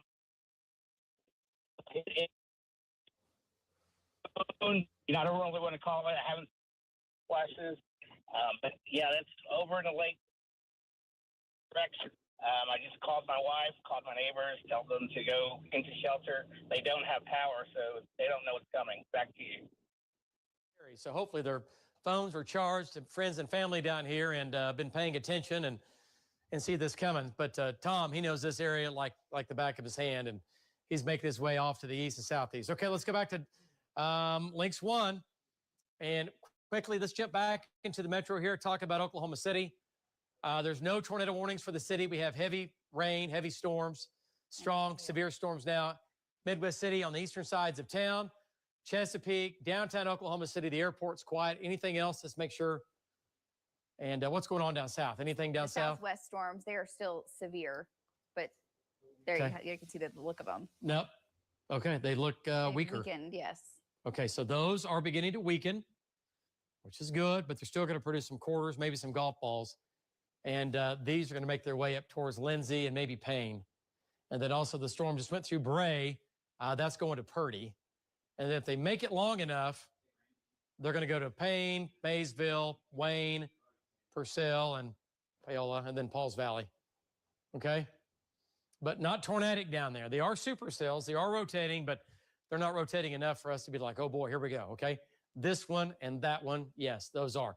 Nothing in Lincoln County of any concern, at least now in northern Lincoln County or Payne or Osage. Osage counties and Pawnee County storms are pretty strong. But this is these two storms here are the serious storms. And look at the hooks.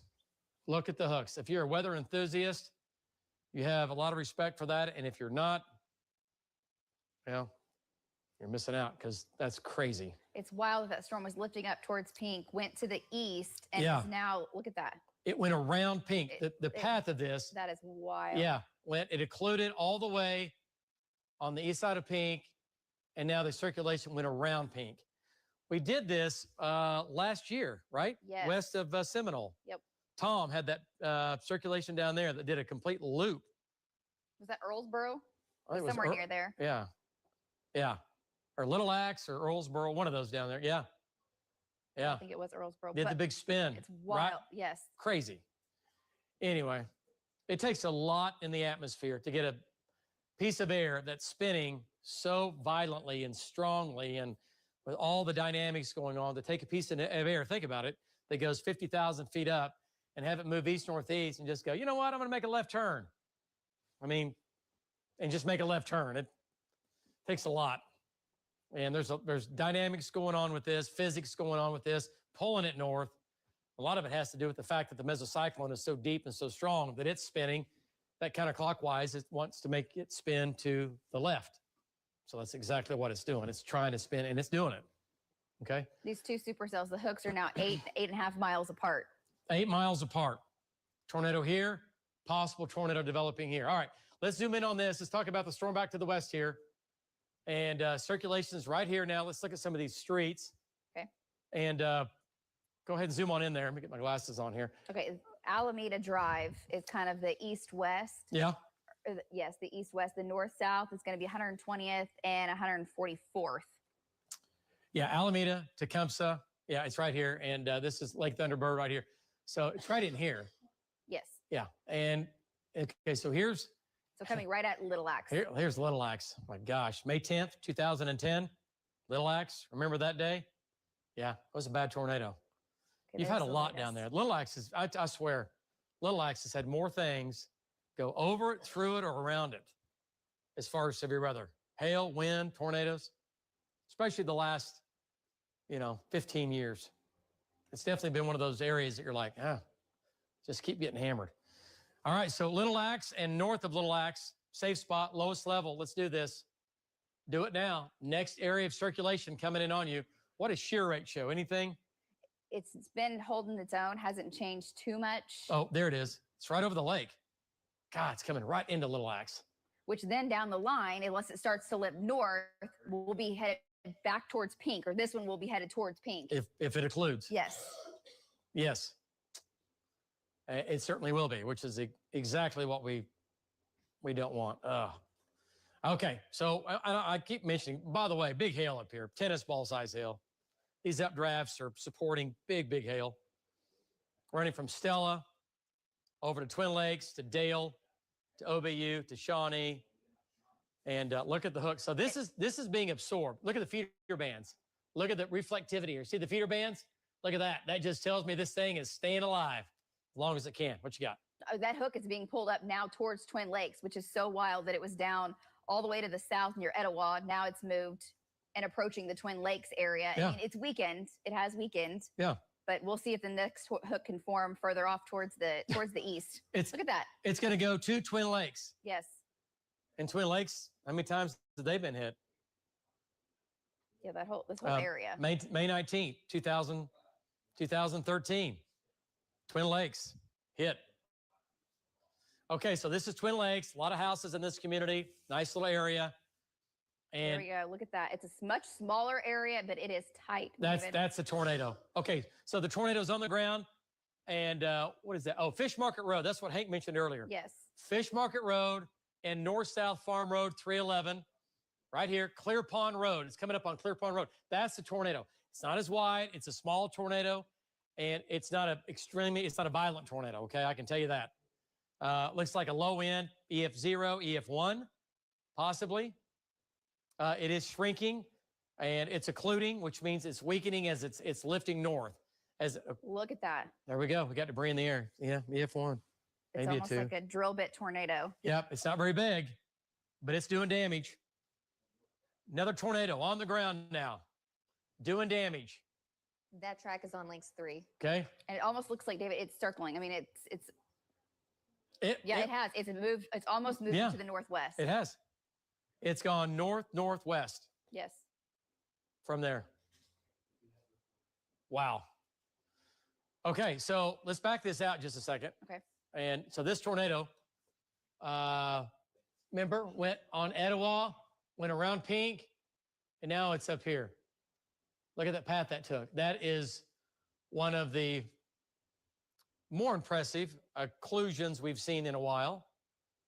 That tornado started down here, went over Etowah, went barely on the east side of Pink, and now it's back to the northwest. Look at the big hail back in here over Stella, Newalla. Big hail for you. All right, let's go back to shear rate. And there it is. See the area near Bethel Acres? Yeah. Take a look at that.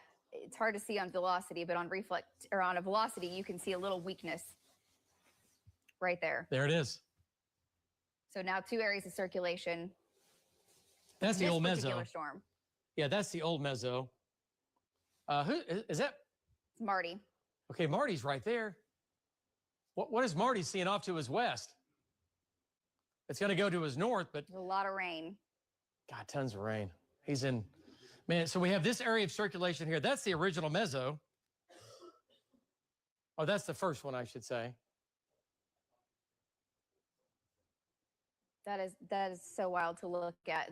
The tornado that's north of Pink is the original tornado that went near Etowah. This is a new area, I believe, near Bethel Acres that's starting to strengthen now. Still broad, definitely damaging winds coming into Bethel Acres and Shawnee. Be curious to see what Mark Yeah, no, has. you're right. Yeah. Here, I'll zoom it out and I got so many warnings to look at that. To try to kind of coordinate with all the different warnings for the different motions in this storm. There you go. Okay, what about the circulation back to the, is that weakened some back to the west? I don't see it there. Yes, it has. Val's just south of that circulation now. Okay, let's bring in Val Castor. And let's go to Val, and he's on Highway 9. Val's circulation is just to your north, it looks like. And just to your northeast, Val, between you and Pink, what do you see right there?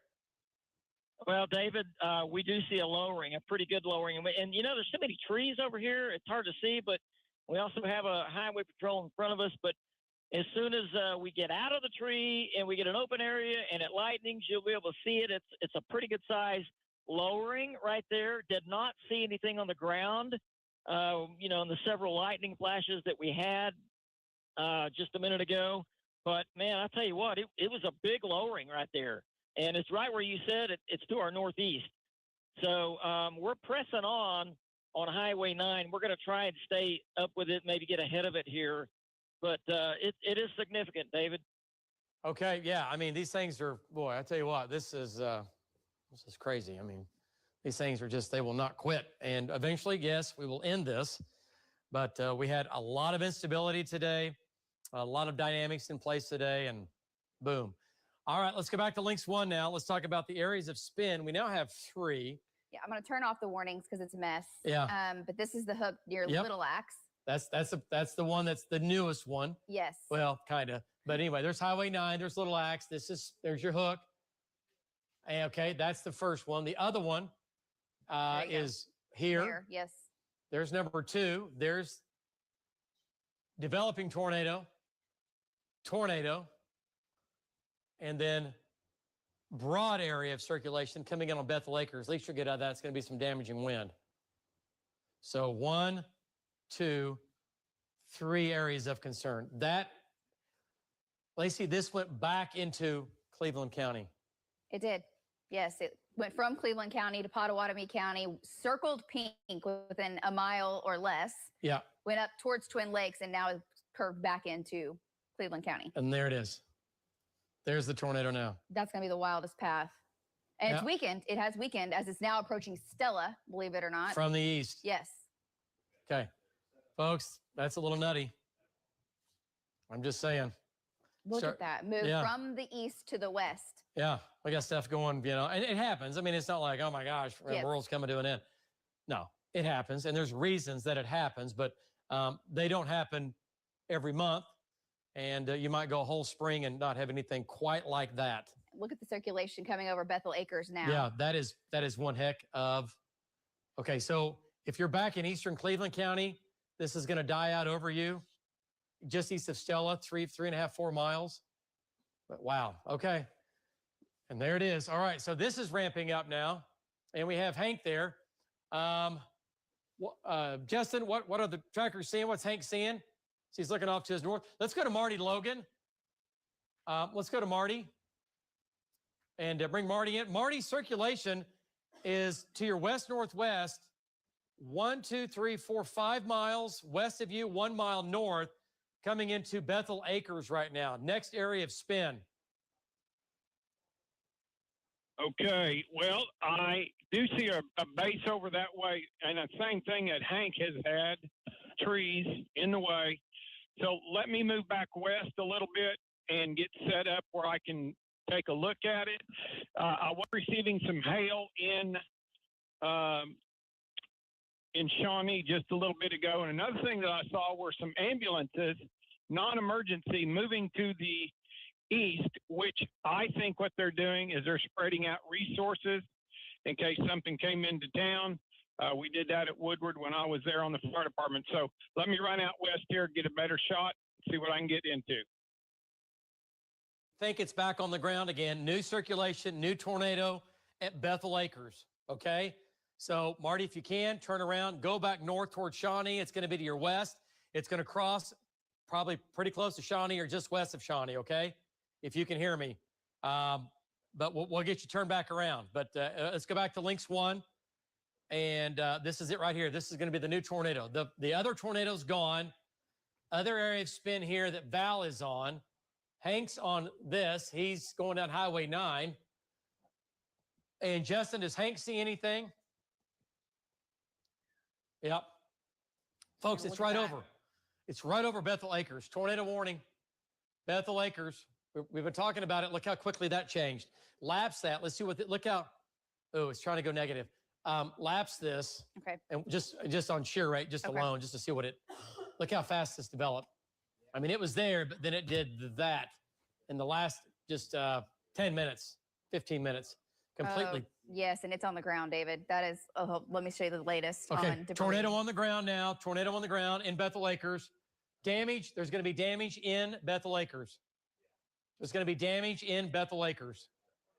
Okay? Damage in Bethel Acres right now, live on News 9. That's what it looks like. And it's going due north. It's going up north-south Farm Road, 336, between 336 and 335, and Lake Road. There's the tornado. It just went on, and on the western sides of Bethel Acres, we're going to have damage there. And it's wrapped in rain. I mean, that's... Cannot see it. No. There it is. There's your tornado. There's your tornado. Lifting from the south to the north now. These are not moving east-northeast. I think you're thinking, what? Right. People in the Grand Casino see this to your southeast thinking, hey, this is moving away. It's actually not moving away from you at the Grand Casino. No, it's moving, like you said, and if it does like the other one, it's going to try to swing back northwest and try to hit Grand Casino.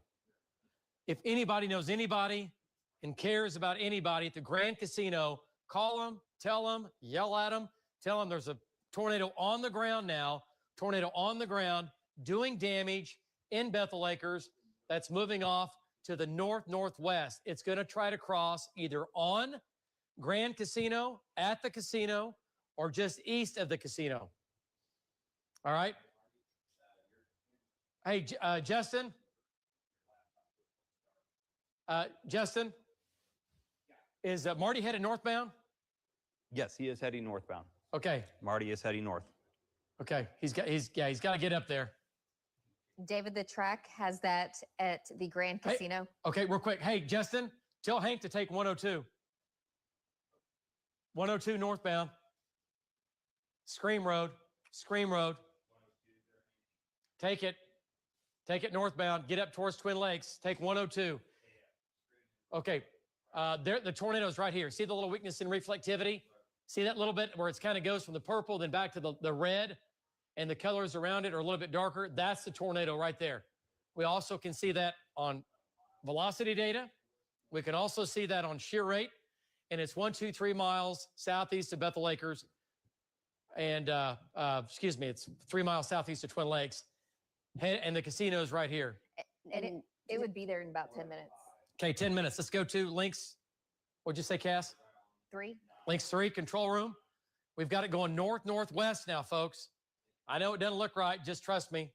Grand Casino, 937. If you live near the Grand Casino or east of the Grand Casino, if it doesn't weaken, it's going to hit you, or certainly could. Grand Casino, big casino. We all know where it is. If you've been on I-40, you can't miss it. You might have thrown some money in there.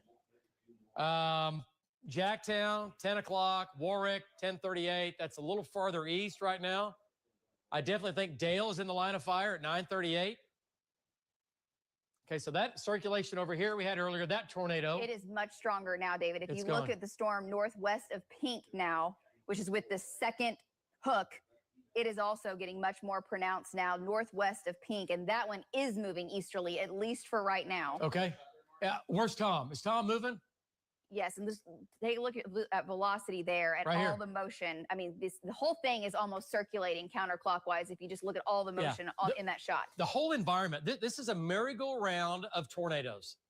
It's a merry-go-round of tornadoes. The whole atmosphere is spinning, and we're getting circulations over miles that are spinning and rotating Go to Marty there, David. counterclockwise. Let's go to Marty Logan now.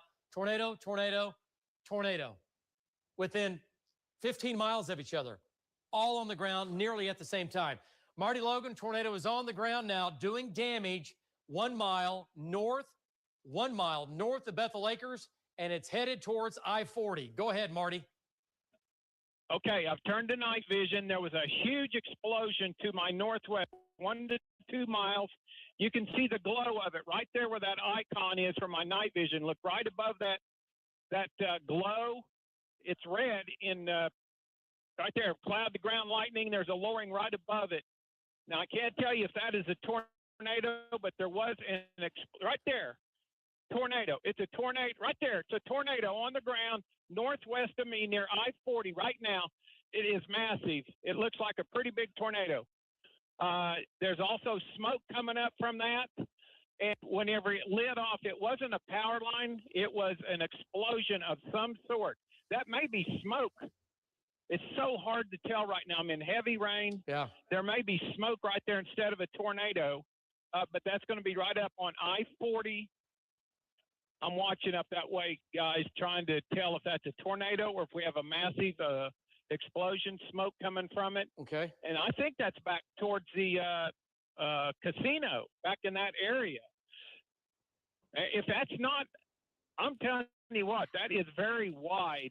I think maybe that might be the tornado. Hey, Marty, give me your exact location. Your GPS is kind of locked up. You're in a bad sale area.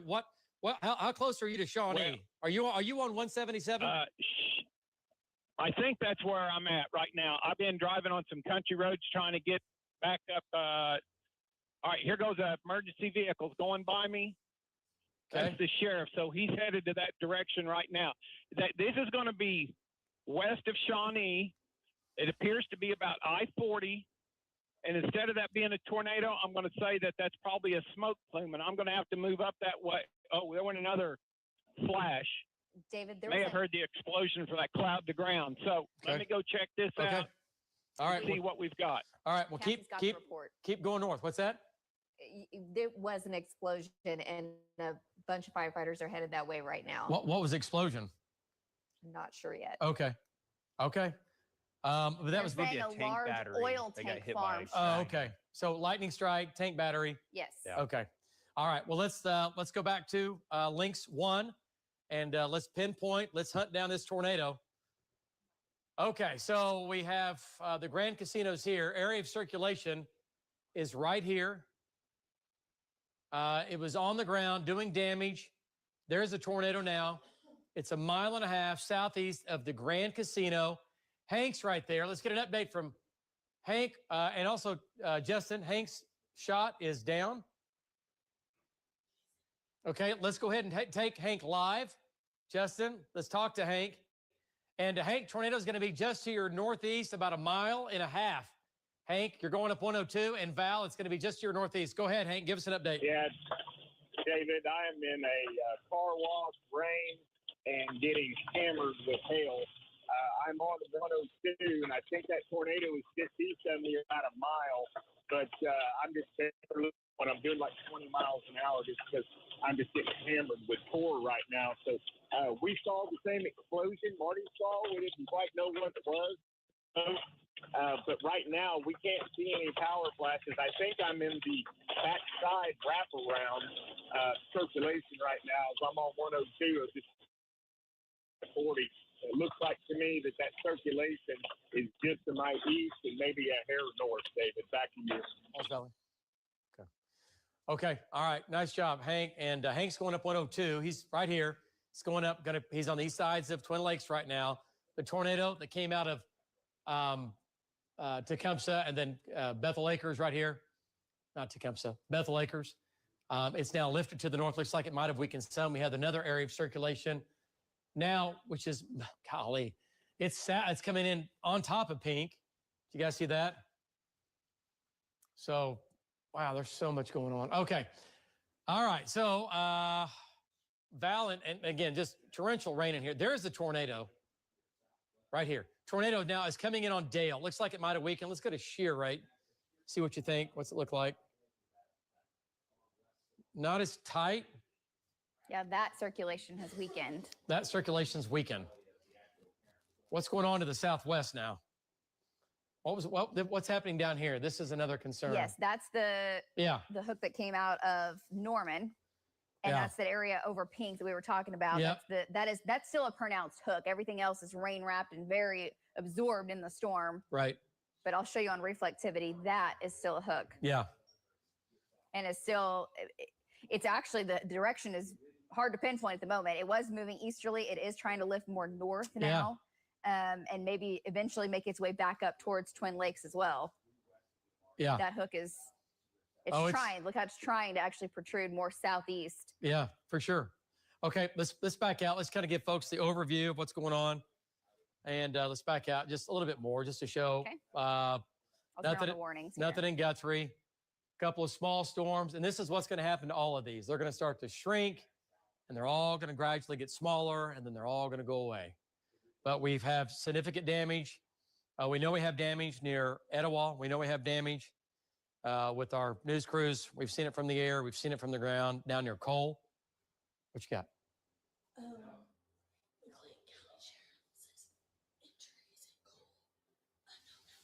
Okay. So injuries in Cole, which from the damage we've seen from our crews and trackers and the debris we had in the air and all that, we don't know how many injuries, but for sure we have injuries, which is the worst part of this whole thing. So, okay, that's not good. Okay. We hate it. This is why we do what we do. But that was a big tornado, and it was a strong tornado. It was at least an EF2, maybe as high as an EF3. And doing to this one more time. And let's talk about this tornado down here. Let's zoom back in here. Now, I want to point out eastern Oklahoma County, Choctaw, Harrah, these storms have weakened. They're moving off to the east. This is the only game in town now, is this big conglomerate of supercells that have merged into one. We've got the big one. We've got the other big one coming in behind it. And right now, the eastern storm is lacking a tight area of circulation, okay? But the area back to the west near Pink, it continues to get a little bit stronger. So let's go ahead and zoom on in and take a closer look here. It's going right down Highway 9. There's Pink. This is going to be circulating right here. And anything on shear rate, guys? And remember, this is going to Tecumseh right now. Okay. Is this trying to tighten up now over Clark Heights? It's Clark's broad. Heights? It's broad, but there is definitely circulation There it is. Yes. Okay, so there's that. I'm going to turn off these warnings again. This is OBU. There's OBU campus. There's Shawnee, or Gaddy, Bethel Acres, Dale, right? The casino's right there. This is Twin Lakes. Area of spin right here, coming down Highway 9. Well, you can see it spin yourself. See that? And that's going to Tecumseh. Tornado warning for you, lowest level, center part of the house, Tecumseh. If you live on or near either side of Highway 9, safe spot, lowest level. And then the other area of spin right here, developing near Clark Heights. The area that was spinning up to the northwest, that's gone. It looks like to me that's no longer there. Okay. All right, so that's good, but we now have these other problems that have popped up. All right, so what, just real quick here. Yes. I'm looking at Tom's location. There's Hank. Okay, God, there's some big hail in here too, folks. Damaging hail. It just continues. And look at the hail in here. Golf ball, tennis ball, baseball, big hail, Twin Lakes. Let's go to Tom Pastrano, and he's coming in from the west. Tom, give me an update on the hail. We're showing some big hail. Looks like just to your north and east. What's the biggest hail you've had here in the last 10 minutes? Yeah, come into maybe some quarter-size hail. Hasn't been too huge like earlier. I have come across some damage. I came across about a 6-foot diameter tree, an oak tree that has been sheared and blown across the road, and then some pins. So I'm not sure if this was the path of the tornado earlier, but that's the only damage I have seen back there. Okay. All right. Good job there, Tom. So Tom, again, he's making his way east, and the tornado warning does continue. Okay. And let me show you what's going on here. We've got a couple areas of spin. And remember, these go up, they come down, and then it seems like they go up, they down, they come down, and then they ramp back up. And it's like flipping a switch, and then they get back into that kind of that crazy mode. All right. So we have an area of circulation on Highway 9, which is here, and another area of circulation, which is right up here. It's a little bit farther north. It's right here. Lace, just take a look at that. And where's Val in all this? Lace? Let me zoom out. Sorry. He's where Hank is. They're in the same location. They're Yeah. together? Yes. Okay, they're still in rain, aren't they? Yes, you're wanting to go farther north? Yeah, I want to see this yes. this right here. Approaching I-40 now. Yeah. What is, oh. There you go. There you go. Here comes the next tornado. Just like clockwork. We're average about one every about 15 minutes. And that's also near Casino. That one is now 2 miles west of the Kickapoo. The Kickapoo's over here, a little smaller casino, right? Yes, down below your, yep. Yeah, I'm sorry. Yep. Yeah. Yeah, it says you go into, okay. So that's west of you, but this is going to be another developing tornado at 45th Street and north-south 336 and Gaddy Road. Gaddy Road. Gaddy Road. Valcaster is right there within a mile or less. Let's go to Val. Let's bring Val in. Val, look to your east-southeast, 1.5 miles. 1.5 miles, Val, to your southeast, developing tornado right now. Do we have Val? We just got out of golf ball size hail, and I can confirm the wind direction right before we got on I-40. We're going east on 40, but when we're going north on 102, we started getting probably 60 or 65 mile-an-hour north winds and golf ball size hail. So that would indicate the rotation being where you said, just to our east-southeast. So right now we're going east on 40, and we're going to we ought to be getting out of the rain pretty soon and being able to get a shot of it. But earlier we did see power flashes in that direction. So we're keeping a very close eye on it, David. Hey, Justin, let's get Tom south and east. Get him blasting east and then down on that Tecumseh thing. Or we can bring Marty back south. Brandon's right there on 9 west of Tecumseh. He is? Well, let's go to Brandon Pennell. Your GPS doesn't work. Let's go to Brandon. Brandon Pennell, circulation is coming right down Highway 9. And we now have a substantial hook on and just north of Highway 9, 1, 2, 3, 4 miles west of Tecumseh. What's your exact location? Okay, Kylie? David, I'm going to be about, can you hear me? Go ahead, take it. Okay, so I'm going to probably be 4 to 5 miles straight west of Tecumseh on Highway 9 headed eastbound. There are multiple areas right now that are of concern. It's really hard to tell in the dark with all the trees, what is rotating harder than the next. But just the way that this thing continues to evolve, my fear at the moment is that if multiple circulations can find a way to come together, because this is the only game in town now, that we could have a significant tornado like we had back at Cole. I know it's nighttime and it's coming into a really heavy populated area. So we're continuing east into Tecumseh, into the southwest Shawnee area, and we'll be right there as it comes down high. We just have power flashes to our north, on the north side of Highway 9, just back to my northwest. So there possibly could be a tornado on the ground north of Highway 9, back to my northwest, tracking east-northeast. So if you live in Shawnee, North Tecumseh, now's your ticket to get underground and take your precautions. Sorry, David, there's a lot going on. So we're going to continue east. We'll be in Tecumseh here in just a minute and be able to look back to the west-northwest. Back to you. Brandon, listen to me right now. Go to Tecumseh, make a left. It is on the ground doing damage. It's 3 miles west of Tecumseh and 2 miles north. Go to Tecumseh, make a hard left. You're going to go right up 177, and the tornado is going to be to your left, out your window. Folks, this is serious for Shawnee. This has just developed. We've been watching it the whole time. Don't get me wrong, but it is ramped up. There's the tornado now. It's crossing Farm Road, north-south, 337. Watch the tornado develop. Boom.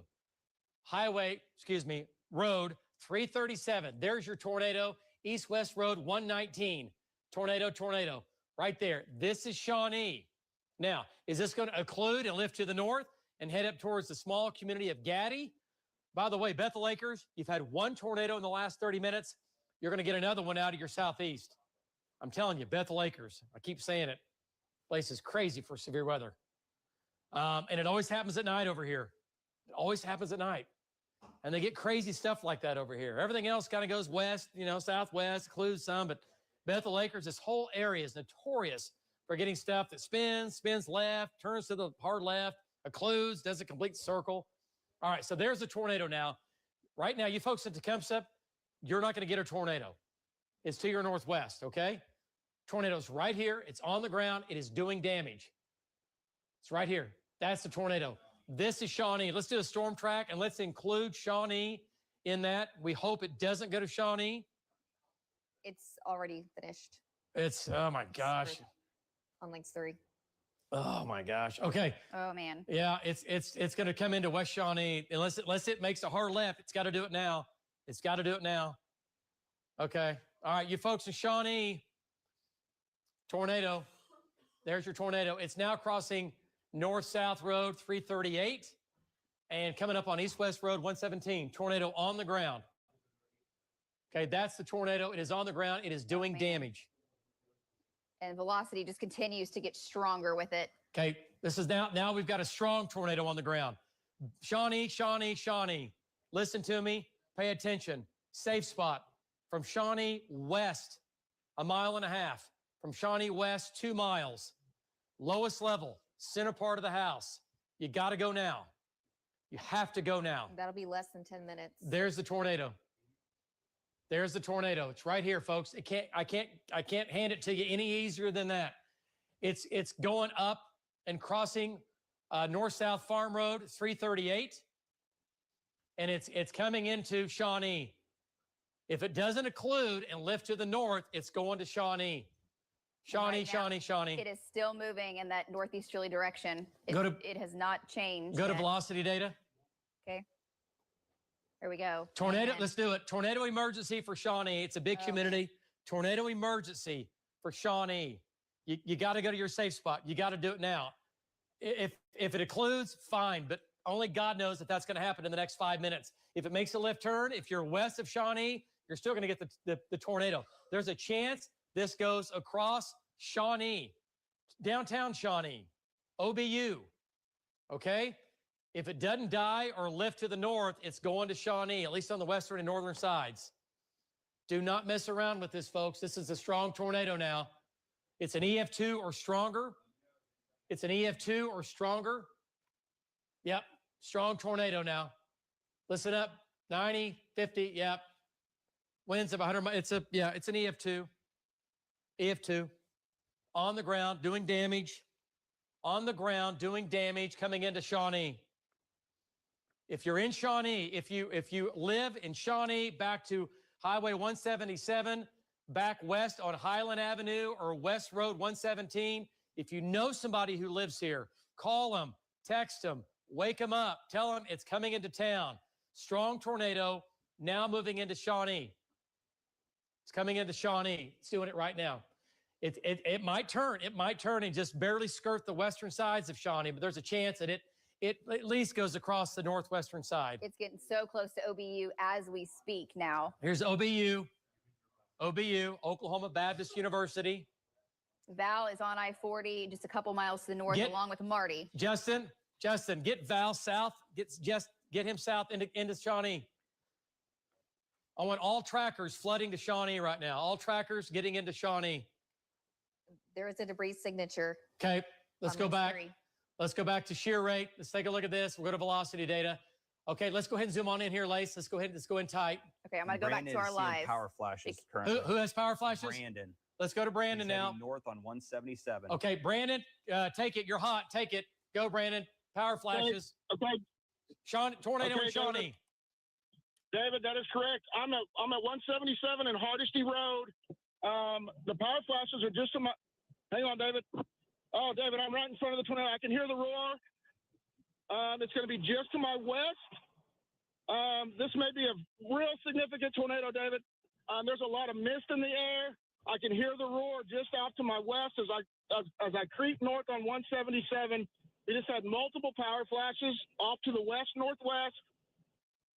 I'm looking. There's a lack of lightning in the moment, and it is just a big dark bowl to my west, David.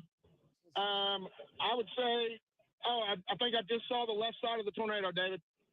It looks to be like a significantly large tornado moving west or moving northeast. Oh gosh, I'm in a bad spot. Hey, I got a blast north, David. I can hear it. It's a large tornado west of 177, south of 270, moving east northeast. I got 60, 70 mile an hour east inflow going into the storm, David. I'm crossing the North Canadian River right now for people that live in the southwest side of Shawnee. So Hardesty Road to 270 on 177. The tornado is still west of 177. It's tracking almost due east just from my wind direction. I'll be back with you in just a second, hopefully with a better shot, but we're taking 70 to 80 mile an hour east-northeast winds right now flowing back into the tornado, David. Back to you. Brandon, first of all, take care of yourself first. We don't want to lose Brandon, but he is in a very, very, very bad situation right now. He has a northeast wind at 60 to 70. That's inflow. He is basically on the outer wall of the tornado, and he's trying to get into Shawnee, okay? So we need Brandon to be safe on this. This is going to be a strong tornado coming into the western sides of Shawnee, west of 177. It's a strong tornado. He's has power flashes and all the above. Let's go back to radar. Let me show you what it looks like on links 1. Tom's Justin, closing in too. Justin, please tell me what the latest on Brandon when he gets back in. There's the tornado, right? And okay, there's the tornado. This is OBU. Okay, let me go to our live. There we go. Okay, so it's right here. What does shear rate look like? Okay. Yeah, this is the latest with our live radar of where it actually is. Yeah, it's coming. Okay, it's right here. I'm gonna lapse that so you can see the hook come up. It's right here, folks. It is coming into Shawnee, West Shawnee. Go ahead and zoom on in. Tornado right here. All right, I'm gonna go to our live that's pulsing so you can see that. Okay. And power is out in Shawnee. Power's out in Shawnee. 177. Okay, what's that? It looks like it is crossing. Yeah, no, right now. 177. Yeah, it's crossing. Yes, it is. And that is Shawnee High School. Okay, right. This is Shawnee High School right here. This is downtown Shawnee. This is the tornado. It's now crossing State Highway 3 or 177. Tornado emergency for Shawnee. If you're not in your safe spot, you got to go now. You don't have any time. You got to go now. Shawnee. It's going to go across the western and northwestern sides of town. Tornado in Shawnee doing damage. We have debris in the air. Tornado's right here. It's now crossing Highway 3. This is not delayed radar data. This is live, only on News 9, okay? You're not going to see this anywhere else. Let's do it. Tornado emergency for Shawnee. Tornado emergency for Shawnee. Please, lowest level, center part of the house. You got to go now. Storm shelter, you got to go. You got to go now. Downtown Shawnee, this is going across parts of downtown through west and north of downtown. Tornado in Shawnee doing damage right now. What does shear rate look like? And Brandon's northeast of the tornado, and he had tennis ball size hail, no power in Shawnee. Okay. All right. And we'll go back to Brandon here coming up in just a second. What does CC look like? There's your tornado. That's still behind. Okay. Let's These are live. Yeah, go back to live. This is the tornado here. All right, let's go back to Brandon Pendle now. Let's find out where Brandon, give me your exact location. Give me your exact location. Has it crossed 177? Give me an update. Okay, David, we're still north on 177. We've lost power, but we're getting tennis balls falling out of the sky. We've lost power on 177 as well. I mean, massive hail is falling out of the sky now to our north. I mean, right where we at. The tornado is going to be just to my south and southeast. So it's probably crossing 177 as we speak to my south. It's coming directly into the southwest sides of Shawnee and then up towards, again, the mall. I mean, right through OBU. It has a beeline from what I could tell as we were in the circulation for the heart of Shawnee. I cannot stress enough, if you live in Shawnee, I was just front and center with it. And this is not something to mess around with. There's going to be extensive damage. It is a big tornado, David. People in Shawnee have to take this serious right now. I cannot stress that enough. Get underground. Back to you. Yeah, and again, go to your lowest level, center part of the house. Again, you can be above ground in a storm shelter or a closet or a bathroom. Okay, you can do that, and that's fine.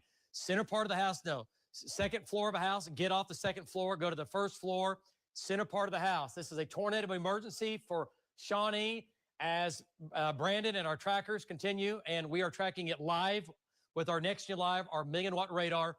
Tornado now moving through the western and northwestern sides of Shawnee. Hopefully it will lift and weaken. Let's go to Valcaster, and we know we have debris. We know we have some damage, at least back to the west and southwest. Let's go to Val and get an update from Val. Val, we have problems. Shawnee has problems right now. What do you think? Big problems, David. We are at I-40 in Kickapoo right now on a bridge over I-40.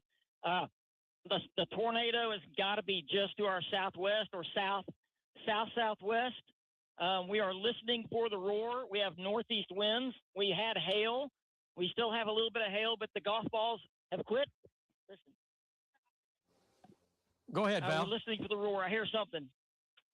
Okay. They're off. Tail lights are off. Okay, we're looking for it with roof cam here with our roof cam. I'm just a little concerned that it might turn left. I can't see it. The traffic has stopped. There's still traffic on I-40. The traffic in town is completely dark in Shawnee right now. Completely dark. I mean, it's very eerie out here, David. Completely dark. The wind is slowing down. We're getting light northeast winds. And the lightning, I'm looking hard to try to see it through our south and southwest. Cannot see it yet. I'm starting to see some structure now to our southwest. Oh, what was that? Look.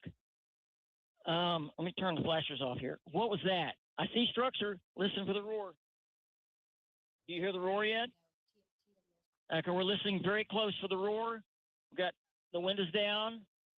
Trying to see if we can hear it. I see. Oh my goodness! I see something. Look over here. Look over here to the east. Hey Val, just hang on. Okay, the wind. Look.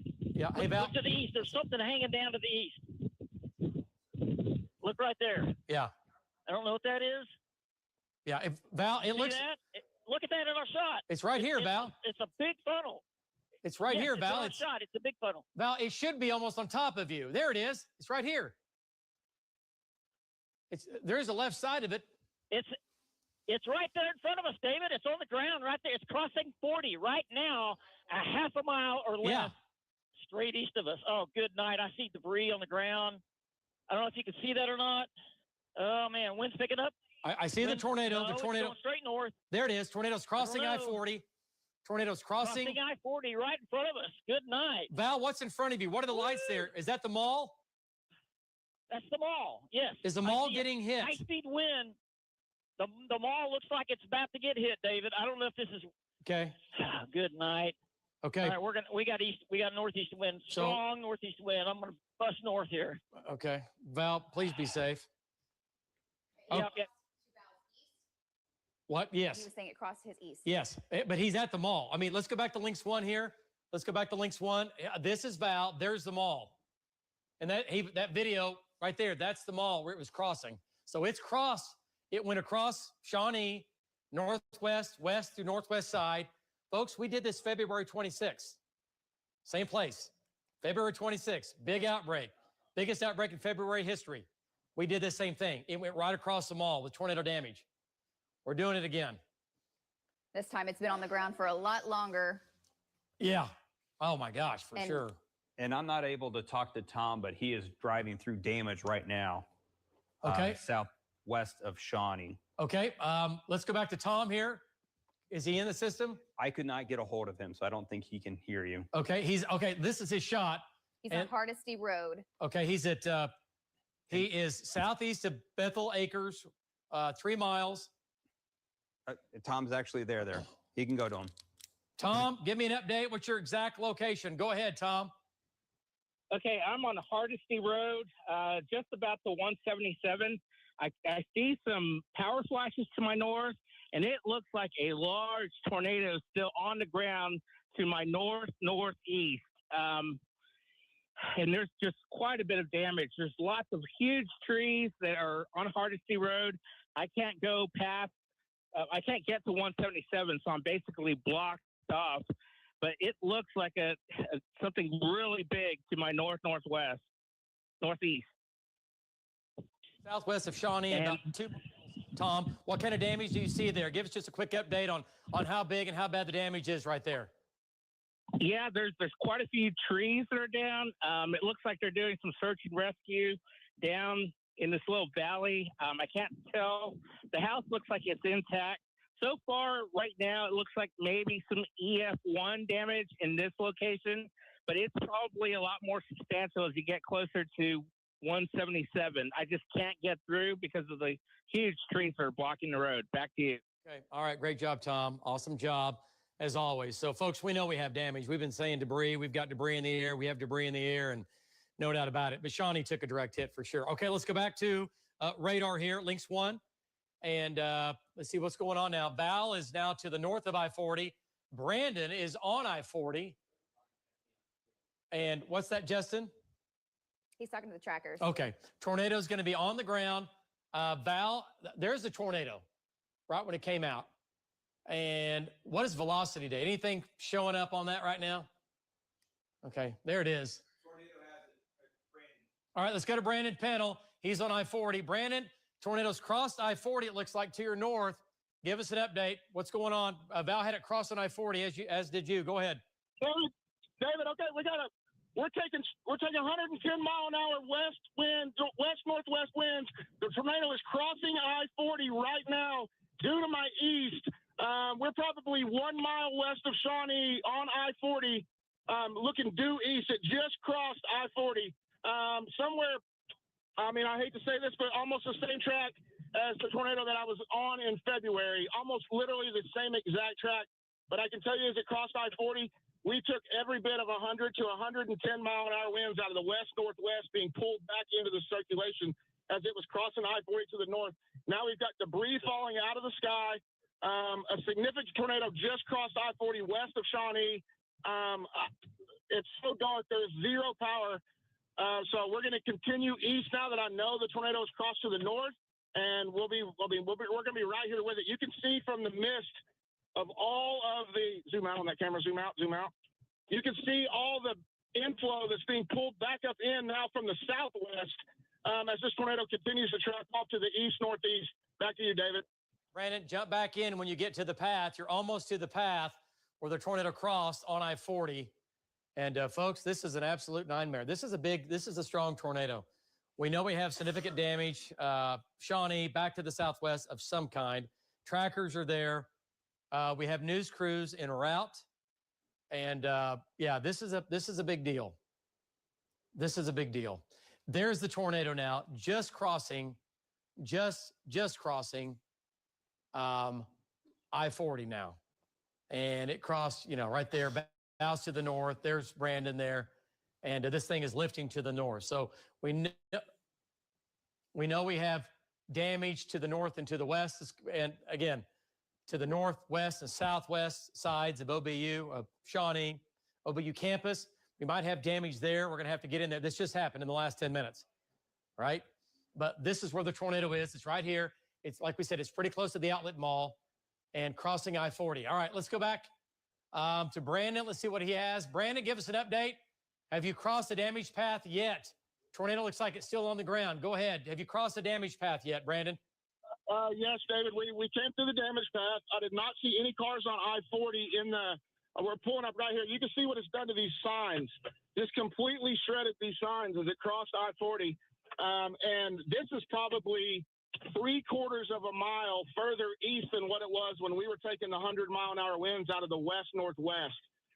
So, you know, when I thought the tornado had completely crossed I-40, we creeped probably another 1/4 to 1/3 of a mile, and we started getting southwest winds at probably 80 to 90, and then you could just see the cloud bank as it was going over the top of I-40. I mean, it was just a ground hugger, and I can't even estimate how big the tornado was, but just the circulation itself was almost completely on the ground. And I'm going to estimate just by the visual that I could see from the clouds, somewhere between 1/4 to a half a mile wide of circulation that no more than 50 to 75 feet off the ground, not including the main tornado.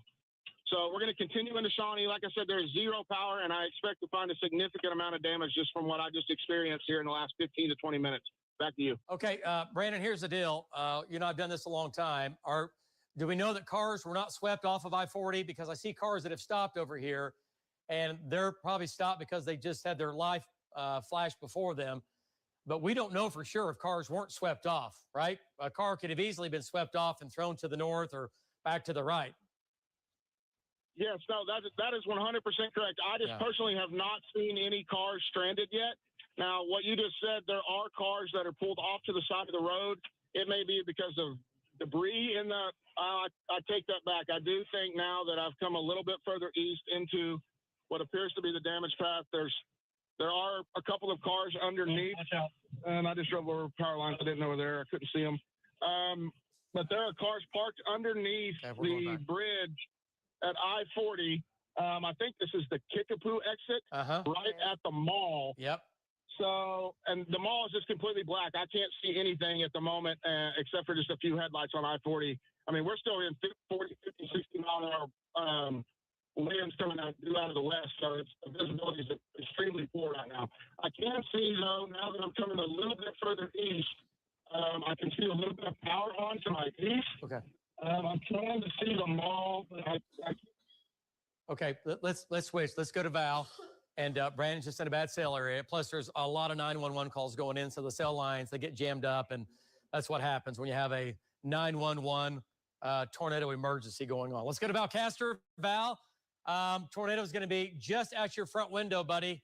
And you've seen a lot. It's obviously north of I-40. You're right there looking right at it. What do you think? Give us an update. Yeah, we are seeing a tornado. We just saw a very defined back edge, and now we're starting to see the front edge. We are 1.5 miles north of I-40, and we're in straight east. Tornado is from the ground almost due east of us right now. That would be, in my estimation, is where it is. And probably yet, but there's Highway 18. Okay, so we do have an update. There it is. It is straight east of us. And the rain just now came over, so we can't see it like we did a while ago. But, David, it was a wedge. I kid you not. It was a total wedge from what I can see. Very, very strong tornado. We were in the north, I guess you could say the north wraparound, the north edge. And we were probably getting 80 to 90 mile an hour winds north and then northeast and then straight east. Now our winds are straight east, but they've slacked off quite a bit. But I guarantee you the tornado, even though it's rain wrapped, it's on the ground directly east of us. This road here, David, is Garrett's Lake Road. So this is Garrett's Lake Road, and it goes east and west. So if you live on Garrett's Lake Road, you better be in your safe spot now. And it's probably, I'm going to say, either on or west of Kickapoo Avenue, maybe even as far west as Leo Avenue, right on Garrett's Lake Road. So very bad situation, David. This tornado is big. It means business. Don't mess around with it. Yeah, go ahead. Okay, let me just jump in here. Val, the tornado looks like it's just to your, it's crossing in front of you, maybe a half mile to your east. It's on the ground. Like you said, it's a big tornado. It's a strong tornado, and it's lifting, Val, north-northwest. It's lifting north-northwest, okay? It's occluded that far, and to me, I have debris in the air. Val, I have debris in the air a mile north of you right now. Yeah. Okay. A mile north of you. Road 110. Road 110. Got it. You're on 111. You go north to 110. You're right there. But if you go east, it would be in behind it. If you want to turn around and go back a half mile to your road and then go north, you'll catch it again. But please be careful. We'll go back to Val here coming up. Let's go back to radar and let's go back to Lynx 1. And let me show you what it looks like here. There's the tornado on the ground doing damage. That is a debris detector, and it's blue. Anytime you see it going from the reds quickly, and now this is popping up. This is another radar product that we have only on News 9. That's an algorithm that's built into the system that we can confirm it many, many ways that we have debris, looking at velocity data, looking at tracker video feeds and all that, of course, yes. But this also tells you, it looks at the radar data and it says, you know what, everything inside that is, it's not rain, it's not liquid, it's not hail. And it's going to be debris. It's going to be trees and homes and whatever else. And then see the donut hole? There's no rain, very little rain, right inside of the tornado. That's the tornado there that's lifting off to the north-northwest. That is towards Jacktown or possibly Meeker. Meeker. But those are the two. Yeah. Yeah, you folks in Meeker, there it is. There's, oh gosh. Folks, Yeah, it's not changed its look. If anything, it crossed I-40 and strengthened a little. Folks, it's moving almost due north right now. Right now, it's, if I'm in Meeker, I'm blowing the sirens and I'm running through town. Between Meeker and west of Meeker, between Meeker and Jacktown. This could occlude and go to Jacktown, okay? So listen up. If you have any interest, any friends, family, I'll say it again, in Meeker or between Meeker and Jacktown, let them know, heads up, it's coming. I know it's late. Some people go to bed at 8. I get it. Wake them up. If they're a next door neighbor that live next to you and you like them or you don't like them, go wake them up. Tell them the tornado's coming. And there's your tornado. I can't get it down to any better street level than that. Okay, let's go ahead and zoom on in on this. Let's get our streets here. Moccasin Trail. And what's the north-south here? Moccasin Trail and Leo Street. There's a tornado. And that's a strong tornado right now. Okay? So anybody that lives out here knows where this is. It's crossing there. Look at the debris signature. Tornado on the ground, debris lofted in the air, 15, 20,000 feet up. Look at that hole. Precip. No precip. Why? It's a donut hole because there's a tornado right here, right now, live on News 9. And it's going to try to go to Jacktown or Meeker, or it's going to split the uprights like on Sunday afternoon and go in between the two.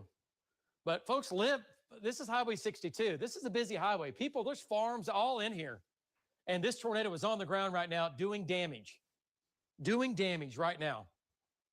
You know, and it is nighttime. It's 10 o'clock at night. A lot of folks, would be in bed right now. Hopefully, if you know folks, you are calling them, waking them up, making sure they are paying attention. Yeah. That this is dark. Our trackers right now are tracking by lightning flashes. You're And not power. going to see this at all. Yeah. And it's done some significant damage, unfortunately. Yeah. Yeah. Any new information out of Shawnee? Not that I have seen. Okay. No. The last thing we had wind gusts in Shawnee. This was after it moved by, 84-mile-an-hour wind gusts in Shawnee. That was just Yes. close to the tornado. Right. Are we getting Justin? Are we getting Tom into Shawnee? Okay. David, I just wanted to chime in. Go ahead, Andrew. Area southeast Andrew. of Johnson. There you go. Got your mic on. Go ahead, take it. That area southeast of Johnson, keep a close eye on because it looks like it's doing similarly what we've seen happen 6 times tonight. where it's starting to kind of get that Absolutely. notice to ramp up a little bit, might tighten pretty quickly. Oh, right here. Mhm. Yeah, you're right. Just southeast of Johnson, moving northeast. Yeah. No. Yeah. I see it. Yeah. Yeah, look at it on reflectivity. There's the main circulation, and Okay. then this one over here is trying to stay alive. Yeah. North of Neil. And yeah, Hank has a shot of a car that was obviously, I think, hit by the tornado there. Oh my gosh. Yep. Let's go back to Hank. Okay. So folks, we'll check back in with Val. Let's go to Hank. And to Hank, that is what a tornado looks like after it's hit. Oh no. Or excuse me, after a vehicle's hit by a tornado. Hank, give us an update. You've been a volunteer firefighter, policeman, you've done it all. What do you think? Give us an update as you look at the damage there. Go ahead. Well, I see a car that's in pretty bad shape. Highway Patrol. There was a whole convoy of them coming, and they've kind of split. A couple of them are here. I've seen first responders go up to that vehicle, and then I'm seeing them with flashlights walking through the field. So I'm going to say that's not a good sign, but that car was obviously rolled and tumbled. And just from my experience, if they are looking in other places, they are looking for perhaps occupants that were ejected from the vehicle. I don't know that. That's just my observation from this far away, but that's what I would think, that they are checking to make sure there's no occupant. Hopefully this was just a broke down car that was on the side of the road when the tornado come through, and they'll tag it and clear it and go on. That'd be the best case scenario. But this is at I-40 in Kickapoo. So this is right here where Brandon and Val were both talking about. Now, seeing first responders moving out of the way, that's a good sign to me. So perhaps this was just a disabled vehicle. But I do see, obviously the tornado came right through here. There's signs that are damaged. There's debris laying in the road. And I've heard scanner reports of multiple people trapped in homes in Shawnee. So law enforcement, first responders are kind of converging on this area and starting to do what all these guys and gals do. So that's here from I-40 and Kickapoo. Back to you, David. Okay. All right. Well, hopefully that's what it was, but no doubt about it. That car has, that truck, it's got problems. I mean, it's been rolled and flipped and all that. So this is where the tornado went through. We hope the folks weren't in it. Since the crews are leaving, maybe that's a good sign, like Hank said. Okay, let's get back to it. Links 1, tornado continues on the ground. Circulation now. There's Meeker. Tornado warning for you, for Meeker, back to Jacktown. The tornado, like I said, it might split the uprights and go right and shoot the gap, go right up between. But if it occludes and pulls left, it's going to Jacktown. Or if it makes it a little bit of a right. If I'm in Meeker right now, you got about 5 minutes, 10 minutes. Lowest level, center part of the house. Meeker, Meeker, Meeker, Meeker. You got to go. Crossing into Lincoln County right now. Yes, this is the Lincoln County line. Pottawatomie County's here. Lincoln County's here. Highway 62. It's coming right up 18. There's a tornado. It's crossing. It's crossing into Pot County. Boom. Man. Ate a lot. Man. It is still very strong. Gee, many Christmas. Okay, there's the tornado. Say that again. Val has damage. Okay, let's go back to Valcaster. Meeker, Jacktown, safe spot, lowest level. Let's go to Valcaster. He's still on the tornado. And Val, you found some damage. Go ahead. Tornado just to your north now. Give me an update. Okay, so David, right now the tornado is just to our north. We are on this road here is north-south 340 road, and we're north of whatever that lake road. It was Garrett's Lake Road. We're just barely north of Garrett's Lake Road. The tornado crossed right here, at least the right side of it. What do you hear? Somebody's yelling. Somebody's yelling. We're going to get out and look for somebody here. Yeah. We're going to go. Yeah. Is that We're Amy? going to go look for somebody Is here. that Amy talking or is that somebody yelling? That's Amy talking, but we hear somebody yelling. Hello? Okay. This is the worst part of what we do. Okay. We will get back with Val. Let's get back to the tornado. Hank has more damage than They're okay. They're okay. Val David. said. Okay. Go ahead, Hey, Val. get this shot up here. The family is just now coming back to their house. Are Okay. y'all okay? Your 90-year-old grandma is in the house. All right, let's go see. Okay, the 90-year-old grandma is in the house. The family, have y'all been in the house yet? No? Where's the grandma? Okay, is she okay? Okay, the grandma's okay. She's out. Wow. Hi, how you doing? I'm Val. Val Caster, how you doing?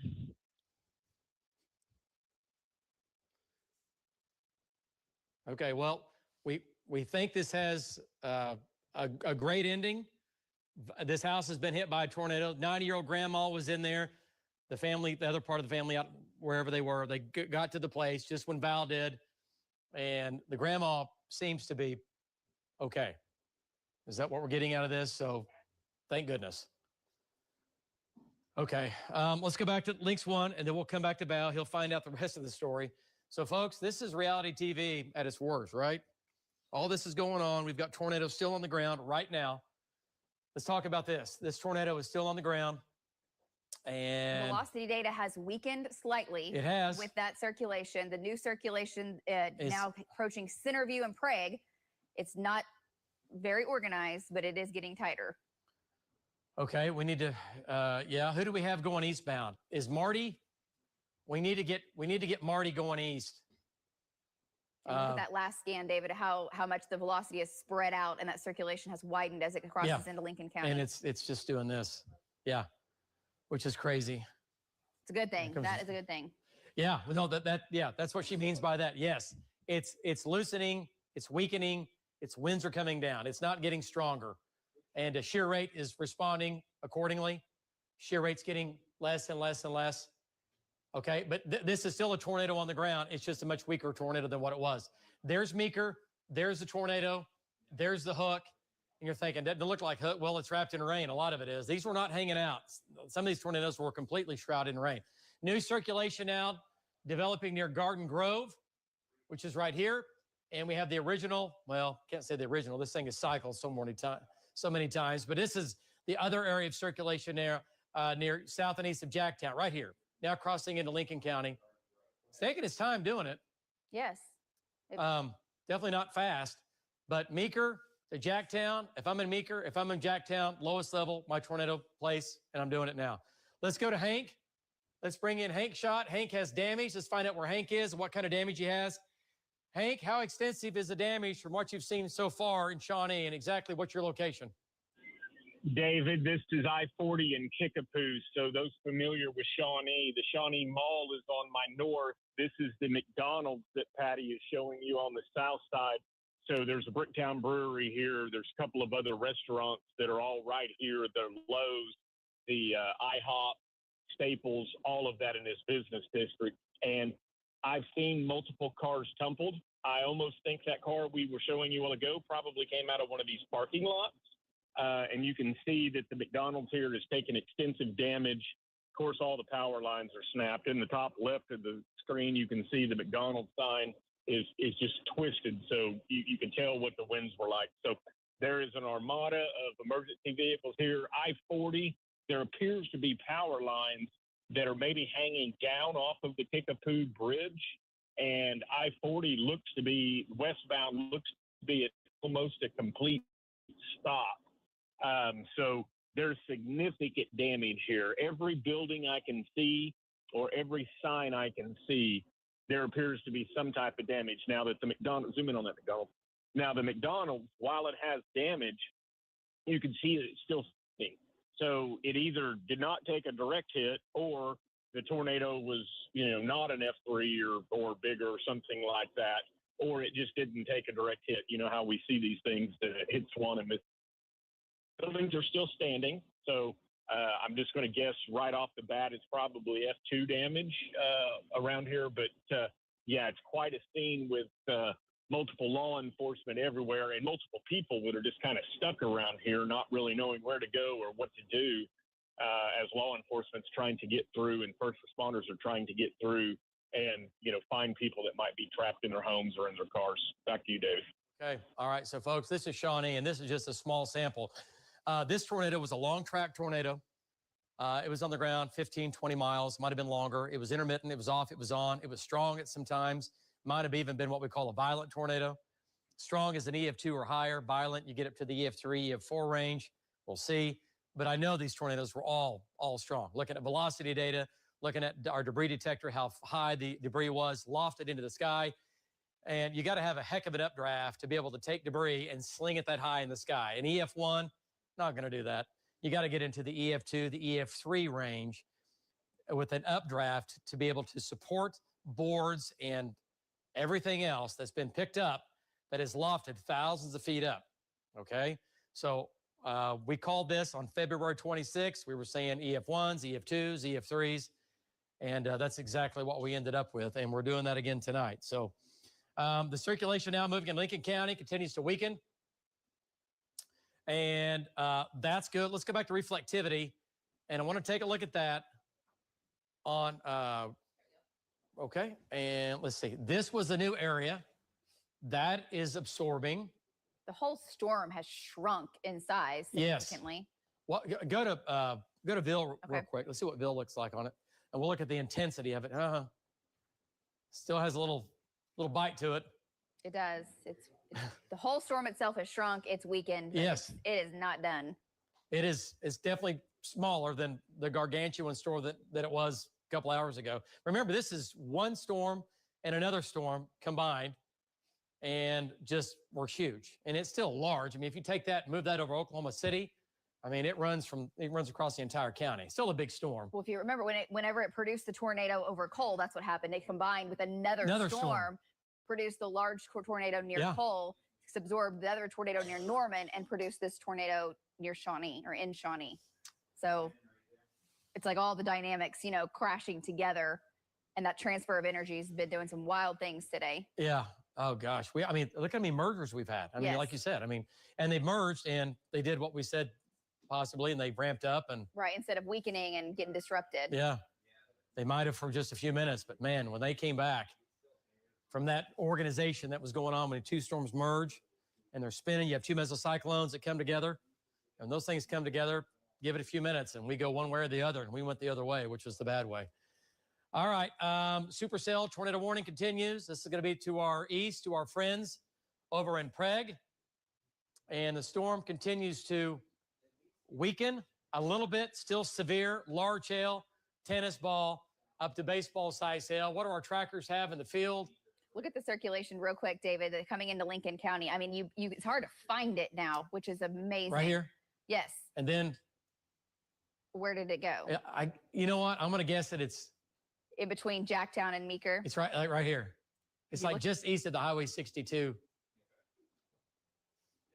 Yeah, it's right here, right? The storm is trying to vaporize, which is the best thing that can happen. But the spin is still, basically crossing Highway 62. You know what? The spin's actually leaving the updraft. I mean, the updraft is leaving the storm. That part of it, yes. And that thing will spin for an hour. Big column of air. It was a big tornado. It's going to keep doing this. It'll just spin down. Just like it's just a river, right? Everything's just flowing. All right. So we've got damage in Shawnee. Oh, let's go back to Hank and let's take Hank's shot here and get an update from Hank. Oh, okay. Hank, go ahead. Give us an update. On I-40, exactly where are you? Do we have Hank? Yeah, he was talking to the truck driver, so he might not be able to hear you. Okay, good. All right. Well, hopefully the truck driver sounds like he's fine. Hopefully, these things flip over, and sometimes these guys and gals are good and they're great and they get out just fine. Other times it can go the other way. All right. So, folks, this thing, as far as the tornadoes go, let's go back to Links 1, and then we'll get an update from Hank. And what a day. I don't know how many tornadoes we've, for the day, I don't know if it's a record, but we've had, I don't know. We've had a lot. Maybe 20, 15, 20 tornadoes, 15. All that'll be worked out. surveys will be done. We'll figure out the EF scale and all that, but it'll take a good week or maybe longer to figure out how many numbers. But this has been an outbreak. I mean, hands down. This has been a significant outbreak of tornadoes in April. Along with the amount of large hail. Hail. Because usually it's one or the other. You'll get the tornadoes and some smaller hail, but not baseball to nearly softball-sized hail in multiple locations with significant tornadoes. So definitely a big April day. No doubt about it. Okay, let's go back to Lace. I tell you what, let's check in. Let's go back to reflectivity here. Okay. On links 1. Okay, on link. Yeah, my bad. Links 1. Let's take a look on links 1. Okay, I just want to make sure there's not another hook developing. We have big hail in Meeker. Big hail over to Prague, but the biggest hail is east and southeast of Meeker. This is going to be golf ball to tennis ball size hail. Let me know when Hank's back in the truck. He's back. And for the first time, David, since what, 5 o'clock, we No do not tornado have a warning. tornado warning. Okay. All right, let's go to Hank here real quick. Hank, give us an update on what you found. You ready? Turning ball and FedEx truck is flipped over. We talked to the truck driver to make sure he was okay. He said his ankle's a little banged up, but he's okay. He may need a ride home later, but he said he was in this truck when it flipped over. He pulled into the parking lot, and when it came through, came ripping and roaring. There's significant damage all around. Semis that I have seen so far that are flipped, and multiple cars damaged. Everything. The situation. All right. Hank's in that rough cell area over there. Again, if you live over there, you know what he's going through. All right. So, guys, one more time. Let's go back to reflectivity here. No tornado warnings in effect for anybody. This is the only game in town now. Big hail. The tornado threat continues to quickly weaken. No tornado threat now with this. We're going to watch it. Big hail coming into Prague. Centerview, we're going to have winds 60, 70, 80 miles per hour. Quarter golf ball, tennis ball size hail. And let's stay on reflectivity. Let's back out of this for a second, Lacey. Let me show everybody else what's going on. And little activity in Osage County. This is the only game in town. Okay? This is the only game in town. So, Carl and Amanda, what an afternoon. What an evening. This escalated quickly. And we have injuries. We have a lot of damage. Started down to our southwest. And now we're ending the night with severe storms still going here. But, man, we have a lot of damage out there. Trackers are still out. News crews are out. And, guys, back to you at the news desk. All right, David, great work tonight by you, all of our meteorologists, and, of course, our storm trackers out there in the field. We're going to be checking right back with David, so don't go anywhere. He'll be keeping us up to date on the weather going on right now. But because there is not a tornado warning right now, we do want to bring you up to speed on what we've learned in terms of any injuries and also all the damage reported out there. And our crews have kind of been everywhere going, report here, report there. So they have been covering a lot of miles, and there's a lot of damage that they've had a hard time getting to just because so many trees and power lines are down. And so we're just kind of starting to get these damage reports coming in from Shawnee. But the reports out of Cole, McLean County, where we are getting kind of a better handle on the damage there. Obviously, quite a bit of damage. We do understand that homes are destroyed. Not sure on the injuries in McLean County, but State Operations Center putting out updates this evening, basically saying that right now, they have hired, brought in Task Force One. Task Force One, usually firefighters, and some of them actually Oklahoma City firefighters taking part in this. And they're going to do kind of a search, a grid search of the tornado's path, the one that was going through Cole. So that's what they've started to do along with the McLean County Sheriff's Office and other emergency personnel. If they get a call that somebody's trapped, that's where their grid search goes to. So that's what they're doing right now, going through where the path of the tornado went. If you are in need of a place to stay, we want to let you know the Red Cross has been working with the Sheriff's Department. They have set up a shelter right now. That shelter is going to be at the Washington Event Center. This, again, the Red Cross has helped coordinate that. So as soon as we get some more information on that, we'll pass that along. But the latest we have right there, Washington Event Center for the shelter. And OHP has that command post as well, Highway 24 and Highway 74. So hoping to get some updates out of there. Also understand Oklahoma Department of Agriculture, Food, Forestry coordinating with Oklahoma large animal responders to see if there's farmers out there that have barns that have been destroyed. And so they want to help those farmers with those animals. Let's go out to one of our crews now. Tevis Hillis is there at a command center where OHP has set up along with the sheriff's office. Tevis, you are in the town of Washington. Give us the very latest from around that area. Amanda, I want to update you. We just were moved from the Washington Event Center, which does not have any power right now, to the Washington High School. So that's where we're at right now. We're starting to see more and more people from the Cole community showing up. What they're telling me is that their houses were leveled, that everything's taken away. We've tried to get inside of Cole where 74B, State Highway 74B, is completely shut down. That's a mile in and out of Cole. We're hearing really bad damage right now. We also know all the power lines are down. Those towers are down. So a lot is coming in at this moment. Again, we're at the Washington High School. This is where a shelter is being formed right now. On the inside, people are getting information taken down. We have water here. We are hearing that there should be food coming soon, and more people are showing up. We're going to get the very latest from State Highway Trooper Eric Foster, and we will bring him to you in just a few moments. But again, Washington High School is where they're sheltering for those that were affected by the tornado in Cole. Amanda, Carl. Tevis, we're glad you're there bringing us the very latest. And Tevis, if we still have you heard anything in terms of injuries? We are hearing there are some injuries. We haven't heard anything about fatalities, nothing confirmed yet. What are you hearing out there in the field? Again, we haven't heard of any fatalities. We have heard of injuries. We don't know if anyone's been transported to the hospital yet with injuries. We also know that some people are trapped inside homes, and when they hear those calls, they're going straight to Cole, straight into those homes, trying to get those people help. So whenever they get those 911 calls, they're going straight out there. And just Tevis said the damage, I know you've been to a few places tonight, just the damage that you have seen from this storm. What kind of damage are we talking about? I know it's tough to get to these homes with the power lines and the trees down. Well, those power lines and trees are really blocking anything. So we were trying to get on 74B. That's completely shut down a mile out both sides. So it's been difficult to see. We have seen, of course, debris, down power lines, trees. We haven't been able to see on the inside of Cole, where we are hearing reports of flattened houses. That's what we're hearing as well. A lot of homes there along Cole Road, also the southwest part of Cole as well. Thank you, Tevis. We'll let you get some more information, and we'll be checking back in with you throughout the evening, especially as you get video and you can bring that to us. Getting reports of damage, and we got this earlier on as the tornado went through the town of Cole, which is not too far from Blanchard. An event center there, Silo Event Center. They have silos, they host weddings. The owner there says that their place is leveled. Of course, it's wedding season, so there could be some very devastated couples there. That's one event center, but then a lot of the homes along that area as well, hearing from emergency managers that they have, quote, significant damage.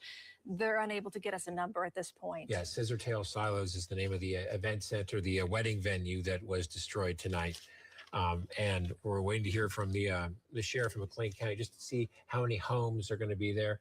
We're also going to hear from OHP. We mentioned Task Force 1 in McLean County. They are actually going to be headed to Shawnee now to help out with the search and rescue efforts there. Also, I just want to give you a list of road closures. As you can imagine, power lines are down in all of these spots. So if you don't have to get out and you don't have to go to any of these areas, do not. It's really dangerous tonight. Some of the specific road closures here, the first ones I'll tell you right around the Blanchard Cole area, 74B from State Highway 74 to State Highway 76.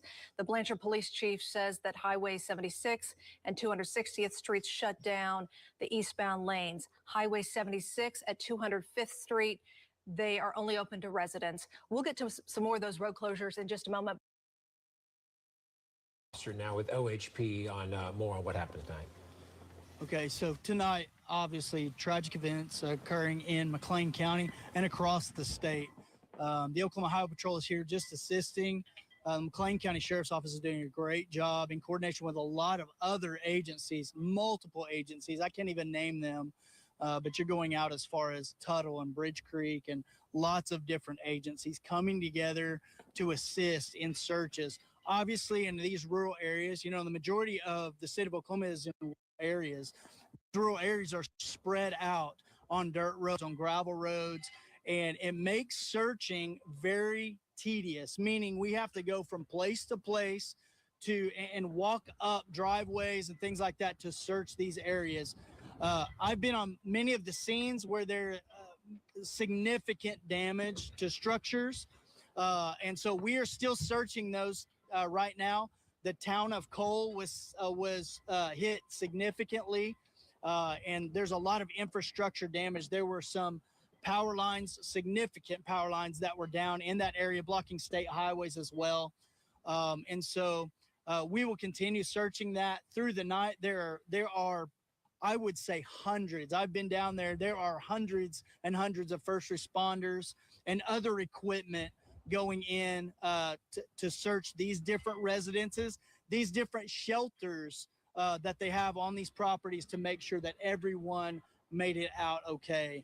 And so with that, if you guys have any questions, I'd be happy to answer them. And McLean County Sheriff's Office also, I mean, as I said, they've done a great job in coordinating a lot of this, but there's so many agencies involved. I know it's early on and you're still searching and it's been difficult to search, but how many injuries, if any, have been found? We won't know that number for a while. And like I said, because it's literally, there's no power and it's in the middle of woods and, you know, just these rural areas where trees are down, power lines are down.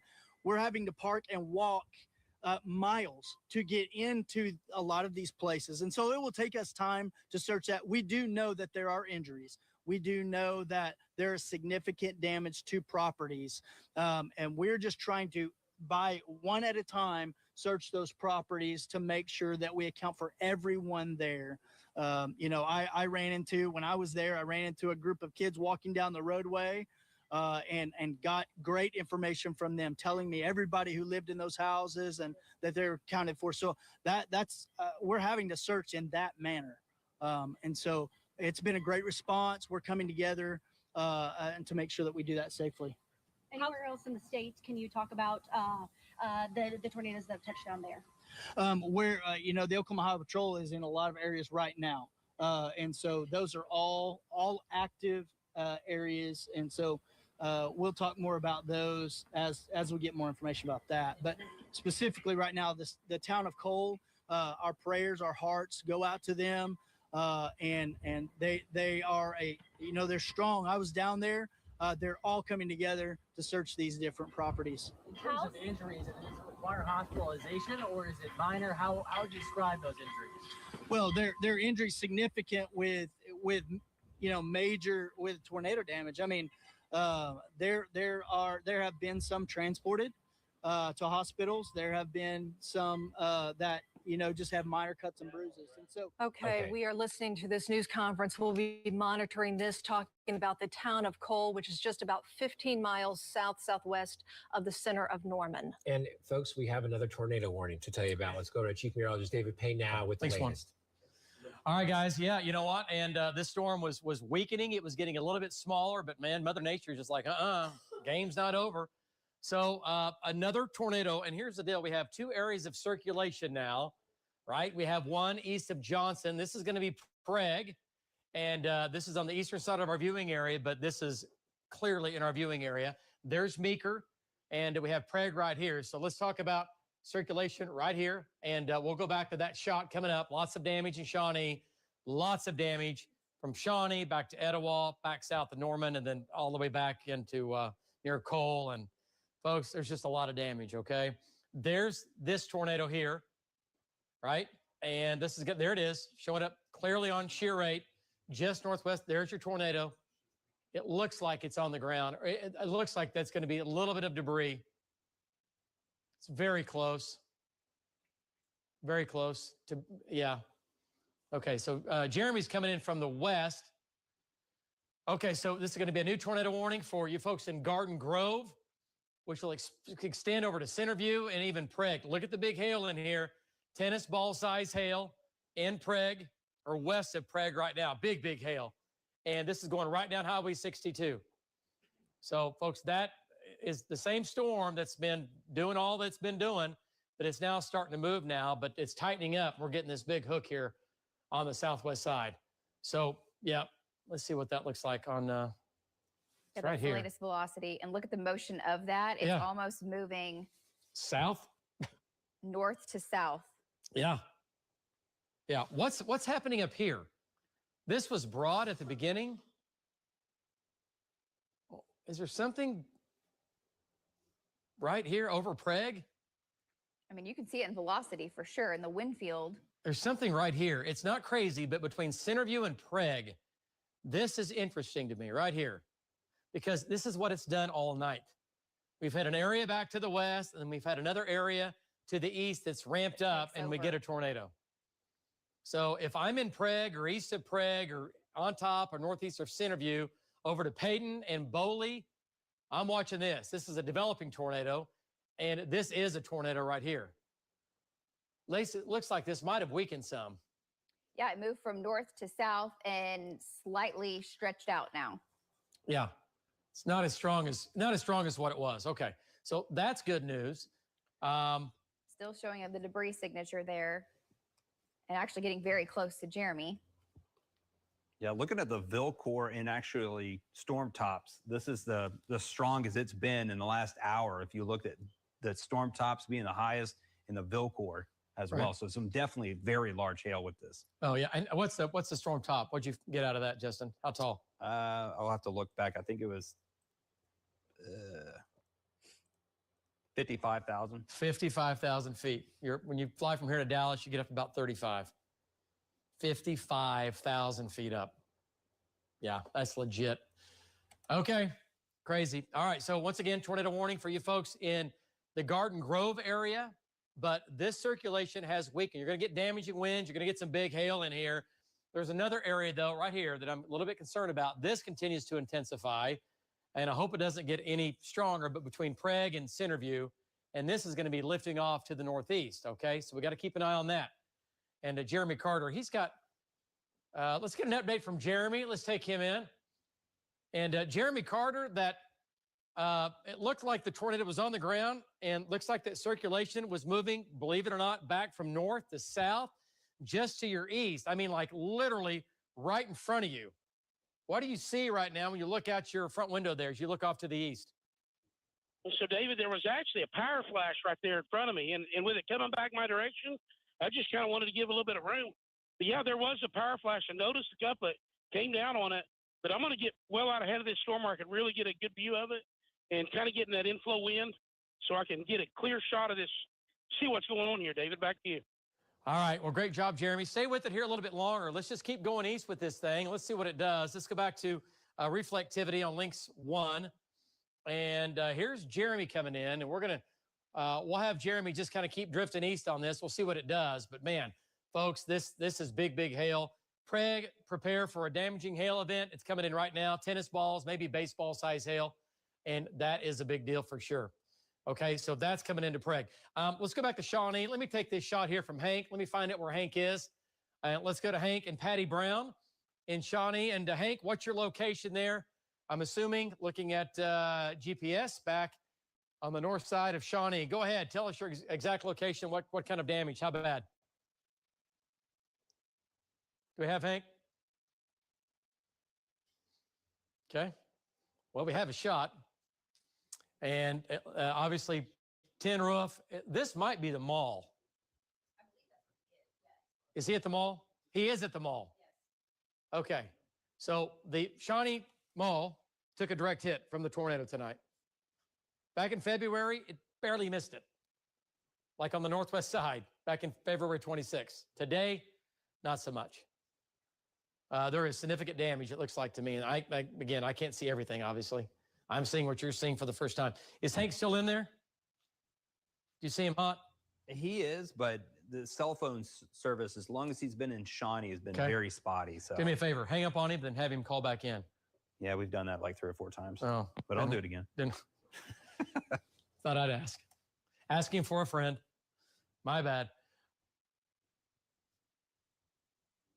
Okay, yep, let's do it. And guys, so we're tracking the storms to the northeast, and we're still tracking that. They've weakened a little bit. We're still tracking that. Trackers are still out. You guys have more news crews down in Cole, which was hard hit today by that strong tornado, at least an EF2, maybe an EF3. Carl and Amanda, back to you. All right, David, thank you. We appreciate it. And we appreciate our team here at News 9 keeping track of all these storms as they fire up. Been so many. We heard the term, merry-go-round of tornadoes. It's been nuts today. And our crews are now kind of getting into a spot where they can provide a little bit extra here as well as the damage and begin to show us that. As far as the injuries, Trooper Foster was saying there has been injuries. Some people taken to the hospital for minor injuries. As to how many, we're still waiting to learn that. But our crews are there on the ground in Cole. In fact, our Sylvia Corkill was there right after the tornado went through, surveying the damage. She is near 280th Street and Pennsylvania Avenue in the small town of Cole, just about 15 miles south of Norman. Sylvia, give us the very latest there. Amanda Carl, according to a family we saw coming up this road, this is actually Washington. Their address is Washington, Oklahoma. We were driving, looking for any sort of damage. We saw that traffic was backed up, and we were just caught off guard by 4 lights flashing in the background. It turned out it was a family with their flashlights walking down a pitch dark road after, in their own words, their home was wiped off the face of the map. They tell me they were in their trailer home. They said they were listening to the news and were told they had 5 minutes to get to safety. They took their 2 sons, husband and wife, took their 2 children, ran into a shelter, waited in there, and said it was so loud even from that shelter. This is a family that owns a large farm here. They said when they came back out, it looked like a bomb had gone off. They said for whatever reason, they still expected their home to be there. It is gone. The only thing that they saw were their possessions. They saw their barn had been flattened. They were just in shock. We spoke with Mr. Newbern, and he told us that he kind of chuckled and he said, I've got to laugh in order to keep from crying. Their 2 young boys, they said, consoled their mother, who was very afraid. She's claustrophobic, did not want to get into that shelter. They told her, Mom, you've got to get in here. And she did. And she said it was her children who actually gave her the strength to make it through this tornado. So glad that she went in there, said that they're so glad that they all made it out of here alive, still shaken. I can tell you when we saw them, they were, you heard the expression deer in the headlights. That's what this family looked like, almost speechless, unsure of what was going on. As soon as we got out of the vehicle, we heard the cries of animals. We had some volunteers that were coming through here to see if there were any people that may be trapped in their homes. We asked them, are those animals? They said, yes, it is a disturbing sound, but right now our focus is to see if we can find any people who need help. So clearly some injured animals in this area. We can hear the cry from, we saw a couple of lambs, a mother with her baby lamb crying, lost, covered in mud. Just a heartbreaking scene here. You see behind me all of this tree damage. This is something that family I was telling you about, the obstacle they have to walk through. And any rescuer searching for anyone, they're having a difficult time because it is pitch black out here and there are down power lines everywhere. So you have to be very careful. There were a couple of times that we were walking through here, looked up and realized that we were standing directly under a fallen power line. So just getting through here, very tricky. The family that we spoke with telling us they had to leave all of their animals behind, all of their livestock, their cats, their dogs, and just hoping that tomorrow help arrives so they can salvage whatever they can from their home. Live reporting, Sylvia Corkill, Oklahoma Zone, News 9. Sylvia, so heartbreaking when we hear what's going on out there. We want to give you a chance to walk around there. We're going to come back to you in just a few minutes and see some more of the damage there in the area of, she said, Washington. That's really close to Cole, and that's really close to Blanchard. So if you hear us talk about those towns, they are all very close together, and that is where the tornado went through this evening. Same tornado. Just getting word now from OHP that I-40 is closed at mile marker 185. So we're talking about both directions there. That's right around Shawnee. So just be aware of that. We have all sorts of road closures to report. Here's another one. We have a tree blocking the entire road south of Waco and Gaddy in Shawnee. So. And when we're talking about Shawnee, I want to pass along, if you are in the Shawnee area, the Potawatomi County Emergency Manager is wanting you, if you can, get on their Facebook page. Again, I'm talking about the Potawatomi County Emergency Manager. They have a post on there. What they are wanting to know is where is the damage, because they want to be able to send crews out there to make sure that everybody's okay. They want to do their own grid search. So if you go there in the comment section, that's where you can put in if you have damage in your area, give them the location. I want to pop up Tevis Hill as a shot if we could. She's at the command post there that OHP has set up, I believe, in Washington. And Tevis, what's going on there right now? The true Oklahoma standard, Carl. I mean, we already have food, drinks. We have hot dogs already here at the Washington High School. That's where they're going to shelter those people from cold that need it. A true Oklahoma standard right now. So this is what we know so far. OHP tells us there are injuries. They do not know the extent of those injuries. Some are cuts and bruises. They're still doing a grid search to see who they can help, who's trapped inside their house, and who they can help out. So that's what we know right now. We also know that OG&E and OEC, they're working to restore power. This is the third place that they've created as a shelter because other places do not have power. Other places are not working. Washington High School is the place to go shelter. I do want to let you all know about a phone number that we just received. It's 405-955-4600. Again, that number is 405-955-4600. This is the number that they ask if you are in Cole to call to get some of that emergency 911 relief. So there's some new information as well. So I'm going to step out of the way and see if we can get any more of these men and women just bringing in food. I've seen hot dogs, snacks, everything. They're setting up right now the Washington High School. Those people that are in Cole that have been affected can come here. Now, they do ask if you do have a house, if it is still standing and you can stay at home, please stay at home so we do not overwhelm the shelter. Again, Red Cross will be out here any minute as well to help. So we are live outside of Washington High School right now. Tevis Hillis, Oklahoma Zone News 9. Tevis, this is also fresh, so I imagine people are still around their property and maybe even having trouble getting out. But have you seen anybody show up there yet to the shelter? I have seen a few people. Now they're inside and they're taking notes with other sheriffs, other officers. So we haven't been exactly able to speak to them because they need to get that information down. That's the most important thing right now. I have been able to speak to some people that say, my family no longer have a house. It's flattened. We've also spoken to a few other people that say the restaurants I used to go to, they're flattened. So it's all going to reveal itself come early morning when we can see it. But right now, those are the early reports. Amanda. Yeah. Tevis, thank you. You know, this obviously, this is obvious here, but Washington Public Schools will be closed tomorrow. Again, Washington High School is a shelter. And as Tevis just mentioned, we have people showing up there right now. Tevis, thank you. Yes, Washington Public Schools putting out, check on your neighbors, and when it is safe, do what warriors do best. Help one another. God bless our community. Again, Washington Public Schools closed for tomorrow. So that's in that area of Washington and Cole.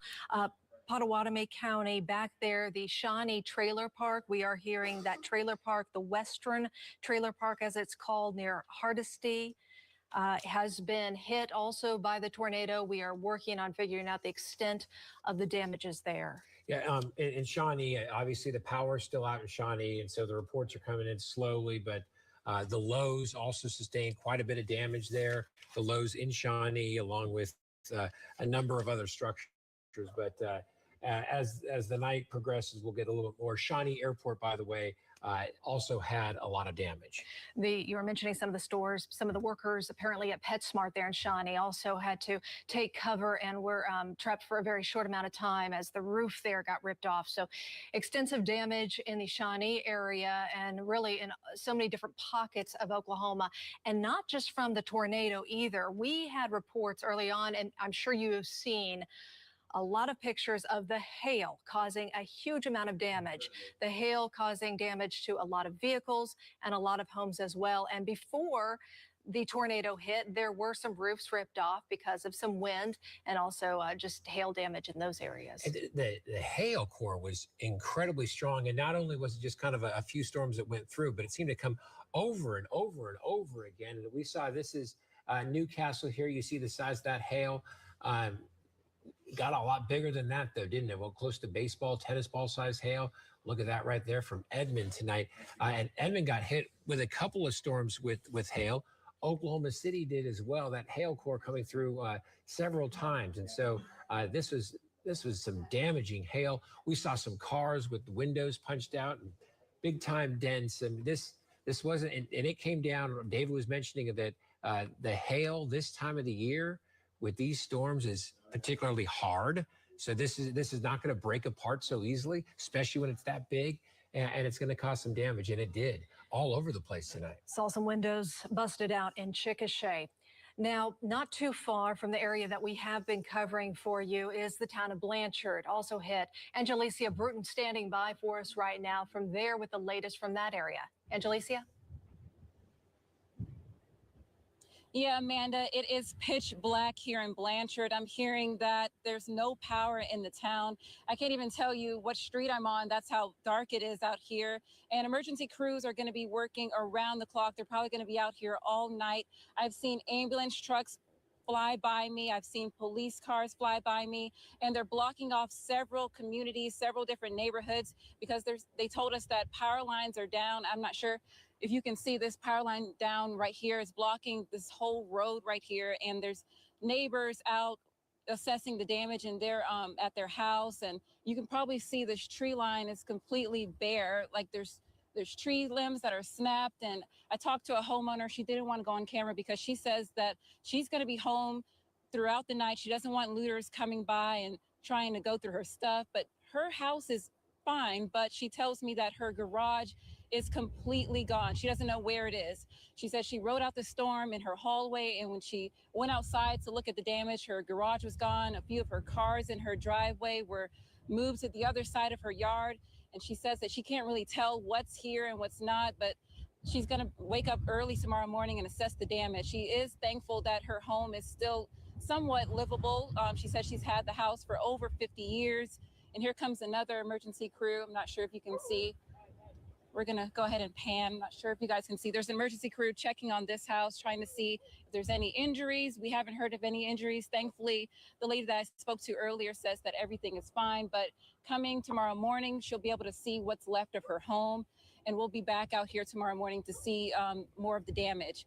Live in Blanchard, Angelicia Bruton, Oklahoma Zone, News 9. All right, Angelicia, we appreciate it there. We'll be checking back in with you. Angelicia was talking about how dark it is out there. I just want to bring you up to date, and this is another aspect of this story, all the power outages out there right now. Statewide, we have more than 18,900 customers without power, and that is statewide. About 15,000 of those right now in the Shawnee area, Pottawatomie County area. And obviously hearing reports that Shawnee has been without power now for a while now. They have the airport, Lowe's, PetSmart. We have 1300 North Broadway. We got large trees down there from backyards uprooted and on top of homes out there. We mentioned Waco, East of Gaddy. There's a barn there that has significant damage and also a tree blocking the road. We mentioned this before at Waco and Gaddy in Shawnee as well. Western Trailer Park near Hardesty and Coker. I think we mentioned that has significant damage as well. And US 177 closed due to power lines down. So that's what's making it so difficult for these first responders. They want to get in there and help people, but the power's out. We heard from our crews, our trackers out there, they were kind of driving over power lines. They had no idea until they were over those power lines. So it's still dangerous out there just to kind of go check out these neighborhoods. So that's why our trackers are being extra careful. That's why our crews are being extra careful as well. And that's why first responders have to do the same. You heard Trooper Eric Foster. They want to go, home by home, structure by structure, make sure no one's hurt. But to do that, it's painstaking. It's going to take a while. So that's where we're at right now. And the Oklahoma Task Force, made up primarily of firefighters from really all across the state. They were originally going to go, at least Oklahoma City ones, were going to go to the Cole area, and they were that way. And then the tornado hit Shawnee, and they got rerouted. The Oklahoma City Task Force one got rerouted that way to Shawnee. One thing we mentioned early on is that a lot of the flights got canceled or at least delayed there at Will Rogers World Airport. Just checking, some of them are actually taking off now. Some of them have been delayed till about an hour from now. And so there are some planes taking off tonight. And I think we have this, I'm not sure if we can put this up, but we have damage at OBU's baseball stadium. The OBU baseball field, we got a picture in and it shows, there we go. Thank you. Look at that right there. CM Painter sending this in to us. So Looks like a brick wall has been blown over. It looks like there's some damage also to maybe some lights that are there in the baseball field. So some significant damage. We know we've gotten some messages from people wanting to know about OBU, the campus itself. So that's our first glimpse there of the tornado damage right there on campus. Sorry, you saw that picture, that those stadium lights right there. I mean, those are the towering lights overhead. It looks like at least one of them is now on the ground. So significant damage throughout Shawnee, and that right there, the baseball field at OBU. So I'm just reading over some notes that are coming in from our crews where Tecumseh Police just gave an update. And he is saying that the New Hope area has damage there. There are barns in the middle of New Hope Road, in the middle of the road. They are calling on all available help from their law enforcement officials to come in and to help out. They do have, again, this is Tecumseh Police. They do have reports of injuries, but no details yet, as we take a live look right now from Hank and Patty Brown in Shawnee. In fact, Hank, if we have you, can you just give us an update of what we're looking at right here? Yeah, Amanda, so this is a storefront here that if you look inside, you can see that the roof is collapsed. There's quite a bit of damage.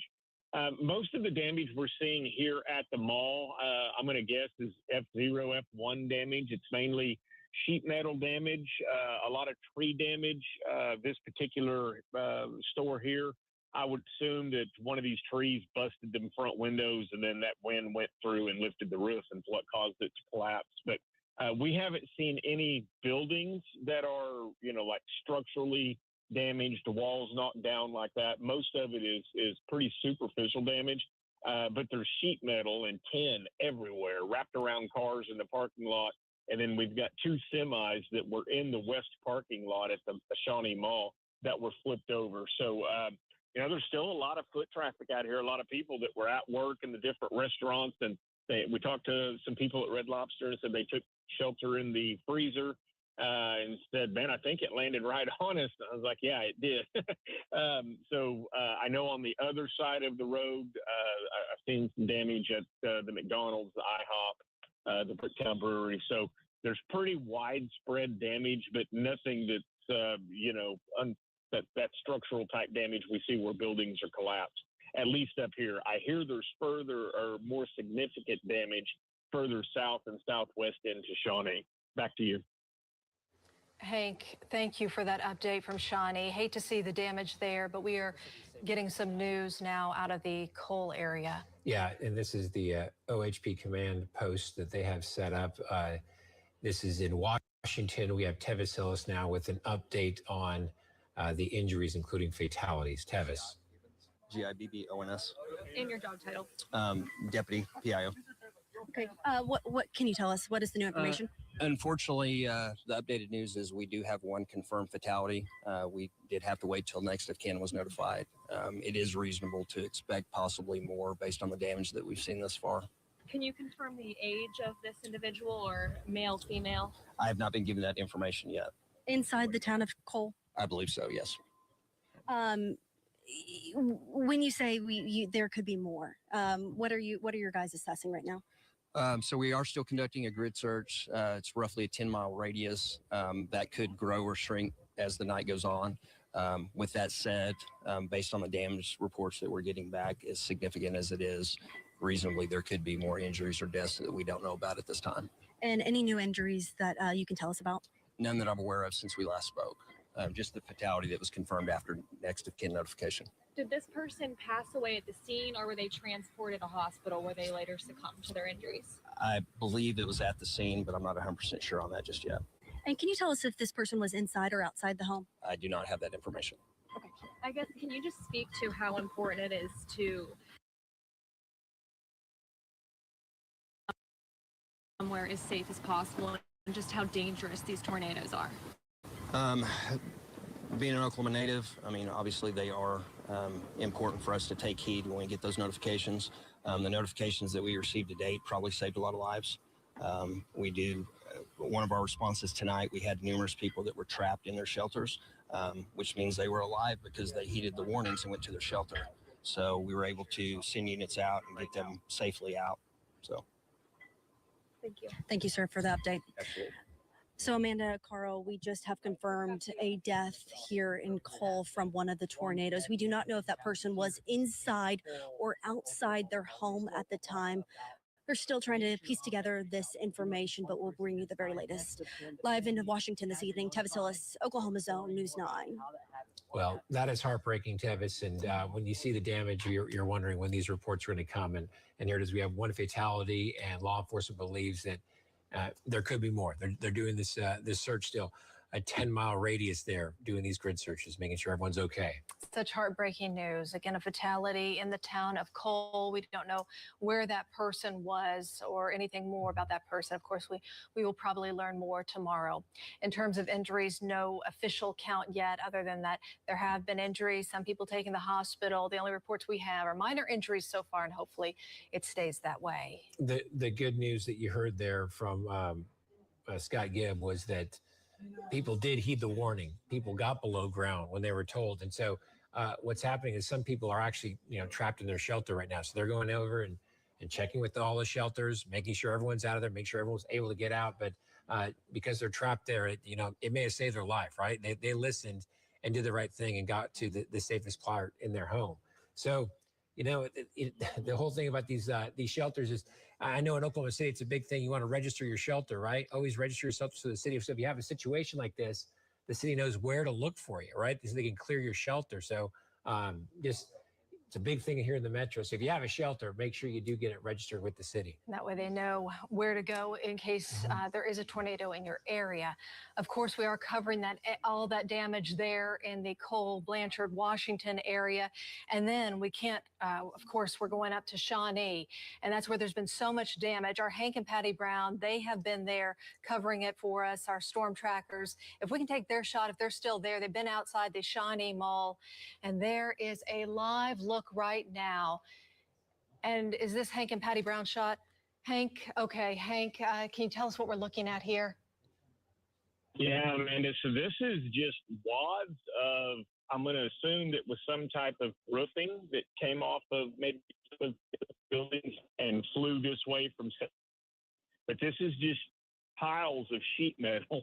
And that's kind of what we're seeing all is just these piles of sheet metal, and poles are obviously, collapsed, and multiple cars that were hit by the sheet metal, and some of them get their energy out by just kind of driving. Well, the cell signal is breaking up a little bit, but not your shot there, Hank and Patty. So thank you for giving that to us. You can see the power of the storms. Metal sheets just being wrapped up like paper there. Let's go to Sylvia Corkle now, and I know she's in Cole, or was covering the aftermath there in Cole, there right near Washington as well. And Sylvia, you sent in a picture. You were talking about this family where they had to convince the mom to get in the shelter, and obviously from your picture there, it saved their life. It saved the whole family's life. Yeah, Carl, Amanda, that's absolutely right. We are actually standing here where their home once stood. You can see over to my left, that's this shelter that they rode this storm out in. You can see it right there. Are we on that right now? You can just see it's nothing. There is absolutely nothing left. You can see just debris everywhere. We've been just stepped here and found this picture of Michelle, her time in the military, her military service. Over here to my right, this is something the family was talking to us about. They just bought a brand new pickup. You see what's left of that. Again, nothing but debris all around here. The family's saying they know if they did not get into that shelter, they had 5 minutes to get in there in order to survive. Now, I don't know if you can hear that sound behind me. You can hear it's a hissing. It is very loud. We could hear it from about a mile out as we started to approach this road. That is a gas line, a broken gas line that is spewing gas. We know that they are trying to work to get that capped off. Just a short while ago, you could smell it very heavily in this area. Again, this is just us a little bit of what we're seeing in this area. Live, Sylvia Corker, Oklahoma Zone, News 9. Yeah, Okay, Sylvia. Yeah, we want to keep you Be safe. careful out there. Wow. So we may be just having you get some video and then move out of there, at least until they get that capped. Back to Shawnee now, because that's where we have our Valcaster. Yeah, and he's at OBU's campus there. Val, what can you tell us? What's the damage like? We saw the baseball field earlier, and it was a mess. And look at this. Wow. And yeah, so the whole campus is a mess. I mean, the only real structural damage, and we talked to a lot of people out here. There are students walking around everywhere. They couldn't get back in their dorms because all the power was off. There's also a gas leak in the library, from what we are told. You can see a lot of the students right here just walking around. But that is Bailey Hall. At least that's what we're told. And you can see the side of the building right there is just completely taken off. And these are all out here. These are all well-built brick buildings that are really, really strong. But as Hank was saying, there's sheet metal pretty much everywhere. There's sheet metal wrapped around cars, around trees, around poles. There's a lot of trees down. I would say on the OBU campus, there's probably more trees down than there are still standing. So it's a real chaotic scene out here. There's emergency vehicles going in and out. You can hear them going up and down the roads out here. They're still trying to get a handle on everything that's happening. But the great news is we haven't heard of any injuries on the OBU campus, which I know all the parents out there will be glad to hear that. Back to you. That is definitely a big concern right now. So we're checking to see probably cancel classes. We're thinking might be canceled tomorrow at OBU. We're working to confirm that. I can tell you that Dibble schools, they've called off classes for tomorrow because there is damage in the town of Dibble as well. You know, I just want to say kind of hats off to the technology that we have that can track these storms, because these were tornadoes that were wrapped in rain, and we had our tracker shots up, and it was tough to see what we were looking at. Then when the sun went down, it was almost impossible. But then you'd have these like power flashes, lightning flashes, and all of a sudden it kind of light up like a wedge in the sky sort of thing, a tornado. And David, we've been kind of going back through this video and putting it all together, and we're getting a better look at just how powerful these tornadoes were tonight. Yeah, you know, and here's the deal, guys. And we were saying this on the air by looking at velocity data and our debris detector, how high the debris was being lofted. That will tell you some idea of how strong of an updraft and what kind of a tornado it will take to do that. So we were calling out EF1s, EF2s, and I think we've seen some EF3 damage for sure down in the coal area. But right now we're talking about power outages as well, and 14,000 customers without power in Pottawatomie County. And as expected, obviously the damage there, and also in Cleveland County, 800 here in Oklahoma City. So yeah, a lot of that going on. So it was kind of a central Oklahoma thing. We talked about this during our earlier newscast, and even this morning we were saying we had a little bullseye right across the metro into western Oklahoma. And that's kind of what played out, right? Just in a bad way. All right, so tornado reports. Now, this is way early. We're just putting all this together. I can't tell you how many hail reports we had, hundreds, right? Running from Edmond through the metro. We had multiple hailstorms move through the Edmond area, South Metro, golf ball, tennis ball, baseball size hail, even parts of the metro down through southern Oklahoma saw the baseball size hail. And then we had the tornadoes. We had these live on the air. I'll show you some of the video coming up. Val had the tornado near Lake Stanley Draper live on the air. And then we had just a swarm of tornadoes, outbreak, if you will, tornado outbreak that came out of Blanchard and pushed off to the northeast with all of these multiple storms down here, merging into a couple of big storms. There has been a tremendous weather event unfolding here this evening for sure, with all the dynamics in place, okay? Let's go to Links 1, and let me show you what I'm talking about as far as where the severe weather is right now. And it's off to our east, not tornadic, but this is the only game in town. Still a big, gnarly, nasty storm, but it is moving. It's now, look at the hook on this. Brandon's still watching it, and it's going into just north of Okemah, not tornado warned. It is still rotating, big hail. It just went through Boley. It's going to Welty next. Going to have tennis balls in that, maybe a little bit larger, but big hail there. And the hook's going to go right over Okemah. So we got to keep an eye on that. It is rotating as it continues to push off to the east. And you're thinking, how long can these things go? They're supercells. They're called that for a reason. They're very high into the atmosphere. They take over the atmosphere and they take a long time to die, okay? Looking at velocity data, nothing in here is too scary. We do have an area of spin right back here, little area right here, little area of shear. That's the hook. We're watching that, but it's nothing crazy. Shear rate shows that as well, as this is moving from west to east. All right, so let's go back to what's the radar you have that shows the loop? Lacey, Lynx 1, okay. We're going to go back to how this whole thing began. And during our 4 o'clock newscast, this all took off in southwestern Oklahoma. These were all supercells, and we'll just kind of step you through it here.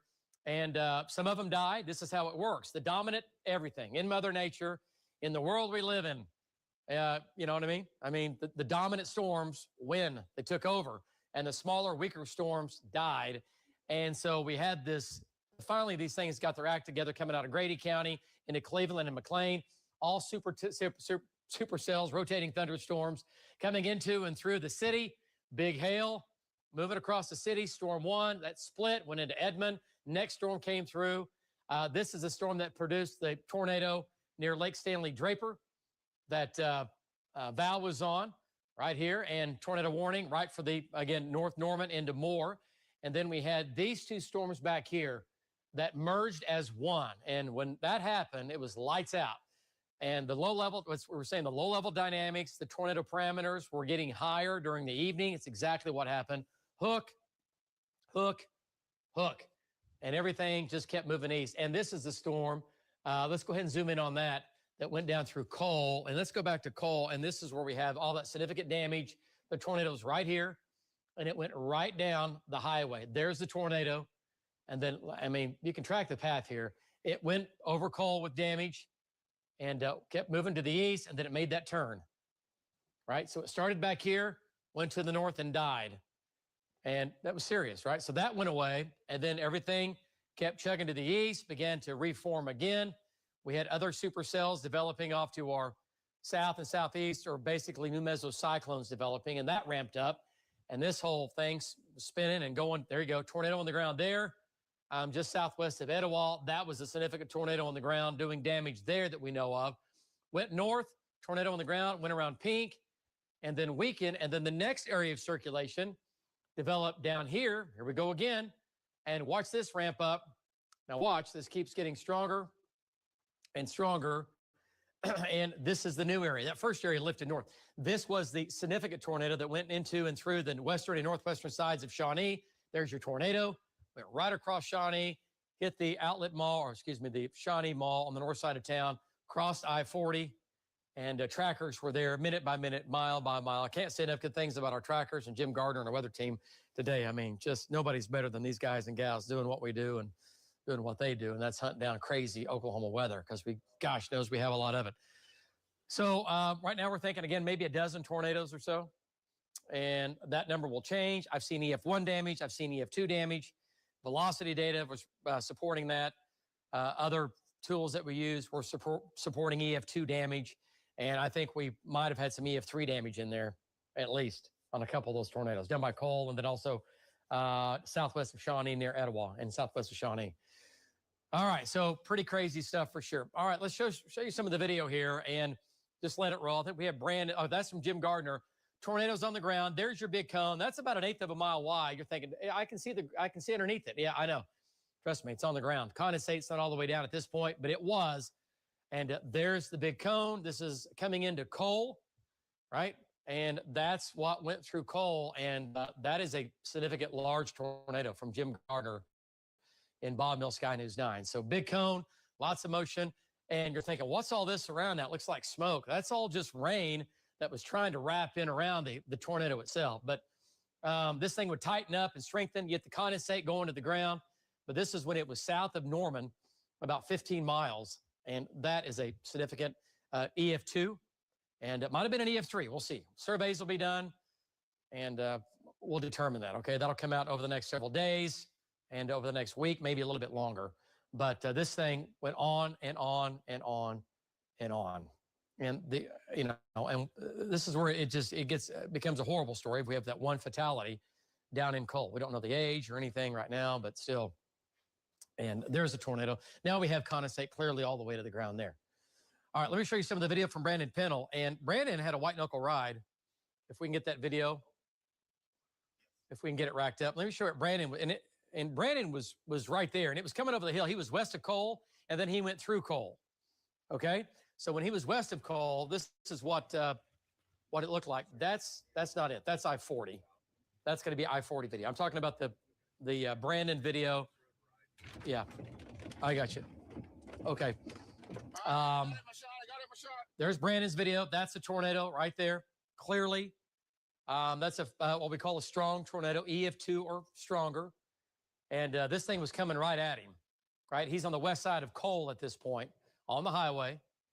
And this is the one that came right into town. So he let it come pretty close to him. It was coming over the hill. He stopped, went east.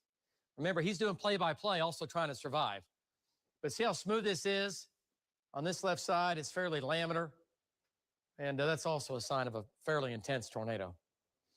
So it's wide. It's coming at him. And he turns around, heads east, goes through Cole. Cole gets hit just a few minutes later. And then it puts on another show, and it gets fairly big again. So this would have been on the ground for, Lacey, what are you thinking, 10, 15 miles? Something like that, give or take? Give or take 15 miles? And then the problem is that it became wrapped in rain. That tornado was on the ground. There's the left side. The right side, it's hard to see, but trust me, it's on the ground. And this is what it was looking like down there. So there's Bridge Creek. We had one tornado here, and this is the one that hit Cole. Here's Cole right here, right? And first they got hammered with big hail, and then the tornado came right down the highway. So, yeah, just horrible, just horrible. Let's go. Oh, we have another shot here. Let's go back out and check in with Hank. Let me see what Hank has. Let's check in with Hank.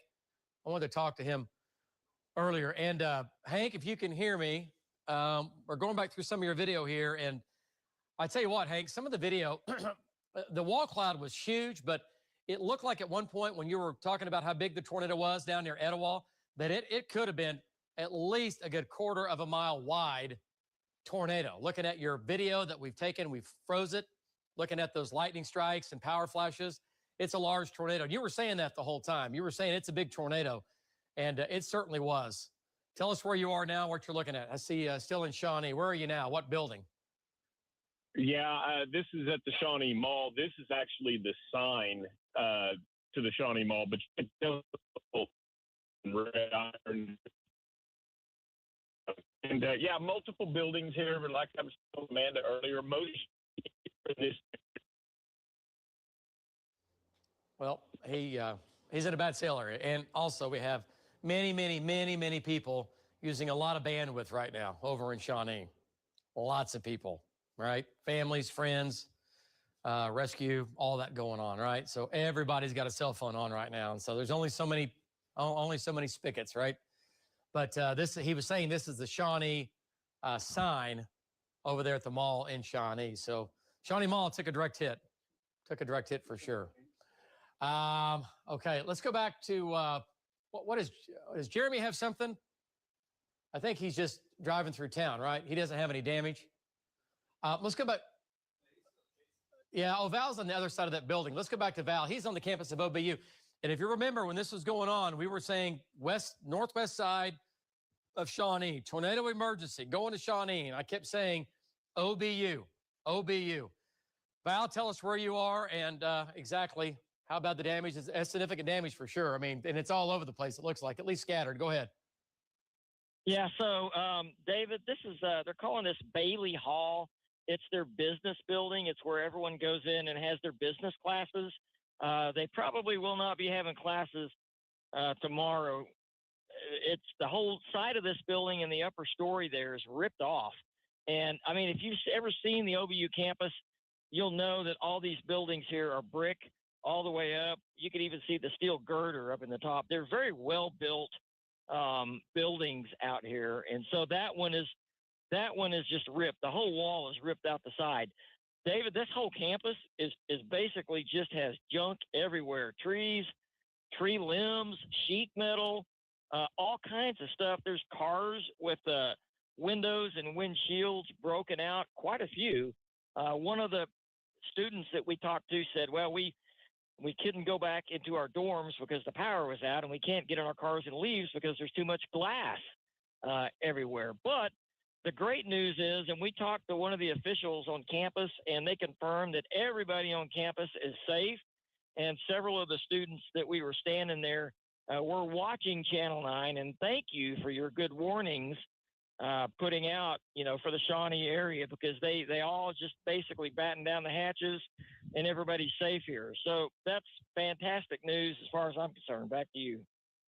That's why we do what we do, but you hate to see what really is coming to, it's so easy to trackers are out in the field, they're doing their thing, we're in here doing our thing, and we're all connected together. But man, when you start to see stuff like this, it really hits home. I mean, it's a reality of what radar is looking at, what our trackers are looking at, and just how fast this can go from everything's fine to within a few seconds, it's not fine, right? And today was a loss. I mean, we had a fatality, and anytime we lose an Okie to anything at all, but to weather, it's really heartbreaking. And we did. I had a fatality down in Cole due to the tornado. So, and we don't know what else is out there tonight. We had a big tornado near Etowah, big tornado, obviously, across I-40 over near Shawnee. So, they're still looking for people right now. There are still people that they're like, hang on, let's just make sure everybody's accounted for here. And we're checking, and they're going house to house, and that's going to go on through the night. And anyway, it's just sad.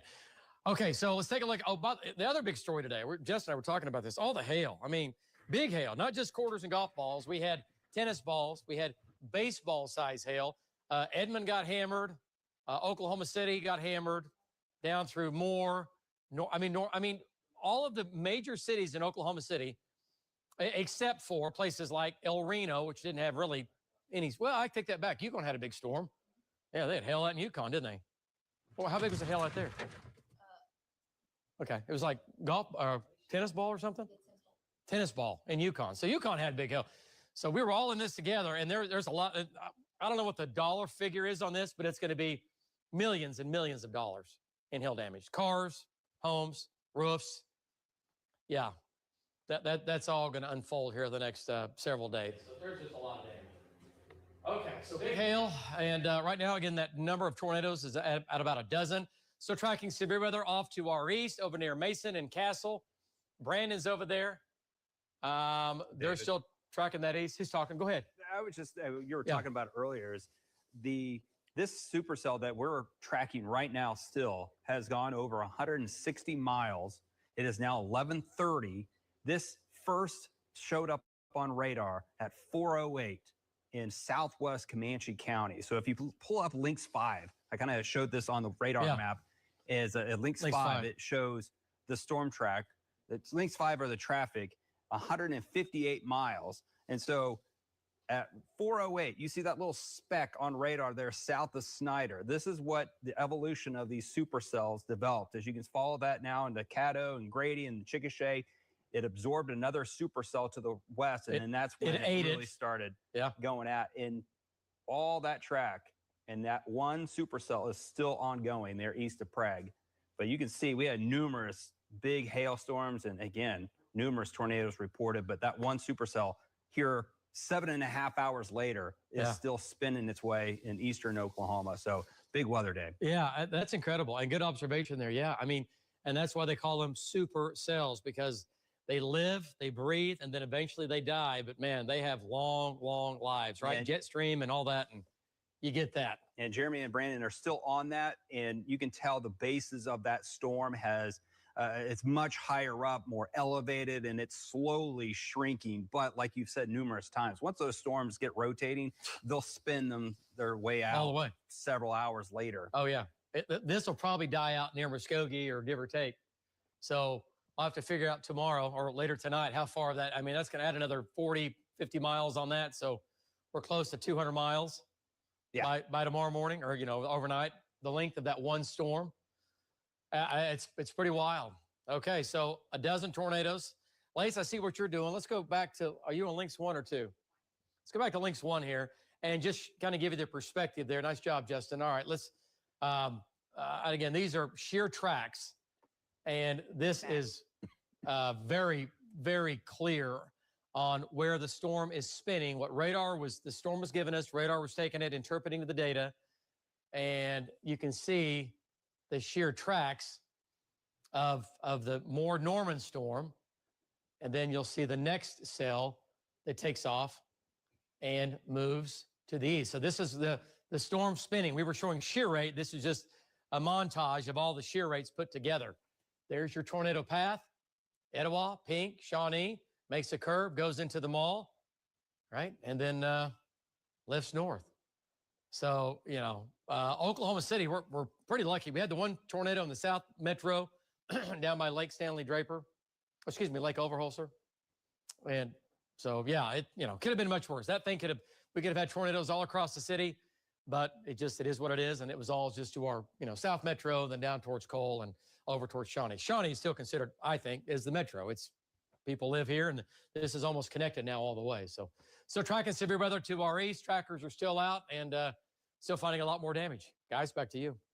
David, thank you. Yes, 30 miles, just 30 miles east of Oklahoma City is Shawnee, and that is where the campus of OBU is. Let's take Val Castor's shot. Val and Amy are out there right now. They've been and as we take a look at their shot, I just want to read you the latest from Oklahoma Baptist University.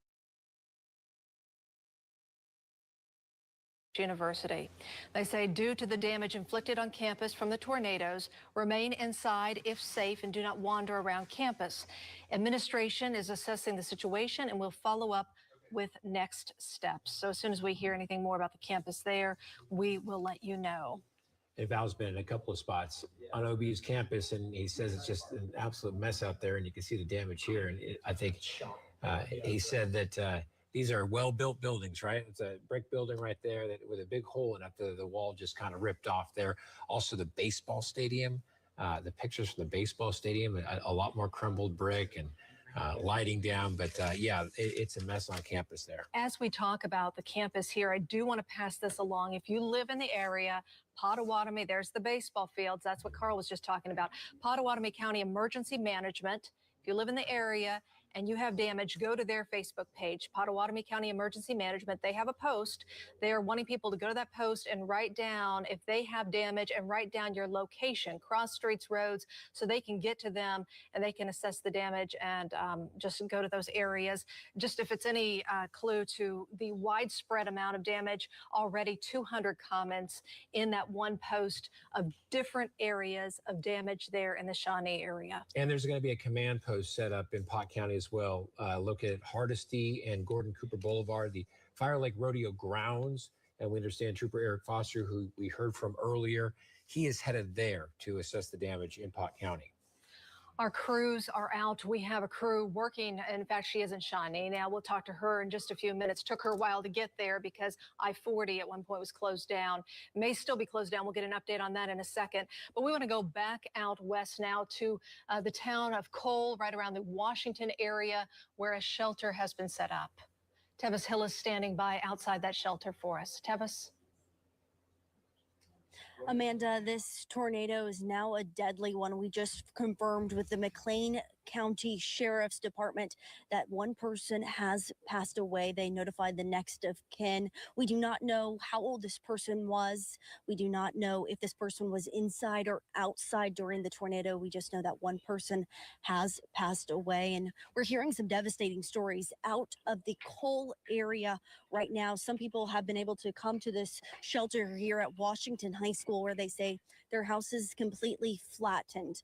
So, you know, when the sun rises, we'll see more of that damage. But what McLean County Sheriffs want you to do right now is, if you are trapped inside, of course, call 911. But if you are inside, you don't have power, you just need some assistance, to please call this number. I will tell it to you right now. That number is 405-955-4600. This is, again, a number to relieve their 911 crews right now. It's 405-955-4600. So I am at Washington High School, where they are setting up a shelter right now. Red Cross just arrived, where they're bringing in extra food. We've already seen Oklahomans bringing in food. We have hot dogs, we have soda. I asked some members of the school, hey, what can we tell the public that they need right now? They say, right now, we do not know. They're still assessing. They're still seeing what the Red Cross can bring in, and then they'll tell us that information that we can convey to you. We do have a few families that are inside right now. The Washington superintendent has opened up the high school doors. This is our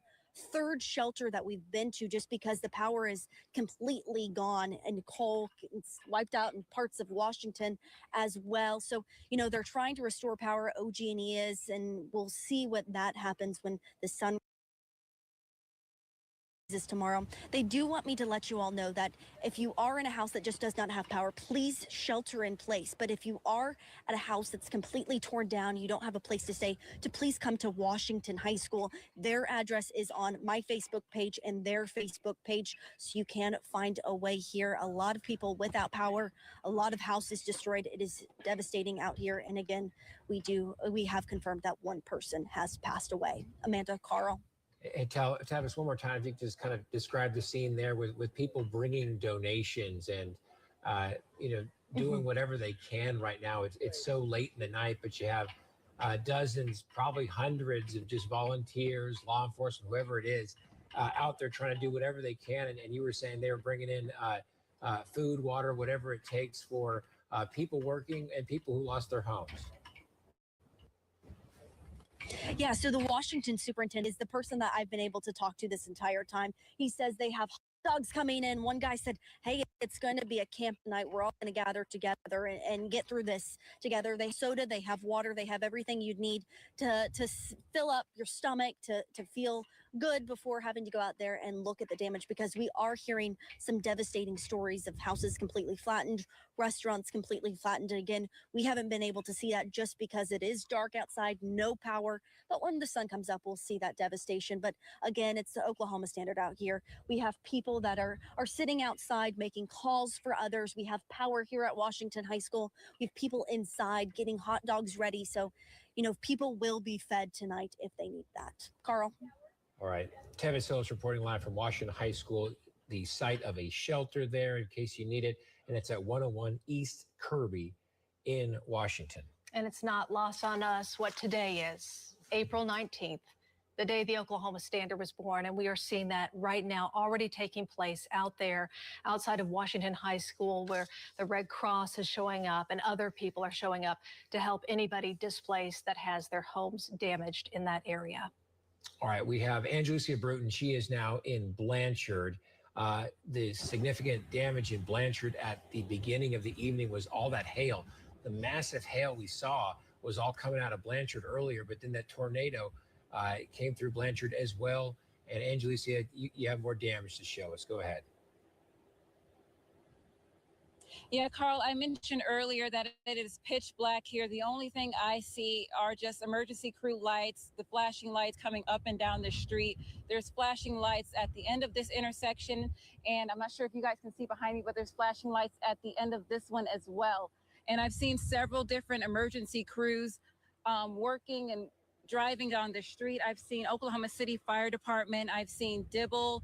I've also seen Bridge Creek in Grady County. It seems like several different departments are working together here to assess the damage, and several of the departments are blocking off the intersections because of things like this. There's this down power line, the post fell, and the power lines are blocking the entire street. And it looks like that throughout Blanchard. Several neighborhoods have power lines down, and the town is completely without power. And you guys can probably see this tree line. It's completely bare. There's debris in several of the power lines, and also in a lady's home that's on this street. I talked to her. She didn't want to go on camera, but she told me she was home when the tornado hit. She said she wrote it out in her hallway, and when she opened her door, her garage was completely gone. She said she's lived in this neighborhood for over 50 years. She said her house didn't sustain a lot of damage. She is going to stay here tonight. She says she doesn't care how dark it's going to get. She's going to be spending the night in her home, and she's going to wake up tomorrow morning to see what's left. Live in Blanchard, Angelucia Bruton, Oklahoma Zone, News 9. Angelucia, thank you very much reporting there from Blanchard. Let's get back out now to Tevis Hillis with a quick update there at Washington High School. Tevis. Carl, Amanda, devastating news. We have now confirmed a second death out of coal. We do not know the age of the person, where they were killed, whether that was inside or outside during the tornado. But again, a second death has happened. So this is a deadly tornado outside of coal. We are hearing that houses have been flattened. People have been trapped inside. We are getting reports of dozens of injuries. We do not know the extent of those injuries. They say that could range from just a simple cut on the knee to more severe injuries. But again, we are confirming that second death. Amanda, Carl. Double fatality there in the Washington Cole area. Tevis, we appreciate the report. We hate to hear that news. Keep us posted out there. And dozens of injuries. And OHP is having to go a lot of places by foot because, or I shouldn't say OHP, they're helping, but a lot of the emergency personnel, they're having to go by foot to get to some of these homes because so many trees are down, so many power lines are down in those areas. Same thing with our crews too, right? I mean, not only is traffic just kind of a bear right now getting out there, I-40 is finally reopened. Just got word because I was just talking about that I-40 eastbound, westbound at mile marker 185 right there at the heart of Shawnee. That finally did get reopened there, but it was closed for some time. Yeah, but you know, our crews, when they got first on the scene there, especially in Cole, it was just kind of tough to drive anywhere with so many down trees and power lines. And so that's just, you know, that's just for the news crews out there and law enforcement, but they have to, you know, walk to all these homes, these spread out farmlands, and try to go to all these structures to make sure. But they're doing a great job. They have a lot of help. A lot of agencies are helping out with this, but it is slow going. It's door to door, and we're talking about at least a 10-mile radius down there in the Cole area. It is so dangerous out there. Just getting word that Shawnee Public Schools, that school district has canceled classes for tomorrow. Not only is there a lot of damage in that area, but as you're talking about power lines down, it is dangerous right now. So they don't want anybody getting out. Of course, cleanup will be happening tomorrow. So again, talking about Shawnee Public Schools. Let's take a look from Shawnee if we can, and I'll give you an update because we're just getting it from the Potawatomi County Emergency Manager talking about what they're doing there right now. It looks like Task Force 1, as we mentioned, they were redirected there to the Shawnee area because the search and rescue efforts, those are still underway right now. They have set up a post right now, the Task Force 1, that will be their command center, and they're dispatching crews out from there. That's right. And you heard from Tevis there at 101 East Kirby Avenue in Washington. And we also know of additional shelters as well. There's the Shawnee shelter at 1701 Gordon Cooper Drive. There's also one Etowah in, it's at 4601 East Etowah in Noble High School. Okay, there you go. So damage assessments are really ongoing in all areas. This is Val and Amy Castor's shot. Let's talk to Val for a second because Val, now you're starting to drive through the streets of Shawnee. You left OBU's campus. Tell us what you're seeing out there. Might not be able to hear us right now. Val, if we have you, if you can just tell us what you're seeing. If not, we'll just watch your shot here and just see because this is our first look through the streets of Shawnee. Oh, yeah. So I'm not for sure exactly how wide the damage path is, but, you know, you drive around the streets over here. Here's what you're seeing. You're seeing sheet metal wrapped around poles and signs and trees. I'm going to turn into this neighborhood street right here, and we're going to look around. You're also seeing trees down. You're also seeing emergency vehicles everywhere. Okay, so here's a good example. Look at that yard right there. Just tree branches and whole trees down, parts of a roof off. There was a home back behind us that we just came through. And, you know, this is not even the worst of the damage path, but there was a home with the porch completely ripped off and part of the roof ripped off also. So I'm gonna drive around and go back west into more of the damaged path and see what we can find here. But we're having to constantly dodge trees that are laying around the road. I've had to go in the ditch and actually scrape trees, I don't know how many times here. So it's a real chaotic scene. So I'm turning back to the east. There's some tin right up there wrapped around a telephone pole. That's everywhere. Trees down in their yards, trees out on the roads, and people just walking around. And emergency vehicles. So, you know, our hopes and prayers are that everybody's okay in Shawnee. I haven't seen anything of what I would call F3 damage. You know, everything I've seen so far has been less than that. So that's a good sign right there. Back to you. We are hopeful the injuries are to a minimum there in Shawnee and no fatalities that we've heard of so far in Shawnee. Again, though, 2 in the Cole area. This is Marty Logan's night vision. We saw this earlier. He's in Shawnee there at the Shawnee Mall. And Marty, I understand you've been talking with someone who rode out the storm in a trailer. Go ahead, Marty. Yeah, this trailer is flipped over on its passenger side, and her pickup is off over here to the left, not this farm truck. That farm truck hooked onto that trailer with a chain. They tried backing up and going to roll it back over on its wheels, but there's a little too much weight there for that half-ton pickup. I'm going to try to get an interview with this lady. We'll tape it, and she's going to explain what happened here. And this is right on the north side of the mall.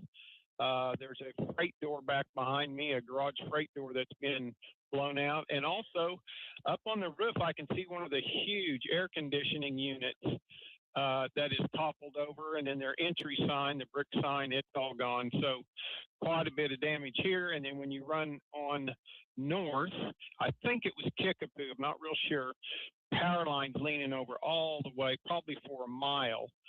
And significant damage in town, gas leaks. They have roads shut down in Shawnee. Haven't heard of any injuries. Also an apartment complex in town.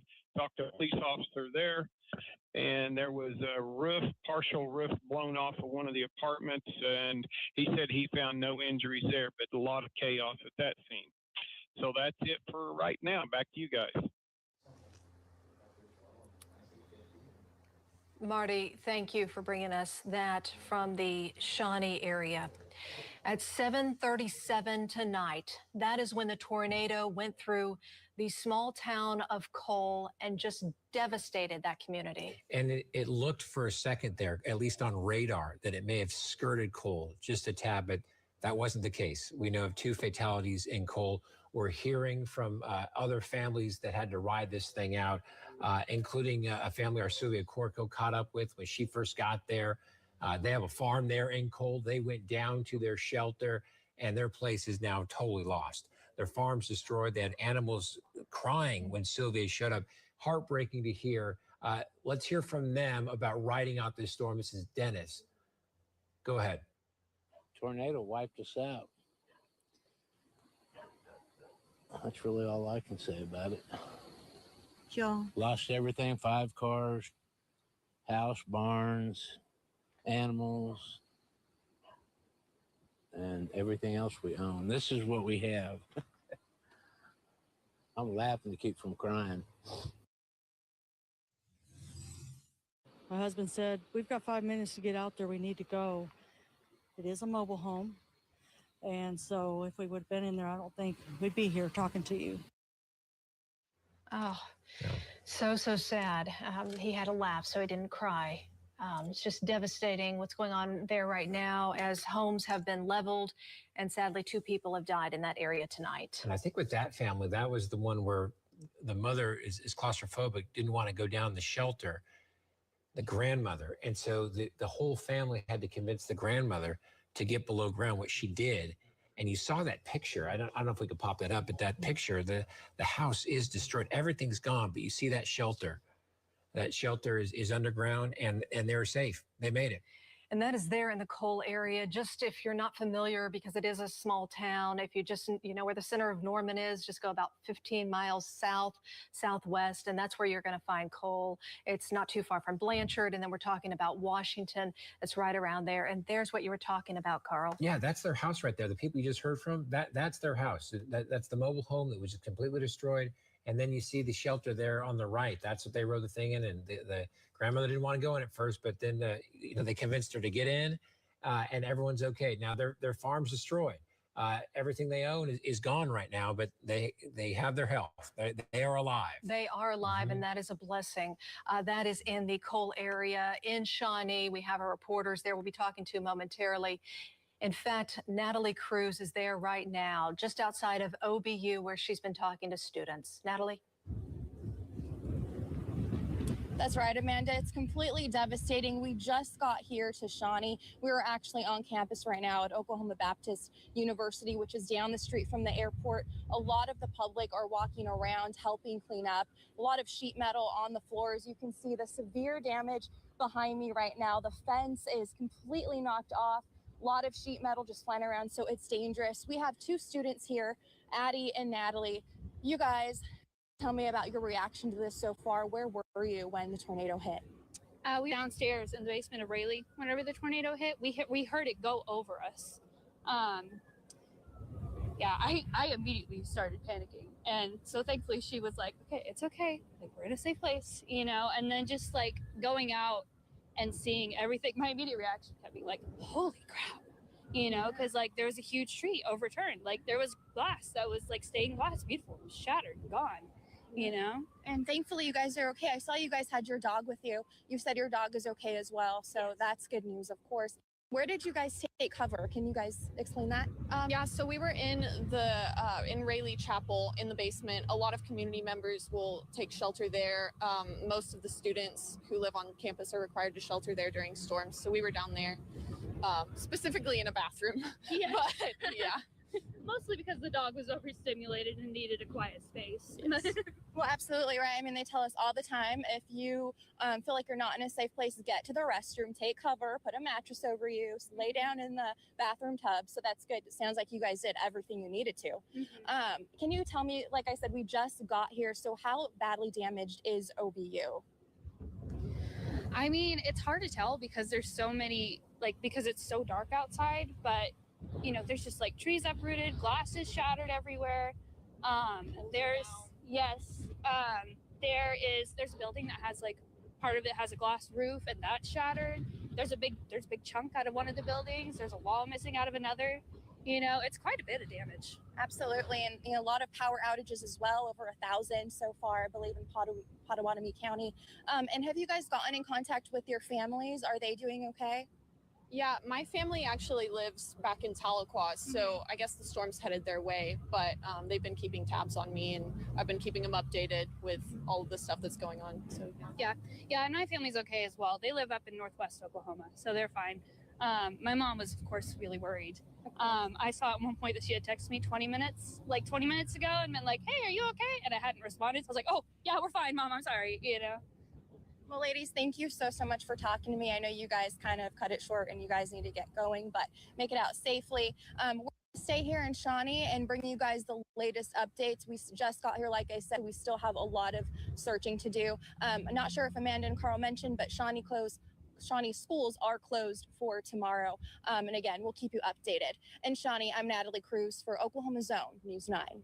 Natalie, good job with that interview. I know that a lot of worried parents out there worried about their kids, the college kids at OBU. OBU did just post another update on Facebook saying no injuries have been reported there on campus, but they do say damage is significant. They are still out there doing assessments, and once those assessments are completed, then they will make another post, and we'll pass that along to you. But then they end their post with, "We welcome your prayers." Yeah, so much damage there at OBU, and I know that there was a lot of warning that it was coming. And I know that, Dave, there was this moment in our studio when you were saying Shawnee, Shawnee, Shawnee, and it was getting intense there. And so frightening kind of in here to hear from Brandon out there also, just this was a big storm that hit Shawnee today. And yeah, it's a miracle. We haven't heard of any injuries yet, but hopefully it'll stay that way. But this is an impressive storm. Yeah, and here's the deal, guys. We had, over a half dozen rotating supercells. We just had the two big ones that merged as one that became the Shawnee tornado that came into Shawnee. But we're looking at the data tonight. You go back, the tornado damage and the strength of the tornado was stronger when it was southwest of Shawnee. Southwest of Shawnee was a bigger, stronger tornado.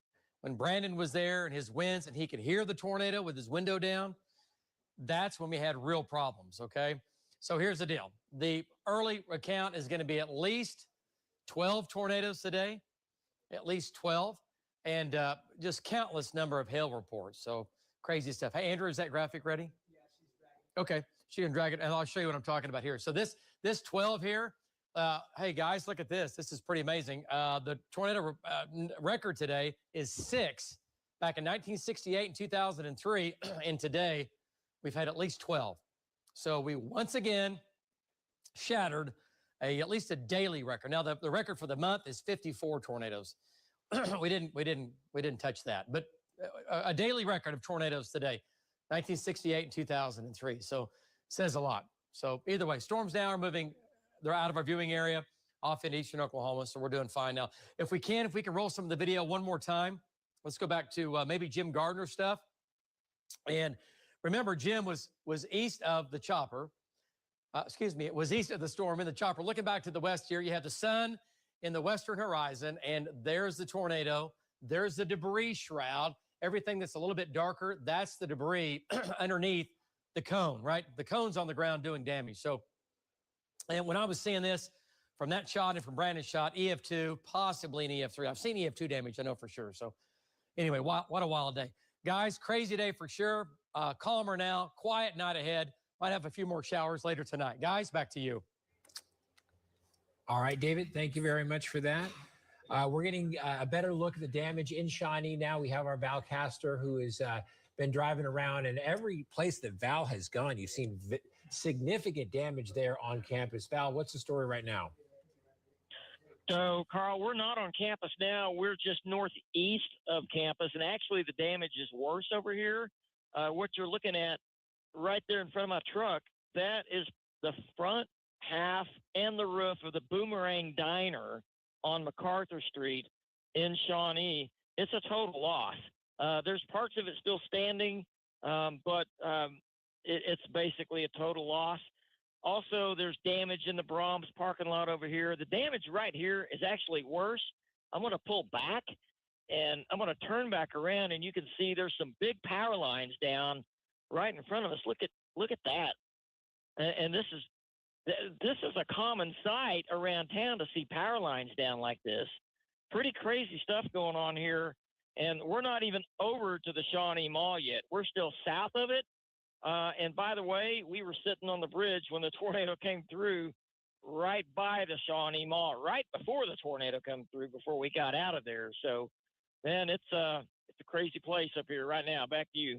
I would say so. Val and Amy Castor with a shot there of Shawnee. Just checking Pottawatomie County right now, 15,000 customers without power there in the Shawnee and the Pottawatomie County area. And I think we're going to go out now to Marty Logan, also in Shawnee. And Marty had showed us a trailer that had flipped, that a family was inside. There was a woman inside who rode out to storm the trailer. There she is now. Marty, go ahead. Give us the story of what happened there with her. She's going to talk to you. Oh, okay. Okay. Hi, Matt. Thank you. Appreciate you doing this. I understand that you rode out this thing in a trailer that flipped. How are you doing? Or were you injured at all? Who was in there with you? I am here with Marty Logan. And yes, I rode out this tornado in the middle of the chapel trailer. Hey, ma'am, I was stuck between the bathroom door and the bed mattress and some boxes and a bunch of blankets on top of me, and just felt it when it started rolling over. Just kind of rolled with it. That is so scary. We didn't catch your name. Could I get your name? Yes, ma'am. My name's Trinity Johnson. Trinity, how scary. Okay, what were you thinking when all this was happening? I was just praying to the Lord that I'd be okay and nothing would come through and enter my body. You know, no tree limbs or anything like that. Trinity, kind of talk about the situation here. You knew the storm was coming and you couldn't find a safer place to go. Just how scary is that? And just kind of describe what you had to do to make sure you thought you could be in the safest place possible. Yes, I actually heard the sirens and it was too late for me to get anywhere. So I started pulling blankets and boxes down around me in between the bathroom door and the bed in the camper, in the front of the camper, and threw everything over on top of me and braced myself up against some boxes in the door. And then as soon as it started rolling over, I just kind of rolled with it. I could feel it shaking and trembling, and things were hitting the camper, and I could hear the trees popping, and all kinds of stuff. But I survived with no broken bones or anything. Thank the Lord. Yeah. Boy, once that storm passed, Trinity, what did you do? I sat there and tried to find my phone so I could call 911. And as I was doing that, some people were trying to come up and see if anybody was in the trailer. What type of damage once you got out of there did you see? My truck is totally fine, which is amazing, but the camper is totally totaled. There's nothing I can fix on it.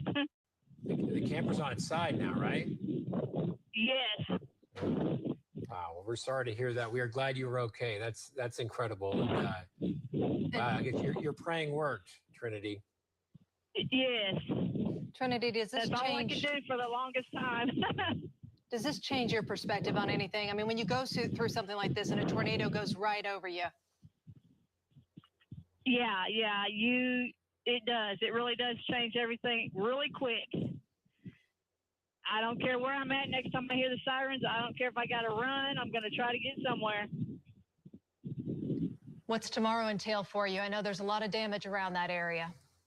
Yeah, I've got some friends and stuff that just got here that are going to help me try to get the trailer turned back over and get all the stuff out of it for me and help me get somewhere tonight.